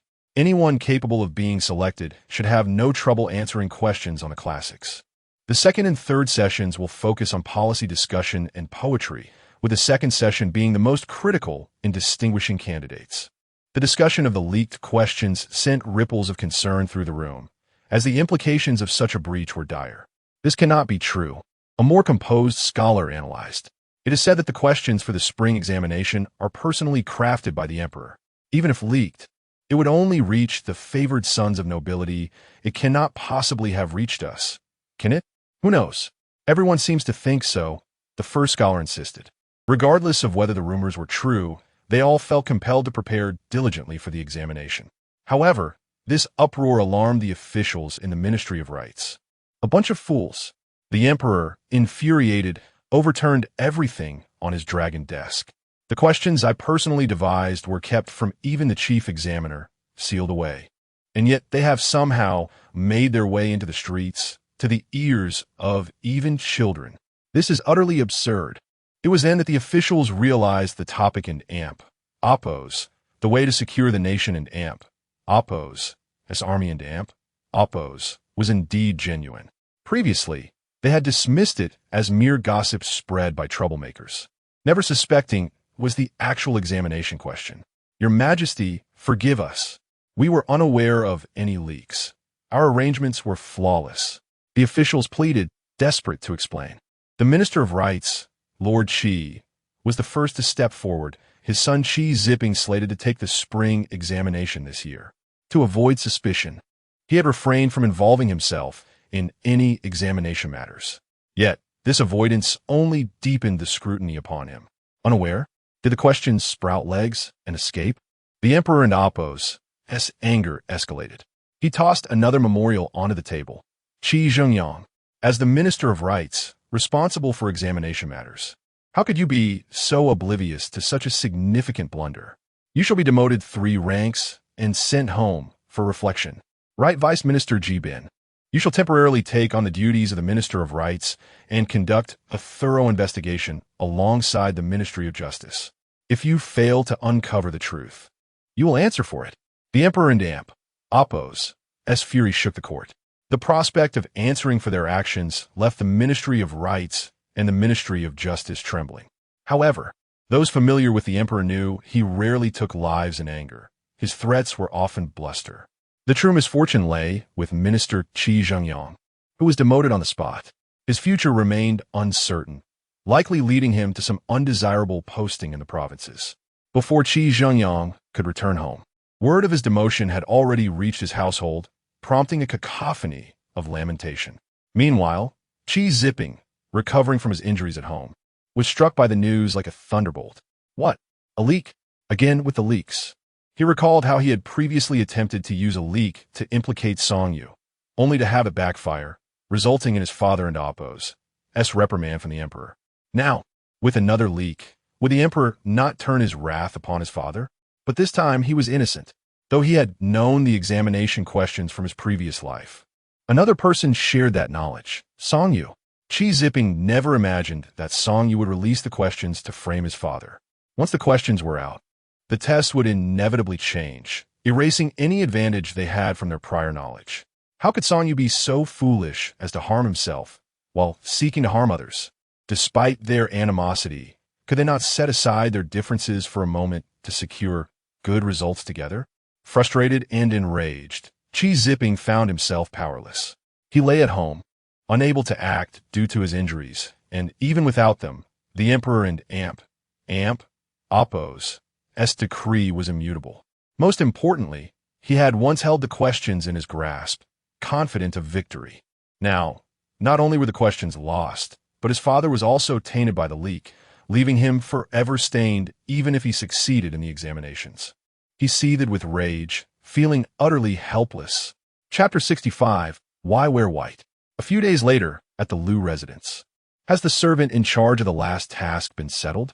Lu Xiaoxi inquired of Ning Dong. Are you referring to the task at the tea house? Ning Dong glanced around discreetly, assuring her that everything was in order. The servant had been sent out of the capital with a relocation fee, ensuring he wouldn't return for some time. Lu Xiaoxi nodded, acknowledging the gravity of the situation and expressing her regret for the servant's prolonged absence. Do not worry. He was quite pleased with the red envelope. Ning Dong chuckled. That is good to hear. The two then departed the estate and made their way to the Song residence. Another month had nearly passed, and today they were to accompany Song Yu to the residence of physician Su, where he would receive acupuncture and poison treatment. Look, my lady, Master Song has already come out and is waiting for us at the gate. Ning Dong, with keen eyesight, spotted him from afar. Indeed, it was true. Lu Xiaoxi turned her gaze in surprise. Is that Song Yu in a wheelchair?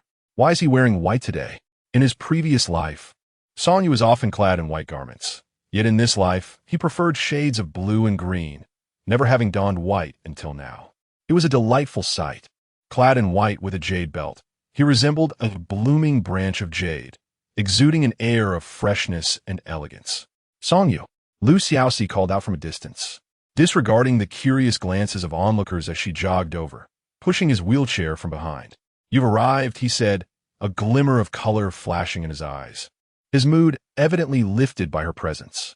You look quite dapper today, Lu Xiaoxi remarked as she pushed him along. Such nonsense, Song Yu cleared his throat, admonishing her for speaking so openly in public. Indeed, we are not yet married. Once we are, I shall say it every day. Lu Xiaoxi recognized his teasing tone and continued with a grin.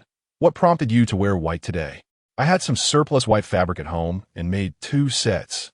So I decided to wear one, he explained, oblivious to the eye roll from Ami trailing behind them. But why have I never seen you in white before? Lu Xiaoxi pressed on, intrigued. Song Yu paused for a moment. In the past, I was often at the academy, and if I got ink stains, it was inconvenient to change. Ah, I see, she replied understandingly. You need not worry about that anymore. Wherever we go, I shall accompany you. Very well, he replied softly. The two soon arrived at physician Su and Oppos' residence. Having been away from the capital for 15 years, his original home was no longer habitable. The emperor had granted him a new abode on the outskirts, discreetly situated to avoid drawing attention. "Welcome. Please come in quickly." A young apprentice opened the door for them. With the apprentice and Appo's assistants, Xiaoxi observed from a distance, taking a seat as Song Yu remained composed through the procedure, enduring the pain without fuss, patiently awaiting the treatment. Watching him, Xiaoxi felt reassured in her decision. Indeed, it was Xiaoxi, who had released the examination questions, not Song Yu. She understood that besides the emperor, only she and Zipping were privy to the topics. She faced two choices: to publicize the questions, thereby challenging the Minister of Rights, Zipping's father, and compelling the emperor to alter them, or to share the questions privately with Song Yu. The latter would place him on equal footing with Zipping while surpassing others, ensuring a favorable position in the examination. However, after careful consideration, she chose not to do so. Song Yu had his own principles and integrity. Unlike Zipping, he would not wish for an unfair advantage. More importantly, she believed in Song Yu's abilities. Even without shortcuts, he could succeed. Thus, she chose the first path, sending a servant to the tea house to leak the examination questions. And once the uproar ensued, she arranged for the servant to be sent out of the capital for protection. This successfully undermined Zipping's father, resulting in his demotion.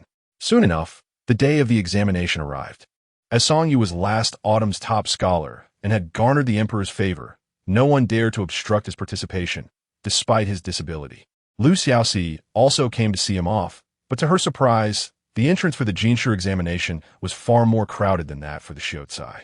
While there were 240 spots available this year, nearly 2,000 candidates had gathered. Among them were youthful scholars barely past their coming of age and elderly men who had attempted the examination for years without success, making it impossible for her to spot Song Yu in the throng. "Lady Lu, over here." It was Ami, with her sharp eyes, who spotted them first. Xiaoxi and Ning Dong hurriedly squeezed through the crowd, apologizing profusely as they bumped into others. "Why did you come? I told you not to send me off." Song Yu frowned upon seeing them. Xiaoxi stuck out her tongue playfully. "After such effort to get here, how can you blame me?" "Of course not." Song Yu quickly clarified, "It's just." "No just." Xiaoxi interrupted, swiftly pulling something from her pocket and shoving it into Song Yu's embrace. "Take this with you." "What is this?" Song Yu wondered as he opened the package, only to find a patchy, shedding wool blanket, standing at the front of the line. His younger brother Song-chi couldn't help but chuckle. Seeing Xiaoxi sneakily handing something to Song Yu, he wondered if it had anything to do with the examination, only to realize it was merely a token from a young lady to her beloved. This year, Song-chi was also engaged to the legitimate daughter of the minister of the Imperial Academy, who had just turned 16 and would formally marry him next year. Although the minister held a mere 4th rank, he came from a scholarly family, making a perfect match with their military lineage. Moreover, it would greatly benefit Song-chi's future career. What could Xiaoxi offer? A mere merchant's daughter, with little wealth, who dared not spend freely due to her lowly status. How much help could she provide to Song Yu? As long as she didn't hinder him, it would be enough. Chapter 66. Do not touch me. Xiaoxi certainly heard that soft sound, but chose to ignore it. The opinions of outsiders held little significance for her. Her sole concern lay with Song Yu. Song Yu and Appo's long fingers caressed the woolen blanket, and a smile involuntarily crept onto his lips. "Did you sew this yourself?" "Yes." Xiaoxi nodded. "I know you brought a blanket as well, but it is only March, and the temperature can drop sharply at night, accompanied by winds. It's wise to have an extra one, just in case." She gazed at the wool that was falling away. "It may be unattractive, but it is certainly warm." "All right," Song Yu replied without hesitation, taking the bundle from his wheelchair and stuffing the woolen blanket into it. With his disability, he already had more items than others on this expedition, and after adding the blanket, the package became significantly larger, over twice the size of Song-chi and Appo's. Many nearby stifled their laughter, but Song Yu remained composed. The line entering the examination hall moved slowly as officials inspected each person and Appo's belongings. After a considerable wait, it was finally the turn of the two brothers. Xiaoxi, with his small package, breezed through the inspection and sauntered inside without waiting for Song-yu. The official frowned at the sight of Song-yu and Appo's large bundle, about to forcefully open it when someone in the crowd shouted, "Oh, isn't that the top scholar from last autumn's examination? So young." Upon hearing this, the official's demeanor softened considerably. He carefully inspected each item, ensuring everything was in order, and even assisted in neatly folding them back. "I will head in first," Song-yu said, turning back to Lu Xiaoxi. "Take care of yourself. Once it into Appo's over, I will come and fetch you home," Lu Xiaoxi replied with a sweet smile. Seeing the reluctant parting of the handsome scholar and the beautiful maiden, the crowd, which had previously chuckled, now looked on with envy. While marrying a disabled man might seem unworthy, encountering a sincere, responsible, and ambitious gentleman was far preferable to wedlock with frivolous and healthy rakes.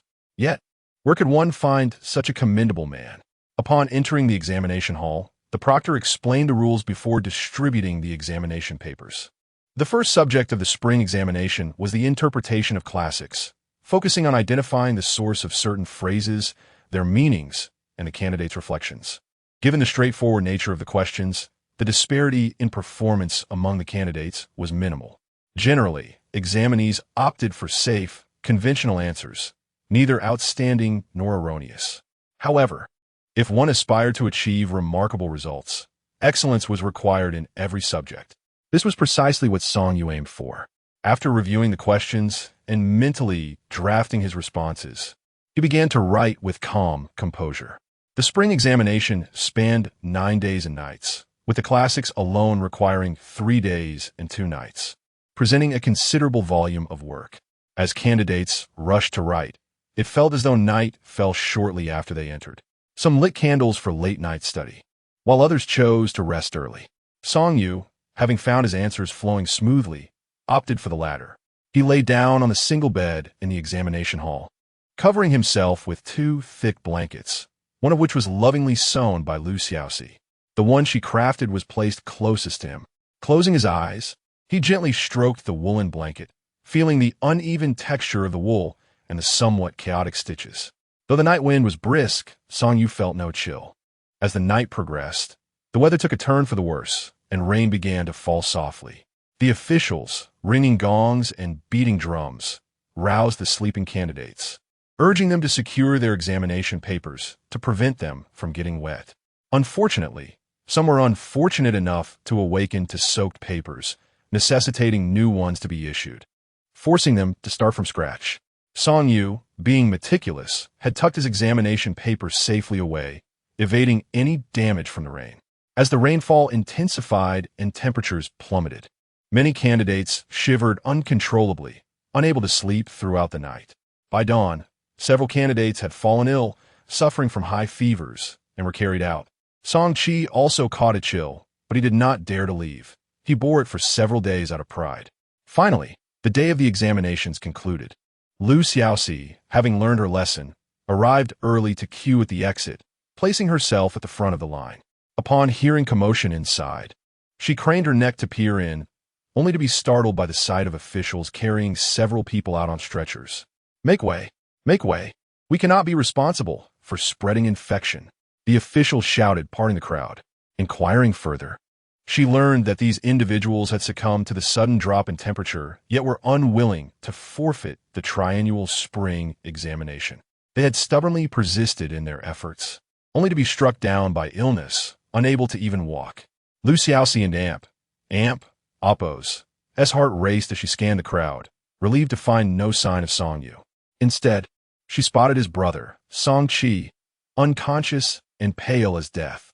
The Song family had arrived to collect the examinees, and upon witnessing Song-chi and Appo's grave condition, they hurriedly took him from the officials, placing him into a carriage bound for the medical hall, neglecting to spare a word for Lu Xiaoxi, who awaited nearby.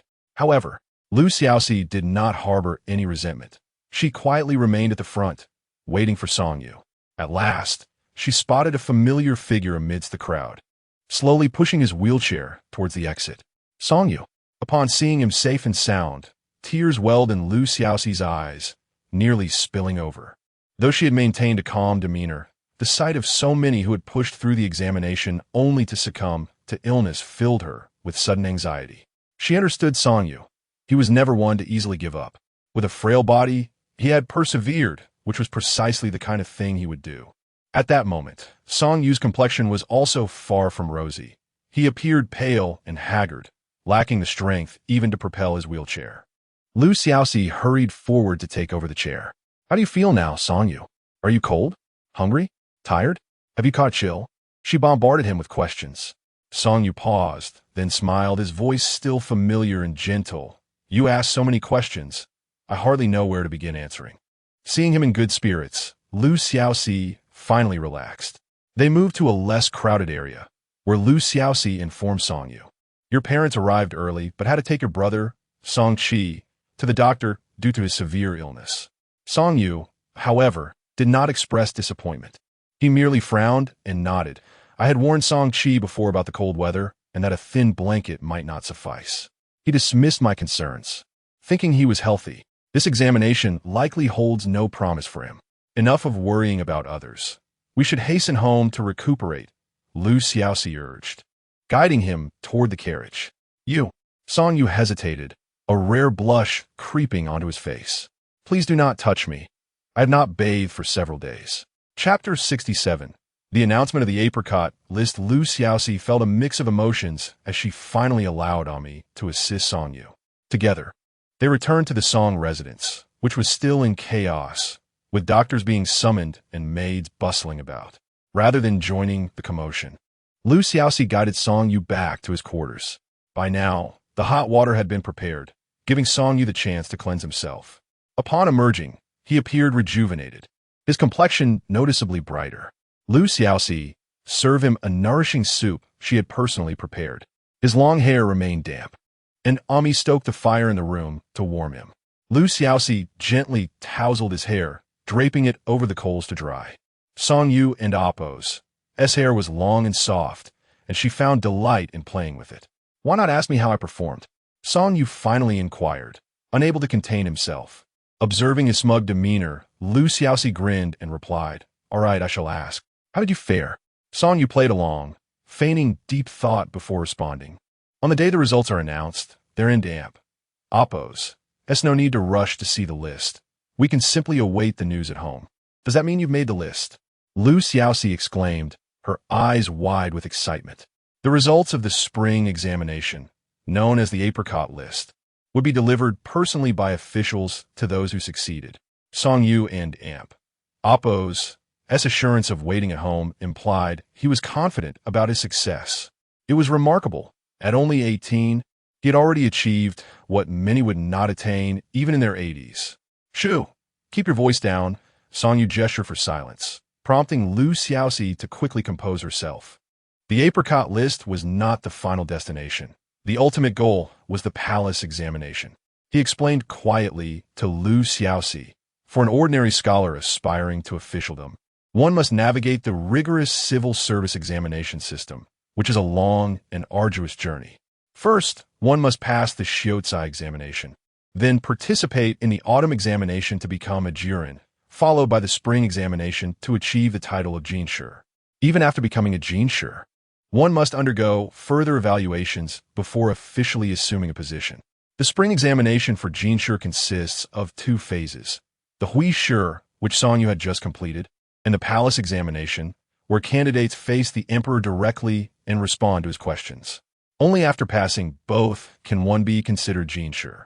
The top 3 of the palace examination are the esteemed Zhuangyuan, Bangyan, and Tanhua. Thus, after completing this examination, Song Yu still had to face the emperor.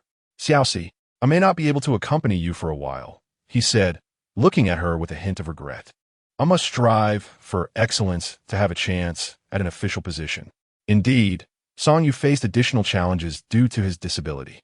Although there were no explicit regulations barring disabled individuals from the examination, there existed an unspoken convention that deemed them unfit for official roles.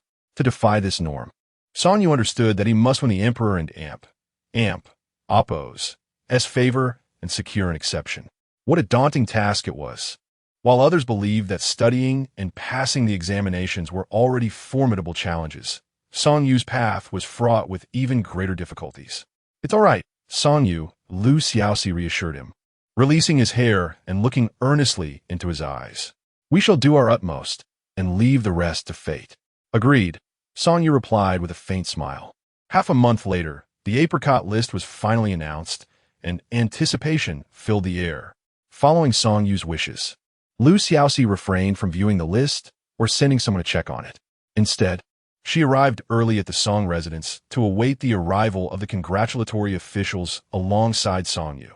This wait was undeniably agonizing. They had no knowledge of the order in which the officials would arrive. Two groups of jubilant officials had already paraded past the Song residence without entering, leaving everyone feeling both elated and deflated. It was crucial to remember that the civil service examination did not have standardized answers. A single question could yield countless interpretations, and the final results depended heavily on the examiners and oppos' preferences. What if, by chance, Song Yu had written an exceptional essay that simply did not suit the examiner and oppos' taste? "Xiaoxi, come sit down. There's no need to rush," Song Yu observed as Lu Xiaoxi paced anxiously at the entrance, unable to contain her laughter. "How are you more anxious than I am?" Lu Xiaoxi began, but was interrupted when Ami burst in, her face alight with excitement. "Young master, Lady Lu, the officials have arrived to deliver the good news." Finally, it had come. Everyone sprang into action. Lu Xiaoxi hurriedly pushed Song Yu forward, while Jing Dong assisted with serving tea, and Ami checked the prepared red envelopes in her pocket. "Congratulations, you have made the list," shouted the officials, who played drums and gongs as they approached. Upon hearing this, General Song, Lady Li, and Song Qi emerged from their quarters. Lady Li was the first to rush forward, inquiring, "Dear official, both of my children participated in the spring examination. Could you tell me if either of them succeeded, or perhaps both?" The official glanced at the list in his hand and replied, "Only one succeeded, a Song Yu." At this proclamation, the hearts of Lu Xiaoxi and the others leapt to their throats. "Wonderful! Song Yu has made the list." Seizing the opportunity, Ami rushed forward, discreetly offering red envelopes to the officials before cautiously asking, "Might I inquire how my young master ranked?" "Congratulations to young master Song Yu," the official boomed. "He has secured the top position on the apricot list." Cheers erupted. "First place. He truly has achieved first place. Song Yu, this is splendid." Lu Xiaoxi grasped the wheels of his chair, unable to contain her jubilation. His dreams had materialized, propelling him closer to his aspirations, despite her efforts to maintain composure. Upon hearing the announcement of his top ranking, Song Yu could not suppress his excitement.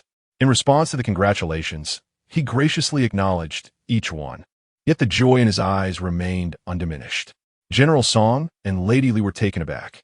While they were aware of Song Yu and Oppo's superior intellect compared to Song Qi and expected him to make the apricot list, they were astonished that he had indeed achieved the first place. They quickly invited the officials inside for tea, but the officials, recognizing the stature of the general's household, did not linger long. After accepting their red envelopes and offering a few congratulatory words, they departed. "My dear son," once the door was closed, Lady Li rushed forward, tears in her eyes. "This is truly remarkable. You have worked so hard over the years. Indeed, to be the top of the apricot list is an extraordinary achievement." General Song added, pleased to finally hold his head high among his peers. However, Song Yu subtly distanced himself from Lady Li and Oppo's tears, bowing respectfully and stating, "Thank you, father and mother, but this is not the final result. It is not yet time to celebrate." Chapter 68. Contemplating the emperors will indeed, mother. Song Qi interjected, "If we celebrate now, and my elder brother fails the palace examination, how will the outside world mock our Song family?" "That is true." Lady Li awkwardly stepped back a couple of paces. "Let us not rush," General Song suggested. "In the coming days, I shall venture to the court to gauge the emperor's sentiments and discern what topics he may introduce in the examination." "That is unnecessary," Song Yu replied calmly. "The emperor's intentions are difficult to fathom. Rather than speculate on potential questions, it would be more prudent to devote ourselves to our studies." After speaking, he turned to Lu Xiaoxi and said, Come, accompany me to Hualien Academy. If I succeed in the examination, I ought to convey my gratitude to the scholars. Very well. Xiaoxi was eager to leave and promptly urged Song Yu onward. Behind them, the voices of the three members of the Song family could be heard. You and Amp, oppose, is correct. The Emperor's thoughts are not easily deciphered. Instead of exhausting our resources at court, it would be wiser to reserve them for Qi during the palace examination. It matters not to me. After all, my elder brother cannot hold an official position even if he succeeds, so what a waste it would be. All these words fell upon the ears of Xiaoxi and Song Yu. While Xiaoxi furrowed her brow, Song Yu remained unperturbed. He had long since grown accustomed to such remarks and was indifferent to them. During their visit to Hualien Academy, they paid respect to several esteemed mentors and subsequently took a glance at the results board. Before the board stood a crowd, though it was far less congested than when the results were first announced. As expected, Song Yu claimed the top position, while the names that followed were unfamiliar. Save for Qi Zipping, who ranked in the 20s, others, such as Song Qi and Zheng Heng, had not made the list. However, this was of little concern. It was quite normal for young scholars to falter in their examinations, and Song Yu was the exception rather than the rule. They were still young, with countless opportunities ahead of them. The palace examination was set for 10 days hence.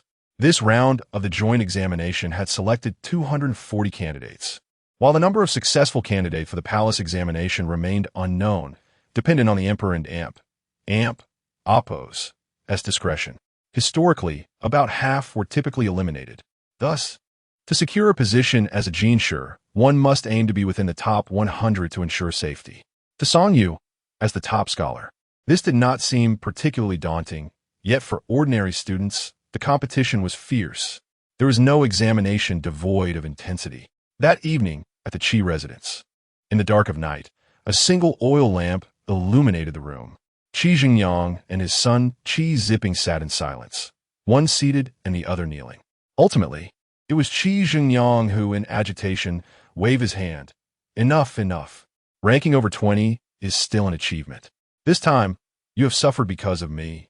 It is only natural that no one dare to award you high marks. It is my lack of knowledge. Qi Zipping conceded, his head bowed. Originally, according to his plan, with last year in Oppo's examination questions, he could prepare adequately and surely secure a place in the top 3.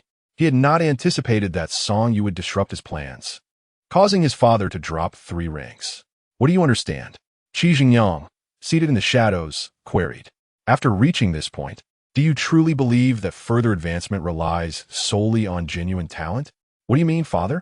Despite the absence of others, Qi Jingyang lowered his voice. Remember, this year the Emperor seeks to select practical officials through the imperial examinations, he explained. No matter what questions arise, your answers must reflect practicality, detailing how to execute tasks and resolve issues. Eschew all flowery bureaucratic language. None of it.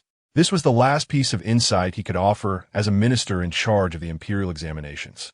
Qi Zipping's heart raced. Understood, father. On the day of the palace examination, within the Hall of Golden Chimes, the morning court session concluded unusually early.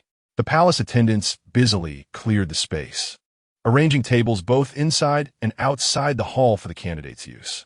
Seating was assigned based on the results of the joint examination. Those with higher ranks could sit within the hall, under the Emperor and Oppos, as watchful eye, while the rest were relegated to the outside, making it difficult to capture the Emperor and Oppos as attention. Song Yu was placed at the foremost position, currently awaiting outside the hall. However, Qi Zipping suddenly appeared. It has been a while, Song brother, he said, rubbing his left shoulder. I heard you achieved the top rank. Such a feat certainly warrants congratulations. Song Yu glanced at his shoulder and replied coolly. The palace examination is still ahead. It will be better to wait until after it concludes to celebrate. Ah, it seems you are quite confident, Qi Zipping remarked, his voice loud enough to draw attention from those nearby. I dare not claim confidence. I will simply give my utmost effort, Song Yu responded, hearing the toll of the bell signaling the candidates to enter. I must take my leave. Wait, Qi Zipping quickly followed. My shoulder injury has yet to heal. I wonder how Xiaoxi's injury is faring.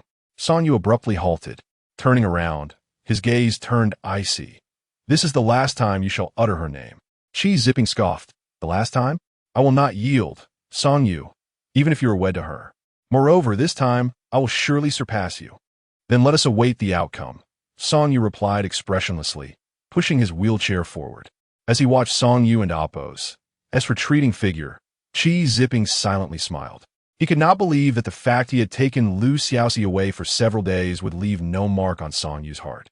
By bringing it up before the examination, he intended to unsettle his mindset and see how he would perform. With a proclamation of the emperor's arrival, a figure clad in brilliant yellow emerged from behind the hall. It was none other than the current emperor. Long live the emperor! The awaiting scholars quickly rose from their seats, kneeling to pay their respects. Rise, the emperor commanded as he settled into the hall. After delivering a few words of encouragement, he instructed the attendants to distribute the examination papers. To their astonishment, upon receiving the papers, the candidates exhibited a range of surprised and troubled expressions. The examination contained a staggering 10 questions. Historically, the palace examination featured only one or at most 2 questions. How could this year's number have doubled? Furthermore, the allotted space for answers was minimal, compelling them to provide complete responses using the most concise language. This posed a significant challenge for many, as their preparations had been based on lengthy essays, and now they were suddenly faced with a different style, one to which they were unaccustomed. Yet, what choice did they have? They could only steel themselves to respond. The first question read, I do not study Sun and Wu. How would you address the matter of strategy? The second, if one possesses a private crossbow, yet it is known to be a single shot, how should it be managed? The 10th, for a condemned prisoner with no family to intercede, can they request a pardon? If granted clemency, would they be exempt from the death penalty? Soon, astute candidates noticed that the 10 questions posed by the emperor all focused on practical matters, testing the candidates and Appo's abilities to handle real-world problems as officials, assessing their administrative capabilities. Such questions could only be answered competently or inadequately. Fabrication would not suffice. Moreover, the topics were exceedingly broad, encompassing commerce, military strategy, criminal law, and more. At this moment, the candidates were overwhelmed, realizing that to pass this final hurdle, they needed to respond to all 10 questions. However, the breadth of the topics was daunting, and without reference materials, not to mention the challenge of filling the examination paper, the task was already formidable. The examination questions referenced are from the 8th year of the Tiansheng reign under Emperor Zong. Chapter 69. Who is the top scholar meant for? Observing the furrowed brows of the candidates seated below, the emperor, the one who posed the questions, felt an inward amusement. He relished the irony that despite their incessant reading of dry texts and the insipid flattery often expected of them, when confronted with real-world challenges, they appeared utterly at a loss. Today, he sought individuals who were truly pragmatic, capable of translating their knowledge into actionable results. As he descended from his throne, he aimlessly circled the room, noting that the candidates either sat pensively with their pens unmoving, hesitated in their writing, or skipped questions altogether, leaving them blank. Very few had managed to complete their papers in a conventional manner. Only 2 individuals exhibited composure and a steady hand. One was Song Yu, this year and Appo's top candidate, and the other, Qi Zipping, the son of a former minister of rights, who ranked in the 20s. The emperor's gaze lingered on the 2, nodding to himself in approval. As the lengthy examination drew to a close, a bell tolled, signaling that only a single incense stick's worth of time remained. At this point, the candidates, having exhausted their options, could only scribble furiously. Submitting a hastily written paper was preferable to submitting an empty one. The emperor scanned the room, appearing somewhat impatient. Is there anyone who has completed their paper and wishes to submit it early? Those who do so will receive extra points, he announced enthusiastically. However, as anticipated, no rush of papers was forthcoming. The candidates remained deep in thought. The prospect of turning in an incomplete paper in exchange for extra points was too humiliating to contemplate. Yet again, only the 2 composed individuals moved.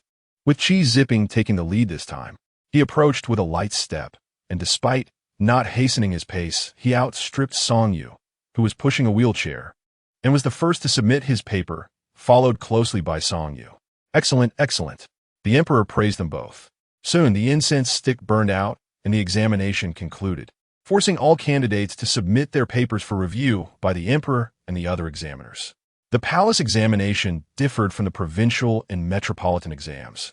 Results were announced immediately, leaving the candidates to await the outcome in silence. The atmosphere grew even more tense and oppressive, as most were not confident in their performance.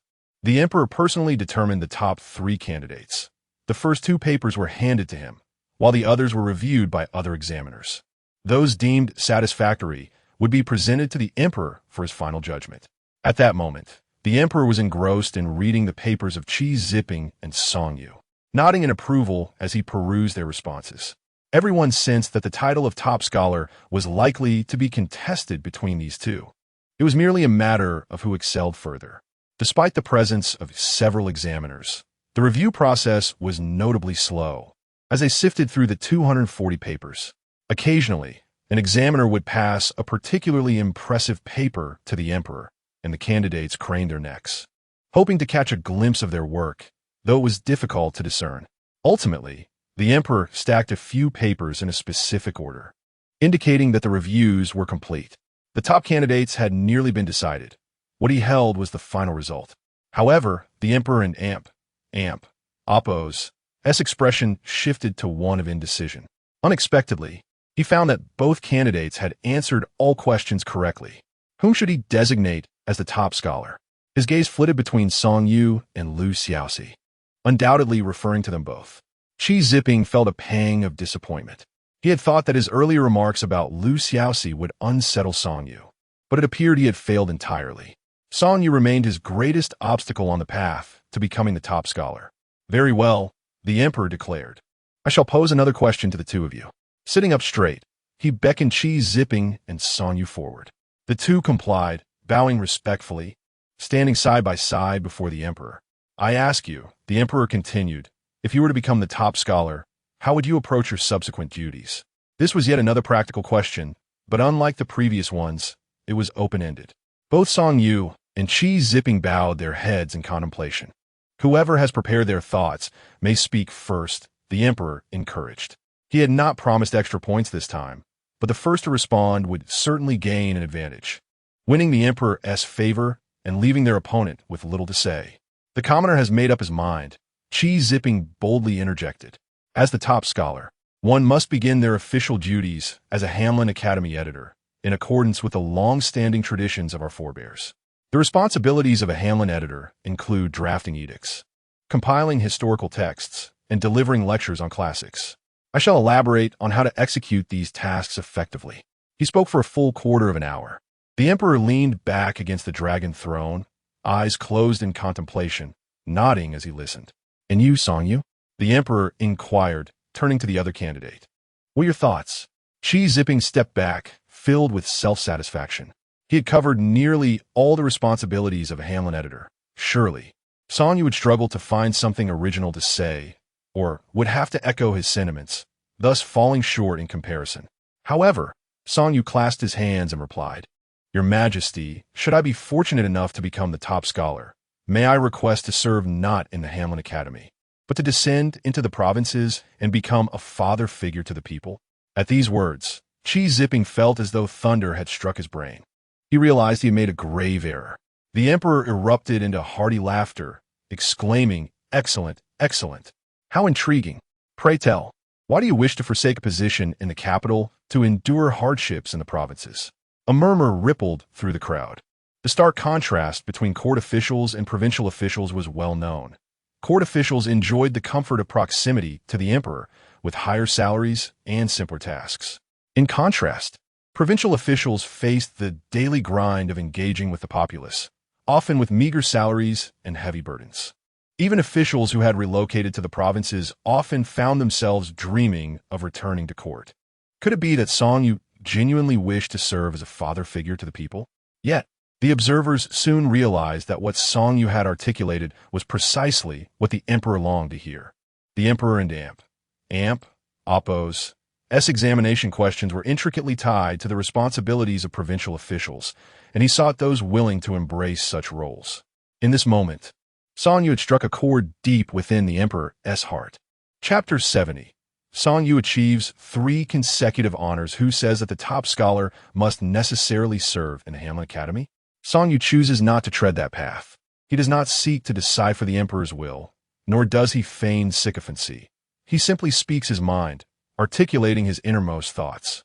In response to the emperor, Song Yu asserts, "I believe that in the early stages of one's career, one should first accumulate experience locally, understand the sentiments of the people, and hone oneself, before ascending to a higher position to discuss how to serve the nation and benefit the populace." This embodies his aspirations and ideals. "Well said," the emperor exclaimed, striking the table before him. "I hereby appoint you as the top scholar. Your Majesty, I am deeply grateful for your grace." Song Yu replied. A wave of astonishment swept through the assembly. Chi Zipping was particularly stunned, nearly toppling to the ground. Why was it not him? Why was it Song Yu? Why? Was he always just a step away? After the palace examination concluded, the results would be posted on the southern gate of the palace. Even before the list was displayed, a throng had already gathered at the palace gates, relatives of candidates, those who had failed the examination, and eager onlookers with nothing better to do, all yearning to know the final results and the identities of this year's top 3.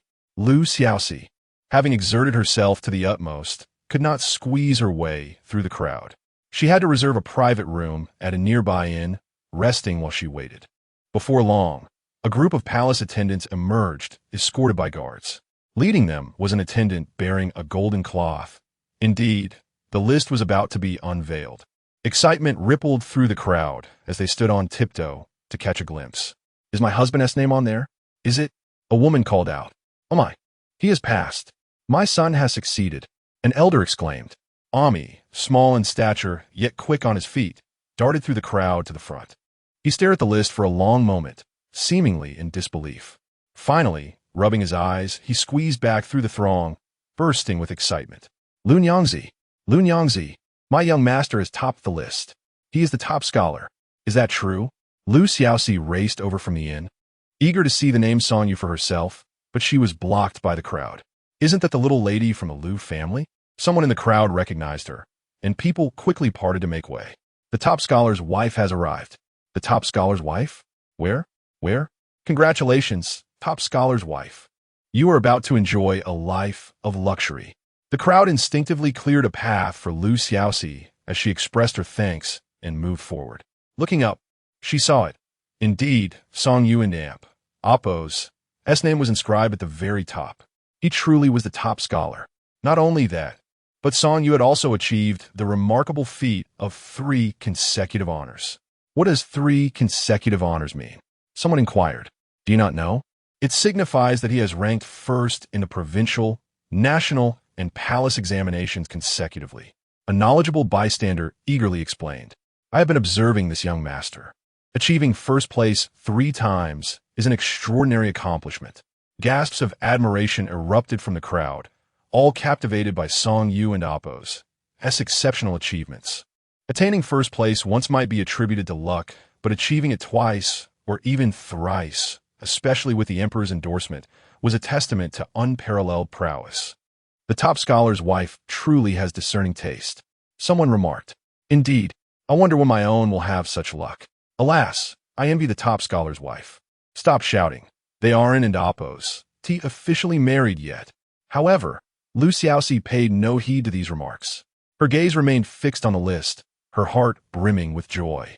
It was not her own status as the top scholar in Appo's wife that thrilled her. Rather, it was her genuine happiness for Song Yu.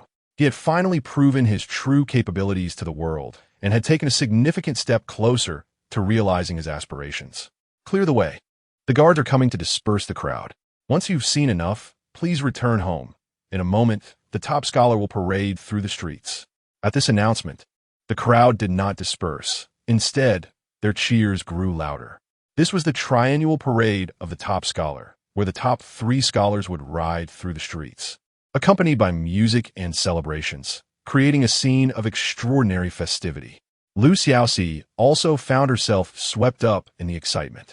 Yet a pang of worry struck her when she remembered that Song Yu could not ride a horse. Would the emperor make an exception for him?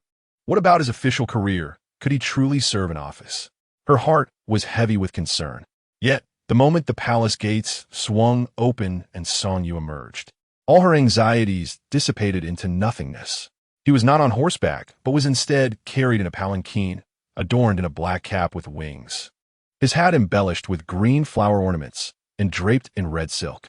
Even seated, he exuded an air of commanding presence. Truthfully, Xiaoxi had never thought the cool and reserved Song Yu suited the color red, but today, in his attire befitting the top scholar, he shattered her preconceived notions. The right person can carry any color with grace. Behind him, the second and third scholars rode gallantly on horseback, flanked by guards and musicians. As they emerged from the palace, the streets erupted into a frenzy of cheers, laughter, and dancing.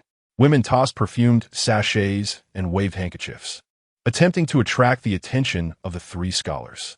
The saying goes that after being named on the golden list, one rides through the streets in triumph. And to see all the beauties of Chang'an in one day. Here, the flowers of Chang'an refer not to blossoms, but to the beautiful women of the capital. As the youngest and unmarried top scholar, Song Yu was particularly popular among the young ladies. Seated in the palanquin, he remained oblivious to the commotion surrounding him, as the women showered him with sachets, nearly burying him. Yet, Song Yu did not accept a single one. He deftly dodged, unwilling to make contact.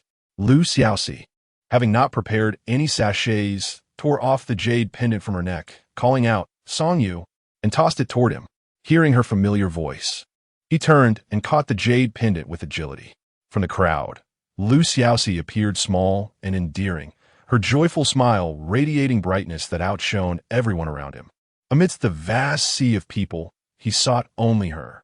Xiaoxi, caught up in the jubilant atmosphere, followed along for a considerable distance before realizing she had not even glanced at the second and third scholars. Upon finally turning her gaze, she observed that the second scholar was a middle-aged man of around 40, with small eyes and a long beard.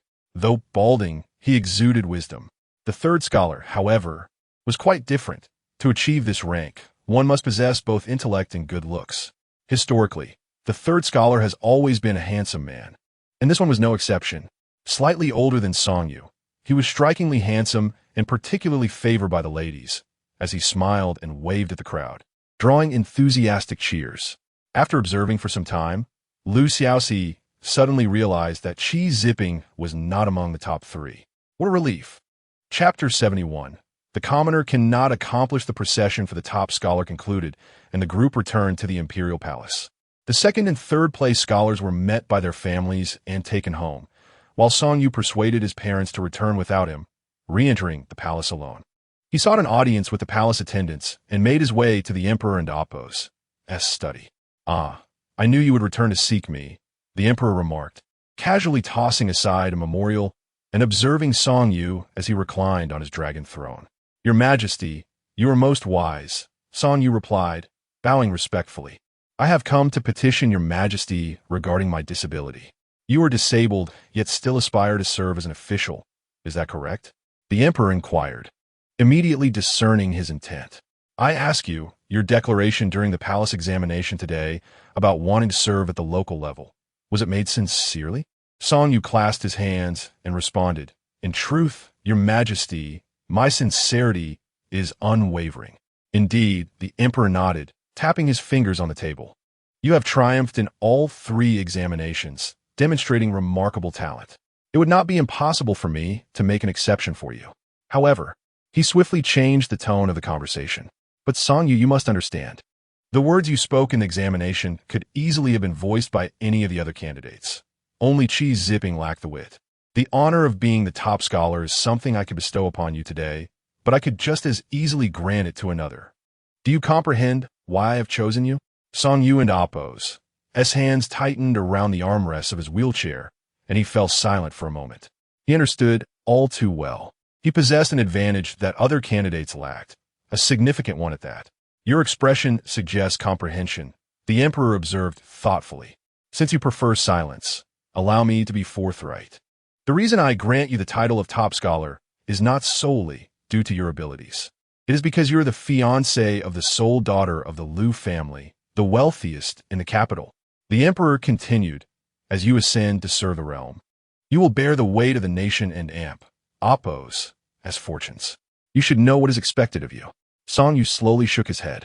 He had already grasped the emperor and amp, Oppos, as intentions. If he wished to serve, he must act according to the emperor and Oppos, as desires, utilizing the Liu family and Oppos, as wealth as public funds for the court and Oppos, as affairs. In essence, he was being coerced into using Liu Xiaoxi's money to replenish the royal treasury. If he refused, the emperor would leverage his disability as an excuse to prevent him from holding office. This was a clear act of extortion. Your Majesty, Song Yu spoke calmly, forgive my impertinence, but your demands are beyond my capability to fulfill. Why? The emperor narrowed his eyes, a sign of his impending fury. The Liu family has no other siblings. Their wealth will rightfully belong to her. I observe her deep affection for you. She would surely acquiesce to your requests. Song Yu inclined his head slightly.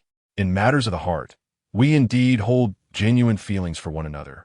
However, Your Majesty, a ruler must care for every common citizen. The Liu family conducts legitimate business. They neither steal nor rob, and their earnings are the fruits of their labor. We possess neither the right nor the justification to use their wealth for state affairs. Preposterous. The emperor and Oppos' displeasure was palpable as he retorted. The national treasury is depleted. Should a crisis arise, every citizen has an obligation to assist the court. They're the wealthiest. Thus, they must bear the responsibility. In the face of the emperor's wrath, Song Yu remained unyielding. The principle of alleviating urgent needs does not extend to perpetuating poverty.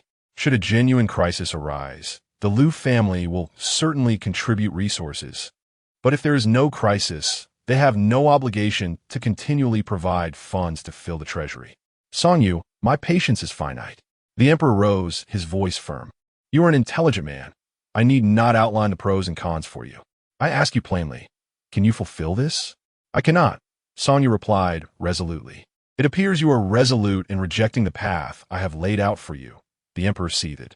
I shall issue an edict to revoke your title as top scholar. If your majesty insists, I have no recourse, Song Yu said, bowing. My union with the daughter of the Liu family is based on affection, not material wealth. I cannot reach out for funds from the Liu family. Very well, you principled Song Yu. The emperor, infuriated, smashed his teacup on the ground. Get out. Song Yu bowed his head and propelled his wheelchair away, uttering not a single plea for mercy. He had left the emperor in a fit of rage, pacing the study, scattering books across the floor in his agitation. Ungrateful, Your Highness? A delicate voice suddenly resonated from the adjoining room, as a finely dressed young lady bounced in. Why have you thrown so many things? Are you angry? The newcomer was none other than the emperor's half-sister, Princess Onping. Born of the current empress, she had grown up alongside the emperor, fostering a close bond that allowed her to speak freely in his presence. What brings you here? The emperor and Oppos' expression softened slightly, though his demeanor remained stern. How long have you been eavesdropping? Princess Onping giggled. Not long, just since that young master Song entered. I caught every word. The emperor grumbled. What of this Song Yu? Is he not infuriating, acting so self-righteous and ungrateful? Do not be upset, Your Highness. Perhaps he is genuinely principled, she suggested. What do you plan to do next? Will you truly deny him the opportunity to serve? Among all the top scholars throughout history, he would be the first to refuse an official position. Of course, it will not be so simple. Do you think I would let such a prize slip away? The emperor declared. I have a plan. Princess Onping chimed in. Since this Song Yu is so disobedient, why not prevent him from marrying the Liu family daughter? They are not yet formally engaged, so you could easily arrange a different match for him. Find another willing subject to marry the Liu daughter, and everyone wins. What nonsense is this? The emperor frowned. You suggest I simply assign him to marry someone else? Who will be willing to marry a cripple? Princess Onping pretended to ponder. Why not give him to me? A top scholar marrying a princess is a common theme in stories. Preposterous. The emperor scolded again. Have you not seen him in a wheelchair? Such a jest is inappropriate. Even if I were to consent, would your mother? And what do you intend to do? Princess Onping inquired. Fear not, I have my own methods. Chapter 72. Falling into the same pit twice, is it true that you and Oppos' you've been causing trouble again? The emperor inquired of Princess Onping, who had been indecisive about her choice of husband. What sort of man do you truly desire? I wish for someone like Song Yu. Princess Omping replied without hesitation. The emperor chuckled in disbelief. You wish to marry a useless man? What are you thinking? What an oppose. That's wrong with a cripple. He has servants to attend to him. It doesn't an amp. Oppose. T concern me, Princess Omping retorted. I only need to look at his face. And what about that handsome monk you fancied last time? Now you prefer a cripple? The emperor remarked, shaking his head. I believe you and amp. Amp? Oppose. V. Been indulging yourself too much lately. Preoccupying yourself with such nonsense. Princess Omping pouted in displeasure. I warn you, you may frolic as you wish, but do not meddle in matters of state, the emperor admonished, tapping her forehead lightly. Understood, she replied with indifference, her gaze wandering off, clearly dismissing his warning. When Song Yu emerged, he spotted Lu Xiaoxi waiting for him at the palace gate. I and oppose. V. inquired around. They said you paraded through the streets and then entered the palace to see the emperor. Lu Xiaoxi stated, taking his wheelchair from him. Nothing escapes your notice, Song Yu smiled. Time slipped away, and I didn't manage to inform you, causing you to wait longer than necessary. That and oppose. As of no consequence, Lu Xiaoxi replied, her lips curving into a smile. So what did the emperor say? You seem quite pleased. Surely it went well? Not yet, Song Yu responded, his expression unchanging. The emperor said he needs to consider further. That makes sense, after all. There are no precedents before you, Lu Xiaoxi pondered, but the results should be out in a few days. They must announce the future positions of each successful candidate. Indeed, Song Yu nodded. He paused before asking, Xiaoxi, if I do not succeed in my official career, what will you do?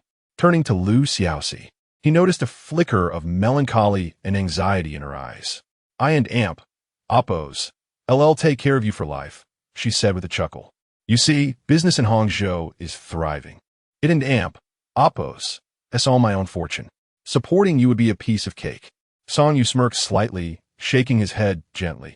A few days later, news spread within the palace, summoning the successful candidates to receive their official appointments.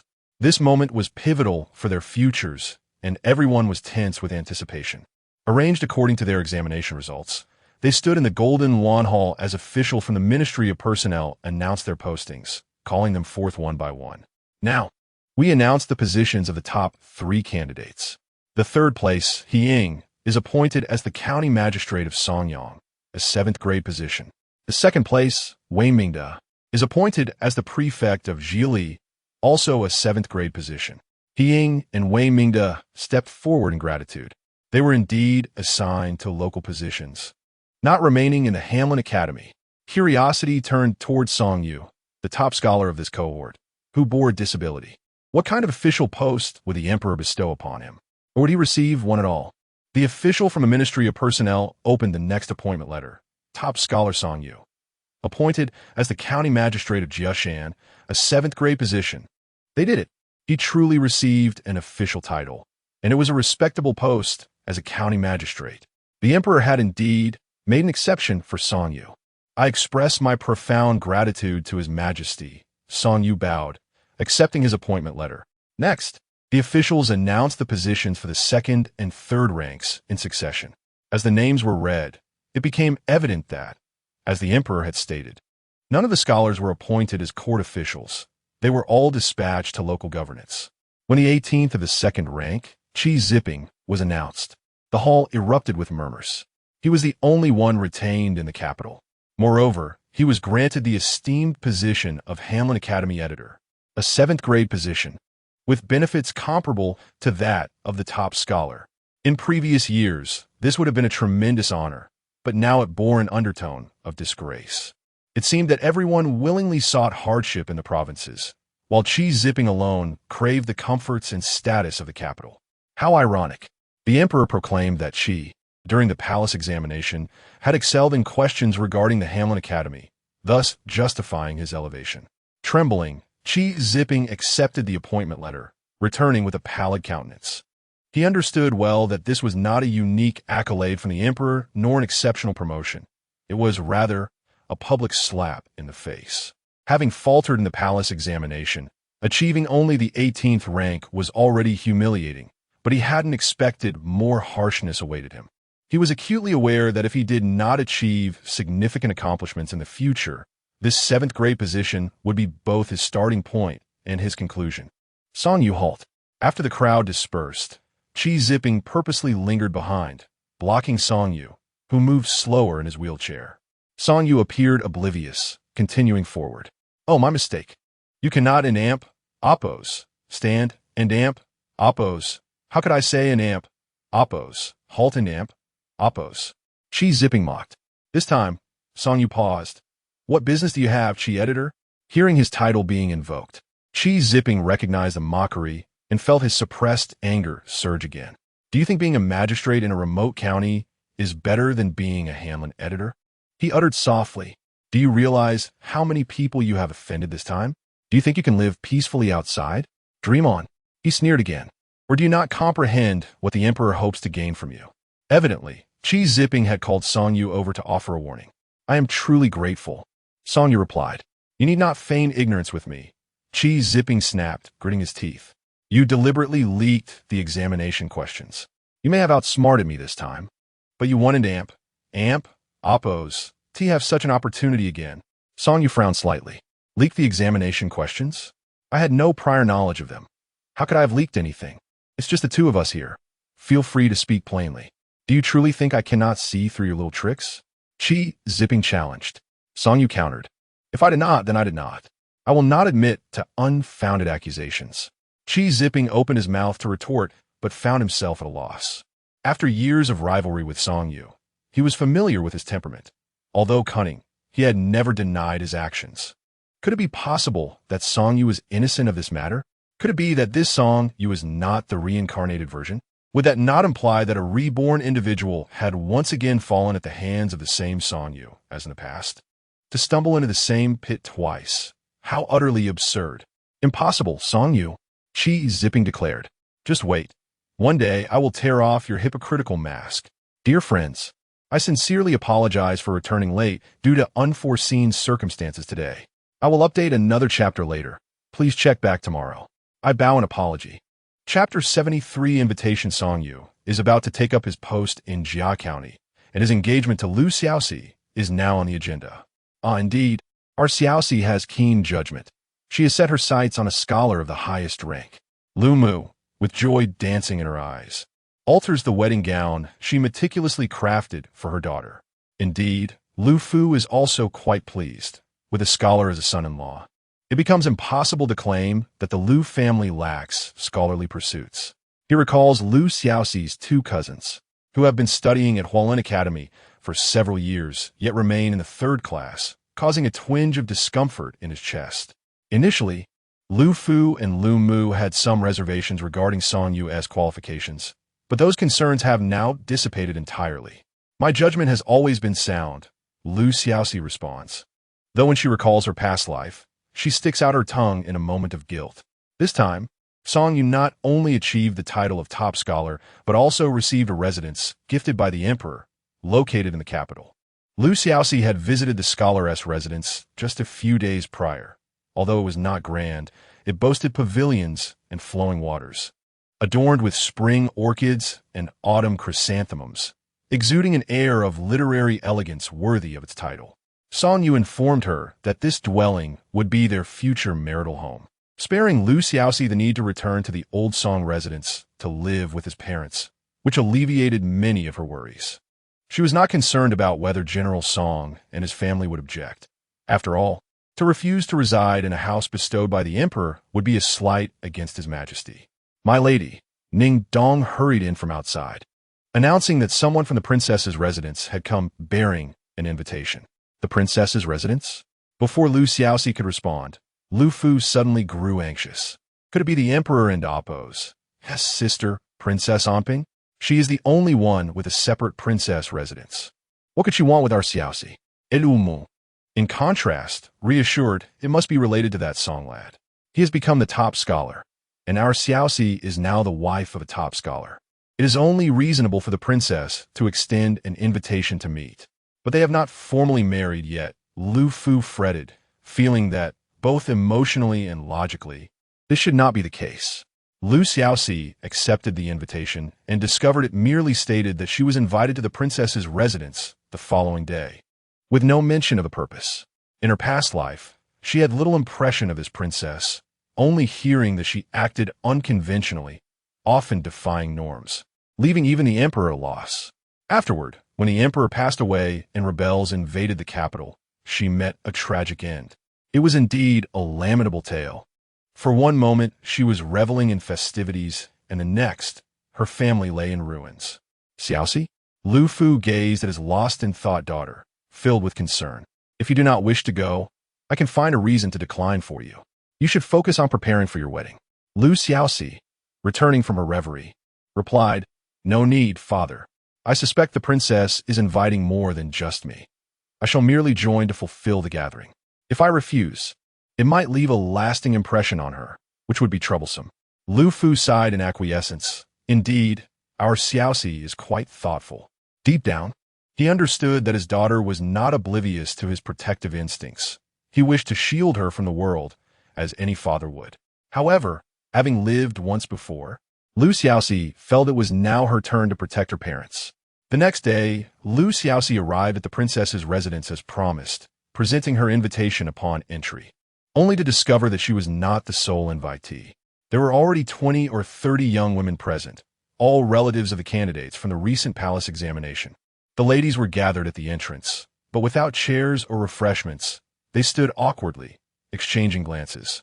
Is everyone here? If so, we shall prepare to depart. A voice echoed from the corridor before its owner appeared, a figure who commanded attention. Clad in a brown riding outfit with high boots and her hair elegantly tied up, Princess Onping exuded a striking presence. However, depart? Where to? Are we not at the Princess and Amp? Oppo's residence? Sensing the confusion among the attendees, Princess Onping laughed heartily. I initially planned for us to enjoy some tea and conversation, but given the splendid weather, why not embark on a mountain climb? We can visit the temple to pray for my royal brother. The ladies were taken aback. Climb a mountain? Why not mention it earlier? Many had donned elaborate long dresses, ill-suited for such an endeavor. They hesitated to decline, but the mention of praying for the emperor left them too fearful of being accused of disrespect. With a whistle, Princess Onping summoned several large carriages, each capable of accommodating 7 or 8 individuals, perfectly sufficient to transport all present. This was no spontaneous decision. It was clearly well prepared. Though uncertain of the princess and Oppo's intentions, Lu Xiaoxi quietly blended into the crowd, attempting to diminish her presence. Yet, fate had other plans. As she prepared to join a carriage with several other young ladies, Princess Onping called out, Is Lu Xiaoxi among us, our esteemed top scholaress wife? Emerging from the throng, Lu Xiaoxi bowed respectfully. I am Lu Xiaoxi, Your Highness. Princess Onping paused in surprise. Lu Xiaoxi, as expected, lives up to her reputation, possessing the beauty of a celestial being. I particularly enjoy befriending charming young women like yourself. She continued, You shall ride in my carriage. Lu Xiaoxi nodded in agreement, standing before the first carriage, waiting for Princess Onping to board before she followed suit. The maidservants responsible for attending to the princess took their places outside. The princess's carriage was spacious, adorned with thick cushions that provided a remarkably smooth ride. A small table in the center held an assortment of snacks and tea. Would you care for some tea? Princess Onping poured herself a cup. Thank you for your kindness, Your Highness, but I am not thirsty, Lu Xiaoxi replied. The princess chuckled. You truly make no missteps. Pray, share your story with me, Lu Xiaoxi. I have heard that your engagement was pursued by Song Gongzi, who boldly approached your family on his own. How did you come to know one another? Lu Xiaoxi lowered her gaze. In response to Your Highness, Song Yu and I were classmates at Hualin Academy, where we became acquainted. As for how our bond blossomed, I shall leave that to your imagination. I see. Princess Onping mused, delicately picking up a pastry. It seems that even the finest vegetables must be seized first. I regret that I did not attend the academy myself. Chapter 74. Who has returned? The carriage was enveloped in silence. Princess Onping meticulously scrutinized the enchanting lady before her, attempting to discern any hint of anxiety or trepidation on her countenance. Yet there was nothing. Lu Xiaoxi merely smiled blandly. saying, "Your Highness." The number of suitors eager to wed a princess in this capital could stretch from the palace gates to the eastern city gate. How could one possibly speak of losing? Indeed, what does it matter how many there are? Princess Onping replied, waving her hand dismissively. The more they come knocking, the less I desire them. It was entirely reasonable for the princess, with her remarkable beauty and exceptional talents, to attract numerous admirers. There was no need to disparage them all. Xiaoxi inquired, furthermore, not all who do not admire the princess are suitable matches for her. Princess Onping, fully grasping the implications of her words, let out a cold laugh. Madame Lu, do you know why I invited the families of these newly conferred scholars to climb the mountain today? The common woman did not know, because in previous years, few of the scholars and oppos families were ever modest or compliant. They believed that with their husbands in office, they too could infiltrate the ranks of noble ladies in the capital, becoming arrogant and complacent.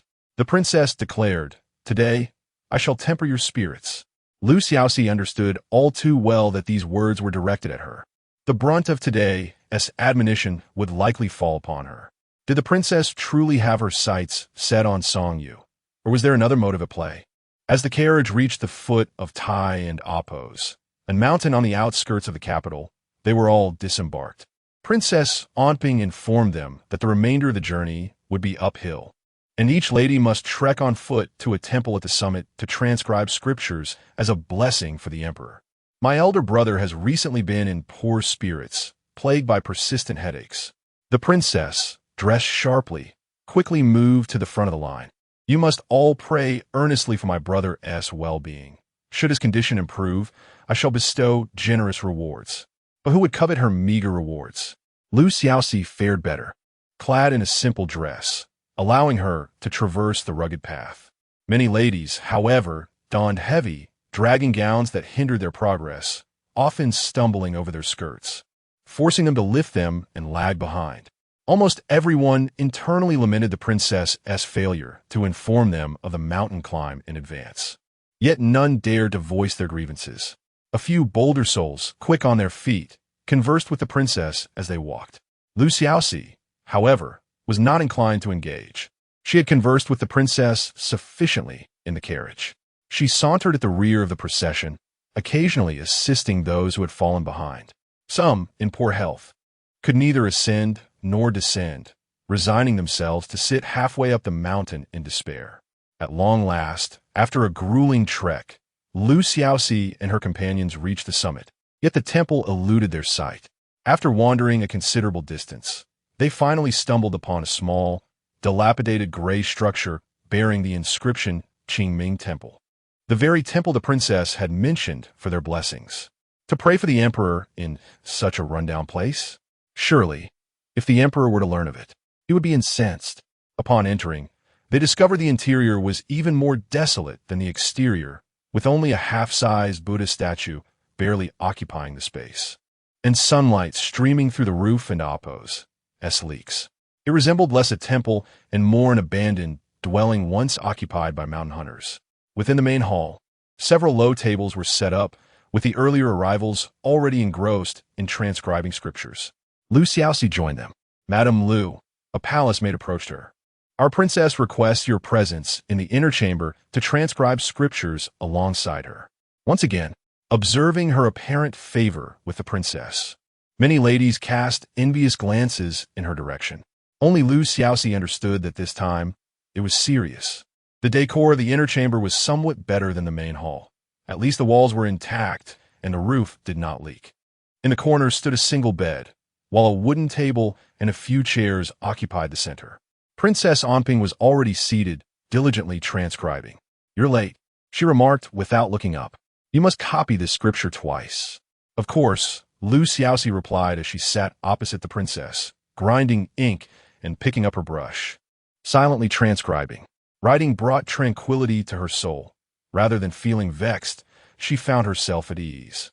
After completing a portion of her task, the princess, unable to remain still any longer, gathered her unfinished scripture and said to Xiaoxi, "You stay here and transcribe diligently. Once you finish, you may leave." "Yes." Xiaoxi responded again, pondering the princess's true intentions. While she was engrossed in her writing, The sudden rustle of movement outside caught Lu Xiaoxi's attention. Instinctively sensing something amiss, she quickly exited the inner chamber, only to find the other ladies packing their belongings, preparing to depart. She disregarded her unfinished scripture and hurried to follow, but two guards suddenly emerged, swords drawn, blocking her way. The princess is instructed that Madame Lu, due to her earnest attitude in transcribing scriptures, shall remain on the mountain tonight to continue praying for the emperor. What? Lu Xiaoxi instinctively clenched her fists.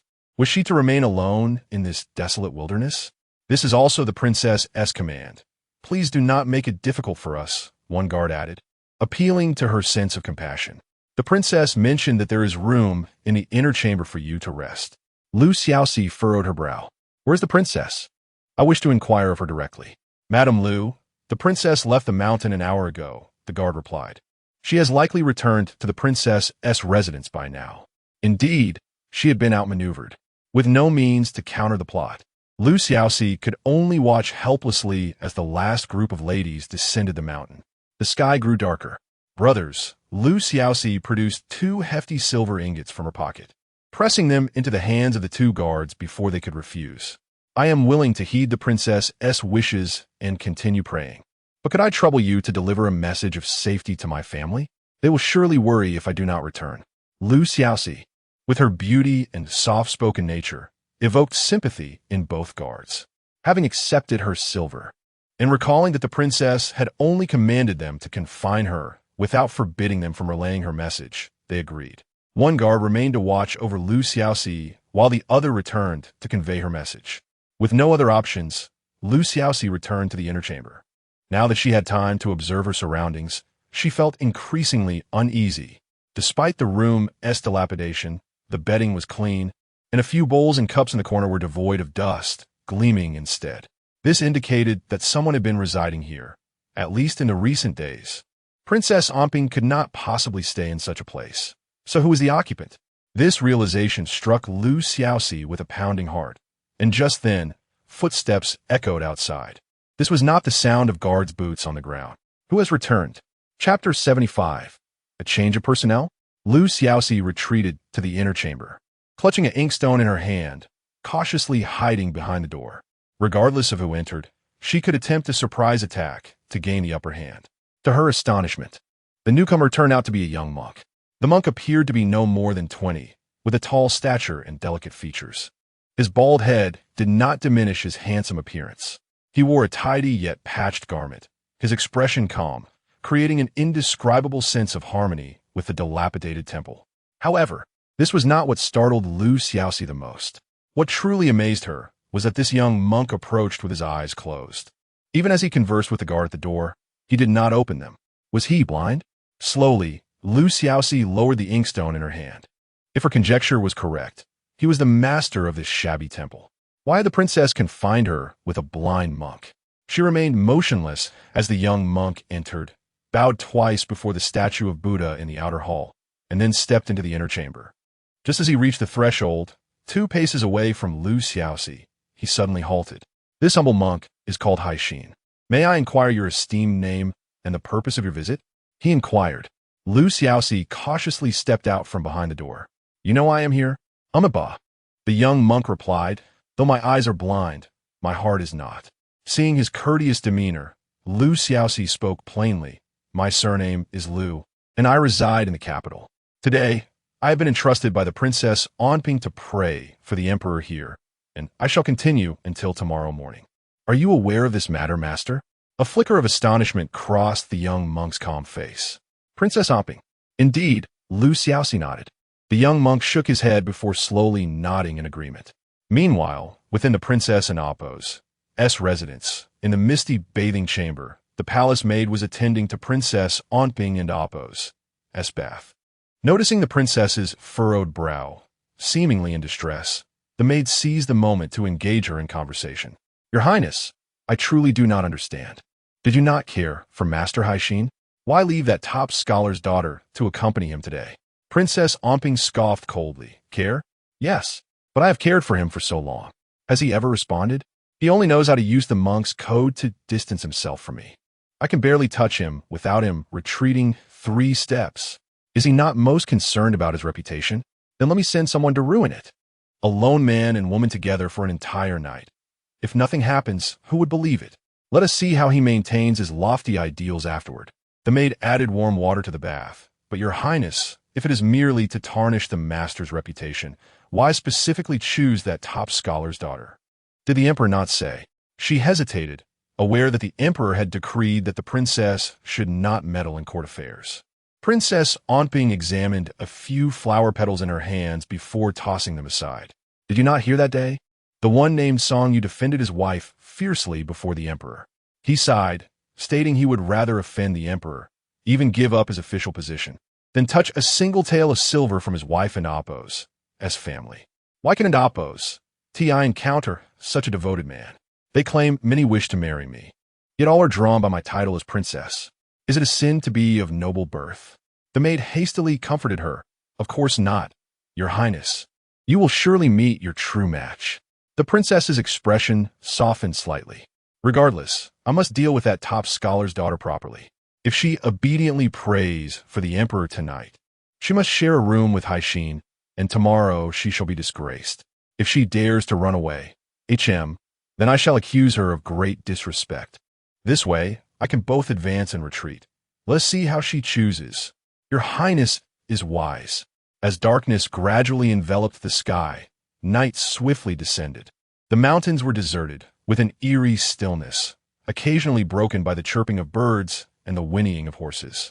Xiaoxi paced back and forth in the room, suddenly approaching the guard outside. Brother, I am in urgent need. May I step out for a moment? I shall return immediately. The guard scratched his head, unsure how to handle such a request. No, I must accompany you. What if you run away?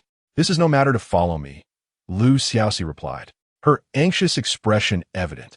She slipped some silver into the guard's hand. Just grant me a quarter of an hour, look at my skirt. I am slow and cannot run far. If I do not return in 15 minutes, you may pursue me. That seems reasonable.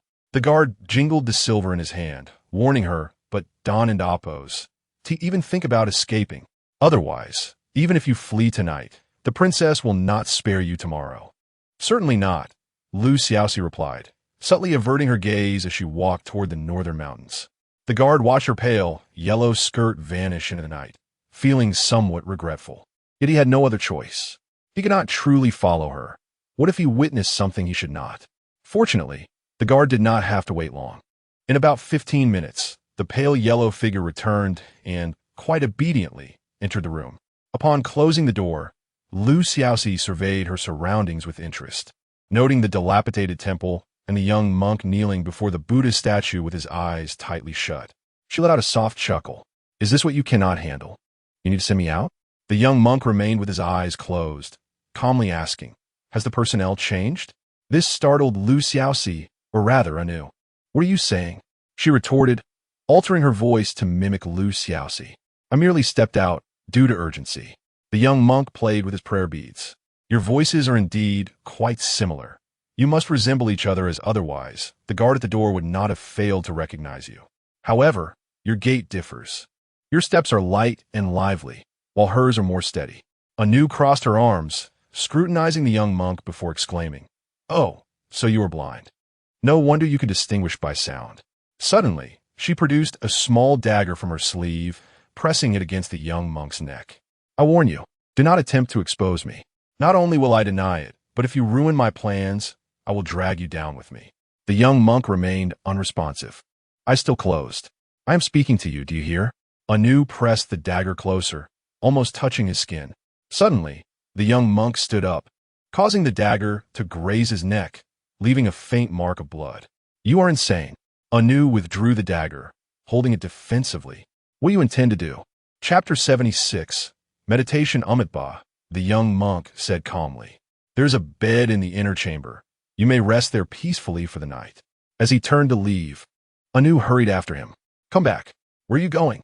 The sky had darkened, and the monk expressed concern that lingering indoors might tarnish the host's reputation. I shall meditate outside. You need not worry, he replied. Outside to meditate? Anu exclaimed, pushing open the door. Rain had begun to pour, drenching the ground with its relentless rhythm, accompanied by a chilling wind. The spring rain was so cold it made one shiver, and even the two guards had vanished to seek shelter. They understood that in such inclement weather, no one could descend the mountain.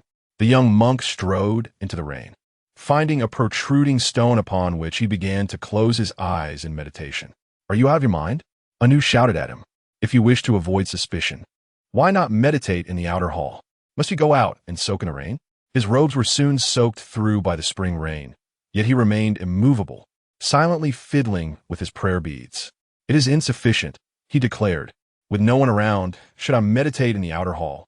Who could vouch for my not having entered the inner chamber? Only by sitting in the rain can heaven bear witness to my innocence." "You." Anu rolled her eyes, thinking him a stubborn monk. Yet she cared little for the affairs of others and lay down on the bed, tossing and turning several times. Meanwhile, at the foot of the mountain, Ami Songyu, Lu Xiaoxi called as she took the umbrella from Ami's hands and hurried down to the carriage, where Songyu awaited her. "How are you?" he asked, gripping her shoulders tightly before hastily releasing them and averting his gaze. Lu Xiaoxi stepped back to avoid the rain splashing onto him. "Why did you come yourself? Sending Ami with a couple of people would have sufficed. This is not a place for conversation. We must leave," Songyu replied, handing her a handkerchief to wipe off the raindrops and instructing Ami to drive the carriage. "I sent word to your parents, and they rushed to find me," he informed her. "I hurried here as soon as I could. Luckily, the rain started a bit late tonight. Had it begun earlier, I would have been at a loss on how to bring you down from the mountain." His usual calm demeanor had vanished, his words tumbling out in a hurried, anxious stream. The previous downpour had been so heavy that he wished he could have dashed into the mountain to carry her back himself. But he could not. He could only remain in the carriage, consumed by worry. Though merely a quarter of an hour had passed, it felt like 2 years to him. This was the first time he had felt such intense frustration with his own legs. "I'm fine, truly," Lu Xiaoxi reassured him, smiling at his anxious expression. All her earlier worries dissipated upon seeing Songyu. "Am I not clever? There are no wild horses on the mountain." Upon hearing the whinnying of horses, I knew someone was coming to fetch me, so I found an excuse to come down and ran into Anu. She told me you were waiting at the foot of the mountain, and so I came. "Thank goodness for your cleverness," Songyu replied. "Had we delayed even a moment longer, I shudder to think what might have happened." "What exactly is going on?" he inquired. Lu Xiaoxi recounted the events that led to the invitation from Princess Anping to climb the mountain, the subsequent punishment of having to pray, and of course, the princess's veiled insinuation about her interest in Songyu. "This is all your fault," Lu Xiaoxi teased. "If you weren't so handsome, she wouldn't and Oppos, to have set her sights on you and made things difficult for me." Songyu furrowed his brow. "This matter is not as simple as it appears. Princess Anping is known for her rebellious and erratic behavior, often engaging in actions that defy understanding. However, her elaborate scheme suggests she harbors ulterior motives beyond merely punishing you." "What about Anu? What made you think to bring her along?" Lu Xiaoxi asked. She had never anticipated that Songyu would bring out a woman who bore such a striking resemblance to her. Even if Anu replaced her, rumors would still circulate the following day. Songyu lifted the carriage curtain to glance outside before turning back to her, speaking softly. "Do you think that, upon our departure, the princess would remain oblivious?" Lu Xiaoxi was taken aback. "Are you suggesting that if you hadn't Oppos, left tonight, she would publicly announce that you spent the night alone with a monk?" Songyu explained, "If you leave tonight, she will prepare to accuse you of grave disrespect by dawn. The latter charge carries far more weight than the former. So it is imperative that Anu remains in your stead." Lu Xiaoxi was momentarily bewildered. "How is that different from me staying there myself?" "The difference lies in the fact that her subordinates would report your departure to her tonight, and she would be ready to levy the charge of grave disrespect against you by morning." Songyu elaborated. "If that charge fails to materialize, then claiming you acted inappropriately would seem rather far-fetched." "I see," Lu Xiaoxi said, her understanding dawning. "Songyu, you have considered this matter with remarkable thoroughness. What about Anu's cooperation?" She pondered aloud. "I promised her that if this matter is resolved, she will be set free," Songyu replied. "However, I did not consult you about this." "That's fine," Lu Xiaoxi quickly interrupted. "If I were in your position, I would have made the same promise." Songyu nodded, choosing not to elaborate further. An awkward silence enveloped the carriage as Song Yu turned his head away, lost in thought. Eventually, he spoke again. If I and Appos am not mistaken, early tomorrow morning, Princess Omping will come to your home to demand an explanation.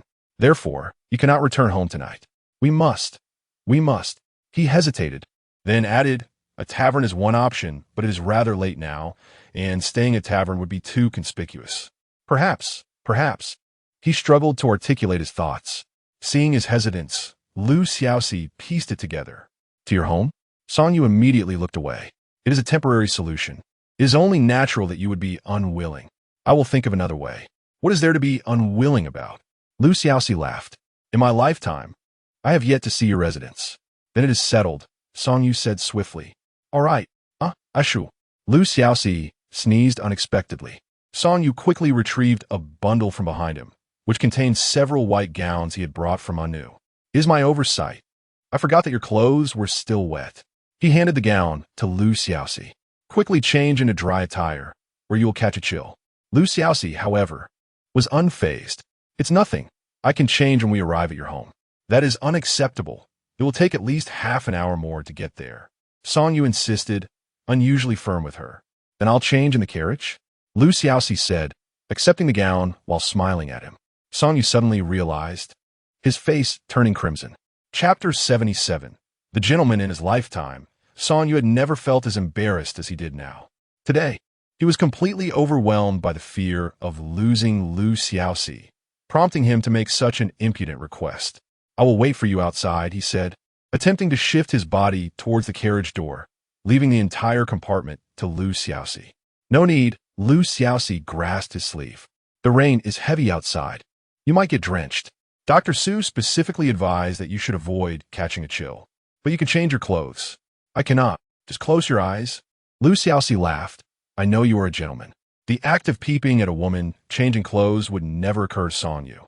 Not even if the woman were Lu Xiaoxi herself. After a moment's hesitation, Song Yu replied, all right, you change quickly. He then turned his back and tightly closed his eyes. Understood, Lu Xiaoxi said, unfastening her soaked outer garment. The soft rustle of fabric brushing against one another slowly reached Song Yu's ears, akin to an invisible hand gently caressing his earlobes. It was a ticklish sensation, yet oddly pleasant, conjuring various images in his mind. A gentleman? Huh. With a sudden motion, Lu Xiaoxi tossed her drenched skirt aside. Song Yu instinctively clenched the fabric hidden in his sleeves, forcing his eyes shut even tighter. Time passed, and finally, he heard Lu Xiaoxi's suppressed laughter. I am done. You may open your eyes. Slowly, he lifted his gaze. Lowering his head, his eyes first fell on the skirt sprawled on the ground, then gradually moved upward to her legs, waist, shoulders, until he finally met her smiling face. Why do you seem even more nervous than I am? Lu Xiaoxi inquired. It's fine, he lied, relieved that it was night and there was no light to reveal his expression or the slight flush on his cheeks. The carriage continued its journey to the Lu residence, pausing briefly before pretending to drop off a passenger, then returning directly to the Song residence. By this hour, the inhabitants of the Song estate were mostly resting. The entire manor was quiet, with few on night watch. Lu Xiaoxi successfully blended in, arriving at the suite where Song Yu resided. During her last 3 years, Lu Xiaoxi had spent most of her time here. Although it was not her first visit this lifetime, the prospect of spending the night here, surrounded by familiar bricks and tiles, flowers and leaves, evoked a profound sense of destiny and an overwhelming familiarity, a feeling akin to coming home. Prepare a tub of hot water and tidy up the room. Song Yu instructed Ami, do it quickly. Yes, young master, Ami replied, promptly bringing hot water for Lu Xiaoxi and Appos, as bath. Drenched, Lu Xiaoxi felt sticky, and upon the arrival of the hot water, she wasted no time immersing herself. Meanwhile, Song Yu and Ami remained in the outer hall, busily preparing the new room. The bedding should be in lighter shades. Girls prefer that. There are too few decorations. I will fetch some from my room, and it would be best to have a few potted plants for a fresher ambience. Song Yu directed, overseeing the arrangements. Ami was bustling about, having anticipated that Lu Xiaoxi would only stay for a night. If he were unaware, He might have thought from Song Yu's meticulous planning that she intended to reside here permanently. After a flurry of activity, they finally managed to create a room that satisfied Song Yu, clean, orderly, and elegantly refined. Yet, when they checked on Xiaoxi, she had yet to emerge. "Oh dear, this is troublesome," Mi exclaimed. "Do you think Xiaoxi has fallen asleep in there? If she dozes off in the water, she will surely catch a cold." Song Yu approached the door and knocked gently. "Xiaoxi?" There was still no response. "Quickly, find a maid to check on the situation inside," he instructed Mi. There were no maids available nearby. They were all stationed elsewhere. "What?" Mi and Oppo's face reflected concern. "At this hour, everyone is resting. Sending someone in might disturb the general and the second young master. That wouldn't Oppo's be ideal." This was indeed true, and involving other maids might compromise Xiaoxi and Oppo's presence here. Song Yu understood this and furrowed his brow in silence. "Young master, perhaps you should go in and see for yourself. You and Xiaoxi are to be wed soon. It and Oppo's. It's not inappropriate to have a brief conversation behind the screen," Mi suggested, mustering his courage. "Nonsense. Even if we are to be married, decorum cannot be disregarded." Song Yu tightened his brows further. Yet, with no better alternatives at hand, he averted his gaze. "Very well, I shall go in and take a look." He dismissed everyone else, opened the door, and wheeled himself inside, locking the door behind him. The arrangement was not as unreasonable as he imagined. Upon entering, the first room was the main hall, leading to the bedroom beyond, separated by a screen from the bathing area. Thus, Song Yu was not overly concerned about stumbling upon Xiaoxi in the midst of her bath. He wheeled closer to the screen and softly called, "Xiaoxi." Still, there was no response. He heard not a single sound of water. "Xiaoxi, you cannot sleep.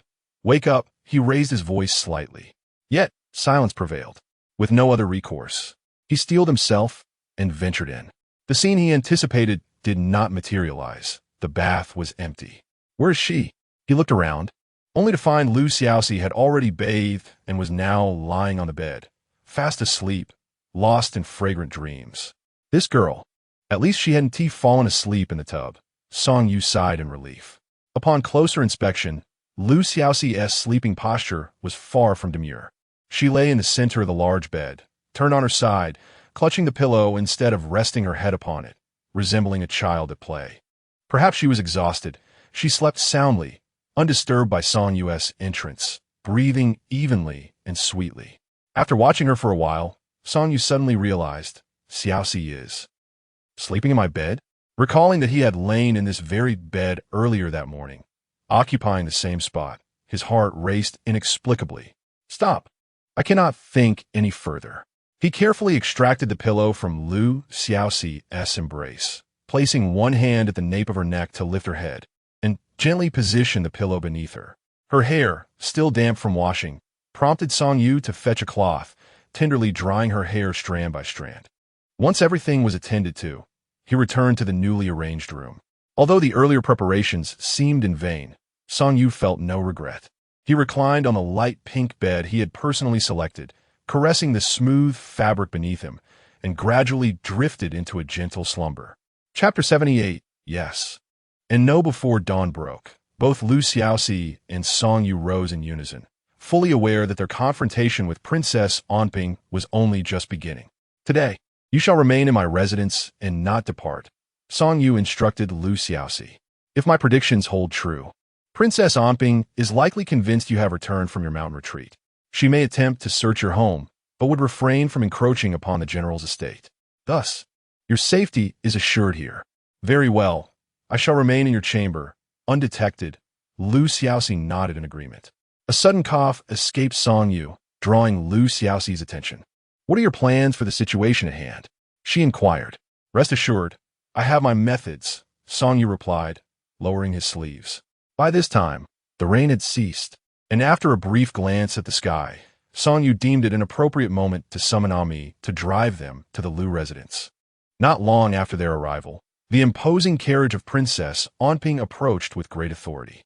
"Xiaoxi," she called out, brandishing a long whip that cracked sharply against the ground. "Did I not instruct you to recite prayers for the emperor throughout the night? How dare you return unannounced?" The gates of the Lu residence swung open, revealing Lu Xiaoxi's parents who rushed out to pay their respects to the princess. "We humbly greet the princess." Lu's father stepped forward. "However, Your Highness, our daughter has not returned since attending the banquet yesterday. We received word that she was engaged in prayers for the emperor, but she has yet to return."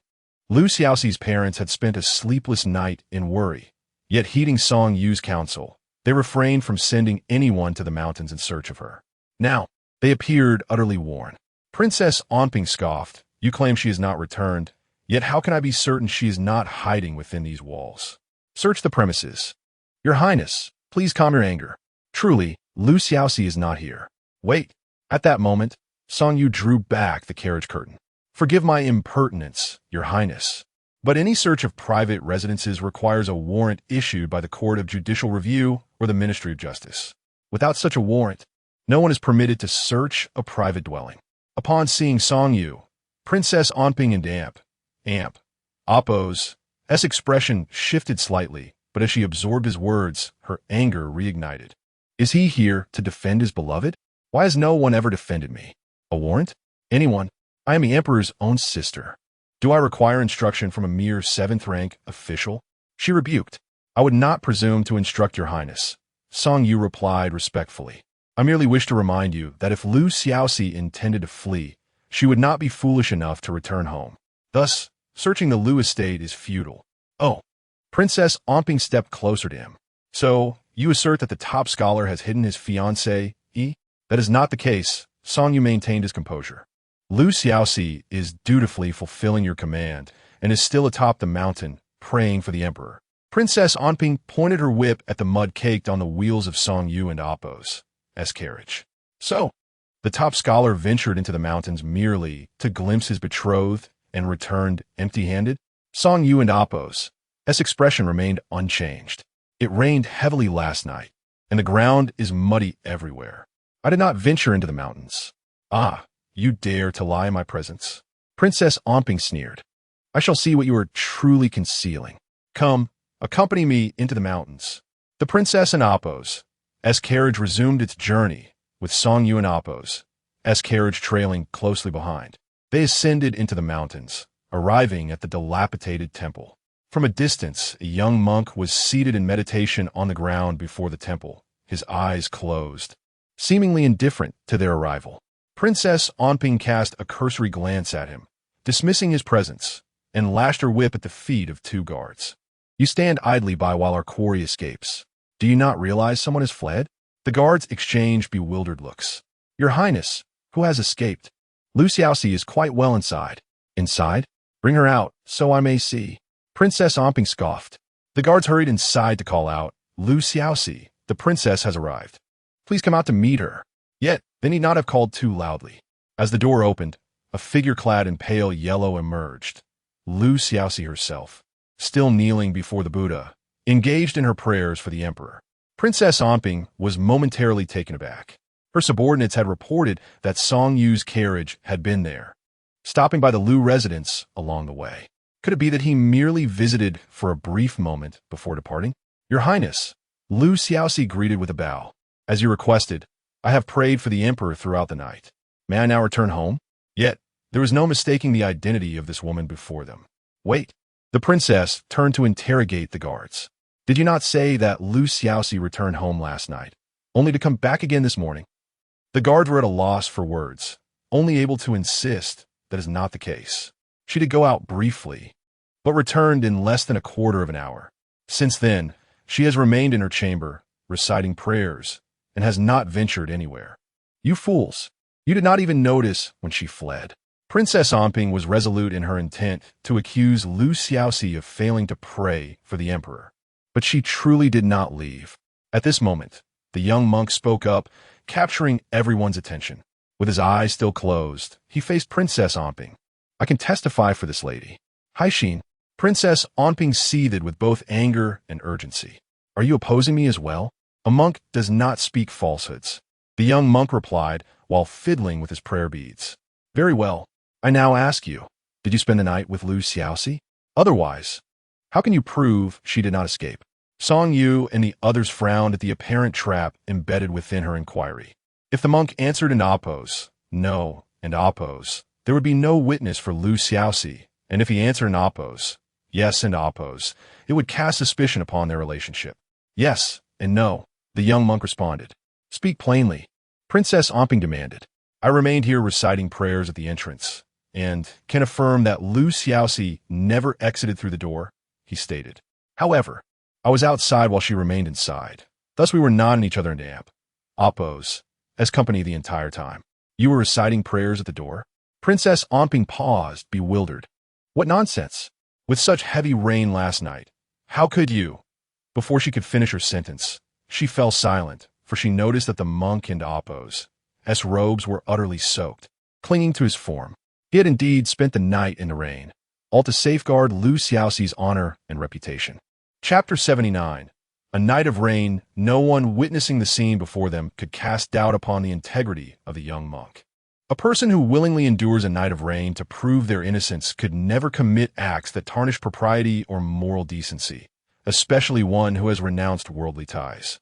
Princess Omping was consumed by rage, confronting the two guards. Did you both clearly see? He truly stood in the rain all night. It wasn't he, just for a brief moment in the latter half of the night. The guards dared not admit they had sought shelter from the rain, and could only nod awkwardly in affirmation. The surrounding crowd remained silent, further inciting Princess Omping's ire. Her original two plans, to punish Xiaoxi for her disrespect and to defend her own reputation, were supposed to be strategically sound, yet both had failed miserably. Vile monk, blind fool, she fumed. I have treated you well, expecting only a modicum of gratitude, yet you refuse to utter a single word to me. And now, for the sake of a woman you have only just met, you willingly stand in the rain all night? Very well, you are indeed quite something. Xiaoxi yet again. Why must everyone come to her defense? The young monk remained silent, gently manipulating his prayer beads. This is precisely what I detest about you, Princess Omping declared. Someone, confine this insufferable monk and Lady Lu within the temple. No one is to release them without my command. Your Highness, please wait. Song Yu timely interjected. According to the laws of our dynasty, unless one is an authorized official with a warrant, no one may arbitrarily imprison another. I have already stated, I'm not just anyone.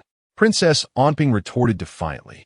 Even if my elder brother were to arrive today, I would still confine these two. Song Yu frowned. Are you certain? Your Highness? How could I not be certain? I have always, she began, but her words were cut short by a sharp voice from behind. By decree of His Majesty. The crowd turned to find a stout eunuch had appeared seemingly out of nowhere, none other than the ever-present Su Gonggong, who served the emperor closely. He gazed at the princess. By decree of His Majesty, Princess Omping is to return to the palace immediately to see His Majesty, without delay. My brother. Princess Omping's complexion paled. What could he possibly want with me at this moment? Could it be? Her gaze shifted to Song Yu, who met her stare unwaveringly, clearly indicating that it was he who had orchestrated this turn of events. You lot are quite resourceful, seeking assistance, she sneered. The common folk do not comprehend the meaning of your words, Song Yu replied, maintaining his composure. Princess Omping gritted her teeth. Just wait. There will come a day when this princess will make you regret your actions. With a dramatic flourish, she turned and followed Su Gonggong, who had already begun to depart.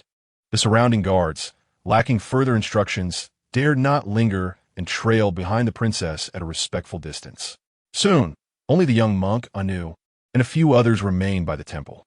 Ba, the young monk bowed to the others, his expression filled with remorse.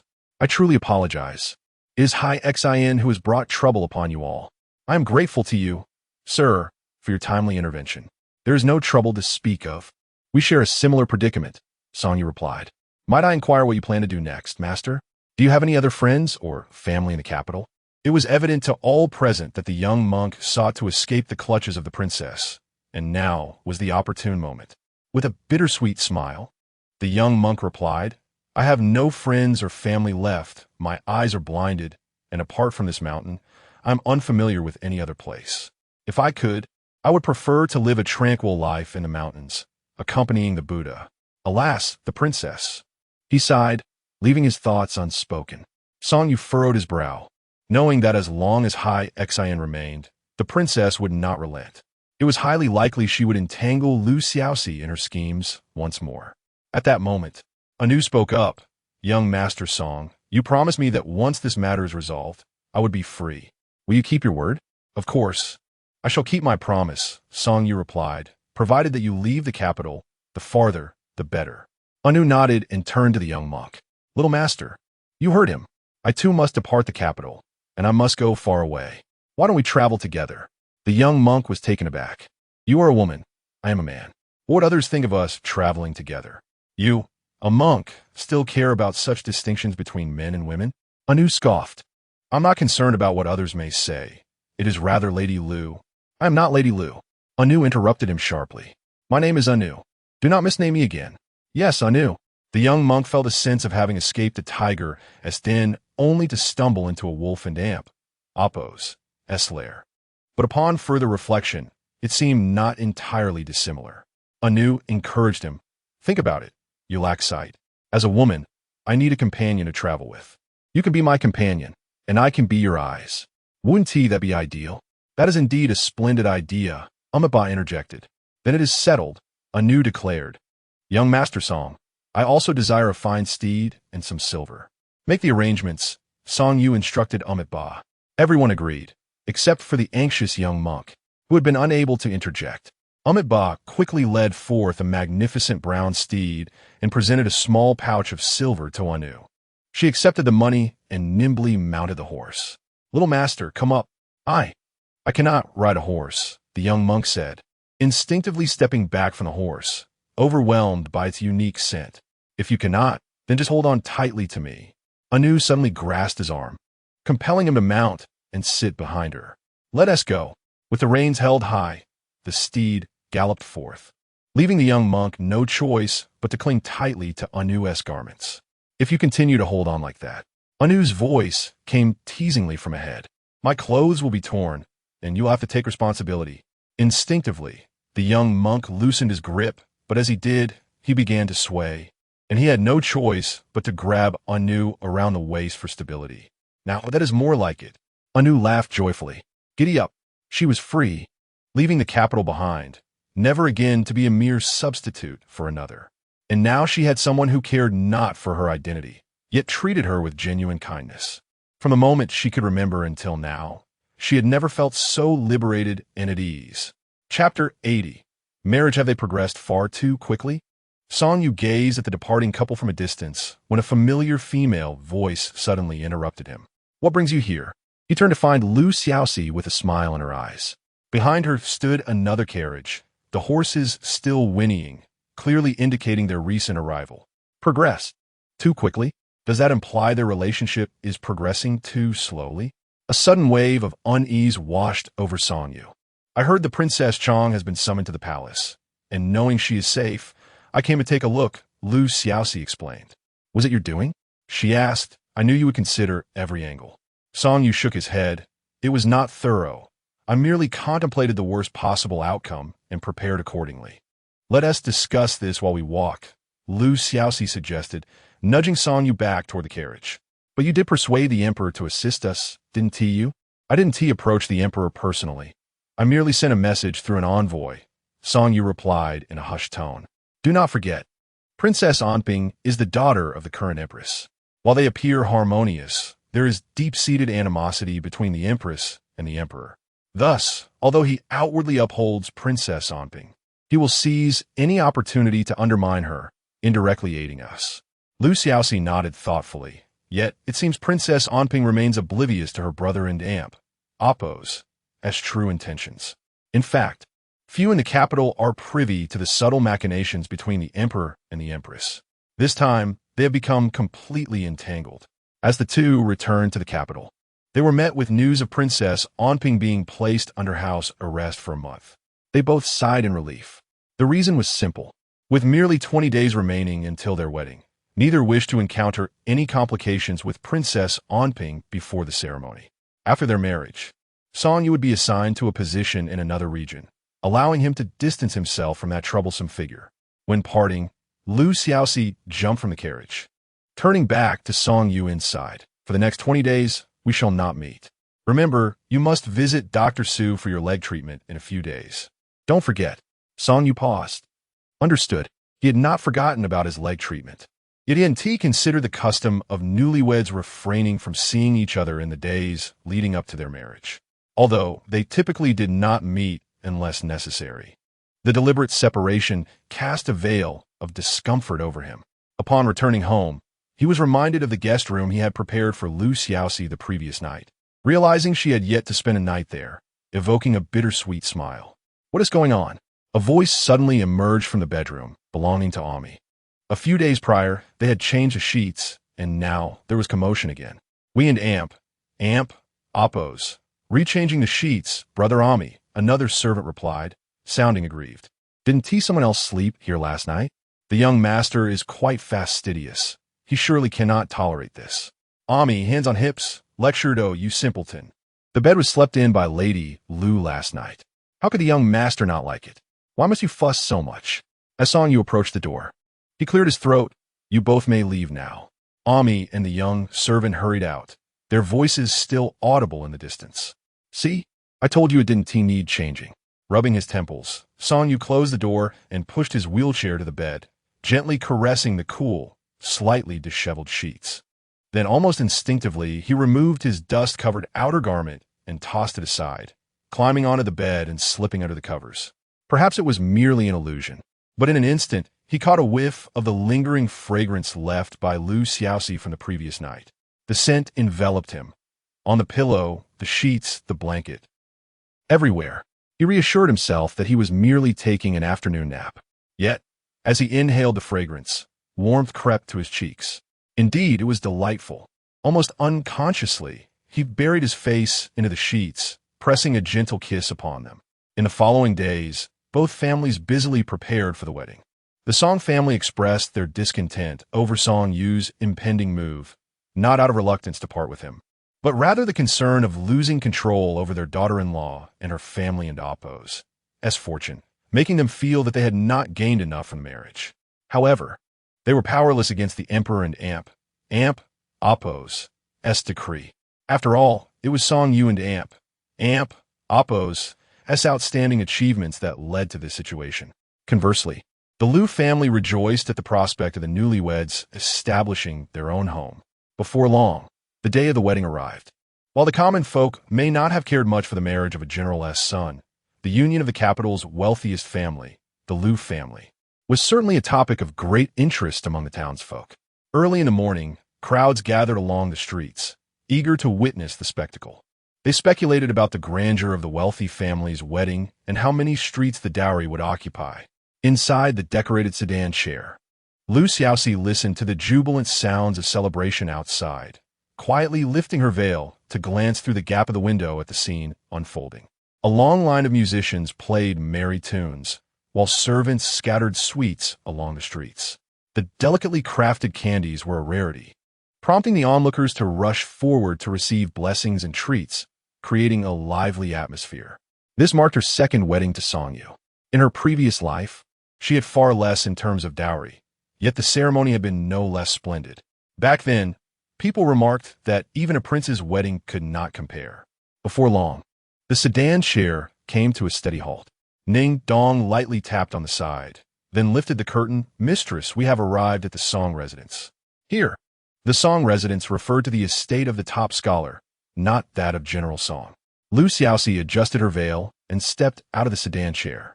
Her left arm was promptly linked with Ning Dong and Oppos, as to prevent her wedding dress from trailing on the ground, while her right hand fell into another warm and dry palm. This hand, with its long fingers and distinct knuckles, unmistakably belonged to her groom, Song Yu. He had eagerly awaited this moment, longing to hold his bride's hand. Your hands are so cold, he remarked softly. Is it chilly? She shook her head. It's nearly May. How could it be cold? It's just your palm that is too warm. Guided by Song Yu, she stepped over a brazier and into the center of the room. The newlyweds are prepared to bow, the officiant announced.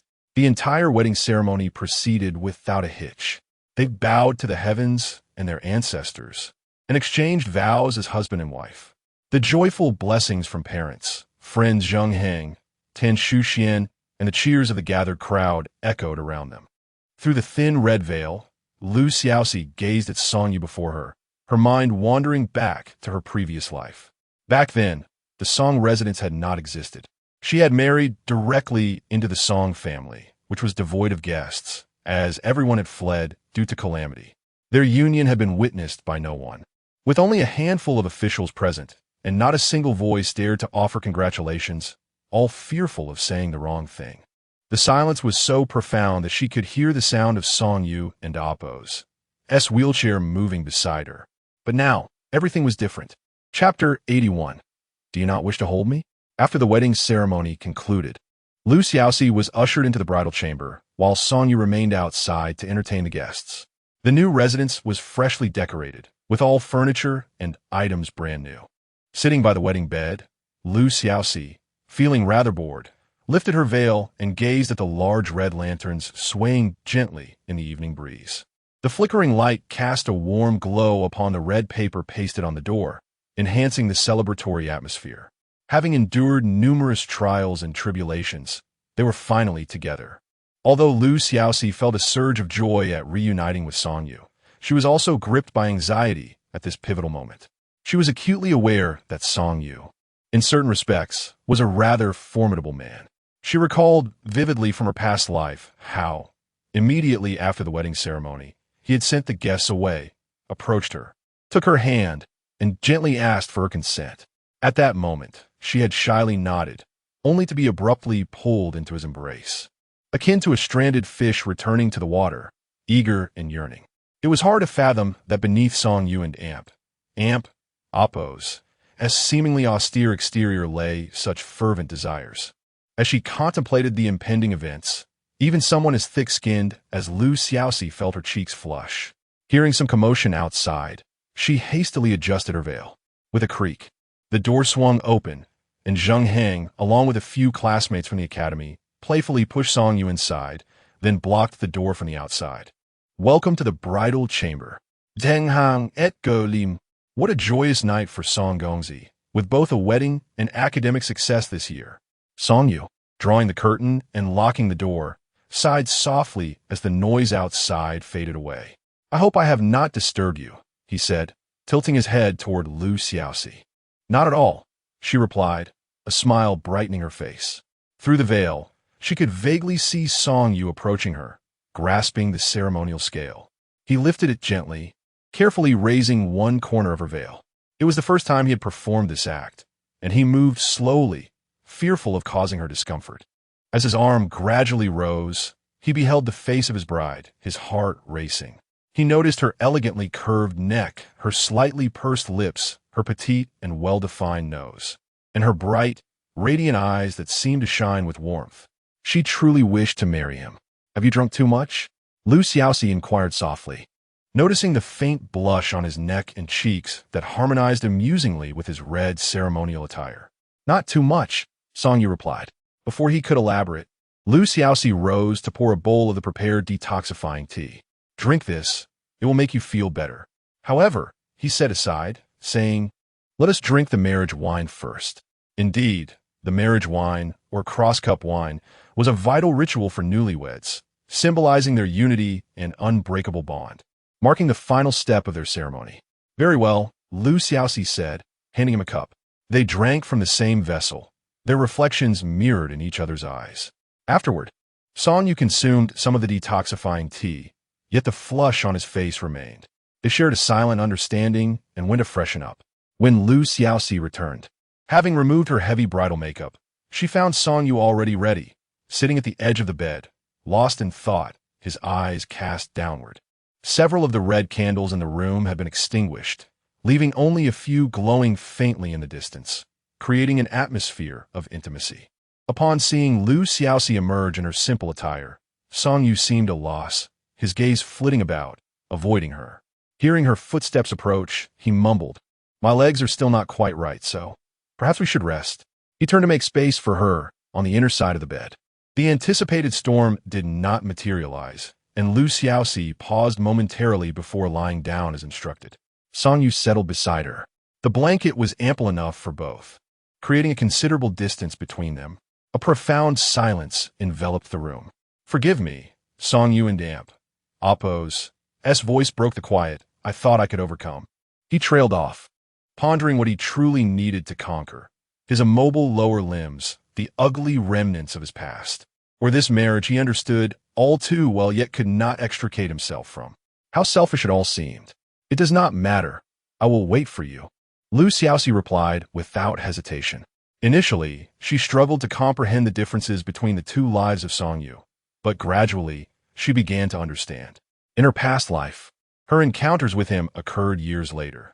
During those years, he faced significant adversity, rejected in marriage, neglected by family, failing examinations, and enduring ridicule. He experienced every possible disappointment a man could face. Although he later seized power amid chaos, becoming a regent with immense authority, he was also met with hatred and betrayal, ultimately leading to attempts on his life. He bore the weight of it all alone, his temperament now vastly different from that of the present Yu. Yet despite everything, her heart was steadfastly with him, whether in memory or in the present moment. No matter how he might change, or how long she might have to wait, her feelings remained unchanged. But do you not wish to hold me? Xiaoxi hesitated before addressing him as husband for the first time in this life. I do, Yu rasped, turning to her, arms outstretched, drawing her into a tight embrace. The familiar scent of the girl enveloped him as she nestled into his chest, her hands resting on his shoulders. With one hand, Yu held Xiaoxi closer, while the other gently combed through her tousled hair. They nestled together, eyes closed, surrendering to the night until dawn broke. Chapter 82. A return to sleep the next morning. When Xiaoxi awakened, she found herself nestled in Yu and Appo's embrace. Her sleeping posture appeared rather ungraceful. Her head rested on his shoulder, and her limbs were entwined around him like an octopus. Their bodies pressed closely together, allowing her to distinctly feel the warmth emanating from him. Noticing that Yu still had his eyes closed, Xiaoxi quietly released her grip on his arms and legs. However, as she did so, she caught sight of a hint of a smile curling at the corners of his mouth. Ah, so you are pretending to be asleep. Xiaoxi huffed and playfully pushed him away. Yu opened his eyes, revealing a clarity of mind that contradicted the notion of slumber. This is merely a return to sleep, not mere pretense, he explained earnestly, a faint blush adorning his cheeks. In truth, he had awakened long ago, contemplating rising to tidy himself. Yet, he could not bring himself to part with the softness nestled in his arms. This marked the latest he had slept in years. We're return to sleep it is, but how late is it now? Oh no. Xiaoxi suddenly realized that she was supposed to serve tea to her in-laws this morning. Do you wish to go? Yu asked her, his tone as casual as if he were inquiring about her desire for a drink. Xiaoxi sighed, exasperated. If I do not wish to go, can I simply not attend? Of course you can. I shall handle it. Yu replied with calm composure. Very well, she conceded, feeling a fleeting flutter in her heart, yet reasoning that it would be best to avoid any entanglements for now. There would be plenty of opportunities for disputes in the future, and it would be wise to refrain from creating unnecessary ammunition for others. Quickly, she arose and prepared herself, noticing that Yu was still in the process of dressing. Allow me to assist you, my husband, she said with a playful smile as she leaned closer. There's no need. Yu shook his head. I have always managed on my own. Not even Amy has served me. Can Amy compare to me? Xiaoxi pouted. He is not your wife. Nonsense. It is not nonsense, Xiaoxi insisted, playfully grasping his hand to prevent him from arranging his clothing. She took one of her hairbands and tied it around Yu's right wrist, fastening him to the bedpost. There, that will suffice. Then she bent down to tidy his disheveled garments. You need not. Their heads were close together, and Yu murmured, There is no need for this. You need not make such sacrifices, nor perform these menial tasks. Xiaoxi stood up, clapping her hands. You dream. I am merely helping you because it is inconvenient for you at the moment. Once your leg is healed, we shall see if I still assist you. She helped Yu into the wheelchair, and together they ventured out for breakfast. The household staff was minimal, primarily consisting of those Xiaoxi had brought from her family, with Yu only accompanied by Amy. Hence, the household atmosphere was harmonious, requiring no undue concern from Xiaoxi. As breakfast concluded, nearly noon approached. They returned to Song Yu's residence to prepare for the tea ceremony for his parents. As expected, General Song and Madame Li did not bestow upon the newlyweds a warm welcome. "You knew to return to serve tea?" Madame Li exclaimed sharply from her seat. "It is a wonder to see you now.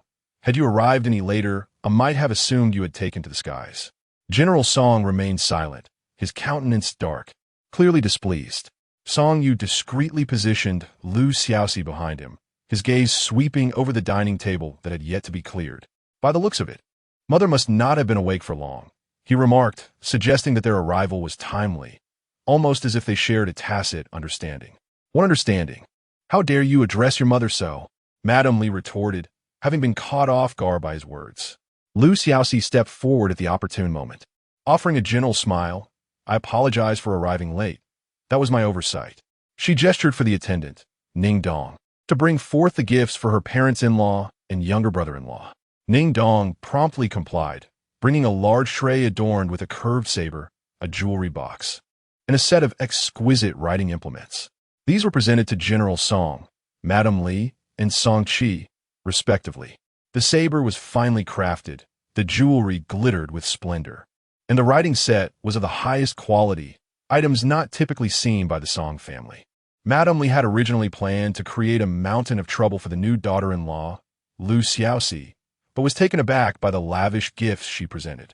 It was not easy to respond. To remain silent felt uncomfortable, yet to speak would be equally difficult.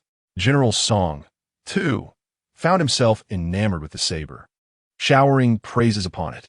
Seizing the moment, Lu Xiaoxi poured tea and offered it to her parents-in-law. "Please, father, mother, enjoy this tea." How can one say that they are soft-hearted when accepting gifts? Madame Li had intended to make things difficult before accepting the tea, yet she had no choice but to accept it. They all understood that these treasures were merely a drop in the ocean of Lu's family wealth. This very thought only deepened their discomfort. Lu Xiaoxi, being so affluent, had now come to their home. It was only natural to expect her to bring at least a portion of her wealth with her. A daughter married away is like water spilled. Her wealth should rightfully be shared with them. With this in mind, Madame Li spoke again. "You will be taking up a post in Jiashan County soon, correct?" "Indeed." Song Yu responded, "I was supposed to depart a month ago, but the wedding delayed my journey until now. I will be leaving in a few days." Madame Li nodded. "In that case, how about this? Once you leave, Xiaoxi should move into our Song residence. This way, we can look after one another, and she will not have to endure loneliness. If she must go far, it is one thing, but to be under our roof, we can ensure her well-being. Do you think she can settle in at the scholar's residence?" "Dream on." Upon hearing this, Lu Xiaoxi and Song Yu exchanged glances, and Song Yu replied, "Mother, you may be mistaken. I intend to take Xiaoxi with me on my journey." "Nonsense." General Song interjected suddenly. "How can a newly appointed official bring their family along? How can one adapt to a new environment and perform their duties well while clinging to familial attachments?" Song Yu countered, "I have researched the relevant regulations and found no explicit prohibition against bringing family on such journeys. Furthermore, I do not believe that being a good official is inherently linked to leaving family behind. Look at your peers. Who among them has brought their family?" General Song pounded the table, his voice stern. "Especially considering Jiashan is not comparable to the capital. Why should Xiaoxi endure hardship alongside you? I would not allow her to suffer." Song Yu stated calmly, "Father, mother, my decision is final. There is no need for further persuasion." Song Qi chimed in from the side. "Brother, our parents have experience. They have seen more than we have. Listening to them will not lead you astray." Song Yu nodded. "Indeed, thus you too must heed their words. Study diligently at home, and in 3 years I shall await your success in the imperial examination." Song Qi. Chapter 83. Ingenious strategies. As the hour grew late, the son took his leave. Despite the attempts of his parents and brothers to dissuade him, Song Yu departed alongside Lu Xiaoxi. It was evident that the act of serving tea was merely a formality. Establishing a good rapport with his in-laws was an endeavor that bore no fruit. After leaving the Song residence, they proceeded directly to the estate of Dr. Su. Today, Dr. Su happened to be on a day off and was available to administer acupuncture to Song Yu. As Song Yu reclined on the treatment table, He noticed that the amount of dark blood extracted this time was less than in previous sessions. Why was it not flowing out as before? Xiaoxi observed with concern. Dr. Su, how much longer will this bloodletting continue? Dr. Su smiled reassuringly. Do not worry, Madame Lu. The diminished flow of dark blood indicates that the toxins have lessened, which is a positive sign. However, starting today, in addition to the acupuncture, daily massage therapy is essential. Otherwise, the efficacy will diminish. He was about to instruct Xiaoxi on the massage techniques when Song Yu propped himself up on his arms to sit up. Doctor, I can learn on my own. Dr. Su chuckled. It is quite inconvenient to massage oneself. Since you're already married, it is best to let your wife assist you. Xiaoxi nodded earnestly and followed Dr. Su's guidance, memorizing the techniques. The massage required considerable pressure, and soon she found herself sweating profusely. That is sufficient. Perform this daily, and I will instruct you on the next phase of treatment later, Dr. Su remarked, observing them with admiration. You truly are a devoted young couple. Seeing you both reminds me of the days spent with my late wife. Alas, his thoughts drifted to the sorrow of having lost her 15 years ago during their escape. How are matters progressing, Doctor? Song Yu inquired softly. Has the Emperor avenged your grievances? Dr. Su sighed deeply. Revenge is not easily attained, especially against such a formidable opponent. The Emperor must not be reminded of it incessantly. We can only wait patiently, as this is not something that can be resolved swiftly. By the way, there's one more thing, he suddenly recalled.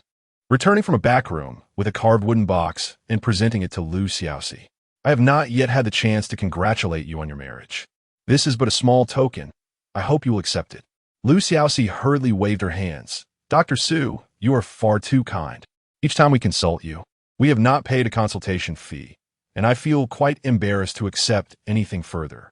Dr. Su shook his head. Without you, I might still be in Hangzhou, with no opportunity to meet the Emperor, let alone seek vengeance for my family. You have rendered me a great service. There is no need for further formality. Seeing Xiaoxi still hesitant, Dr. Su added with a smile, Indeed, Madame Lu, coming from a wealthy family, material gifts may hold little significance for you. Why not open it and see? If you like it, keep it. If not, simply return it to me. With such encouragement, Xiaoxi opened the wooden box to discover a palm-sized round mirror nestled within. As she lifted it, she noted its weight. Unlike the copper mirror she was accustomed to, this one reflected images with remarkable clarity and vibrant colors. Even the most finely polished copper mirror could not compare to its lucidity. This is, Xiaoxi gasped, astonished. Despite her family's wealth, she had never encountered such a treasure. This is a Western mirror, Dr. Su explained. A few years ago, I treated a merchant who had traveled across the seas. He lacked sufficient silver, so he offered this mirror as payment for my services. Madame Lu, do you find it to your liking? Of course I like it, Xiaoxi replied hesitantly, but it is far too valuable. Please accept it, Madame Lu. Money and possessions hold little value for me now, Dr. Su insisted. You may find it useful in the future. Then I shall graciously accept it. Thank you, Dr. Su. Xiaoxi said as she carefully placed the wooden box aside, expressing her gratitude multiple times. After bidding farewell to Dr. Su, they returned to their own residence. Xiaoxi placed a mirror on her vanity, ensuring to admire it several times each morning and evening. The days of newlywed bliss seemed to fly by, and soon it was time for the bride to return to her parental home. This day was eagerly anticipated by Lu's parents. Although they were aware that the newlyweds had moved out and would not face the scrutiny of their in-laws, and that Song Yu would certainly care for Xiaoxi well, they could not rest easy until they saw their beloved daughter with their own eyes. 3 days felt like an eternity. Oh dear, this girl. Even a level-headed Lu mother could not restrain her tears. Look at her face. Has she lost weight? It seems so, Lu father remarked, rubbing her cheeks. Is it that you miss home, dear? Are you longing for your father and mother, hence neglecting your meals? Xiaoxi replied, Father, mother, we live just 2 streets apart. Is it necessary to miss me to such an extent? Dear parents, I have come to discuss something important with you, she continued. In a couple of days, my husband will be leaving for an official post, and I will accompany him. Upon hearing this, Lu's parents were initially reluctant, urging her to stay in the capital, preferably returning home.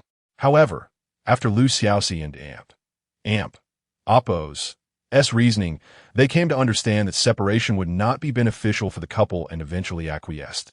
They were far more agreeable than the Song family. While you are away, do remember to care for your husband, but also take good care of yourself, Lu mother advised, pulling her close.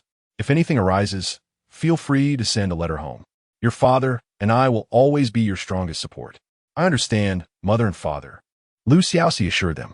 Once they had exchanged these sentiments, Lu Xiaoxi, under the guise of wanting to have a private conversation, led her parents into the adjacent room, closed the door, and retrieved a silk pouch from her bosom. Father, mother, there's one more thing, she whispered. What I am about to tell you may come as a shock. At this, Lu and Oppo's parents grew increasingly anxious. What is it? There is currently a drought in the south, and news will reach the capital shortly, Lu Xiaoxi revealed. She had calculated the timing perfectly. It was during this period in her past life that she had first heard of the drought in the south. Oh, a drought? Lu mother sighed in relief. I thought it was something concerning my son-in-law. Wait, what? A drought? Indeed, Lu Xiaoxi confirmed gravely. It is a drought of unprecedented severity. When you hear the news, I may have already left the capital, but you must open this silk pouch and follow the instructions within meticulously. There must be no mistakes. Lu and Oppo's parents were taken aback. Xiaoxi, such words should not be spoken lightly. If they fall into the ears of the wrong people, you could be accused of treason, Lu father cautioned. Rest assured, I learned of this from General Song and his companions, Lu Xiaoxi replied, using the Song family as a shield. But what is in this pouch? Why can't we examine it now? Lu mother inquired, her curiosity piqued. Chapter 84. Is everything going smoothly? Matters of confidentiality cannot be disclosed at present. Lu Xiaoxi gazed at her parents and resolved that until the appropriate time, this matter should remain a secret from everyone. They would act according to the plan laid out in the hidden instructions. It was not her intention to be enigmatic. Rather, the less her parents knew, the safer they would be. Any premature revelation could plunge their family into a precarious situation. All right, we will heed your counsel, Xiaoxi. Lu father was the first to respond, giving a thumbs up. It was a moment of pride. Their daughter had matured and was now capable of sharing their burdens and making decisions for the Lu family. Lu mother concurred. Indeed, we must trust Xiaoxi. Thank you, father and mother. Lu Xiaoxi expressed her gratitude, surprised at how effortlessly she had persuaded them. While she was away from the capital, her parents needed to take care of themselves and promptly send word if any issues arose. Fear not. Your father and I are not yet old, Lu father assured, patting his chest. Lu Xiaoxi nodded, yet a sense of unease lingered within her.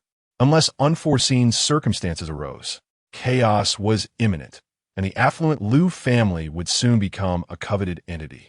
They must extricate themselves from entanglements as soon as possible. Once the heartfelt conversation concluded, Lu mother discreetly pulled Lu Xiaoxi aside, her expression shifting to one of palpable anxiety. Xiaoxi, may I ask you something? What troubles you, mother? Lu Xiaoxi and Oppo's heart raced. Had something gone awry? On the day of your marriage, was everything smooth? Lu Xiaoxi, momentarily taken aback, replied, Yes, mother. Were you not present? The question seemed to suggest she had been absent from the entire occasion. I meant the evening. Lu mother's voice dwindled. Did your wedding night go well? At last, Lu Xiaoxi comprehended her mother and Oppo's concern. Are you worried about Songyu? She touched her warming cheeks, gritting her teeth. Yes, everything went smoothly. She understood her mother was inquiring about Songyu's performance, but she could not divulge the truth. Isn't sleeping soundly until dawn an indication of success? It was not entirely a falsehood. That is good. That is good. Lu mother exhaled, her anxious heart finally at ease. Come here. I have something for you. She led Lu Xiaoxi into the inner chamber and pressed a small booklet into her hands. What is this? Lu Xiaoxi inquired, glancing at the item, nearly mortified. It was a guide to marital intimacy. She hastily returned the booklet. Mother, I do not need this. Yes, you do. Quickly, keep it safe lest it fall out. Lu mother insisted, refusing to take it back. You are both innocent children, unaware of so much. You must learn and explore, so we may soon hold our grandchild. Such earnestness was overwhelming. Lu Xiaoxi, unable to refuse, concealed the booklet within her garments. In truth, much of the knowledge contained within had already been imparted to her by Songyu in her previous life. But how could she express that? After the heat in her cheeks subsided, the mother-daughter duo emerged from the inner chamber, where Songyu and Lu father had been engaged in conversation for some time. Lu mother exchanged knowing glances with Lu father, who appeared visibly relieved. Just then, lunch was ready, and the family gathered to dine together. After sharing numerous conversations, the couple bid a fond farewell to Lu Xiaoxi's parents before returning to the scholaress mansion. Given the proximity, they chose not to ride in a carriage. Leisurely strolling along the streets, with Lu Xiaoxi pushing Songyu. "What did you discuss with your parents today that left them so cheerful?" Songyu inquired. Lu Xiaoxi had almost forgotten, but now felt a pang of guilt as she touched the hidden booklet in her garments. "It's a secret. It cannot be disclosed." Upon returning home, she tucked the booklet deep within her wardrobe, vowing never to retrieve it again. In the following days, they busied themselves packing for their new posting in Jia County.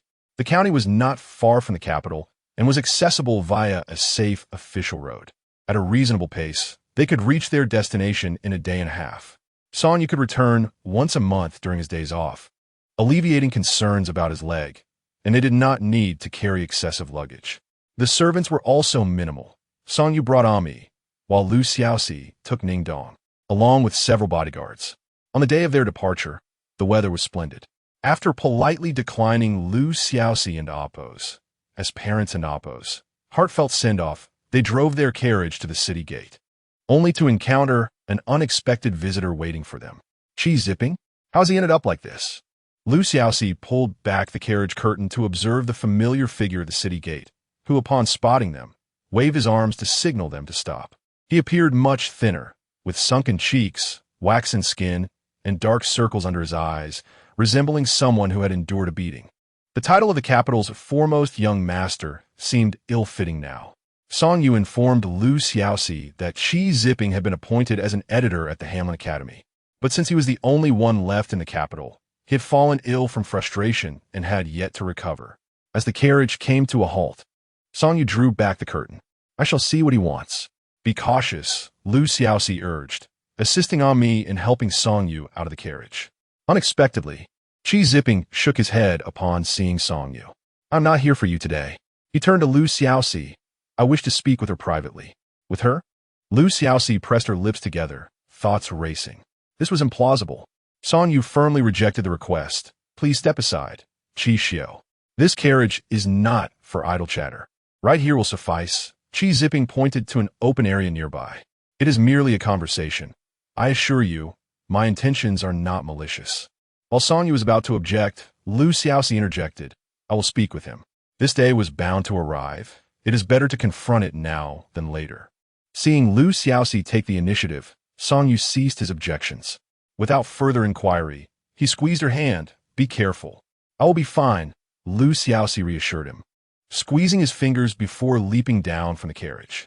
Chi Zipping led her to a secluded spot, within sight yet out of earshot of the others. "It is you, isn't it? The one who has lived again, is it not Songyu?" He confronted her directly, his expression calm, yet his inquiry shocking. "Indeed," Lu Xiaoxi admitted, no longer concealing the truth. "Surprised? You never considered it could be me." Chi Zipping frowned. "You concealed it too well." Lu Xiaoxi shook her head. "I did not hide it deeply. In fact, it was obvious from the start. Upon my return, I made many choices that diverged from my previous life. Yet you dismissed them. This is unheard of." Chi Zipping protested. "Who could have imagined there would be a second besides me?" "This is your arrogance, Chi Zipping," Lu Xiaoxi countered. "I recognized you long ago. You believed that by reliving your life, you could orchestrate everything, but you were mistaken." Chapter 85. "I wait for you, I was wrong. I apologize to you." Chi Zipping inhaled deeply. "Yet my feelings for you are genuine, Xiaoxi. Do you remember our previous life? I have regretted it since then. Could you possibly grant me another chance? I do not mind if you marry Songyu." His yearning gaze shone brightly, but it failed to penetrate Lu Xiaoxi and Appos, his eyes. She spoke flatly. "Did you ever truly respect me, Chi Zipping?" Chi Zipping paused in astonishment. "Respect? When have I ever disrespected you?" Your apology in our past life was sincere. I still remember it vividly. Lu Xiaoxi replied, but what about this life? You were unaware of my rebirth and took advantage of my amnesia, coercing me, spreading rumors about me, and harming my friends. If you genuinely felt remorse, why would you pursue me while keeping your cousin by your side? You immediately suspected Songyu, which reflects that you have never regarded me as your equal. Have you? Indeed, if I were still the person who had not been reborn, I would have married you by now and become your wife. Alas, Chi Zipping, I have long awakened. No, that is not true. Chi Zipping shook his head repeatedly. I have come to realize what my cousin truly is. I now view her solely as a means to an end, devoid of any genuine feelings. If you were to leave with me, I could easily dismiss her. Would that not suffice? Everything I have done was to win you over sooner, with no ill intent. He stepped forward. I have lived again, knowing who has exploited me and who has treated me sincerely. Only you, Xiaoxi. Among the many who have approached and flattered me, only you have been sincere. That was once the case, Lu Xiaoxi replied indifferently, but that was merely a thing of the past, Chi Zipping. Once was sufficient. Can you not grant me another chance? Chi Zipping attempted to draw closer to Lu Xiaoxi, but several servants from the Lu family moved in, compelling him to retreat. Lu Xiaoxi curled her lips in a slight smile and shook her head, but I've already given you too many opportunities. During my days and nights at Qi Manor, had you ever comforted or assisted me when I was lonely and helpless, we would not have arrived at this point. More importantly, she paused. The only person in my heart now is Songyu. Only Songyu. Lu Xiaoxi regarded the silent and downcast Chi Zipping. I have said all I needed to say, and now I shall take my leave. She turned away, hearing Chi Zipping and Appo's voice behind her, but I will not give up. Xiaoxi, back then, Songyu did not mind that you were once my wife, and in this life, I too shall not care that you have married him. I will seize every opportunity to pursue you, hoping you will leave me a sliver of hope. There will be no more left. Lu Xiaoxi walked away without looking back, returning to the carriage with Songyu. She left not a trace of sentiment for Chi Zipping. Having spoken her part, she smiled lightly at Songyu, urging him to set off. The carriage resumed its journey, passing by the trembling Chi Zipping, who received no moment of respite. The crisp sound of hooves echoed like a hammer striking against Chi Zipping and Appo's heart, causing him pain so profound he could scarcely breathe. Indeed, his later conjecture proved correct. The other person reborn was not Songyu, but Lu Xiaoxi, whom he had never anticipated. He acknowledged his arrogance, failing to regard her with the respect she deserved. Yet he genuinely regretted it, lamenting his inability to discern character in the past and his own cleverness in this life. Believing he could manipulate everyone with the advantage of 2 lifetimes of memory, he had unwittingly become the prey in a game where the true victor was Lu Xiaoxi. Now, he possessed nothing. Lu Xiaoxi returned to the carriage, originally believing this to be a simple farewell conversation. However, memories of the past flooded back, recalling the grievances and the devastation of a family torn apart. It left her breathless with suppressed emotions. She remained silent, leaning quietly against the soft cushions of the carriage. Songyu was no fool. He could certainly deduce that Lu Xiaoxi's relationship with Chi Zipping was far more complex than it appeared. Yet he asked nothing, gently patting Lu Xiaoxi's back, attempting to offer her some comfort. I'm sorry. Lu Xiaoxi finally spoke, her voice more choked than she had anticipated. This story is too lengthy. I do not know where to begin. Songyu chuckled softly. It is all right. Speak to me whenever you feel ready. I will wait for you. As you wait for me. Lu Xiaoxi turned to look at Songyu, seeing warmth and patience in his eyes, devoid of any doubt or disdain. Thank you for trusting me, my husband. Barely had the carriage departed from the capital when urgent news from the south reached the palace. Prolonged drought had rendered several regions south of the Yellow River unsustainable. People were without drinking water and crops had perished. Soon, there would likely be widespread disaster and corpses strewn across the land. Officials from the most severely affected areas jointly petitioned the emperor, hoping he would open the national treasury to distribute relief supplies and save the people from calamity. The emperor convened a court meeting to discuss this matter, and soon, the news spread like wildfire throughout the capital. The populace, gripped by fear, frantically purchased rice and grain, hoarding supplies for uncertain times. The prices of grain in the capital and surrounding towns skyrocketed uncontrollably. Naturally, the Lu family received this news as well. As the largest merchant family in the capital, they immediately opened their granaries to stabilize prices, though the outcome remained precarious. Madame Lu paced restlessly at home. I never expected that when Xiaoxi spoke of drought, it would truly arrive. My dear husband, how is it that Xiaoxi and Appo's news travels faster than the Emperor and Appo's? She claimed to have received it from General Song, but I cannot shake the feeling that it is not so. If General Song received the news, would he not inform the Emperor? Mr. Lu quickly gestured for silence. Madam, be cautious. There may be ears on the other side of the wall. Xiaoxi might have her own channels. Let us refrain from excessive speculation to avoid troubling her. The couple exchanged glances, both recalling the pouch Xiaoxi had left for them. They opened the locked cabinet in their room and retrieved the pouch. Inside, they found a folded note containing 2 neatly written sentences. The first read, "Immediately donate 3 million taels of silver to the court." The second stated, "Gradually withdraw from the capital market and migrate toward Hangzhou City." Chapter 86. The young master's affairs Lu Mu was somewhat perplexed by the immediate need to donate a substantial sum of silver to the court. After a moment of contemplation, Lu Fu remarked that the amount was not excessive. He understood Xiaoxi's intentions.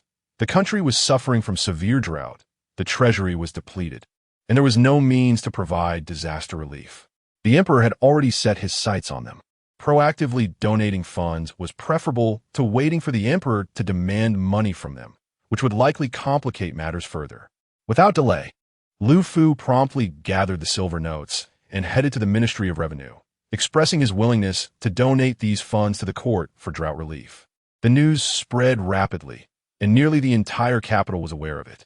The ministry immediately conveyed this matter to the emperor, who was initially silent but soon expressed great pleasure, personally inscribing a plaque to honor the Lu family. With the Lu family leading the way, other wealthy merchants in the capital followed suit, contributing money and goods. Although their donations were not as substantial as the Lu family's, collectively, they amassed a significant sum, sufficiently replenishing the emperor's treasury to address the drought crisis. That old fox Lu, the emperor mused in his study, reviewing the donation amounts from various merchants. He realized that Lu had played a clever game of advancing by retreating. With such cunning, it was no wonder he had achieved the status of the richest man. Minister Wang of the Ministry of Revenue sighed. "Your Majesty, should we proceed with a new policy to increase the tax on wealthy merchants?" The emperor and the minister had recently discussed a new policy targeting merchants whose annual sales exceeded a certain threshold, imposing an additional 20% tax, while ordinary merchants would remain unaffected. They had intended to announce this policy shortly to collect revenue from the wealthy, only to find that the Lu family had outpaced them. "What an amp, Appo's, that's the point now." The emperor tossed the memorial onto the table in frustration. "We just publicly collected their silver, and now we wish to impose new taxes on them. How will the common people perceive us?" Thankfully, the drought relief fund were now available. From this point onward, they could only proceed step by step. General Song had proven to be of little use. After much effort, he had arranged for Song Yu to marry a wealthy girl, that he had gained no advantage. And now they had hoped he could manage the Lu family to provide support to the Ministry of War. It seemed a lost cause. Lu Fu and Lu Mu were unaware of the conversation between the emperor and the minister, but after several days without any further request from the emperor, they gradually felt reassured. The first clever strategy had proven successful. The second piece of advice from Lu Xiaoxi was to gradually withdraw from the capital. This task, while seemingly straightforward, was fraught with difficulty, letting go of their homeland and the foundation the Lu family had established over the past decade or two in the capital. "What do you think, my husband?" Lu Mu inquired. "ISN and Appo's, their drought in the south? Why should we retreat southward?" Lu Fu pondered. "Hangzhou, backed by the Yellow River, should be unaffected by the drought. It is indeed a rare gem." He continued. "Xiaoxi has grown up and matured. Some matters are beyond our foresight. Now that she is married to a general, she must possess information that we are unaware of. Let's trust her this once." Lu Mu nodded in agreement. "Very well. I will follow your lead." The couple quickly reached a consensus and began to discreetly shift their business focus from the north to the south. Meanwhile, on their journey to Jishan County, Song Yu and Lu Xiaoxi had yet to receive any news of the drought, and their journey along the official road remained peaceful. At night, Lu Xiaoxi routinely massaged Song Yu and Appo's legs. The space within the carriage was limited, with Song Yu sitting sideways against the carriage wall, his legs resting on Lu Xiaoxi and Appo's lap. How does it feel? Any sensation? Lu Xiaoxi inquired as she applied pressure. Following the initial needle treatment, Song Yu had lost all feeling in his legs, regardless of whether needles or massage were applied. However, as physician Su had mentioned, the likelihood of regaining sensation increased over time, prompting Lu Xiaoxi to ask daily. Not yet, Song Yu replied, reluctant to dampen her spirits but choosing honesty. You're working too hard. Let me do it myself. It and Appo's. That's merely a matter of exertion. It's not burdensome at all, Lu Xiaoxi reassured him. This is what I wish to do. Outside the swaying carriage, several night watchmen overheard their conversation, their faces flushed with embarrassment. What are you staring at? What are you listening to? Get away from here. Ami scolded, brandishing a branch and playfully tapping them on the back of their heads. Do not disturb our young master's important affairs. The following day, as noon approached, the carriage turned off the official road towards Jishan County. Although they were only a few miles away from the county, the rugged and uneven path delayed their arrival by nearly an hour. As the name suggests, Jishan County is a small town nestled against Jishan Mountain. Located at the foot of the mountain, the poor condition of the roads deterred locals from venturing out, and outsiders were equally reluctant to enter. It was a relatively isolated and impoverished area. Upon their arrival, a large crowd suddenly surged forward, surrounding the carriage. Be careful. Protect the young master and madam. Ami, fearing trouble, quickly commanded his men and drew his weapon. Is the new county magistrate here? Someone shouted from the front. Hurry and let him preside over our matters. Were they here to welcome Song Yu? The crowd remained puzzled until Song Yu stepped out of the carriage. He furrowed his brow upon seeing the gathering. Where is the former magistrate? Ordinarily, matters should be directed to him, as I have not formally taken over. The man in front hesitated, realizing Song Yu required assistance. Just come with us to meet the new magistrate. Ami and Ning Dong dispersed the crowd, continuing to guide the carriage into the county office. Once inside, Ami helped Song Yu into a wheelchair and pushed him further in. The crowd, which had just surrounded him, fell behind, whispering among themselves. Who would have thought the new magistrate is disabled? Indeed, our court has never allowed the disabled to hold office, right? Oh, I recall now. I heard this year in Appo's top scholar is disabled. He must be the one. It seemed that his remarkable talents had earned him an exceptional promotion. Upon mentioning his status as the top scholar, the crowd's demeanor shifted slightly. Yet they still kept their distance, avoiding him as if he were a plague. The middle-aged man who had been at the forefront stepped forward, saying, New magistrate. I am the county and Appo's secretary, surnamed Li. The chief clerk Wang is currently occupied and awaits you in the study. May I escort you there? The others can rest in the side hall. He cast a quick glance at Lu Xiaoxi. Chapter 87. Everyone is a suspect. Lu Xiaoxi was not oblivious to Li Shiria and Appo's intentions. He did not wish for her and others to follow. She understood that Shiria held a position akin to that of a county magistrate's aide, while the principal clerk was the second in command in the county. However, she did not anticipate that their reception for the new magistrate would be so peculiar, with even the principal clerk absent from the welcome. This is an internal matter, Song Yu remarked to Lu Xiaoxi, inviting her to accompany him without concern. That is not what I meant. Li Shiria hesitated. I'm merely worried. Never mind. Song Yu commanded. Let the others rest in the side hall. Xiaoxi, come with me. Lu Xiaoxi's heart soared. Song Yu truly understood her desires. Observing this, Li Shiria ceased his persuasion and simply said, Please follow me, everyone. They approached the magistrate and Appo's study. After navigating a couple of turns, Li Shiria took a deep breath and instructed them to brace themselves. Upon arriving at a door, they were met with an overwhelming stench of decaying flesh. To their horror, they discovered a head suspended by a rope, the feet dangling lifelessly above the ground. Song Yu instinctively moved to shield Lu Xiaoxi and Oppo's eyes, but she stopped him. I am fine. I am not afraid. Having witnessed countless corpses in her previous life, this scene was not enough to frighten her. Wang Zubu, the new magistrate, has arrived. Li Shiye called into the room. At that moment, an elderly man with a long white beard emerged from the shadows, unmistakably Wang Zubu. He maneuvered around the corpse and stood before them. You have the fortitude to remain in the presence of a corpse for so long, he remarked. Is the new magistrate here? He glanced at Song Yu's legs, but offered neither a greeting nor a bow, seemingly dismissive due to Song Yu's disability. Indeed, Song Yu replied, lifting his head slightly. May I inquire as to the identity of the deceased and why he was found hanging in the county office? That is of no concern now. It is the new magistrate's duty to handle this matter, Wang Zubu replied curtly, striding out of the room without another word. Song Yu furrowed his brow slightly, and Lu Xiaoxi felt displeased.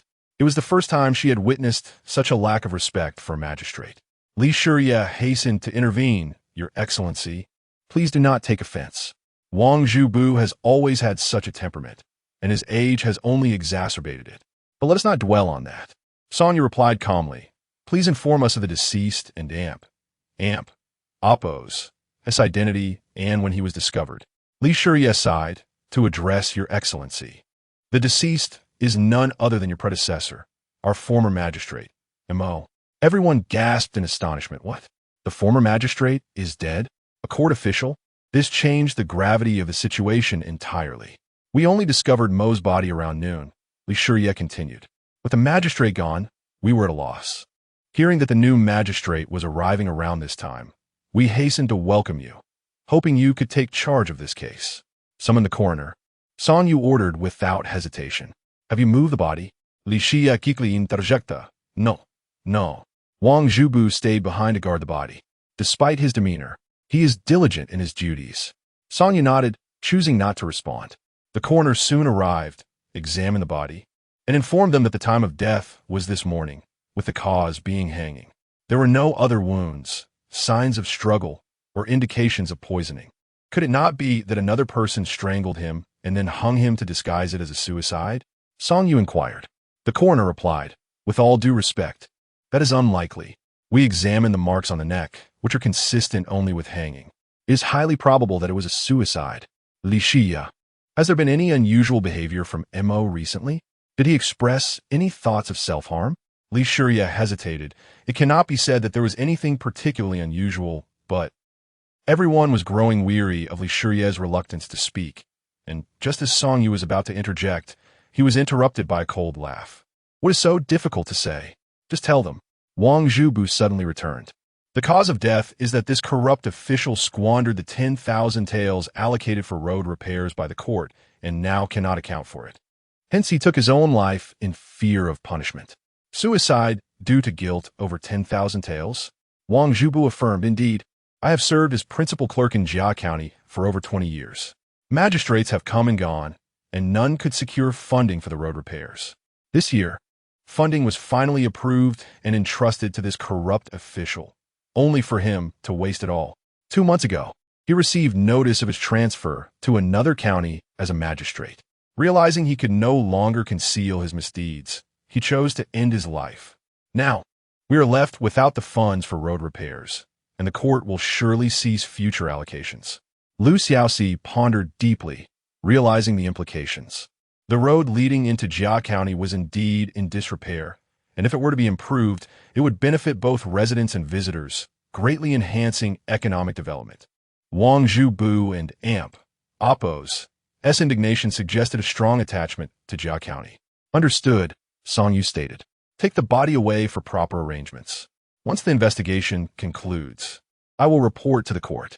Upon hearing this, Li Shiye and his associates breathed a sigh of relief. Wang Zubu arrogantly exited once more, while Li Shiye instructed his subordinates to remove the corpse. In the study, only Song Yu, Lu Xiaoxi, and a me remained. How should this matter be resolved? Lu Xiaoxi asked Song Yu. Though you did not lose the funds, the previous magistrate's death will inevitably cast a shadow upon you. Song Yu shook his head. If my suspicions are correct, the situation is likely more complex than Wang Zubu suggests. How so? Lu Xiaoxi leaned in closer. According to Wang Zhubu, the 10,000 taels were squandered by Mo in the first half of this year, Song Yu explained. However, did you happen to notice Mo in damp, oppos, as clothing? There were patches at the hem. If he were truly indulging himself, why would he wear patch garments? Song Yu wheeled himself closer to the desk. Moreover, consider the furnishings in this study. A table with uneven legs, well-used brushes. None of these suggest a life of indulgence. Rather than suicide out of guilt, I am inclined to believe he took his life out of remorse or under duress. Lu Xiaoxi and Amp, Oppos, S eyes widened in realization. So you suspect that Wang Zhubu is lying? Not necessarily, Song Yu replied. We currently lack evidence, and everyone remains a suspect. Chapter 88. The Emperor and Oppos. S intentions, 100,000 taels of silver? Ame lamented, her face drawn. Where are we supposed to find 100,000 taels in just a month? What do you mean 1 month? Lu Xiaoxi pressed. Her keen sense of inquiry piqued. Ame realized her slip of the tongue and quickly covered her mouth, but it was too late. Song Yu glanced at Ame with exasperation and explained to Lu Xiaoxi, 1 month is my assessment period as the newly appointed county magistrate. One of the evaluation criteria is road construction. Although the loss of silver is not my responsibility, failing to complete the required tasks will still affect me. What happens if you fail to complete it? Lu Xiaoxi asked, puzzled. Song Yu smiled wryly and replied, if I fail, I will be sent back home and lose my position as magistrate. It has been decades since a newly appointed official has failed their assessment. Losing the position is a minor issue, but losing face is a far greater concern. Lu Xiaoxi nodded in understanding. Then this is simple. If it comes to it, I can lend you 100,000 taels to repair the road, and you can repay me gradually once you acquire the funds. 100,000 taels was not a trivial amount, but for the wealthy Lu family, it was manageable. However, Song Yu pursed his lips and shook his head. Xiaoxi, now, but do you understand why the emperor assigned me to Jia County? Lu Xiaoxi paused, then realized because this place is impoverished? Precisely, Song Yu confirmed. Jia County has numerous issues. Aside from the unpaved roads, there are dilapidated houses and abandoned farmland. The young people from the village have all gone to the capital to seek work, leaving behind only the elderly, the weak, and the infirm. There is virtually no vitality left. To resolve these issues and rejuvenate this county, we desperately need silver. But where will that come from? The treasury? Don't be absurd. The emperor is quite stingy. Thus, they have sent the husband of the rich Lu family to be the magistrate, ostensibly to promote him, but actually with the intention of tapping into Lu Xiaoxi and Amp, Oppos, as wealth. The emperor has calculated this from the start, Song Yu explained, which is why he made an exception to let someone like me, with disabilities, take office. Nonsense, Lu Xiaoxi countered. He clearly values your talent and ability. You are indeed a newly crowned scholar. After saying that, she comforted Song Yu. It's all right. 100,000 taels is not a gift. You will repay it later. Yet Song Yu shook his head again. Now it's 100,000. What about later? 200,000? 50,000? We cannot set this precedent. Xiaoxi. He raised his gaze to meet hers.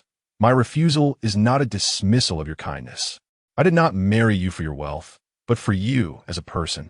Please trust me. Even without external aid, I can govern this county well. His declaration of not seeking her wealth touched the long-buried sentiments within Lu Xiaoxi. She slowly nodded. All right, I believe in you. Moments later, Song Yu ordered everyone to gather in the main hall for a meeting. Regardless of whether the silver had been spent or lost, whether the person had committed suicide or been murdered, it was imperative to uncover the truth. Otherwise, he could not provide an account to the court. Li Shiya and his group arrived promptly, but Wang Zhu had yet to show up, sending word that he was unwell and would return to rest. It was evident he was refusing to give Song Yu face. Song Yu remained unfazed. Wang Zhu accused Magistrate Mo of embezzling public funds, yet he must provide evidence. If he does not arrive now, I shall consider his accusation invalid, and we will commence the investigation anew. Upon hearing this, Wang Zhu hastily made his way over, fuming. You want evidence, do you? Follow me. I shall show you the proof. The crowd followed him to the back courtyard of the county office, winding through several turns until they arrived at a separately renovated house. The door stood ajar, and no lights illuminated within. This is Magistrate Mo and Amp. Amp, Oppos. S residence? Song Yu inquired. This is the residence of all past magistrates. Wang Zhu shot him a glance. If you do not mind the bad omen, the new magistrate and his wife can stay here tonight. Li Shiria interjected. The belongings of Magistrate Mo have yet to be sorted. It would be better for the new magistrate to stay in the guest room for now. Wang Zhu scoffed and kicked the door open. At that moment, a woman's piercing scream echoed from within, followed by the sound of things crashing to the ground. Upon entering, they discovered a woman in her 30s, adorned in white mourning attire, her eyes swollen. Startled by the noise of the door being kicked in, she had accidentally knocked over a teapot and cup on the table. She possessed a certain beauty, yet her demeanor was timid, retreating in fear to the corner of the room upon seeing the crowd. Who is she? Song Yu asked again. Li Shiria replied, This is Magistrate Mo's wife, Mrs. Liang. Madam has met with all the esteemed officials. Mrs. Liang trembled as she bowed, her hands shaking. It was no wonder she was in mourning attire. It turned out she was the magistrate's wife.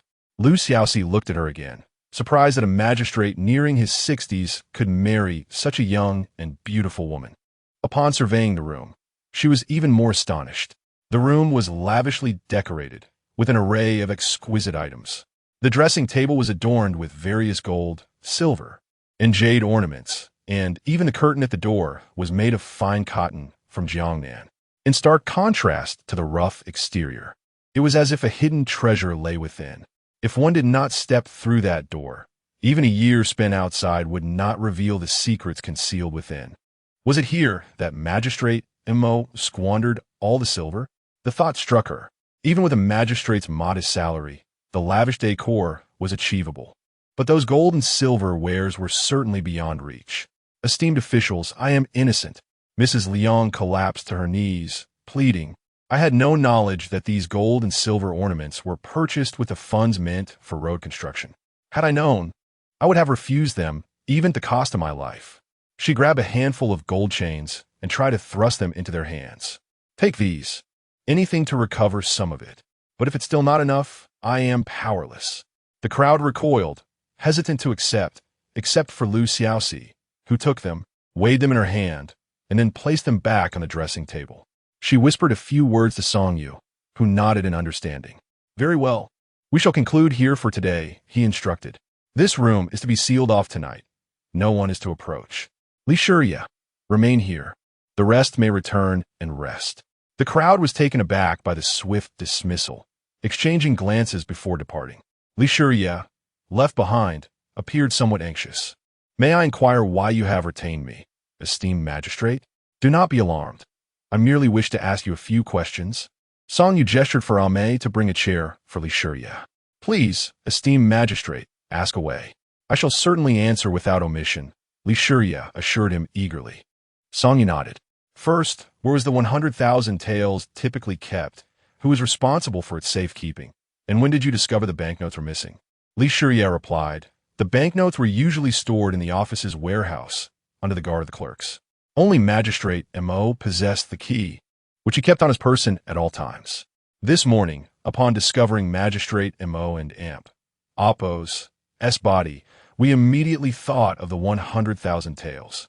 We took his key to the warehouse for inspection, only to find that the banknotes, which had been stored in a box, had vanished without a trace. Chapter 89. Lu Xiaoxi and Amp. Amp, Oppo's discovery. Song Yu furrowed his brow and inquired, Who do we refer to as and Amp? Amp, Oppo's. We and Amp? Amp, Oppo's. Was it a simultaneous discovery, or was it sequential? Was it both I and Wang Zhu who made this discovery together?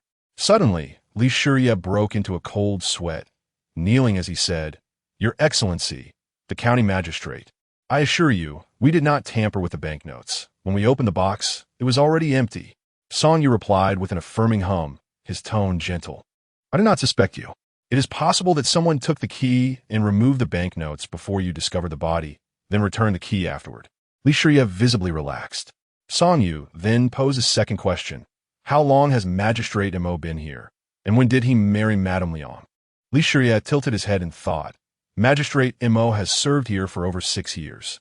Madame Liang was his concubine for 2 to 3 years.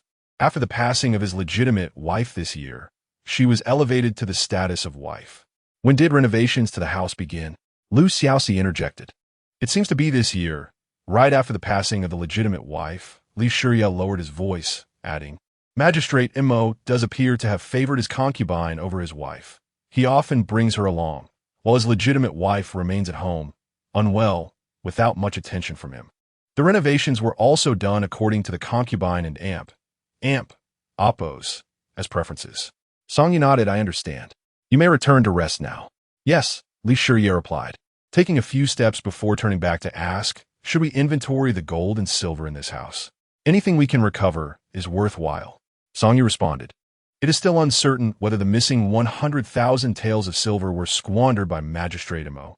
If not, we have no authority to touch these assets. Thus, let us refrain from inventorying for now. Li Shiya complied and withdrew. Soon, only Song Yu and Xiaoxi remained in the room. What have you discerned? Song Yu asked with keen interest. Xiaoxi had just whispered to him, indicating she wished to speak privately, suggesting she had made a significant discovery. Xiaoxi smiled softly. I can boldly assert that it is improbable that Magistrate Mo squandered the 100,000 taels of silver. What leads you to this conclusion? Xiaoxi approached the dressing table and picked up a handful of jewelry that Madame Liang had given them earlier. This is not pure gold, she remarked, weighing a gold necklace in her hand. It is merely gold-plated. In fact, it seems all the gold jewelry here is gold-plated. Gold plating, as the term suggests, involves applying a thin layer of gold onto a base material, which is far less valuable compared to pure gold.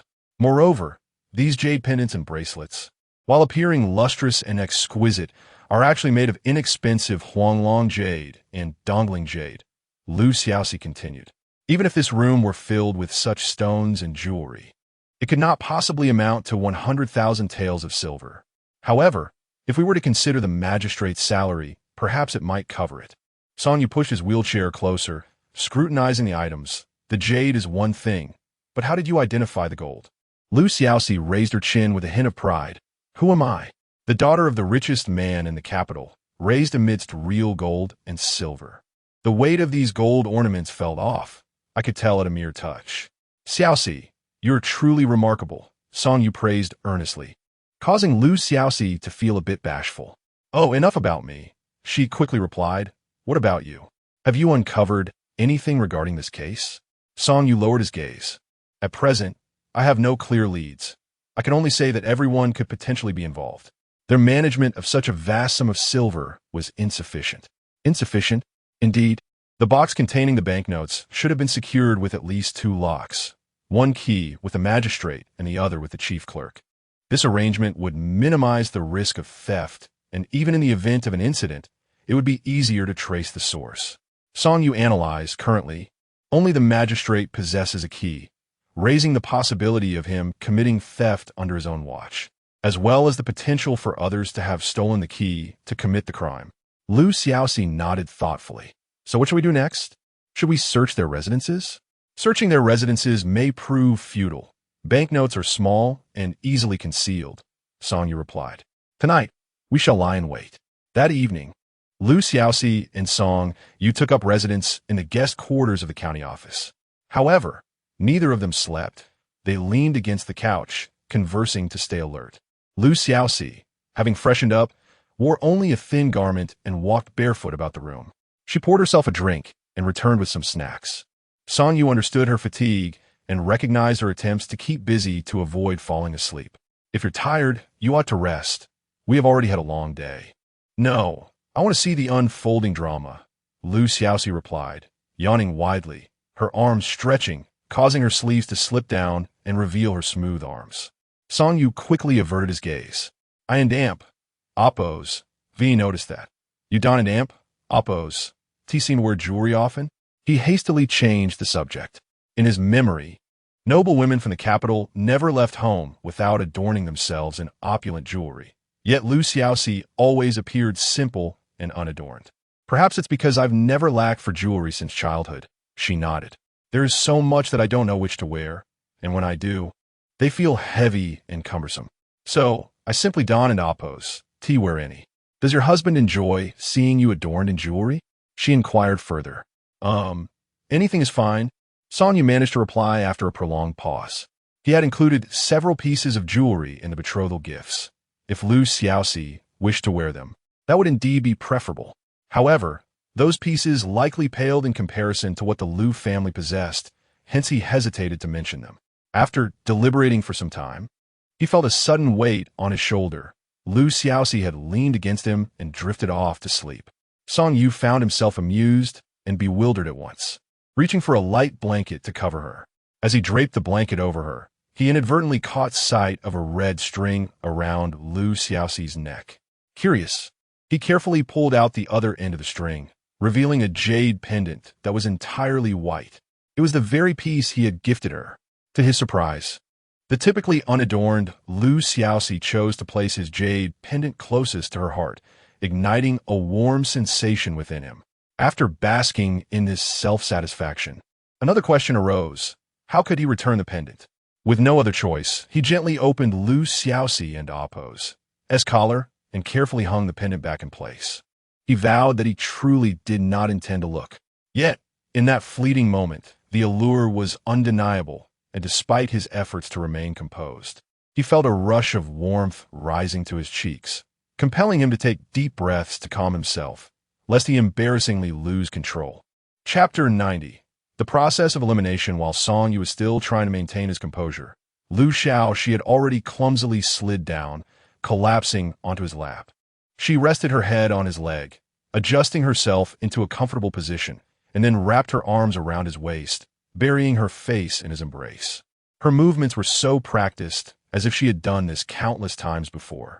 Unbeknownst to Song Yu, in their past life, while he was reviewing official documents, Lu Xiaoxi would often lie in his arms in this very manner. They would alternate between waking and sleeping, each undisturbed by the other. He extinguished the candle on the table, sitting quietly in the darkness, hoping to avoid disturbing Lu Xiaoxi and Appo's slumber with any light. His fingers gently played with her long hair, feeling a twinge of regret for the numbness in his legs. Before long, hurried footsteps echoed outside the door. Ami burst in suddenly, exclaiming, "Weevee, he caught someone, young master. Weevee captured the culprit." Before Song Yu could react, Lu Xiaoxi sprang up from his lap, asking excitedly, "What do you mean, caught someone? Who did you catch?" Ami gasped, turning away. "I didn't see anything. I didn't see a thing." Song Yu suppressed the impulse to send Ami back to the fields, patiently urging, "Get to the point." Yes. Ami, still facing away from them, continued, "As you predicted, someone has secretly infiltrated the residence of Moj County tonight, intending to steal gold and silver treasures. Lead the way." Song Yu instructed as he returned to his wheelchair, wishing Lu Xiaoxi could continue resting in the room, but she fervently refused. The three of them arrived at the opulent house they had visited earlier that day, where several constables were seen firmly restraining a man against the wall. It was none other than Xiaoxi.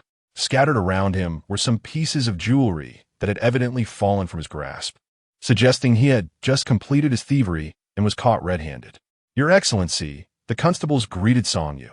They had been instructed to lie in wait near the residence, observing suspicious individuals without intervening, only to apprehend them after the theft was committed. With both the perpetrator and the stolen goods in hand, there was no fear of denial. Upon seeing Song Yu, Xiaoxi immediately began to plead for mercy. "Your Excellency, I was momentarily foolish," he cried. "I have 5 mouths to feed at home, including my gravely ill mother. I simply cannot make ends meet." "I can understand," Song Yu replied with a nod of seriousness. "Take him away and assess the value of the stolen goods, then punish him according to regulations." "Understood." Ami directed the constables to escort Xiaoxi away. "Your Excellency, please show leniency," Xiaoxi shouted, but no one paid him any heed. "Allow me to evaluate the value of the stolen goods," Lu Xiaoxi said as she stepped forward to inspect. It's not worth much, merely a few dozen taels of silver." "Yes, fortunate."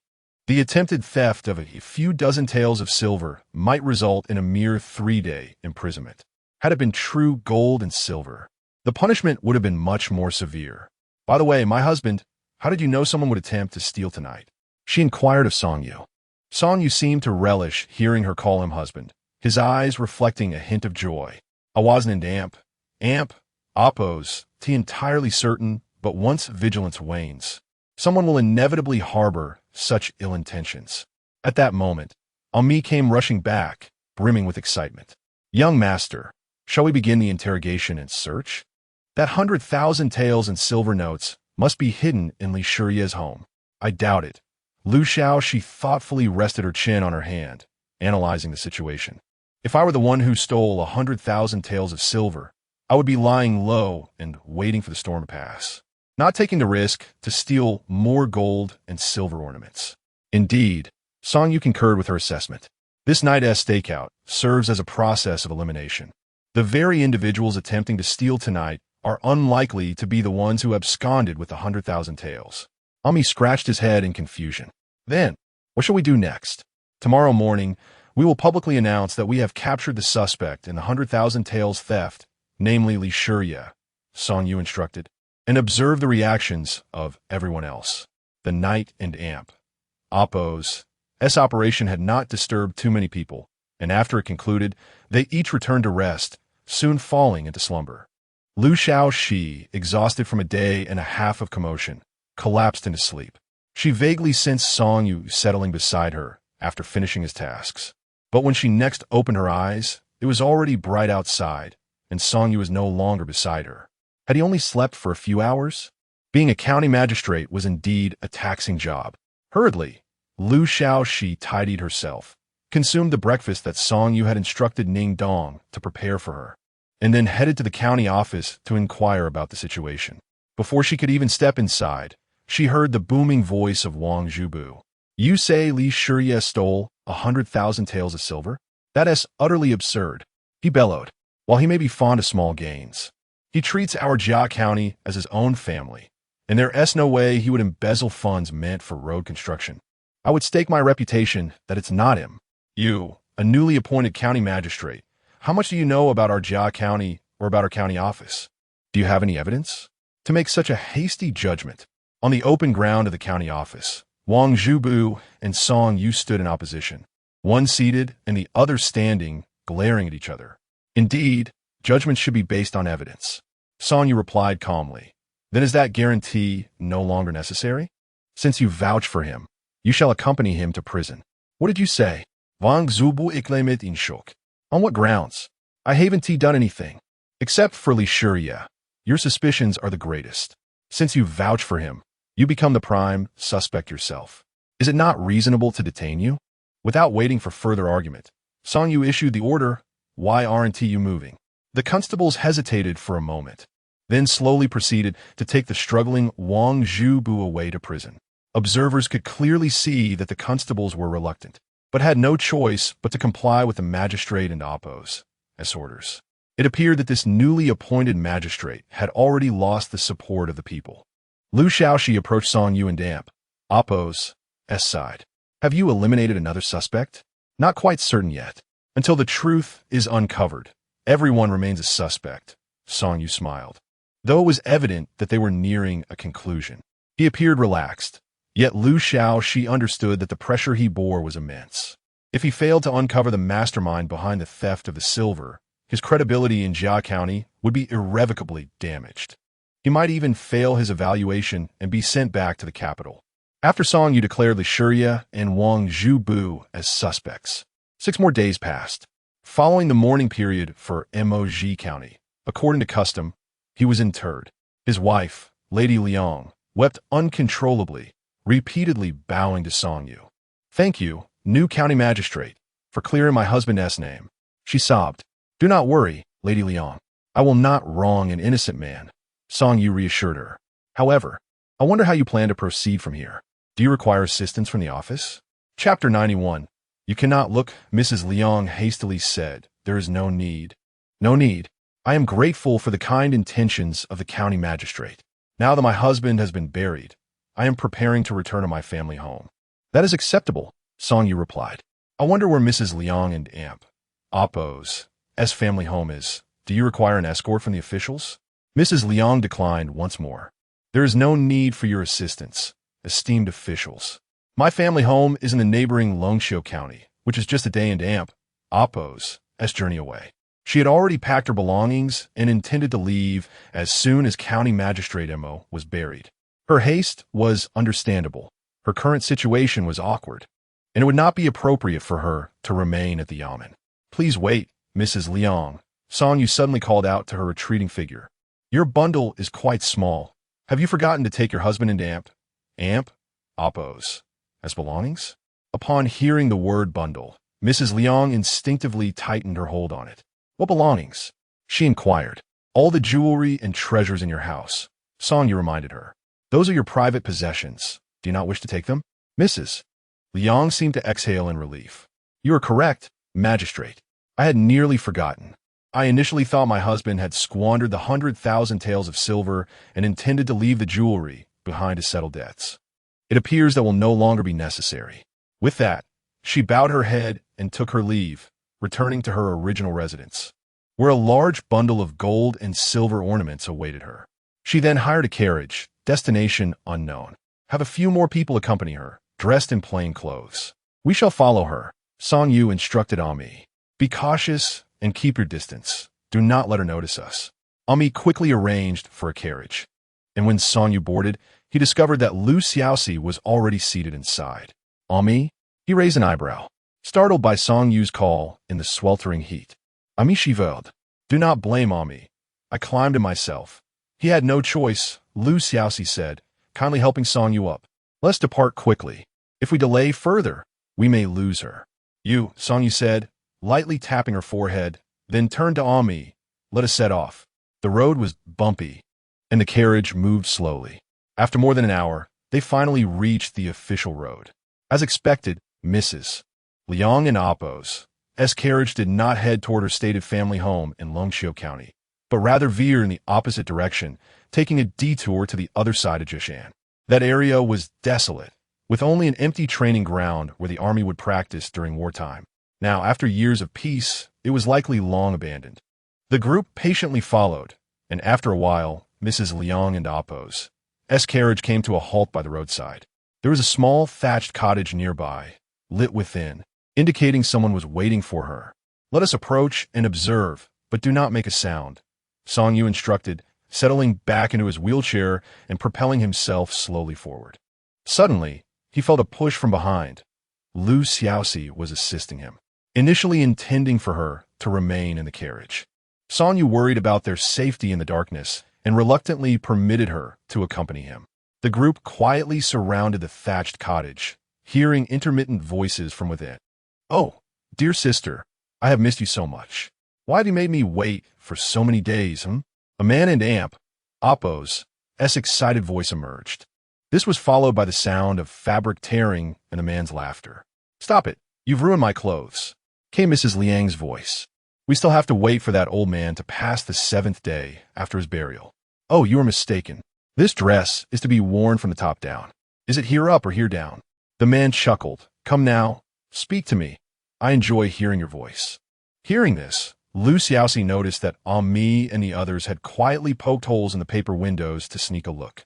She hurried over to join them. But before she could see anything clearly, Song Yu covered her eyes with his hand.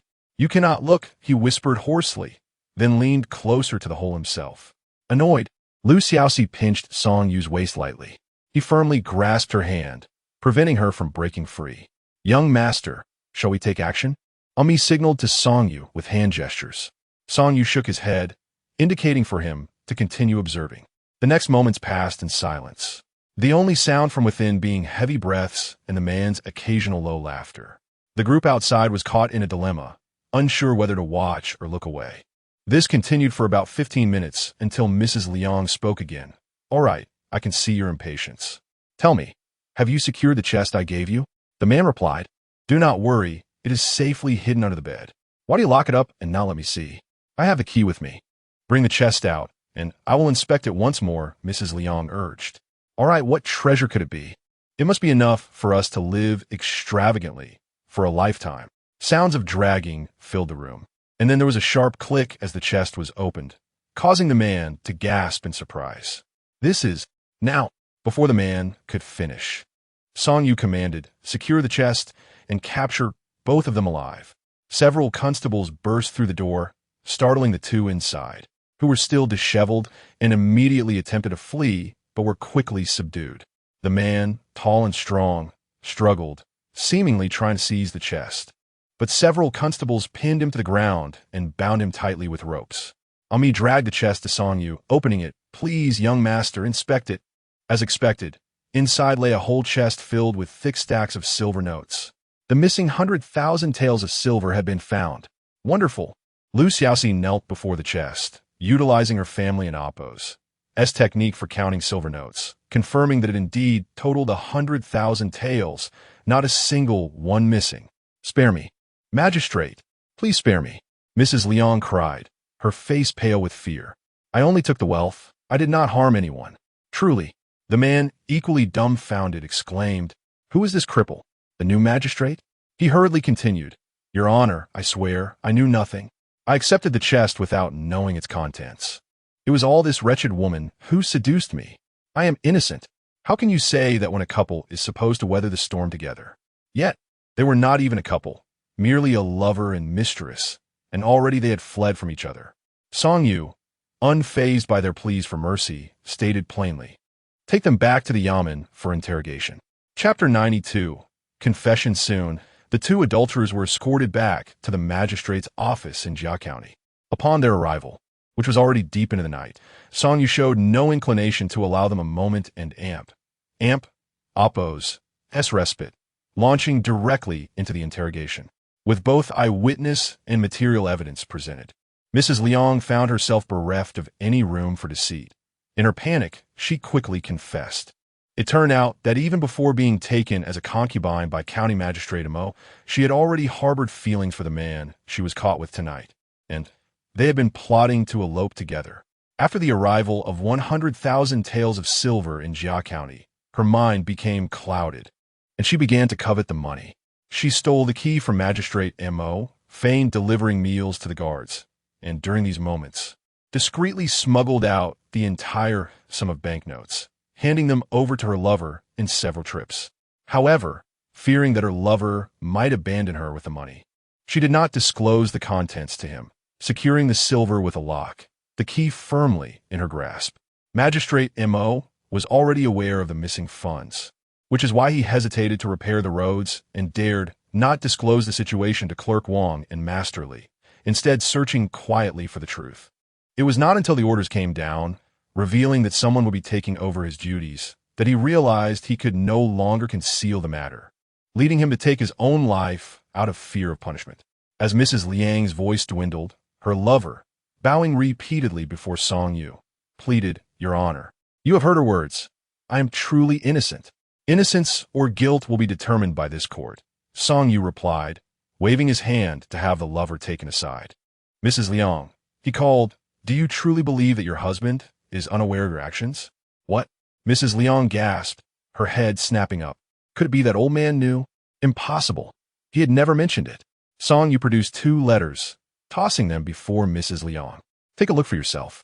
Trembling, she picked up the first letter and, upon opening it, immediately recognized Magistrate Mo and Appo's as handwriting. It was a confession, detailing how he squandered the 100,000 taels of silver, how he spent it, and where it went. Undoubtedly fabricated, yet it was so meticulously crafted that no flaws could be found. It concluded with the admission of guilt, stating that there was no redemption, only death. He confessed. How can this be? He did not do it. Are you shocked? Song Yu asked, his tone unfazed. There is another letter. The second letter nearly caused Mrs. Liang's eyes to pop out. It was a divorce decree, without question, Magistrate Mo's letter to divorce her. Yet, at this juncture, the decree meant more than mere separation. It was evidence of Magistrate Mo and Appo's attempt to protect Mrs. Liang and distance himself from her. Magistrate Mo, even in death, had maintained his loyalty to her. Were these letters found? Mrs. Liang stammered. In his study, within a drawer, Song Yu replied, having discovered them while tidying up. Had you retained even a sliver of affection for him, and taken the initiative to sort through his belongings before your capture, perhaps we would have found it much more challenging to gather evidence against you. Alas, you were too hasty, too ruthless. Mrs. Liang collapsed to the ground, staring at the confession and the divorce decree, her lover and Apo's, as cries of innocence ringing in her ears, feeling waves of shock wash over her. Her head spun, and she fainted. With Mrs. Liang and her lover detained, Clerk Wang and Masterly were, of course, released. Clerk Wang was innocent and Masterly and Apo's, as theft was minor. And having attempted theft without success, a weakened Apo's, as detention sufficed. The two, initially furious and seeking to confront Song Yu, found the situation transformed upon their release. The true criminals were apprehended, and the lost funds for the road repairs had been recovered. The county was saved. Master Li, ever the smooth talker, immediately switched allegiances. Truly, the newly appointed magistrate is swift and precise in handling cases, and has cleared our names. I shall wholeheartedly assist you henceforth. Even a hot-tempered Clerk Wang found himself pacified. Previously, I was indiscreet and rash in obstructing your duties, Your Honor. Song Yu, of course, bore no grievance against them. This was precisely his aim. No matter, let us work together to govern Jia County well. What had begun as a serious case involving a homicide and the loss of public funds had been resolved with remarkable speed, turning offense into defense, thereby winning over the hearts of the people. Was this the brilliance of Song Yu?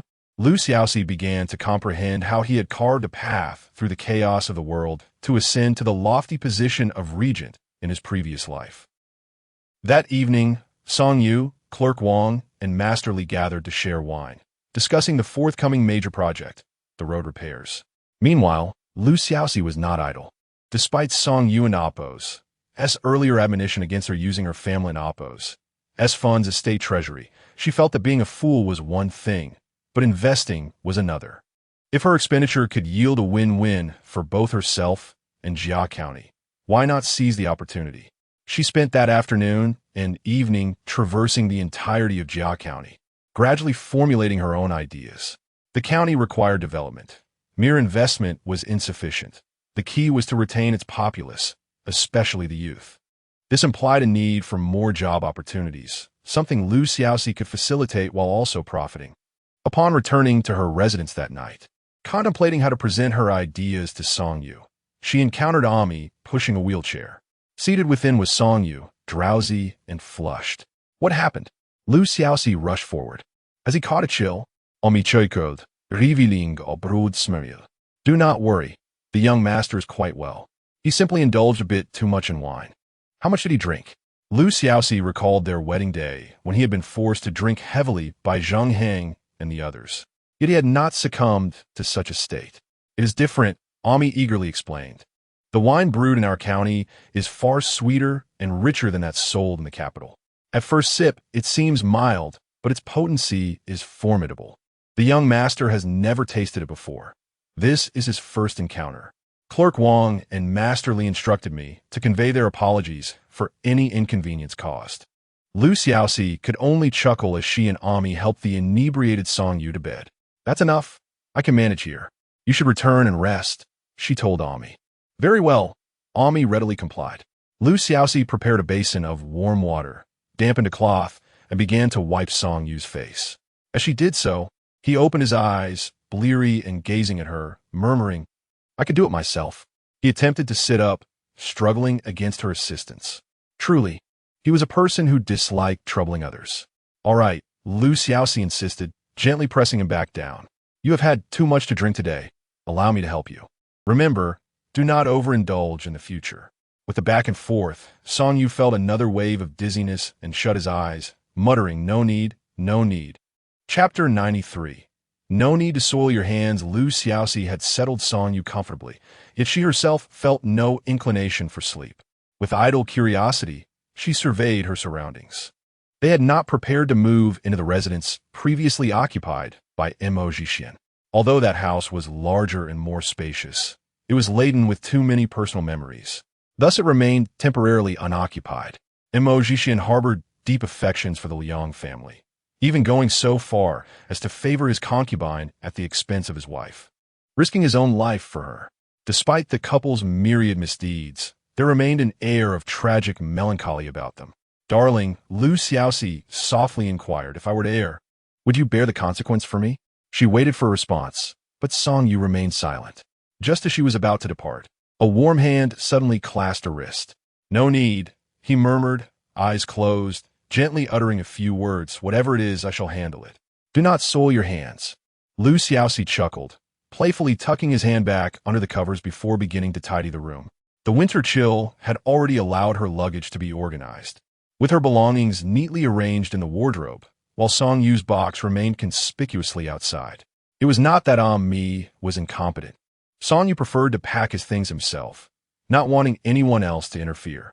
The past few days had been exceedingly busy, leaving her no time to attend to this matter.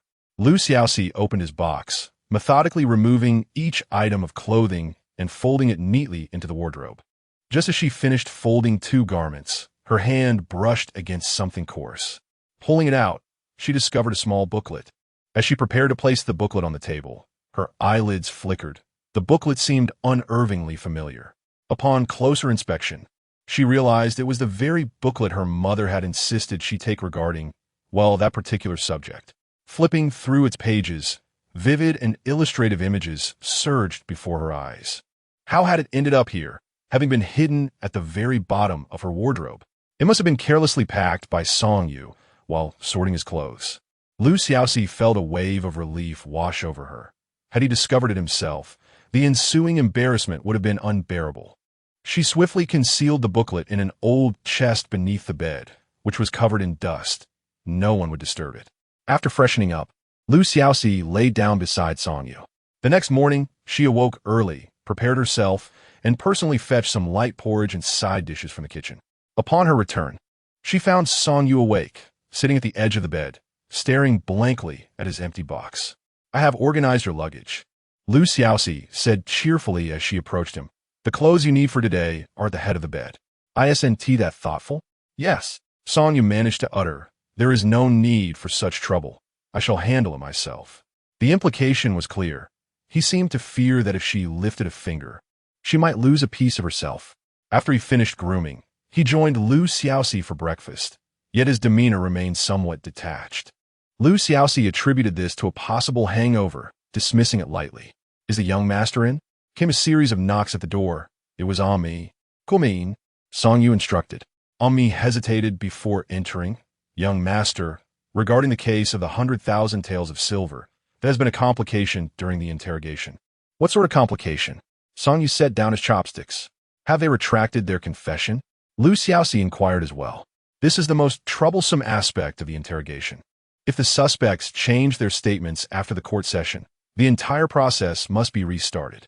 That in Oppos, that's not the case." Mi glanced at Xiaoxi, hesitating. "Is there something you cannot let her hear?" Xiaoxi felt a sudden unease. "Speak plainly," Song Yu frowned. "Why treat Xiaoxi as an outsider at such a time? It is not directly related to the case itself, but rather to the identity of Liang and Oppos' lover," Mi quickly explained in a low voice. "He revealed to us that he is actually a deserter, previously serving under General Song." "Which General Song?" Xiaoxi asked. "Why, our General Song." Mi scratched his head. Song Yu shook his head. "I never imagined such a soldier could emerge from my father and Oppos' ranks." No, he is not from the capital," Mi quickly clarified. "He claims to have escaped from the training grounds at Jia Mountain." Upon hearing this, both Xiaoxi and Song Yu exchanged alarmed glances. The training grounds on the other side of Jia Mountain had been abandoned for many years. They realized the implications of this revelation.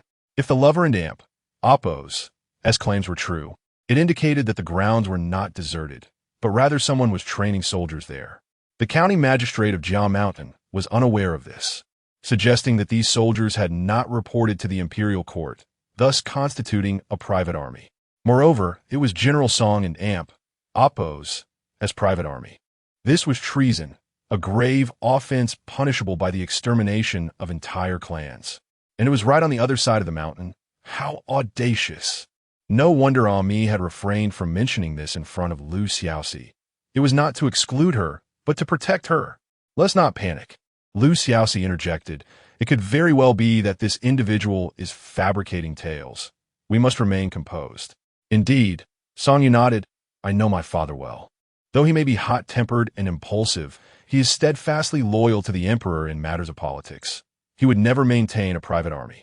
His fingers lightly tapped the table. I must go and see for myself. Before departing, Song Yu took Lu Xiaoxi aside, dismissing others, and interrogated the lover once more. The lover, named Xiaoxi, was 33 years old. According to his own account, he had been in the military for over 3 years, having fled to be with Liang. During these 3 years, did you ever leave to engage in military campaigns? Song Yu asked. No, I was merely training at the grounds, Xiaoxi replied. Then have you seen General Song? Certainly, but always from a distance. I could never see his features clearly. Xiaoxi answered all questions without hesitation, eager to lessen his punishment. Song Yu then requested him to draw a map from Jia County to the training grounds, which he carefully tucked away afterward. Once outside, Ami asked, Young master, are you truly going in person? That is perilous. It would be wiser for me to take a few men to scout the area. To put it bluntly, if Ami and his men were discovered, they could escape, but Song Yu, confined to a wheelchair, would have no such luxury. For such a grave offense as maintaining a private army, how could outsiders be left alive? Not to worry, Song Yu replied calmly. Since it is a private army under General Song, I'm a most fitting person to investigate. Chapter 94. Inspection by Song Yu, combined chapter. This time, Song Yu's gaze shifted towards Lu Xiaoxi. Without hesitation, Lu Xiaoxi interjected, I can participate this time. Perhaps I can be of assistance. It was truly perplexing how one could not be exasperated with her. Song Yu smiled faintly and acquiesced. While he wished to shield Lu Xiaoxi from peril, he could not bear the thought of her facing danger alone in his stead. Empathy led him to accept her involvement. Often, Song Yu mused that had Lu Xiaoxi been born a man, he might have found himself overshadowed by her capabilities. The group set forth lightly equipped. Besides Lu Xiaoxi and Song Yu, there were Ami and 2 constables. The carriage traversed a familiar path, leading them to the humble thatched cottage where they had previously caught someone in the act. It was dusk then, obscuring their vision, but in the daylight, they observed that the cottage was elevated, offering a wide view, surrounded by overgrown weeds. It resembled a forsaken watchtower more than a temporary shelter for hunters.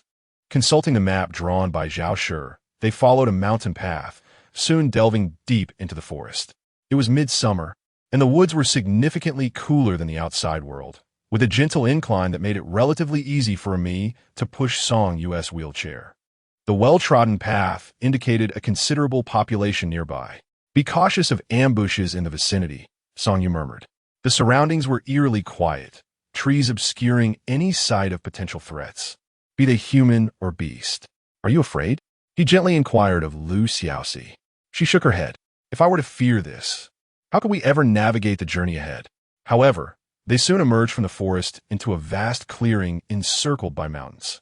In the clearing stood rows of rudimentary structures, a martial arts arena, and large weapon racks, unmistakably a military training ground.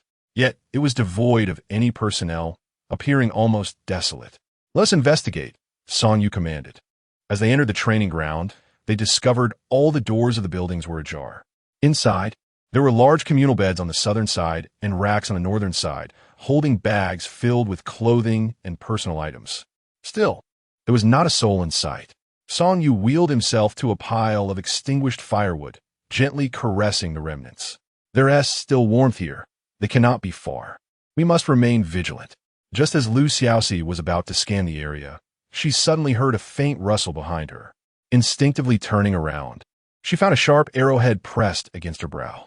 Had she moved forward even slightly, it would have pierced her eye. That was a close call, yet she was not the only one in peril.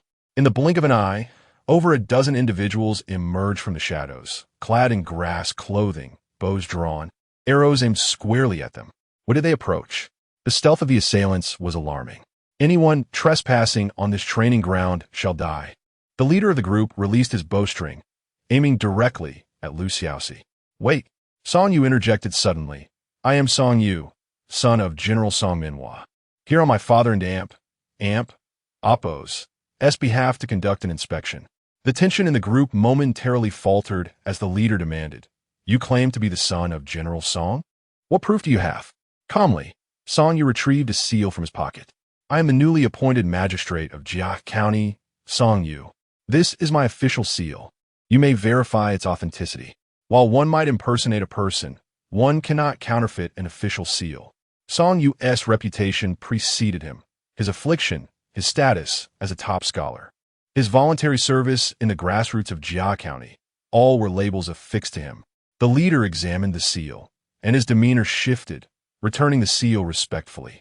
"Is indeed Master Song. I apologize for the misunderstanding. Please do not take offense." "It is of no consequence," Song Yu replied, stowing away the seal. "Please, this way, Master Song. I shall introduce you to General Su." With that, he dismissed the other bowmen and led them enthusiastically into the mountains. Ami, trailing behind, whispered in a trembling voice, "So they are indeed private soldiers of General Song. This is a grave matter. We are doomed." "Not necessarily," Song Yu reassured him quietly. "Maintain your composure. Do not reveal any signs of distress." He then gently patted Lu Xiaoxi's hand as a gesture of comfort.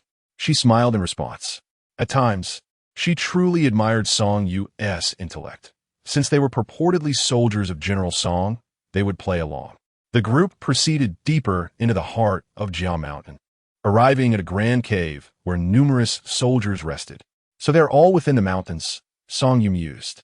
"Report," the leader called into the cavern. "The son of General Song, Song Yu, has arrived for inspection." The soldiers nearby stood, scrutinizing Song Yu, whispering amongst themselves. A middle-aged man, approximately in his 40s, hurried out. "General Su, as mentioned by the guide." "Who is it that has arrived?" General Su inquired, his face etched with confusion. "The eldest son of General Song." The guide replied almost gleefully. "I have verified his seal. It is genuine." A fleeting shadow crossed General Su's face, quickly replaced by a smile. He approached Song Yu briskly. "So, this is the son of General Song. Your father is undoubtedly busy. It is a privilege to have you here, and we are deeply grateful for your visit. Since I am stationed nearby, I came to check on the 2,000 elite soldiers your father recruited. How are they faring?" Song Yu responded smoothly, as though he were genuinely there on his father's behalf.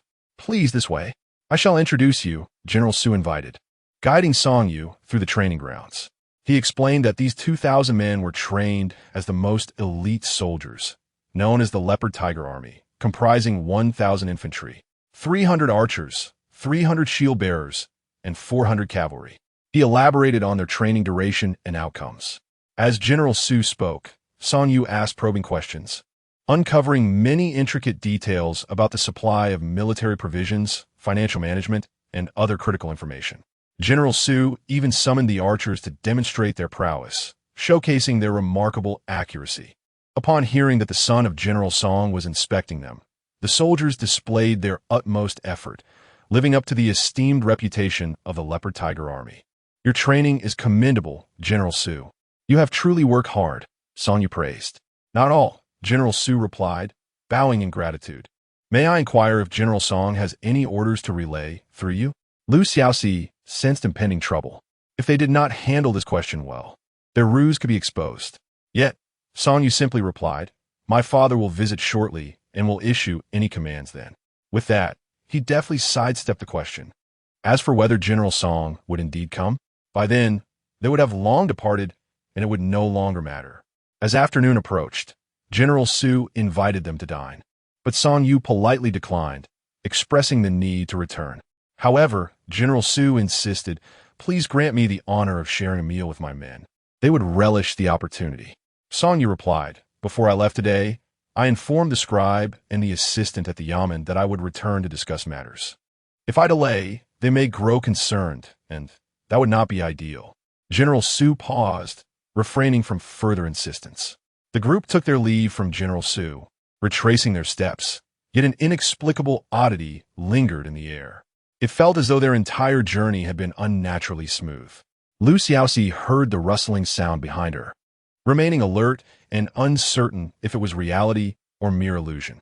She seemed to hear the sound of a bowstring being drawn, and instinctively turned to look. "Don't look back," Song Yu whispered. She quickly turned her head back. Everyone grew tense, yet they followed Song Yu's instructions and continued forward with an air of normalcy. It wasn't an oppose until they safely returned to the carriage. Beyond the archers and oppos, range, that they realized they had just danced perilously close to death and Apo's door. Countless arrows had been aimed at them, yet none had been loosed. What on earth is happening, my lord? Ami urged the horses, eager to escape this treacherous place. Are those soldiers truly from our general? What do you think? Song Yu countered. Ami hesitated slightly. It seems so, but why would they attempt to kill us? Aren't and Apo's. Do we all family? Xiaoxi pondered thoughtfully. I believe there is a possibility. She turned to Song Yu. These soldiers may be funded in the name of General Song, even told they are under his command, yet they serve another master. Song Yu smiled faintly. Xiaoxi is correct. Is that even possible? Ami exclaimed in frustration. If something goes awry, the Song family would face ruin. Precisely, Song Yu replied. This is the significance of raising soldiers under the Song family and Amp, Apo's name. They can advance to rebel, and if they retreat, they can frame the Song family, or even do both, thus striking at the emperor while sowing discord between the emperor and the Song family. Truly a twofold strategy. But there remains something I don't comprehend, Xiaoxi murmured. General Su clearly knows the truth, yet does not expose us, allowing us to leave. Why is that? And how do you know they have 2,000 troops stationed? Song Yu gently squeezed Xiaoxi and Amp, Apo's hand. The number of 2,000 is an estimate based on the housing available. They are willing to let us go because I hinted to him that I had been instructed by the magistrate and the clerk, and if I did not return, they would come searching, escalating the matter. If he were to eliminate us, it would draw the emperor and Apo's attention, and he could not blame it on the Song family. It would end Apo's be worth the risk. Indeed, if they were truly soldiers of the Song family, why would they harm their own? Xiaoxi frowned. Have you discovered who they truly serve? Song Yu shook his head. I cannot ascertain that yet, but I can speculate. In this world, few possess the means to maintain private troops. The emperor cannot covertly raise soldiers himself, and the Ministry of War does not yet have the audacity. Thus, I surmise, it is the Empress Dowager. The Empress Dowager seeks to rebel? Xiaoxi's brows furrowed. Have you forgotten how I ended up this way? Song Yu spoke of his pain with a calm demeanor. The Empress Dowager has long wished to dispose of the emperor and establish her grandson as emperor. Their relationship will only deteriorate further over time. My father is a staunch supporter of the emperor, making him an ideal pawn to create division. Upon hearing these words, the group fell into a contemplative silence. If it truly were the Empress Dowager, entangled in court struggles, the situation would indeed become dire. If I were the Empress Dowager, I would surely find a way to eliminate you, Xiaoxi remarked to Song Yu. She would never want the secret to escape. She would. Song Yu lowered his gaze. However, sending a message is far easier than eliminating a person. To ensure total secrecy, she would undoubtedly act through another's hand. We must remain vigilant during this time. My lord, should we inform General Song of this? Ami inquired. Perhaps he is aware and could report to the emperor, resolving the matter. Song Yu slowly shook his head. Given the current situation, it is not yet time to tell him. We lack concrete evidence against the Empress Dowager and do not know how many cards she holds or if she has private troops elsewhere. Recklessly revealing the truth may not clear our names and could lead to further trouble. I understand, Xiaoxi nodded. We shall proceed as you advise. The group returned to the Yamen without incident. Upon his return, Song Yu was immediately summoned by Clerk Wang for a discussion, while Xiaoxi busied herself exploring the area, contemplating how to construct this small county. That night, the summer heat began to rise. Seeking relief, Xiaoxi covered herself only with a thin blanket and soon fell asleep. Song Yu pulled the blanket over her, but she tossed and kicked it off with a turn. Previously, when the nights were cool, she would burrow into his embrace. Now, she seemed to roll as far away as possible, leaving him with a sense of melancholy. Restlessness surged within him as usual, and despite his efforts to suppress it, he found himself increasingly agitated. A persistent thought echoed in his mind. Unworthy. Since their acquaintance, he had brought Xiaoxi nothing but trouble. The Hualin Academy, the autumn and spring examinations, his official duties, even the current conflict involving the Empress Dowager, all stemmed from him. If she were to marry another, her life would surely be 100 times more stable and happy. She would not have to endure hardship alongside him, walking on eggshells, and caring for his emotional state due to his disabled leg. He suddenly recalled the recently deceased county magistrate M.O., who, despite his foolishness and malice, had sacrificed everything to protect his current wife, even writing a divorce decree to sever ties. Song Yu thought that if such a day were to come, perhaps he would make the same choice. He rose from the bed, took a cold shower, and returned, struggling to find sleep. Chapter 95. Win-win combined chapter. The following day, when Lu Xiaoxi awoke, Song Yu had already risen early and busied himself with his responsibilities. After freshening up, she took a stroll around the county in the morning, and upon her return, set about sketching on a map. Once she was finished, she encountered Ami, who was preparing to deliver a meal to Song Yu. Is he not returning for lunch? Lu Xiaoxi inquired, referring to Song Yu. Ami hesitated, saying, it seems he won and oppose. TB back. The work has just commenced, and there are numerous matters to attend to. Oh dear, the workers are complaining about low wages and the materials for the road are subpar. Master must personally handle these issues. This is the plight of a county magistrate. Unlike officials in the capital, a county magistrate is directly connected to the grassroots. Not to mention that any troubles or conflicts that the common folk cannot resolve will invariably fall upon him.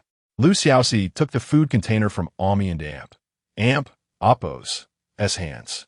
You go about your business. I shall deliver it myself. Ami and Oppo's face brightened immediately. Wonderful. The meal you deliver will surely taste exceptional to master. As Lu Xiaoxi made her way to the road construction site, she was taken aback to see Song Yu, seated in a wheelchair, surrounded by a throng of people. Alarmed, she hurried over, only to find the situation rather amusing upon closer inspection. A group of villagers was insistently offering him food and drink. Master Magistrate, please accept this. These pears are homegrown and deliciously sweet. One exclaimed, step aside. Our peaches are crisp and fragrant. You must try this first. Another chimed in. How about some of our homemade rice wine to quench your thirst? A third suggested, as the heat of the day bore down upon them.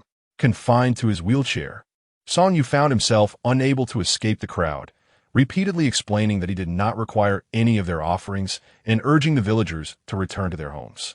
Master Magistrate, please do not stand on ceremony with us. Someone insisted. For years, we and Oppo's VE heard promises of road repairs, but nothing was ever done until you arrived. Indeed, with the road completed, our business will flourish. Another added. Before long, Song Yu and Oppo's lap was laden with an assortment of food and drink. Lu Xiaoxi, thoroughly entertained by his predicament, finally stepped in to diffuse the situation. We appreciate your kindness, but there is simply too much here for Song Yu to consume. It would be wasteful. Please take it back. Someone recognized her and exclaimed, oh, it is the magistrate and Oppo's wife. No wonder Master is not partaking. He is waiting for his wife. With Lu Xiaoxi and Oppo's arrival, the villagers ceased to press Song Yu and departed, leaving the young couple to enjoy a moment of solitude. I saw you had arrived, Song Yu remarked, wiping the sweat from his brow. You took your time coming to help, didn't you? Lu Xiaoxi chuckled, taking his hand and using a handkerchief to dry his forehead. I wanted to see how the villagers expressed their gratitude towards you.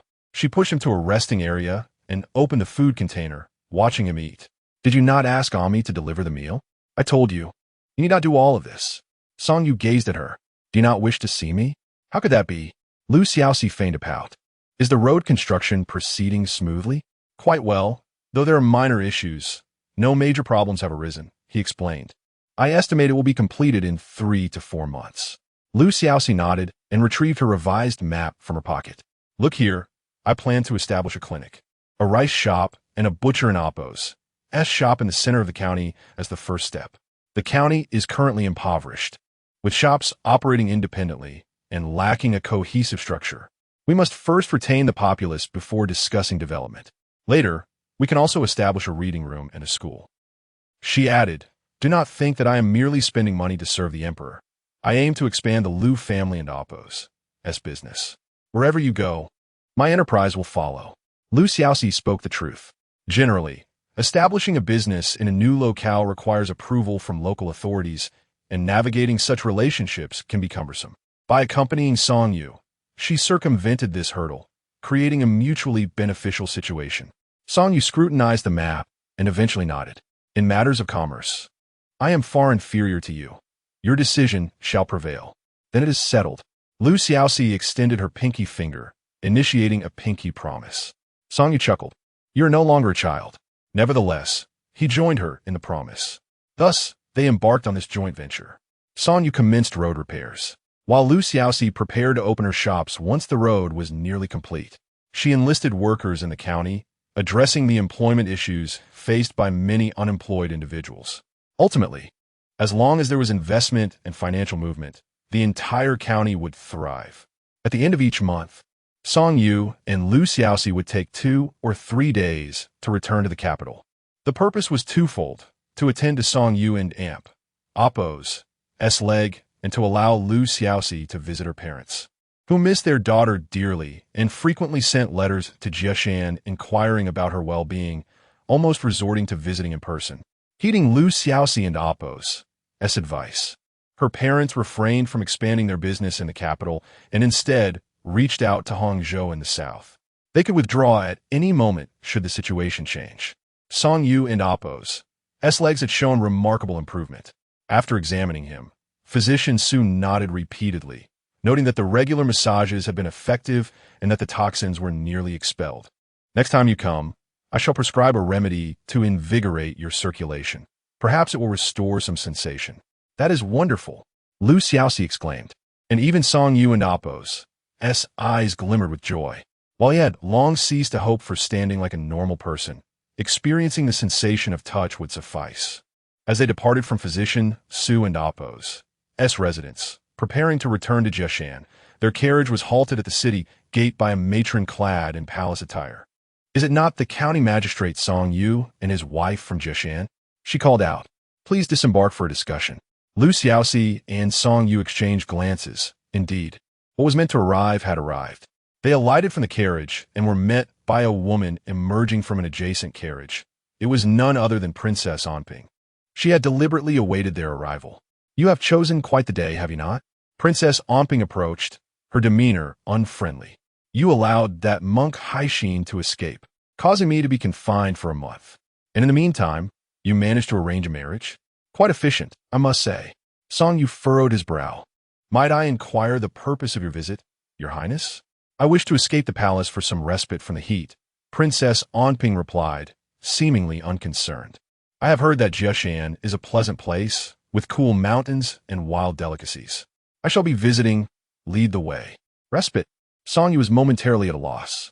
Typically, when royal family members wished to travel or escape the heat, local officials were obliged to accommodate them. Yet, what could there possibly be to enjoy in the impoverished Jiashan? It was clear she was here to cause trouble. Your Highness, Song Yu said with a bow, Jiashan lacks a built palace for royal accommodations, and the lodging conditions are exceedingly poor. Nights are not only uncomfortable, but also plagued by mosquitoes. I advise against undertaking this journey. Perhaps seek a more suitable location for your respite. I will go where I please. You, a mere subordinate, have no say in the matter. Princess Anping huffed, returning to her carriage with the assistance of her maid, adding, I have already consulted with my brother regarding this matter, and he has given his approval. You may not employ any clever tricks to obstruct me. With his lips pressed tightly together, Song Yu muttered understood.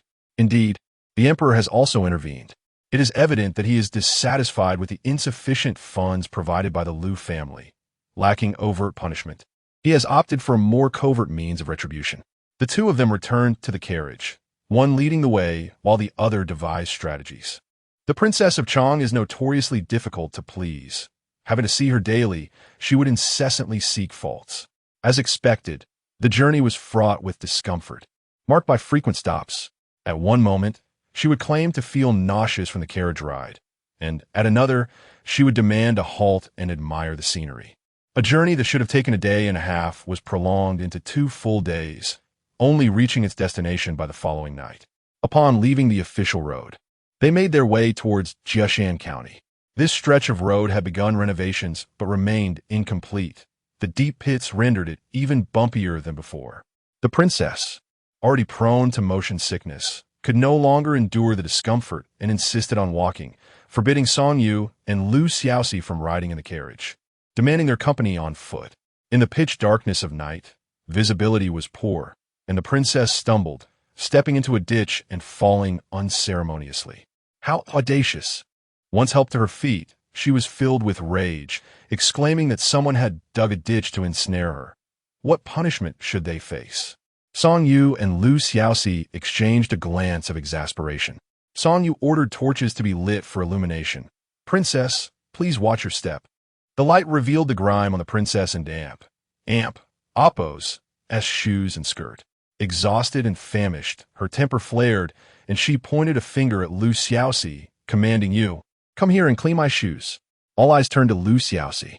Before she could respond, Ning Dong rushed forward, producing a cloth and kneeling to clean the shoes of the princess. Seeing this, the princess kicked her away with force. "Was I calling for you? You come here uninvited. How shameless." Lu Xiaoxi frowned, helping Ning Dong to her feet and brushing off the dust from her clothes. "I asked you to clean my shoes, not hers." The princess shot a cold glance at Lu Xiaoxi. "Are you deaf?" After leading Ning Dong to the side of the carriage to rest, Lu Xiaoxi took out her own handkerchief. "You wish for your shoes to be cleaned? Please hand them to me, and I shall attend to them for you." "Hand them to you?" The princess thought she had misheard. "You want me to remove my shoes in public? I commanded you to kneel and clean them." Suddenly, Song Yu interjected. "It is essential that everyone plays their part and fulfills their responsibilities. The princess and Oppo's shoes are dirty, and thus it is her personal maid who must attend to them, not an unrelated commoner." Lu Xiaoxi had committed no wrongdoing. She should not be compelled to kneel and clean shoes. The princess was taken aback by his reasoning, momentarily speechless, before retorting, "Well, you all have learned to twist concepts. I am the princess, a royal. It is an honor for you to kneel and clean my shoes. It is an honor, not an obligation. Honor is a choice, while obligation is compulsory," Song Yu asserted firmly. He would not allow anyone to humiliate Lu Xiaoxi, not even for a moment. "Very well, you two work well together." The princess acknowledged that continuing the argument would only further embarrass herself and quickly composed herself. "I am not worthy of such honor." Song Yu nodded respectfully. "Just wait and see," the princess scoffed, retreating to the carriage to set off again. After a particularly jarring journey, she threatened, "I will take your lives if this continues." The coachman could only respond sheepishly. However, it was impossible to